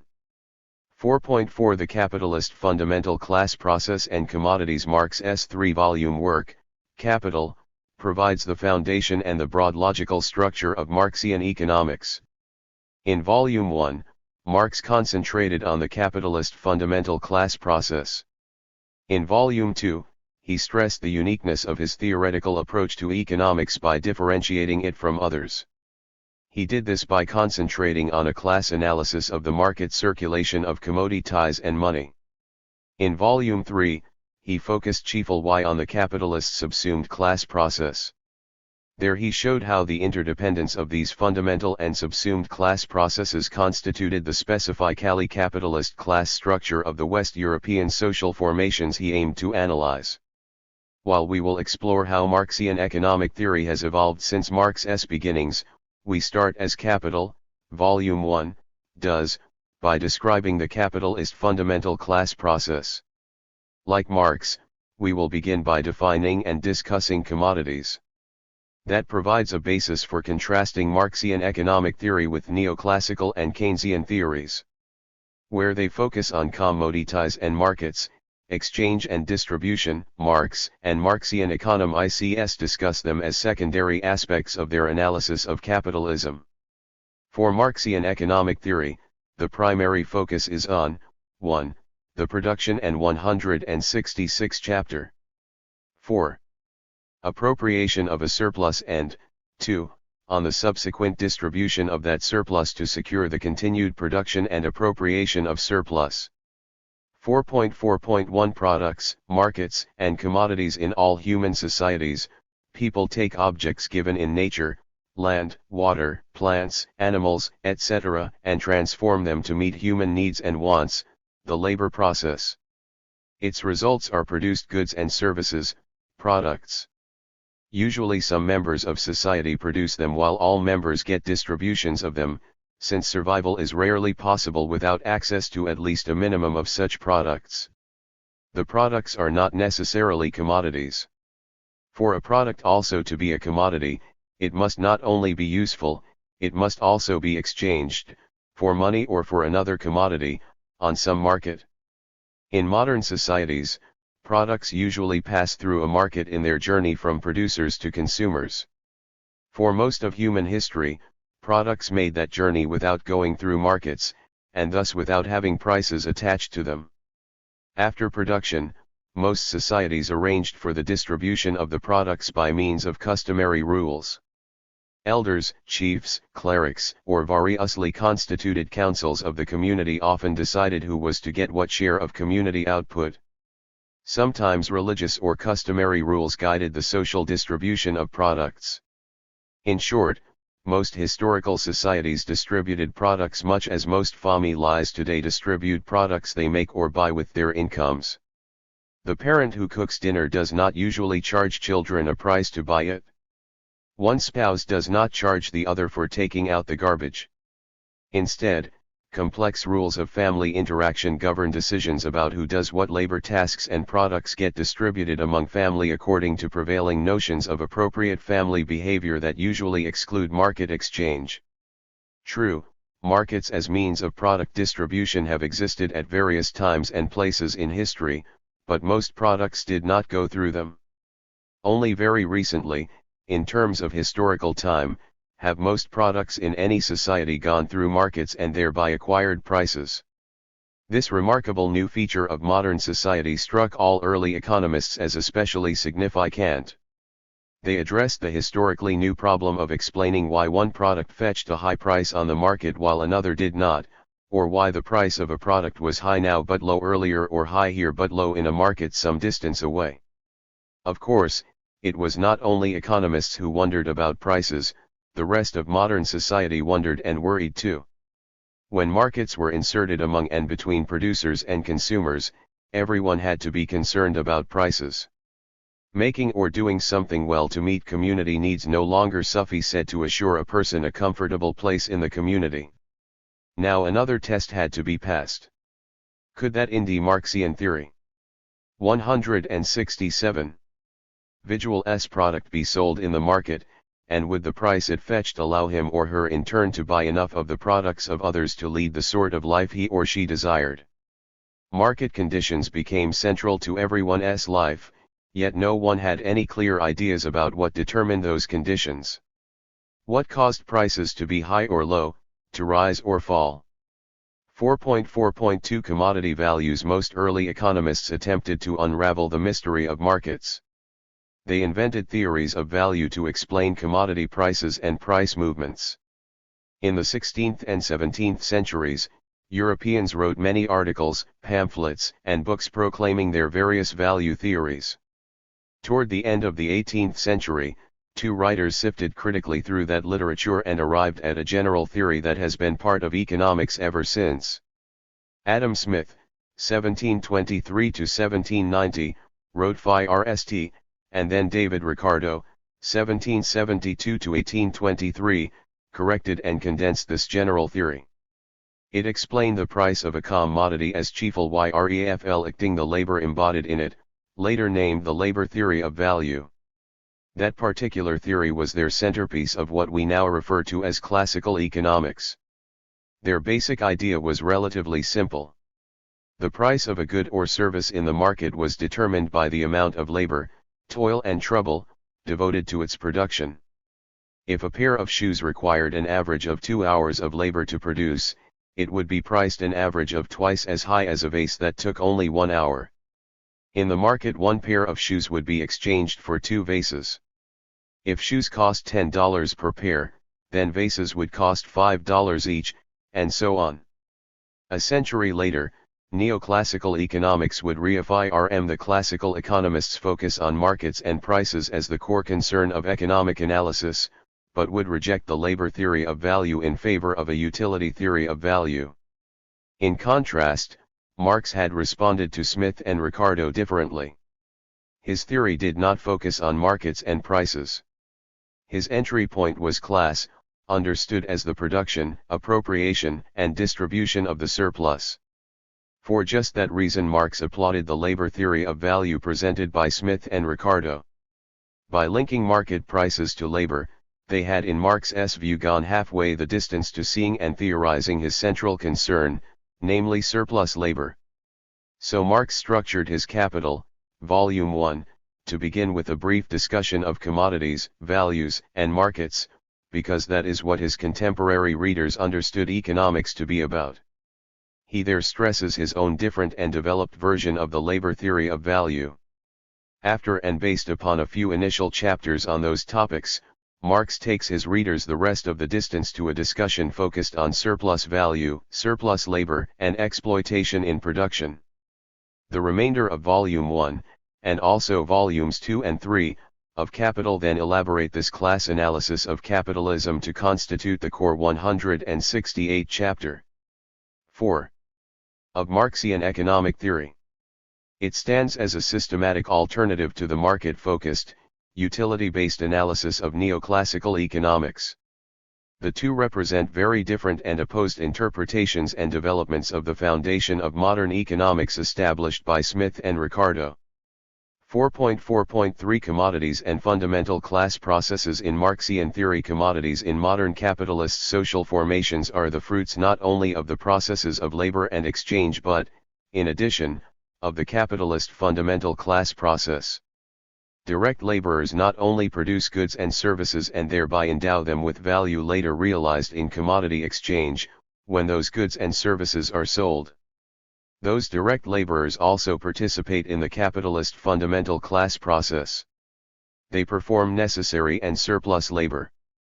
The product of their surplus labor, the surplus, is appropriated by other people, namely the capitalists who hired them. However, before we examine the capitalist class process and capitalist commodities in some detail, an important point needs to be clarified. Commodities products produced for sale in markets need not be and have not historically been produced only in and by capitalist class structures. Consider, for example, direct laborers who are slaves. The surplus they produce is appropriated by slave masters when they sell those slaves' products in markets. Marxian theory would describe them as slave commodities. The adjective slave would designate the particular fundamental class process from which those commodities emerged. If, instead, feudal peasants and lords were the performers and appropriators of surplus labor involved in producing some goods sold in markets, those goods would be feudal commodities. If capitalists and wage workers were respectively the appropriators and performers of surplus labor, the resulting products would be capitalist commodities. The presence of commodities and markets is not the same as the presence of the capitalist class structure. A market is one among a variety of past and present social mechanisms for distributing resources and products.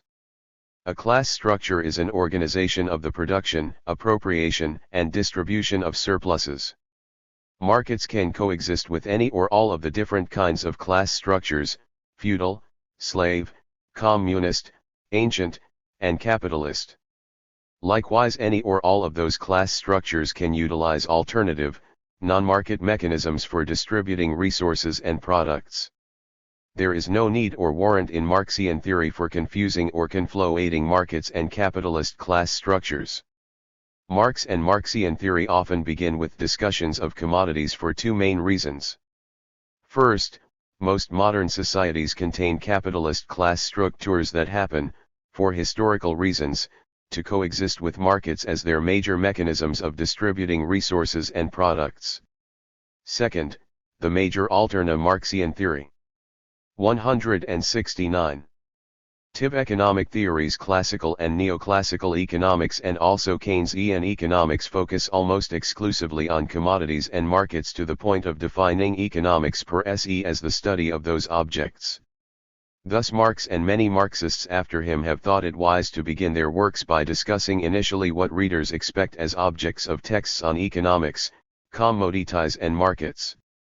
However, they quickly led readers from those objects to the distinctively different entry point of Marxian economic theory, class processes in general and the capitalist form of fundamental and subsumed class processes in particular. 4.4.4 Marx's labor theory of capitalist commodity values. When direct laborers sell their ability to work, labor power, as a commodity, they exchange it for money. Buyers of labor power set it to work with purchased equipment and raw materials to produce saleable goods and services. Those products are exchanged for money in the market. There are then three distinct commodity values to compare: the value of the labor power, the value of the other inputs to production, the equipment and raw materials, and the value of the products finally sold. The values of used-up equipment and raw materials and of the commodities sold are clearly understood in terms of the labor theory of value. The values of commodity inputs and outputs are determined by the amount of labor embodied in them. The meaning of labor here is the average amount of work needed to produce each commodity. The different skill levels of individual workers are averaged to determine what Marx called the socially necessary labor needed to produce each commodity.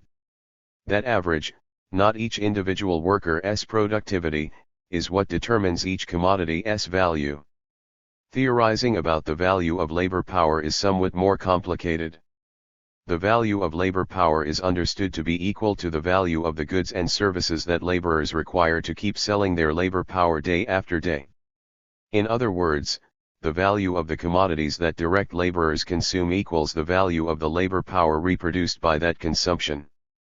The buyer of labor power has to pay for it what it costs the direct laborer to produce that labor power, day after day. To illustrate Marx's theory, consider a simple example of the value of a commodity, say, a chair. Suppose that it takes an average of 8 hours of labor now to produce a chair in an assembly line factory. Suppose further that it takes an average of 6 hours of other workers' past labor to produce the tools, equipment, and raw materials, glue, hammer, nails, wood, etc., used up now in producing a chair. The value of those used up inputs passes into the value of the final product. In Marx's theory, then, the value of the chair is 14, the sum of living labor expended now, 8, added to the past 170 chapter. 4.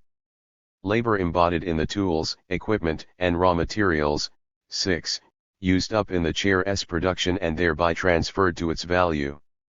Living labor done now, 8, adds value, 8, to the tools, equipment, and raw materials used up in production, 6, to compose the value of the chair, 14.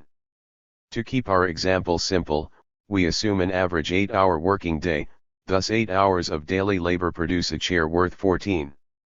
We look next at the value of the direct laborer's daily labor power, his or her capacity to work. That value is what the buyer of labor power, the employer, must pay as a wage if the direct labor power is to reproduce and sell his or her labor power each day. Suppose that the bundle of goods and services purchased and consumed each day by a wage-earning direct laborer embodies an average of 6 hours of labor.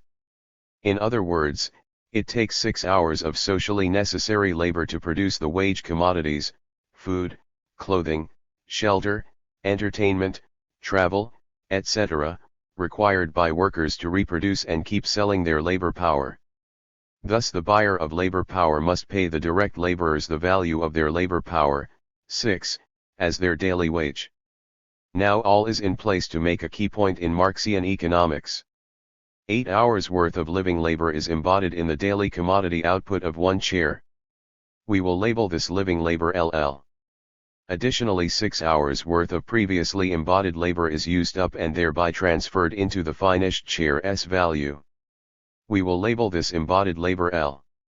Finally, Marxists use the letter W to designate the value of commodity output, in this example that is the value, 14, of the chair.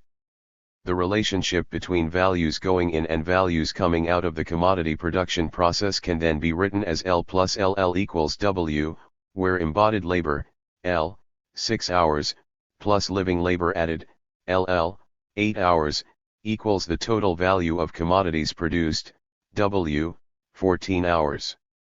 This apparently simple summary of the labor theory of value in capitalist commodity production allows Marxian theory to pose and answer key questions. First, how are we to understand the difference between the daily value added by the living laborers, 8, and the value of their labor power paid to them in their daily wage, 6? One way in which Marx answered this question looked at it as a capitalist employer might. The employer would likely need to have money available to go out and buy tools, equipment, and raw materials and to hire workers. In our simple example, that would mean a capital of 6 to be spent on the former plus 6 to be spent on the latter, for a total of 12. The incentive or inducement for the capitalist to undertake chair production now becomes clear. The cost to the buyer is 12 while the value of the end product, the chair, is 14. And it is the buyer of the labor power, in a capitalist system, who owns that product, sells it, and keeps the revenue gotten from that sale. Marxian theory. 171. This buyer has thus gotten more value out of entering into chair production than he had before doing so. Marx's German language term for that more, value, word, was Mehrwert. It became translated into English as surplus value. Because the buyer used money to make more money to generate and capture a surplus value, Marx defined that buyer as a capitalist. In contrast, anyone using money for another purpose, example to buy an apple and consume it, is not using money as capital, is not a capitalist. Surplus value is a central part of Marxian theory.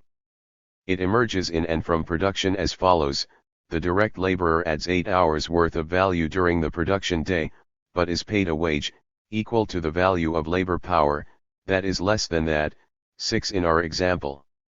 The value added by the direct laborer exceeds the value paid to the direct laborer, the difference is the surplus value.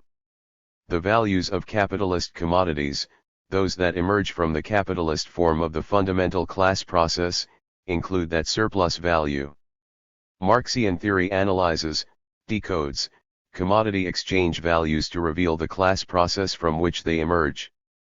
4.4.5 Surplus value of capitalist commodities. In our chair example, the 8 hours of living labor performed daily by hired laborers, LL, can be broken down into 2 parts.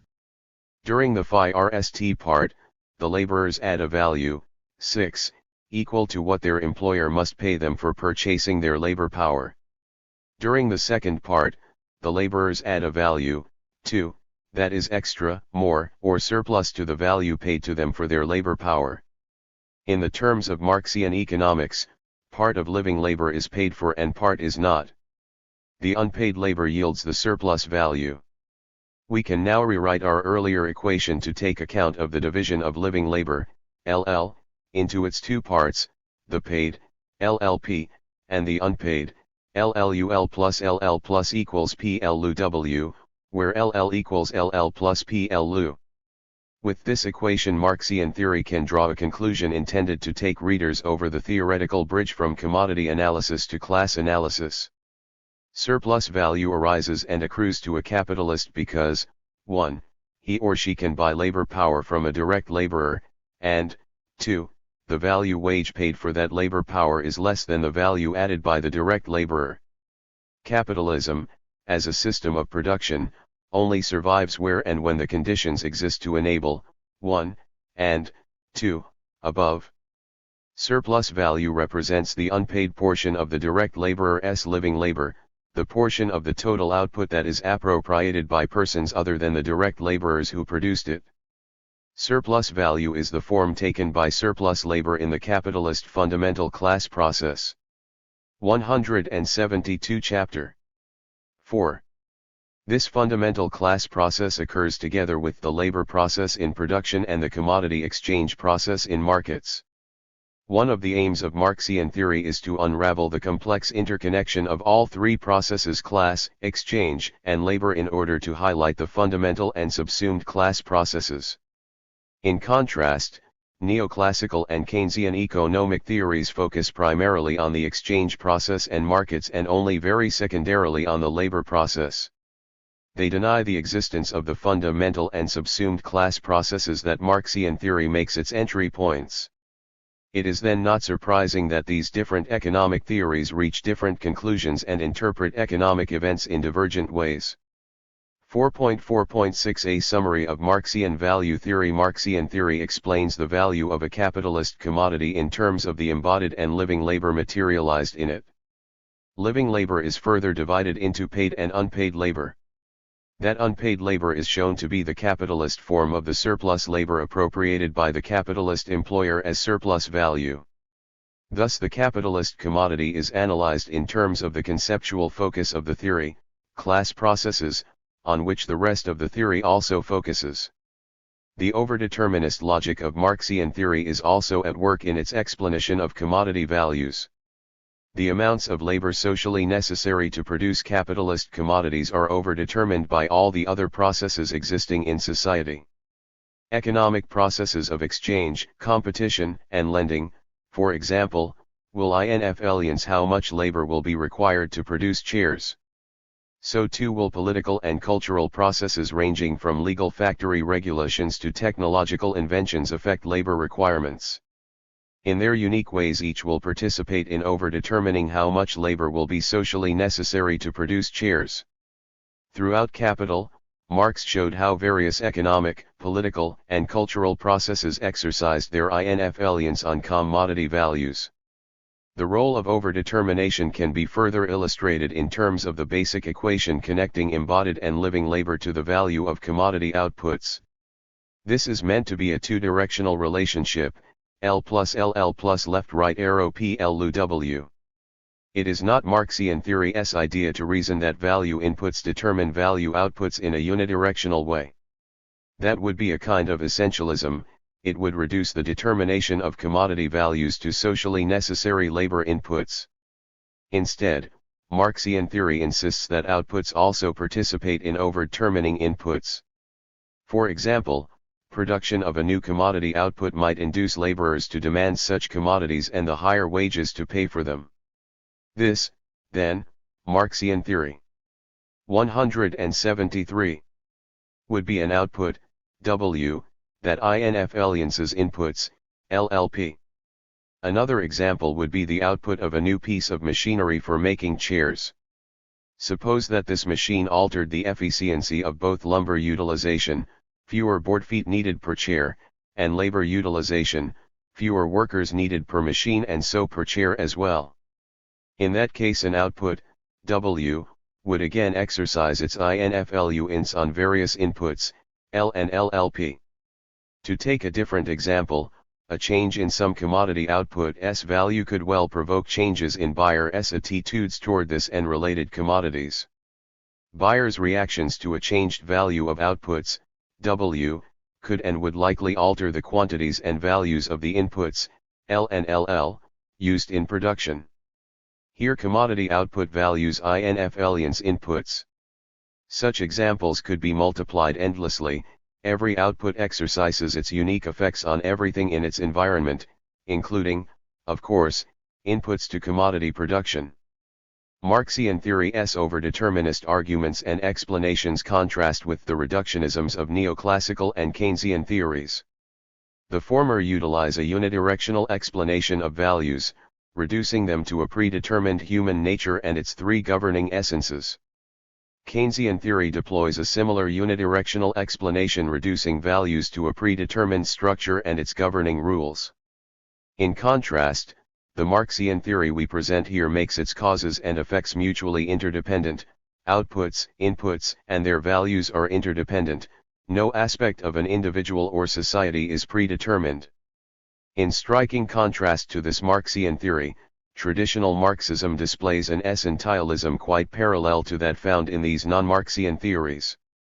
Despite this similarity, traditional Marxism offers an essence different from human nature or structural rules by reducing values ultimately to given, predetermined, technical and physical labor requirements, forces of production. Traditional Marxism's essentialist reasoning also yields its logical inconsistencies that have provided its critics with ammunition to refute and reject its value and surplus value theories. Given many critics' ideological goals, They then proceeded to reject all of Marxism based on the logical inconsistencies of one of its multiple interpretations and theorizations.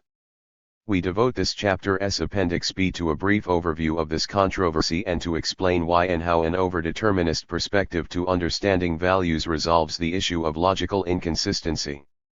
Consequently, it enables Marxian theory to continue as a viable and contending way to understand how the economy works. 4.5 Capitalists and laborers. The Marxian theory discussed in this book discards simple dichotomies between good and bad, strong and weak, rich and poor, or powerful and powerless. Rather, capitalists and laborers are shown to be of diverse kinds and to 174 chapter 4. Be involved in many different sorts of relationships to one another. Marxian theory's analysis of capitalists and laborers is unique among modern social theories. 4.5.1 What are capitalists? Marxian theory focuses on capitalists as appropriators of surplus labor in the form of surplus value. It emphasizes the kind of capitalist who buys and combines labor power and other means of production and who owns and sells the commodities produced thereby. Yet the theory also recognizes other kinds of capitalists who do not appropriate surplus labor. We can introduce Marx's own notation to clarify the different kinds of capitalists. All capitalists start with a sum of values, usually in the form of money, M. Their goal is to use their money to make money to secure an increment, delta M, as an addition to their original M. Mathematically, this can be stated as M rightward arrow M plus delta M. Capitalists of the sort we have been discussing convert their original M, via market purchases, into labor power, equipment, and raw materials. Marx calls the expenditure on labor power variable capital, or V. His choice of term expresses the idea that this component of the capitalist's capital will grow or vary. Marx calls the expenditure on equipment and raw materials constant capital, or C, and his choice of term REFLX, the idea that the value of these commodities passes unchanged, unvaried, into the final commodities produced from them. Thus the purchase of L and its utilization in production added precisely L and no more to the value of the produced commodity output. The following incomplete expression summarizes this Marxian approach: M equals C plus V rightward arrow W equals M plus delta M. This equation begins with a sum of value, M, and ends with a larger sum of value, M plus delta M. Delta M refers to the growth accomplished by the capital as it engages the fundamental class process. Delta M is the surplus value that attaches itself to money in the course of capitalist production. Marx defines this variation as the self-expansion of capital. He then completes the equation of capitalist commodity production as follows: C plus V plus S equals W. This equation precisely parallels our earlier equation, because C equals L, V equals LLP, and S equals LLU. Capitalists achieve the expansion of their capital, from C plus V to W, by appropriating the surplus labor embedded in the commodities they sell. The initial capital, C plus V, grows to W because of the addition of S during production and because the capitalists appropriate that S. A measure of the rate at which capital self-expands would be Marxian theory. 175. Delta M.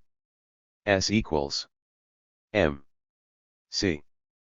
plus V. If this rate rises, capital is relatively successful in expanding; if it falls, it is having problems.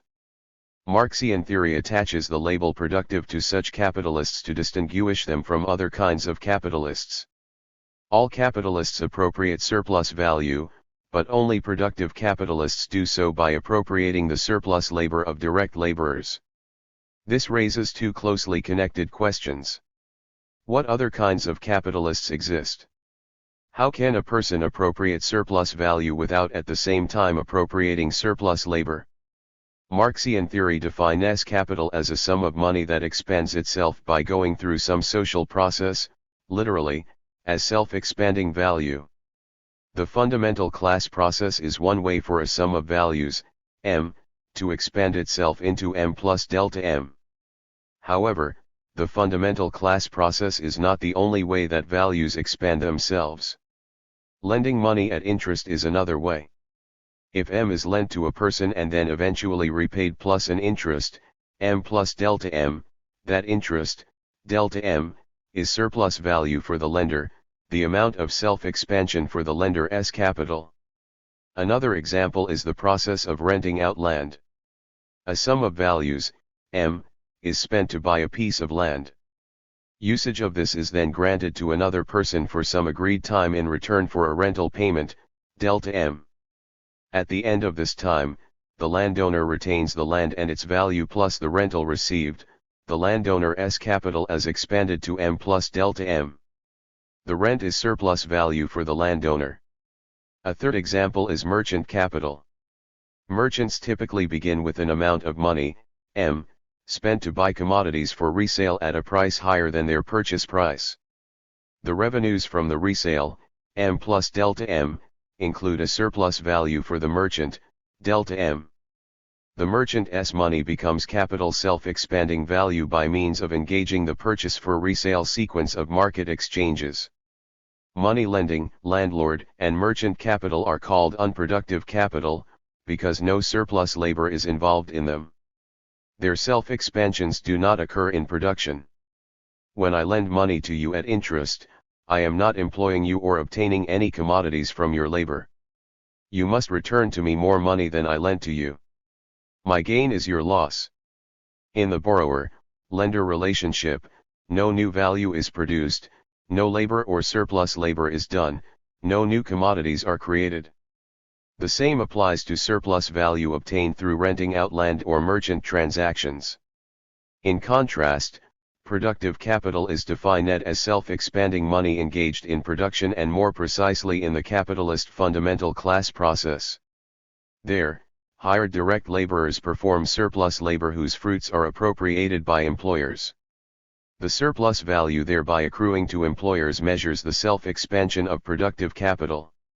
Unproductive capitalists have existed, 176 chapter 4. More or less generally, for thousands of years. Ancient social records demonstrate the existence of money lenders, merchants, land renters, and the like. Productive capitalists may have existed marginally and sporadically before the 17th century, but only since then have they become the powerful, socially prominent group typical of modern history. Marxian theory, given its entry point of class, stresses the differences among capitalists. It does this to pinpoint the specific social role and importance of productive capitalists since it is chiefly why they who appropriate surplus labor in modern society. For Marxian theory, productive capitalists represent the individuals who sit atop the fundamental class process. They are therefore key objects of a class analysis of modern capitalist social formations. 4.5.2 What are laborers? Like capitalists, laborers may be either productive or unproductive. Productive laborers are those who sell their labor power to a productive capitalist and also perform surplus labor appropriated by that capitalist. The direct laborers that we have been discussing in this chapter are productive laborers. However, there are also unproductive laborers who perform vital functions in capitalist class structures. Unproductive laborers also sell their labor power to capitalists, but they do not perform surplus labor. Marxian theory not only stresses the difference between productive and unproductive capitalists, it similarly distinguishes unproductive from productive laborers. The following is an example of unproductive labor. Suppose that I sell you my ability to do work in your garden for 2 hours next Saturday. You agree to pay me $30 for my time and effort. When I get there, you direct me to help you clear brush from your garden. I am a laborer, I sell my labor power. I also participate in a labor process and may also use implements to aid my labor. However, I produce no commodity for my employer, you, to sell. I perform no surplus labor, you realize no surplus value, you appropriate no surplus from me. In this relationship between us, my labor is unproductive, the labor power I sell is unproductive. Were the relationship to alter, example by having my 2 hours of gardening become part of your commercial production and sale of vegetables, then my labor power would be productive.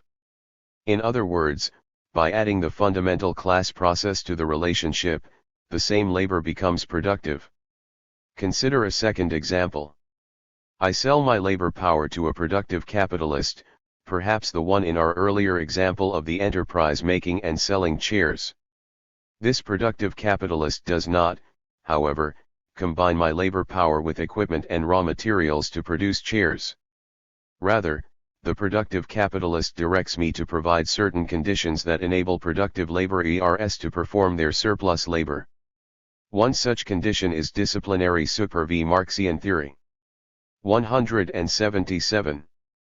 Zion. The productive capitalist directs me to supervise productive laborers, to make sure that they perform the maximum possible surplus labor and that they do not arrive late, take breaks or talk with co-workers. In this case I do unproductive labor since my labor power is not a direct part of producing the commodities sold by the capitalist. The same unproductive label would apply to all other employees of a productive capitalist who, 1. Do not perform surplus labor embodied in the commodities sold by the capitalist and, 2. Instead provide conditions for the productive laborers to produce surplus for the capitalist employer. Another kind of unproductive labor is that performed by the employees of unproductive capitalists. For example, the clerk in a merchant, money lending, or land renting enterprise is hired, paid a wage, and required to do work. But that work is not directly involved in producing commodities that embody surplus labor. It is rather involved in helping unproductive capitalists, merchants, bankers, and landlords, expand their capital in the unproductive ways discussed above. To understand Marxian theory, it is vital to note that the difference between productive and unproductive laborers is not a matter of their importance to the survival and reproduction of the capitalist structure. Both kinds are indispensable, although in different ways. The productive laborer produces the surplus that the productive capitalist appropriates. The unproductive laborer provides the conditions without which the productive laborers could not or would not produce that surplus. The adjectives productive and unproductive are Marxian theory's way of differentiating wage workers who participate in the fundamental class process from those who do not. The two kinds of laborers are subject to different pressures and play different roles in capitalist economies. This distinction parallels the role played by these words in differentiating among capitalists. In both cases the purpose is to highlight the existence and uniqueness of the fundamental class process and its overdetermined connections to the many different non-class processes occurring in modern capitalism. 4.5.3 Exploitation. People have used the word exploitation in many ways for many years. Positively, the word sometimes means to make good use of some resource, as in the pioneers who exploited the opportunities of virgin forests and streams. More often it carries a negative connotation, meaning to take advantage of or abuse some person or resource. Phrases such as "those parents exploit their children" or "that government exploited its minority citizens" illustrate this negative usage. Marxian theory attaches an altogether different definition to exploitation. 178 Chapter 4. Exploitation describes in Marxian theory any fundamental class process in which the person who performs surplus labor is not also the person who appropriates it. The appropriator, s, is, are, then understood to exploit the producer, s, of the surplus. It follows that communist and ancient forms of the fundamental class process are not exploitative, since performers collectively or individually appropriate their own surplus labor. The slave, feudal, and capitalist forms are exploitative. The capitalist fundamental class process involves the exploitation of productive laborers by productive capitalists. Marxian theory is concerned with both the quality of exploitation, is it feudal, capitalist, etc., and its quantitative dimensions, the value of the surplus and its relation to the values of capital invested and total output. In terms of our earlier notation, the size of the surplus value, S, depends on the difference between the value added during the work time of productive laborers and the value of their labor power. To see the significance of exploitation in Marxian theory, we look more closely at the relationship among these values. In general,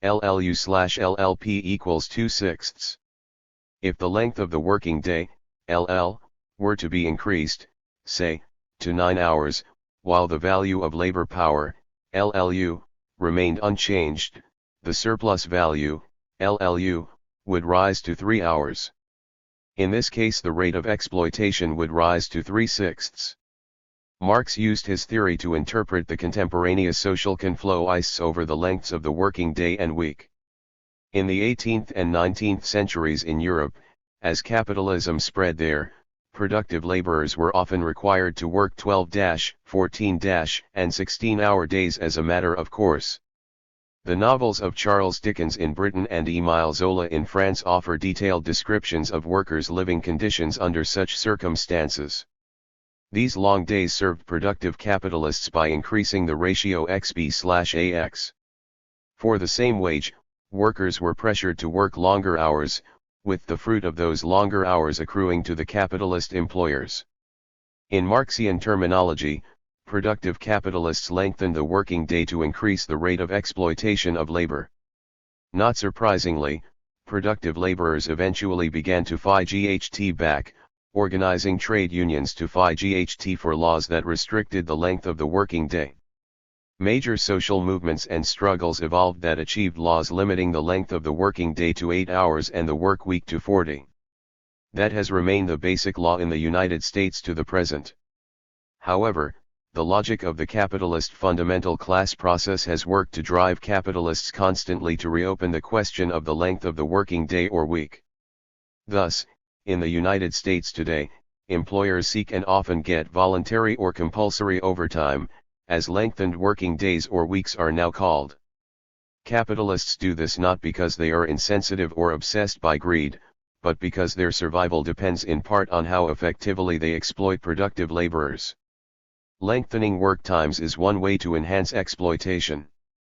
The pressure on productive capitalists to increase rates of exploitation is nothing other than capitalist competition.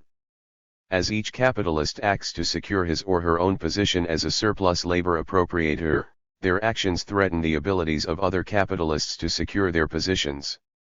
For example, one capitalist innovates with a new technology that cheapens the value and hence per unit price of that capitalist's output. As explained below, this action threatens the survival of all capitalists producing that same kind of output. The result is a constant state of tension among them. Each fears the consequences of the other's attempts to innovate, grow, or survive. Each struggles to offset those consequences by taking private steps that only provoke new dangers for and reactions on the part of other capitalists, and so on. In Marxian theory, competition is understood to be this interdependent network of risks and dangers imposing all kinds of actions upon productive capitalists. However, before turning to a discussion of capitalist competition, we need to consider the Marxian theory. 181. Effects on productive laborers when capitalists seek to enhance their rates of exploitation. 4.5.4 Class struggles. How do productive laborers react to capitalists seeking to increase their rate of exploitation? Depending on the complex circumstances they face, such workers may simply accept doing more unpaid labor. On the one hand, they may even accept ideas and arguments that disguise or deny their growing exploitation. On the other hand, they may decide not to accept this situation. They may act by themselves or with all kinds of allies, spouses, the unproductive employees of the capitalist, professionals involved in the ancient class process, elected state officials, and so on. They may limit their efforts to specific employers. Alternatively, they may help organize a social movement demanding changes in the quantitative dimensions of the capitalist fundamental class process, for example, a new law shortening the length of the working day or week. A struggle ensues over the capitalist fundamental class process, in this case over the ratio between XB and AX, the rate of exploitation. All kinds of people involved in all manner of different class and non-class processes take sides in this struggle. One side phi GHTS for a higher S/V, the other for a lower S/V. Because this is a struggle over the class process, Marxian theory refers to it as a class struggle. A union of productive laborers that presses for higher wages is a class struggle. Management pressing productive laborers to accept compulsory overtime is a class struggle. The fight between two groups of representatives in Congress over a law that would raise the legal minimum wage is a class struggle. Each of these instances is a class struggle because of what the struggle is about. The groups struggling include persons involved in all manner of class and non-class processes, but theirs is a class struggle because class is the object of their struggle. When complex groupings of people fight over non-class processes such as school curricula or medical ethics or criminal justice procedures or equal political rights, we refer to these as non-class struggles. Any society involves an ever-changing mix of both class and non-class struggles. Because of Marxian theory's focus on class, it has always been most concerned to locate, identify, and connect class struggles to the other processes and struggles occurring in any society under scrutiny. Class struggles concern not only the quantitative dimensions of the fundamental class process, such as the rate of exploitation in capitalism. Groups of people also struggle over the qualitative dimensions of class processes. For example, the issue may be alternative forms of the fundamental class process 182 chapter 4. Rather than the ratio of paid to unpaid labor time within a fundamental class process. One side may want to preserve the capitalist form of surplus labor production. The other side may want to change to another form of the fundamental class process, say, a communist form. This too is a class struggle because the object of the struggling is the class process. This time the struggle is over the qualitative form of the fundamental class process rather than its quantitative dimensions. Of course, people may struggle simultaneously over the quantity and quality of the fundamental class process. The class struggles discussed so far have concerned fundamental class processes, but social groups fight over subsumed class processes as well. Subsumed class struggles concern the size, form, and recipients of the distributions of surplus by its appropriators.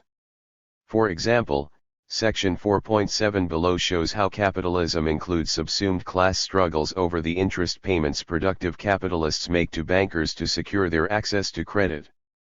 Section 4.7 also details subsumed class struggles over the tax payments productive capitalists make to the state and over the salaries they pay to the unproductive laborers they hire as managers and over dividends they pay to owners of the means of production. Marxian theory generally sees an array of different class struggles, fundamental and subsumed, that occur in, influence, and change any society.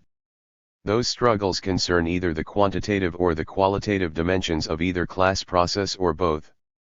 In Marxian theory, class struggles are like class processes, both are overdetermined by all the other processes and struggles occurring in a society. Traditionally, Marxists distinguish their perspective from that of other social reformers by stressing the need for a qualitative change in the fundamental class process, sometimes referred to as a revolutionary perspective. Marxists see the capitalist fundamental class process as a major barrier to the construction of a just, peaceful, and democratic society. They declare to others seeking to construct such a society, unless you take into account the capitalist fundamental and subsumed class processes and understand how they interact with the rest of modern society, you will not successfully transform society in the directions we all want. Marxian theory takes class into account systematically because it aims for more than social analysis, it also seeks to inform movements for social transformation and to add class change to their agendas. Of course, other economic theories, as we have seen so far, take other, non-class aspects into their different agendas. 4.5.5 The complexity of industrial capitalist firms. The productive capitalist who appropriates surplus value from his productive laborers may be an individual or a group, collective, of individuals, the typical Marxian theory. 183. Modern corporate board of directors. In either case, the appropriation of surplus value occurs quite literally at those places in society usually called commodity-producing enterprises or FIRMs. Those places are likewise the sites of surplus value distribution, the capitalist subsumed class process. We will henceforth refer to productive capitalists as industrial capitalists to distinguish them from the unproductive capitalists, example merchant, money-lending, and land-renting capitalists. Many non-class processes occur together with the capitalist class processes, appropriating and distributing surplus value, inside industrial capitalist enterprises. Cultural processes there include speech among persons, the writing of all sorts of business histories, reports, and forecasts, the design of products, ideas aimed at developing new products, and so on. Political processes include the giving and taking of orders among the persons working in this THIRD, the writing of behavioral rules for employees, and the adjudication of disputes among people present inside the THIRD. Natural processes include the physical transformation of inputs during the production of commodity outputs, climatic changes occurring where the THIRD is located, pollution occurring inside the THIRD, and so on. Other economic processes occurring at the site of the THIRD, besides the capitalist class processes, include buying inputs and selling outputs, borrowing and lending, and saving and investing. Over time, the diverse class and non-class processes that comprise an industrial capitalist enterprise change, as all processes do. Thus all such enterprises are likewise always changing. If the changes are extreme, the industrial capitalist enterprise may collapse, dissolve, or otherwise cease to exist. For example, if natural processes change to drop average temperatures to 100 degrees Fahrenheit, the THIRD would expire. If a virus deprived employees of their ability to work, the THIRD might disappear. Lesser changes in natural processes would alter but not destroy the industrial capitalist enterprise, provided that it can and does take steps to adjust to the changed natural processes. The continuation of the industrial capitalist THIRD also depends on the ever-changing cultural processes that overdetermine it and whether the THIRD accommodates to those cultural changes. If its employees changed religions and embraced a deity who counseled a rejection of work for the THIRD's employers because of their different religious commitments, the THIRD's existence would be jeopardized. The THIRD might respond by expending funds to counteract that religion, or its employers might convert, or some compromise might be achieved to enable the industrial capitalist THIRD to survive, although changed in perhaps significant ways. Political processes inside the THIRD, for instance, employees following the orders of their supervisors are usually crucial conditions of existence of the production and appropriation of surplus value there. If, for example, resentments over wages and working conditions or other concerns lead workers to 184 Chapter 4. Refuse supervisors' orders, either the THIRD will collapse or some accommodation that changes the THIRD must be found so that the changed industrial capitalist enterprise will continue. The THIRD likewise needs the many economic processes that provide the conditions of its existence. For example, the THIRD would be at risk if the conditions for it to buy and sell its inputs and outputs were changed or threatened. A war or a disastrous climate change could disrupt market exchanges, for example. Then the industrial capitalist THIRD could try to use its own resources to revive the old and/or organize new exchange processes necessary for its survival, although in a changed form. It might or might not succeed. If the non-class processes inside and outside the THIRD change but not in ways that undermine the industrial capitalist THIRD, then it survives. Whether it grows or shrinks and how it changes depends on how the various non-class changes combine to overdetermine changes in the capitalist class processes and thus the enterprise as a whole. However, it is always possible that changes in the non-class processes will threaten to destroy the capitalist class processes in the THIRD. If, for example, non-class changes led productive laborers to insist on much higher wages, industrial capitalists might decide to end production and close the enterprise. It might then cease to exist unless a different class process, not capitalist, might be established in its place. To continue the example, workers who demanded the higher wages that destroyed the capitalist industrial enterprise might then take over after the capitalists had closed the enterprise. They might reopen it as a communist enterprise where the workers collectively functioned as their own board of directors. This is what happened in Argentina early in the opening years of the 21st century. While change is continual and even disappearance always possible for industrial capitalist enterprises, we focus here on analyzing FIRMs that are able to adjust and thereby perpetuate themselves. For each of them, actual or potential changes in all the non-class processes on which their FIRMs survival depends are continuing issues of intense concern.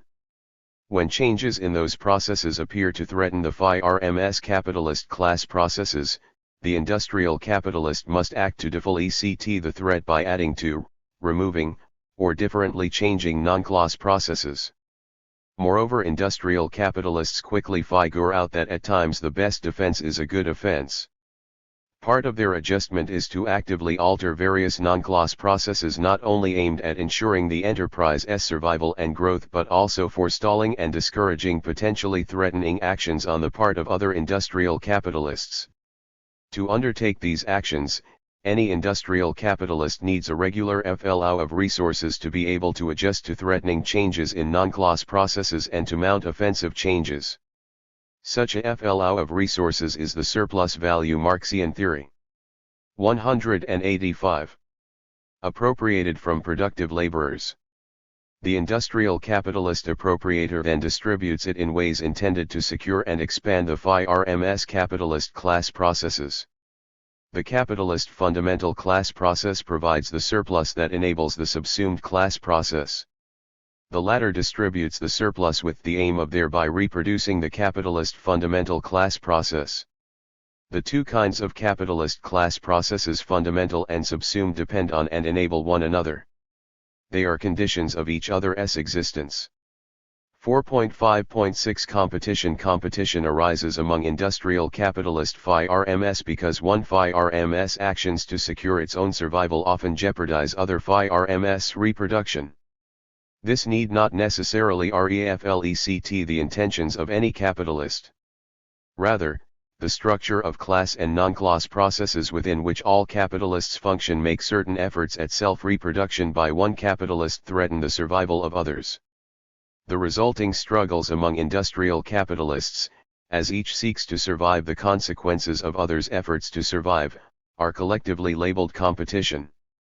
Marxian theory attaches great significance to industrial capitalist competition for several reasons. First, these competitive struggles continue to exert deep and lasting impacts on all modern societies. Second, competitive struggles contribute to business cycles. Third, neoclassical theory claims that competition is a purely positive force that generates optimum economic efficiency, a claim that Marxists refute. Fourth, competition among industrial capitalists often provokes various sorts of class struggles. Marxists seek to understand and transform such class struggles into movements for social justice and democracy built upon non-exploitative fundamental class processes. Industrial capitalist competition takes many forms. Because of its importance to the Marxian analysis of capitalism, we add Appendix C to this chapter explaining, based on a few simple numbers, how competition works and its many consequences. Here we present another, non-numerical, explanation. Consider, again, our chair example. Suppose that several capitalist FIRMs produce identical chairs, they form a competitive chair industry. Suppose that the board of directors of one of these FIRMs, wanting more productivity from its hired productive laborers, decides to distribute more surplus to hire and equip more supervisors of those laborers. The strategy works to increase output per productive laborer. That is, the same amount of productive labor is now embodied in more chairs. This means that each chair marketed by this industrial capitalist FIRM has a lower value than before. But that's only the beginning of the competitive story. 186 Chapter 4. In a competitive market, the unit value of a chair, its market value, is the average of the different labor times required by each industrial capitalist to produce its chairs. Like any average, some capitalist FIRMs produce below that average, some above, and some may even produce at the average. In other words, productive efficiencies as measured by these respective labor times differ across enterprises within the chair industry. The socially necessary labor attached to a chair is in fact precisely the computed average of all these individual enterprises' labor times. In our example, the average, socially necessary labor, falls because one chair producer has reduced its amount of labor time to produce each chair, hence the average of them, namely the market value of a chair, falls. See also the THIRD part of Appendix C. A competitive market for chairs means that all industrial capitalists have no choice but to sell their enterprise's produced chairs at the newly established lower market value. Trying to sell them at a higher value ensures that they sell none, since customers can purchase identical chairs from those capitalist firms selling at the lower, average value. Choosing to lower their value below the average makes no economic sense because they can sell as many chairs as they can produce at that higher average value. In other words, competition means that each capitalist faces a perfectly elastic demand at the market-determined value for produced chairs. Capitalists competing inside the chair industry with this productivity-raising firm now face a potential economic disaster that may drive them out of business. The reason for this existential threat is the difference between their newly changed revenue position. Each must sell its chairs at the new, lowered average value per chair, while their unchanged productivity means that their costs have remained the same. Hence their profits are reduced. That constrains their subsumed class distributions, thereby threatening their survival as industrial capitalists in the chair industry. Meanwhile, the firm that raised its productivity earns higher profits. Like its competitors, it too must sell its chairs at the same lowered market price, but unlike them, its productivity increase reduced its cost of producing each chair. While its production costs of C+V have not changed, it found a way to produce more chairs with the same amount of living labor, increased productivity. By reducing its costs per chair produced, this firm became the least cost producer of chairs in its industry. Its higher profits enable its board of directors to expand subsumed class distributions to grow the firm.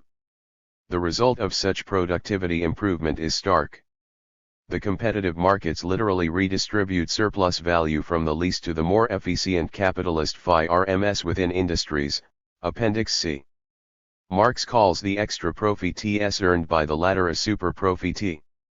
It represents an extra value earned, at the expense of other firms, because some firms capitalists raised production efficiency.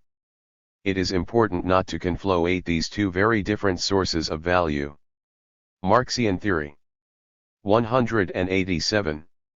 Superprofit arises from an industrial firm's board of directors deploying strategies to become the least cost producer in a competitive market. Surplus value arises from that same board exploiting its own workers. The former is a non-class, market, source of revenue, the latter a class source. The competitive lesson is quickly learned by all capitalists: reduce your enterprise's costs of production or risk decline and even bankruptcy. Of course, like everything else in life, learning a lesson is one thing and doing something about it is something else. For example, relatively inefficient firms may well understand that competition causes their profits to fall, but they may still not implement a counter-strategy of reducing costs fast enough to withstand the relentless competitive pressure on price. They face business failure. Should that happen, the innovative capitalist might not only capture their former customers but also buy up their machinery, raw material inventories, and so on, at depressed prices. Competition may drive so many relatively inefficient firms out of business that the surviving industrial capitalists are large and few enough to control the market price for chairs. In other words, competitive capitalism can dissolve itself into its opposites: oligopoly, a few large firms, or even monopoly capitalism. Capitalist competition within any industry thus provides great incentives, profits and growth, for each capitalist enterprise to improve its productive laborers' efficiency, while it simultaneously threatens every enterprise that does not do so as fast as its competitors. Suppose that those other industrial capitalists do try and reproduce the strategy of the innovative capitalist who hired the extra supervisors, or else pursue other parallel strategies. One capitalist might invent a new piece of machinery or buy a newly invented piece of machinery to enhance efficiency, lower production cost per unit of output. Another capitalist might discover a new, cheaper source of lumber, an input to chair production, which would lower the unit cost of producing a chair. The survival of each industrial capitalist in the chair industry depends on how quickly they match its competitors' cost reductions. Each industrial capitalist's success over time depends on innovating THIRD utilizing some new machine, new process of supervision, new style of management, or new source of cheaper inputs to lower its per unit costs. Industrial capitalists strive for value-reducing innovations both to defend against their competitors' possible innovations and as an offensive strategy for growth and prosperity. The capitalist class structure of enterprises interacts with their competitive coexistence inside each industry to make the cost reductions of any one threaten all the others. Their competitive relation is structural and imposed on all capitalists within each industry.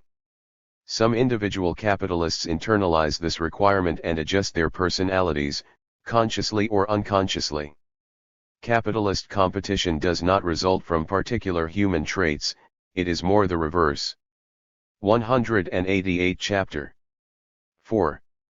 4.5.7 Competition and the accumulation of capital. Perhaps the most famous example of capitalist competition concerns the decision by one capitalist to accumulate capital. This decision deserves careful examination. Consider, again, the basic equation for a capitalist phi Rm producing a given commodity, C plus V plus S equals W. The capitalist sells the chairs produced by productive laborers for revenue equal to W. Presumably this capitalist uses a portion of the W to replace the tools and raw materials used up in producing the chairs. This equals the C in the equation. Likewise, the capitalist uses another portion of the W to pay for the productive labor power purchased from the laborers. This equals the V. That leaves the capitalist with an appropriated surplus value, S, which must be distributed to secure the various conditions that are necessary if he or she is to continue to appropriate S. Now suppose that this capitalist decides to use part of the S to buy extra tools and raw materials and to hire additional productive laborers. This process is called accumulating capital. The extra C and V purchased out of S will generate extra S for the capitalist. We can show this in terms of two consecutive time periods for this capitalist. Period 1, C plus V plus S equals W, where S is used to buy additional C and V, denoted as delta C and delta V, respectively.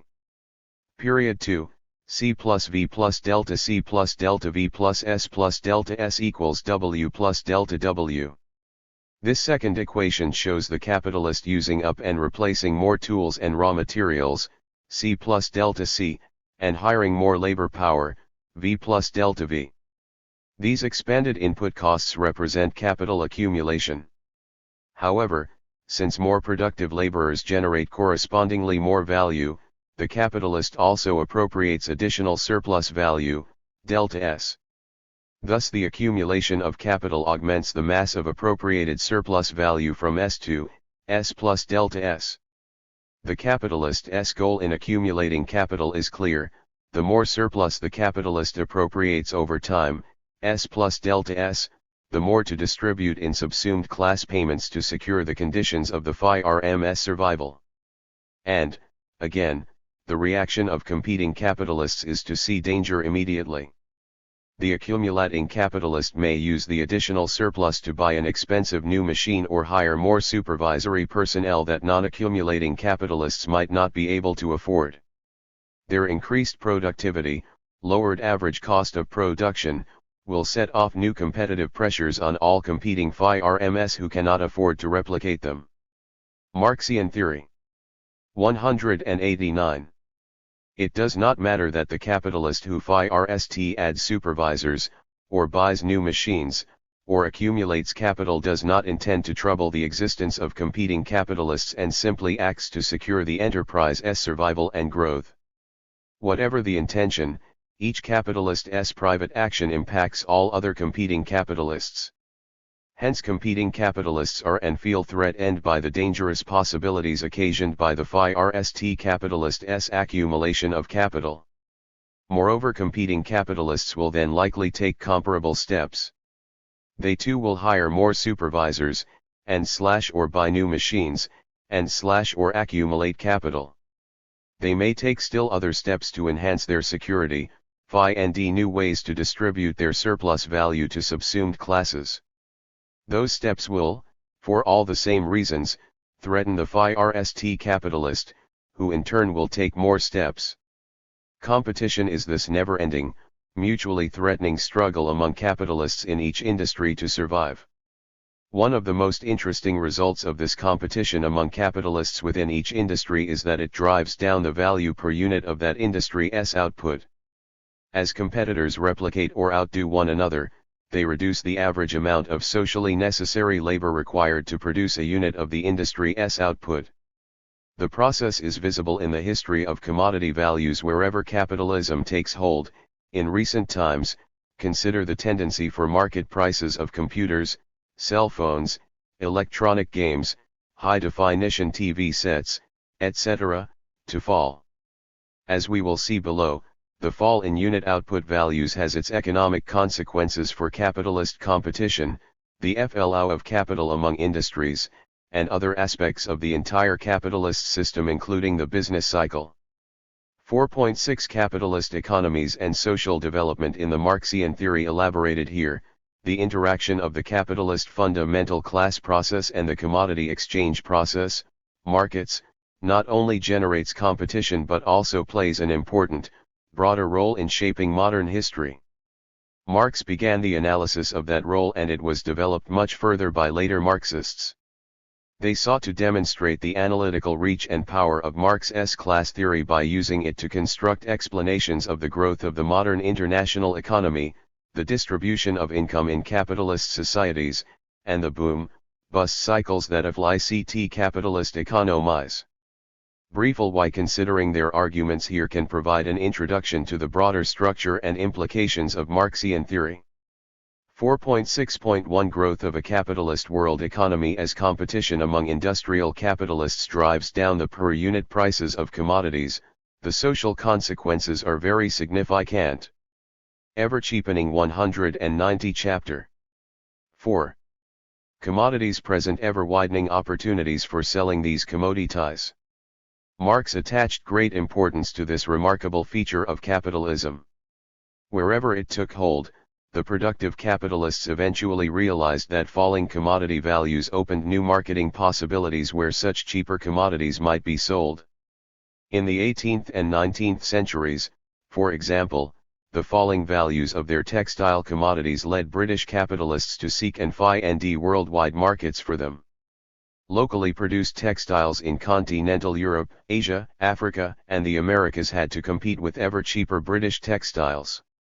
If their local producers could not keep up, they, very much like our relatively inefficient chair producers, would disappear from the industry.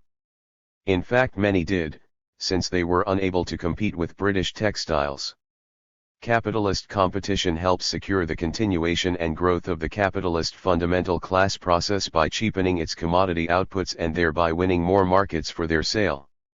Capitalism's relatively early arrival in the nations of Western Europe, in North America, and in Japan enabled them to grow and become powerful in part because competition drove down their industrial output prices. Expanding exports profited those nations' capitalists, while those exports' falling prices outcompeted the more costly local products they encountered around the world. The consequently disrupted local systems of production around the world, often non-capitalist in their class structures, typically sank into social disorganization and vulnerability. Displaced local producers now looked for other kinds of gainful work to survive. Many flowed into the production of food or various raw materials destined to be exported to the capitalist nations. Some looked for work in the growing port areas stimulated by expanding international commerce. In this way, expanding exports from capitalists helped to create a ready labor supply for the expansion of local capitalist and non-capitalist class structures and their produced commodities. Some of the latter were exported, that is, became the imports of industrial capitalists located in Western Europe, North America, and Japan. The nations where capitalist competition took hold earliest eventually carved up the rest of the world into colonial properties. They then subordinated and economically reorganized their colonies still further to enhance the colonizers' wealth. For example, the colonies were made to produce food and raw materials to be sent to the colonizers' capitalist enterprises as cheap inputs. In short, the competition that emerged from the interaction of the capitalist fundamental class process and the exchange process contributed significantly to the extremely unequal division of wealth and income that has characterized the world economy increasingly over the last 3 centuries.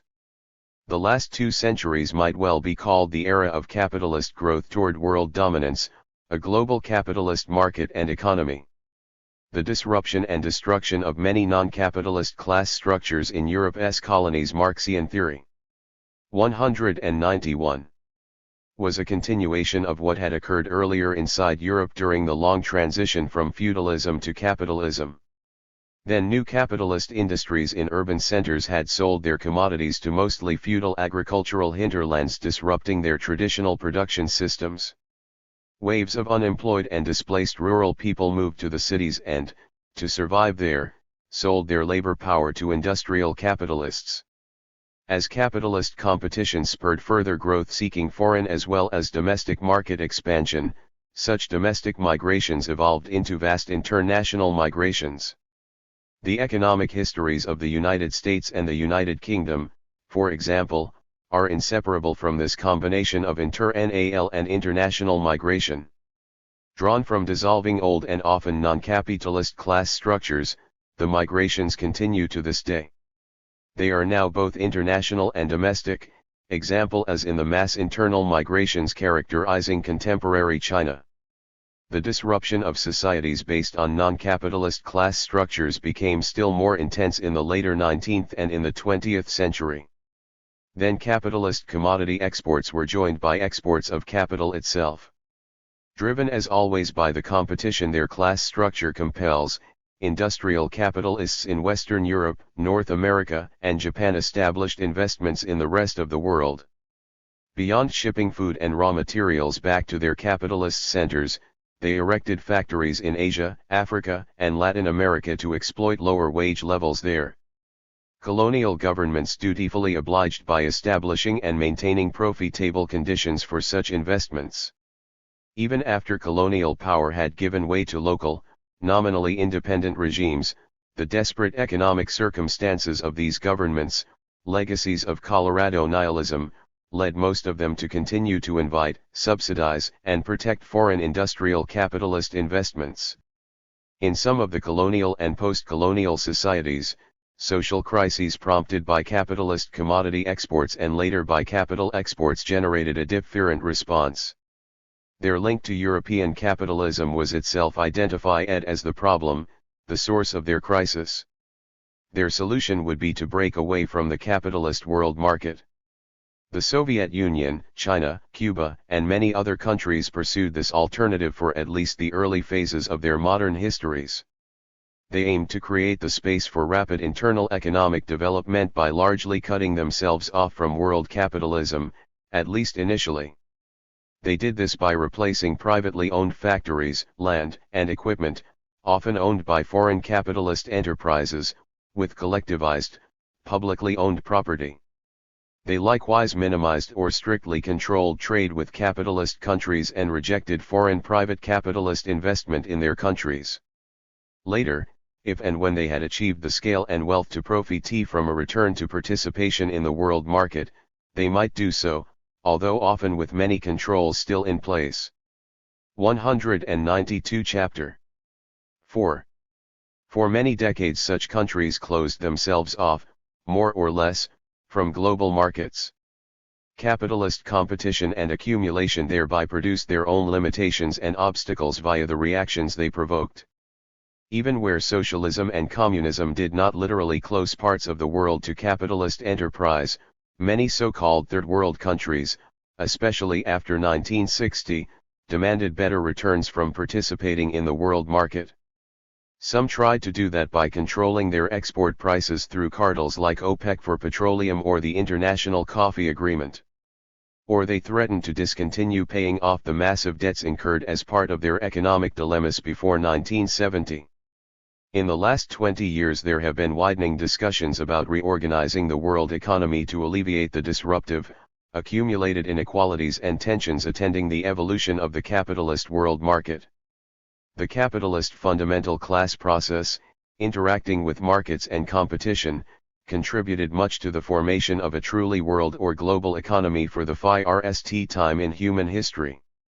In addition to the growth already discussed, capitalist competition also provoked major technical innovations in metal manufacture, engines, shipping, and weaponry. These made possible the transportation, trade, and warfare that accompanied the foreign economic activities of industrial capitalist firms. Indeed, rapidly rising surplus value appropriated by European industrial capitalists enabled their rising tax payments to European governments. In return they demanded and received military supports and protections for capitalists' growing overseas ventures. In Marxian theory there is the most intimate connection between the capitalist fundamental class process and the histories of colonialism, imperialism, and the contemporary world economy. In elaborating that connection, Marxian theory produces insights into the contradictions and dynamics of the world economy that are different from the analyses constructed by all other theories. 4.6.2 Capitalism and real incomes as capitalist expansions, chiefly from Europe, disrupted societies elsewhere. Real incomes, actual goods and services consumed, dropped drastically for most of the people in those societies. Usually only a relatively few local appropriators of surplus labor and some subsumed classes found ways to accommodate capitalist expansion and thereby secure or even enhance their incomes. These included local feudal lords, some ancient classes, and some native small industrial capitalists among the fundamental classes. Local subsumed classes typically included merchants, landlords, moneylenders, and various levels of bureaucrats. In the centers of capitalist industrialization, the movements in real incomes were uneven. In the early stages of capitalist enterprise in Western Europe, Marxian theory. 193. North America, and Japan, laborers usually drawn from rural areas to industrial centers experienced extreme privation. However, as generation after generation of productive and unproductive laborers worked in capitalist enterprises, their real incomes rose. Yet, as suggested earlier, for Marxian economic theory, rising real incomes can be consistent with a simultaneously rising rate of exploitation. And this has important implications for the structure of modern capitalist economies, especially those in Western Europe, North America, and Japan. Did those economies achieve relative social stability because they provided industrial capitalists with rising rates of exploitation and simultaneously provided workers with rising real incomes? How was this possible? Can it last? In its answers to these questions, Marxian theory explains how higher real incomes did indeed coexist with rising rates of exploitation. Recall the division in Marxian theory between V and S in the C plus V plus S equals W equation for all industrial capitalist enterprises. V is the value of labor power, say, per day. It is the value of the goods and services that productive laborers require per day in order to be able and willing to keep on working for their capitalist employers. The latter pay their laborers a money sum of value, the wage used by them to purchase commodities for their daily consumption. That sum, V, when subtracted from the total value added by the laborers per day, yields S, the daily surplus value appropriated by the industrial capitalist. Suppose that for some time the following two dimensions of production do not change: 1, the value of labor power, V, and 2, the length of the working day during which productive laborers add value, V plus S. It follows then that the surplus value, S, is also phi xed, as is the rate of exploitation, S/V. Now, finally, consider what might happen if competition among capitalists who produce the wage goods, food, clothing, housing, TV sets, etc., drives down the per unit values of those wage goods. See Appendix B to this chapter. Workers could then buy more of such cheapened wage goods with their unchanged wages, value of labor power. Their real wage or standard of consumption would have risen, while their rate of exploitation by capitalist employers would have remained unchanged. Real wages are one thing, but in Marxian theory exploitation is something else. It is a simple next step to see how a rising rate of exploitation can also coexist with rising real incomes. Suppose that a capitalist was able to cut productive workers' wages by 10%, lower V. Assuming that the length of the working day remains the same, those workers' value added would likewise remain the same each day. If the value they add remains the same but the value paid to them falls by 10%, then the surplus, S, appropriated by capitalists would rise. Moreover, a higher S in relation to a lower V would mean that the rate of exploitation, S/V, had risen. Now, finally, add again the 194 chapter. 4. Likelihood that competition among capitalists producing wage goods had driven down their per unit values by, say, 15%.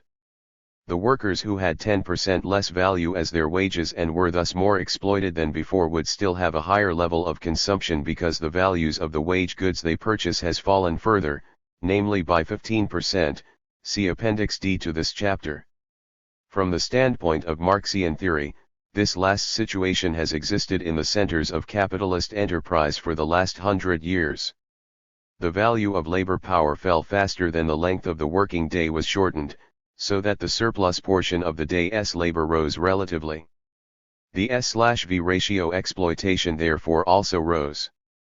Productive laborers delivered an ever-growing surplus to industrial capitalists, thereby enabling them to secure their conditions of existence and of rapid growth. At the same time, the unit values of commodities purchased by workers fell even faster than the value of their labor power. This was partly the result of the capitalist competition we noted above.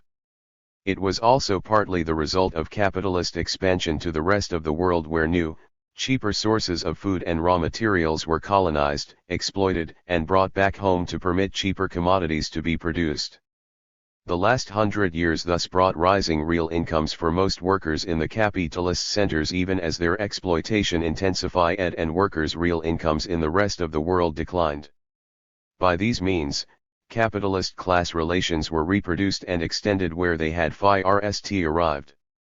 Especially Western Europe, North America, and Japan adjusted politically, culturally, and psychologically to a prosperity that coupled rising exploitation and rising real incomes.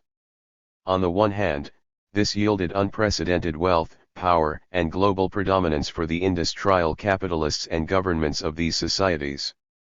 On the other hand, these societies became dependent on being able to continue to combine rising real incomes with rising rates of exploitation. When threats arose to such societies' ability to enjoy rising real incomes and rising rates of exploitation, extreme reactions occurred. Thus, when productive workers organized labor unions to demand changes in wages and working conditions that would have lowered the S/V ratio, their organizations were usually repressed politically, ideologically, and even physically. Socialist and communist organizations and revolutions who usually made their anti-capitalism explicit suffered harsher repressions. When movements for political independence as a means to economic modernization in Asia, Africa, and Latin America threatened to challenge their colonial roles as providers of cheap inputs into capitalist commodity production in the capitalist centers, they too were suppressed.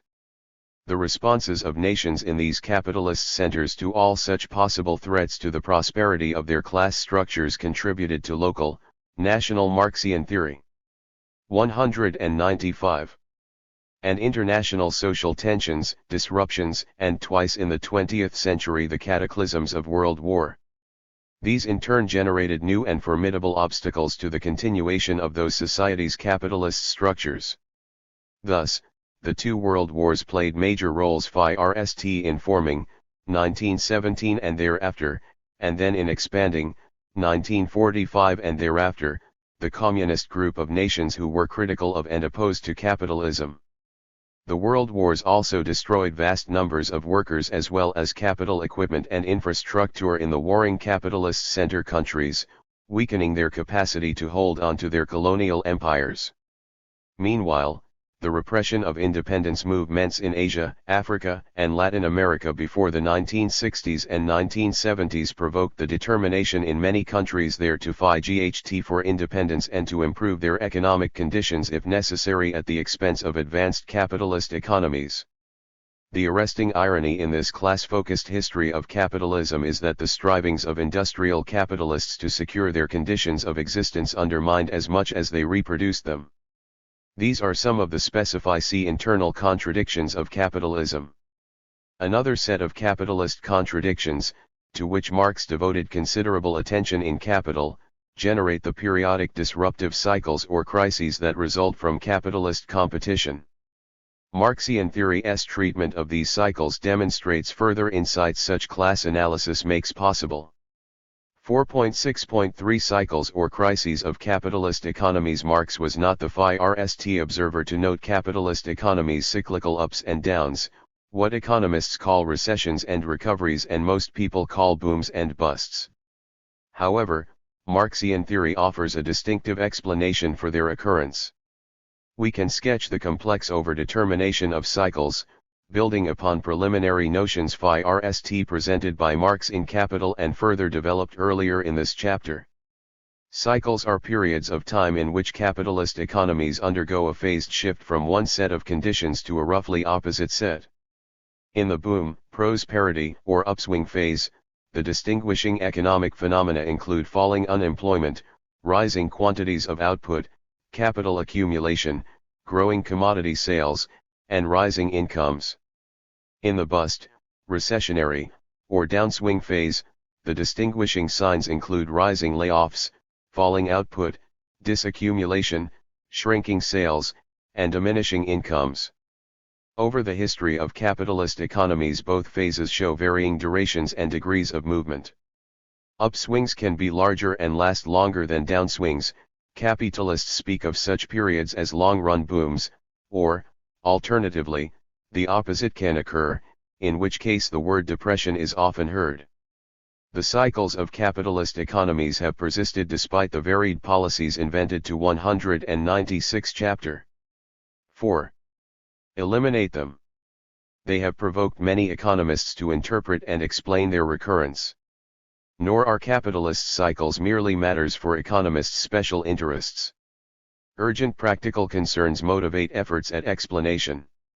Economic downswings, rising unemployment, company bankruptcies, falling incomes, etc., reduce tax revenues to governments who often respond by cutting public services. Competitors in economies not experiencing such downturns often gain crucial advantages. Unemployed workers can become angry and may eventually question the desirability of a capitalist system that subjects them to the privations of recurring unemployment. Unemployed workers sometimes emigrate and do not return even when the next upswing occurs. The personal damages suffered by unemployed workers, bankrupt entrepreneurs, and their families may have lasting and costly social effects long after the downturn has passed over into the next upturn. Economists and many others have therefore long searched for government policies that might minimize the social costs of capitalist cycles or, if possible, eliminate them altogether.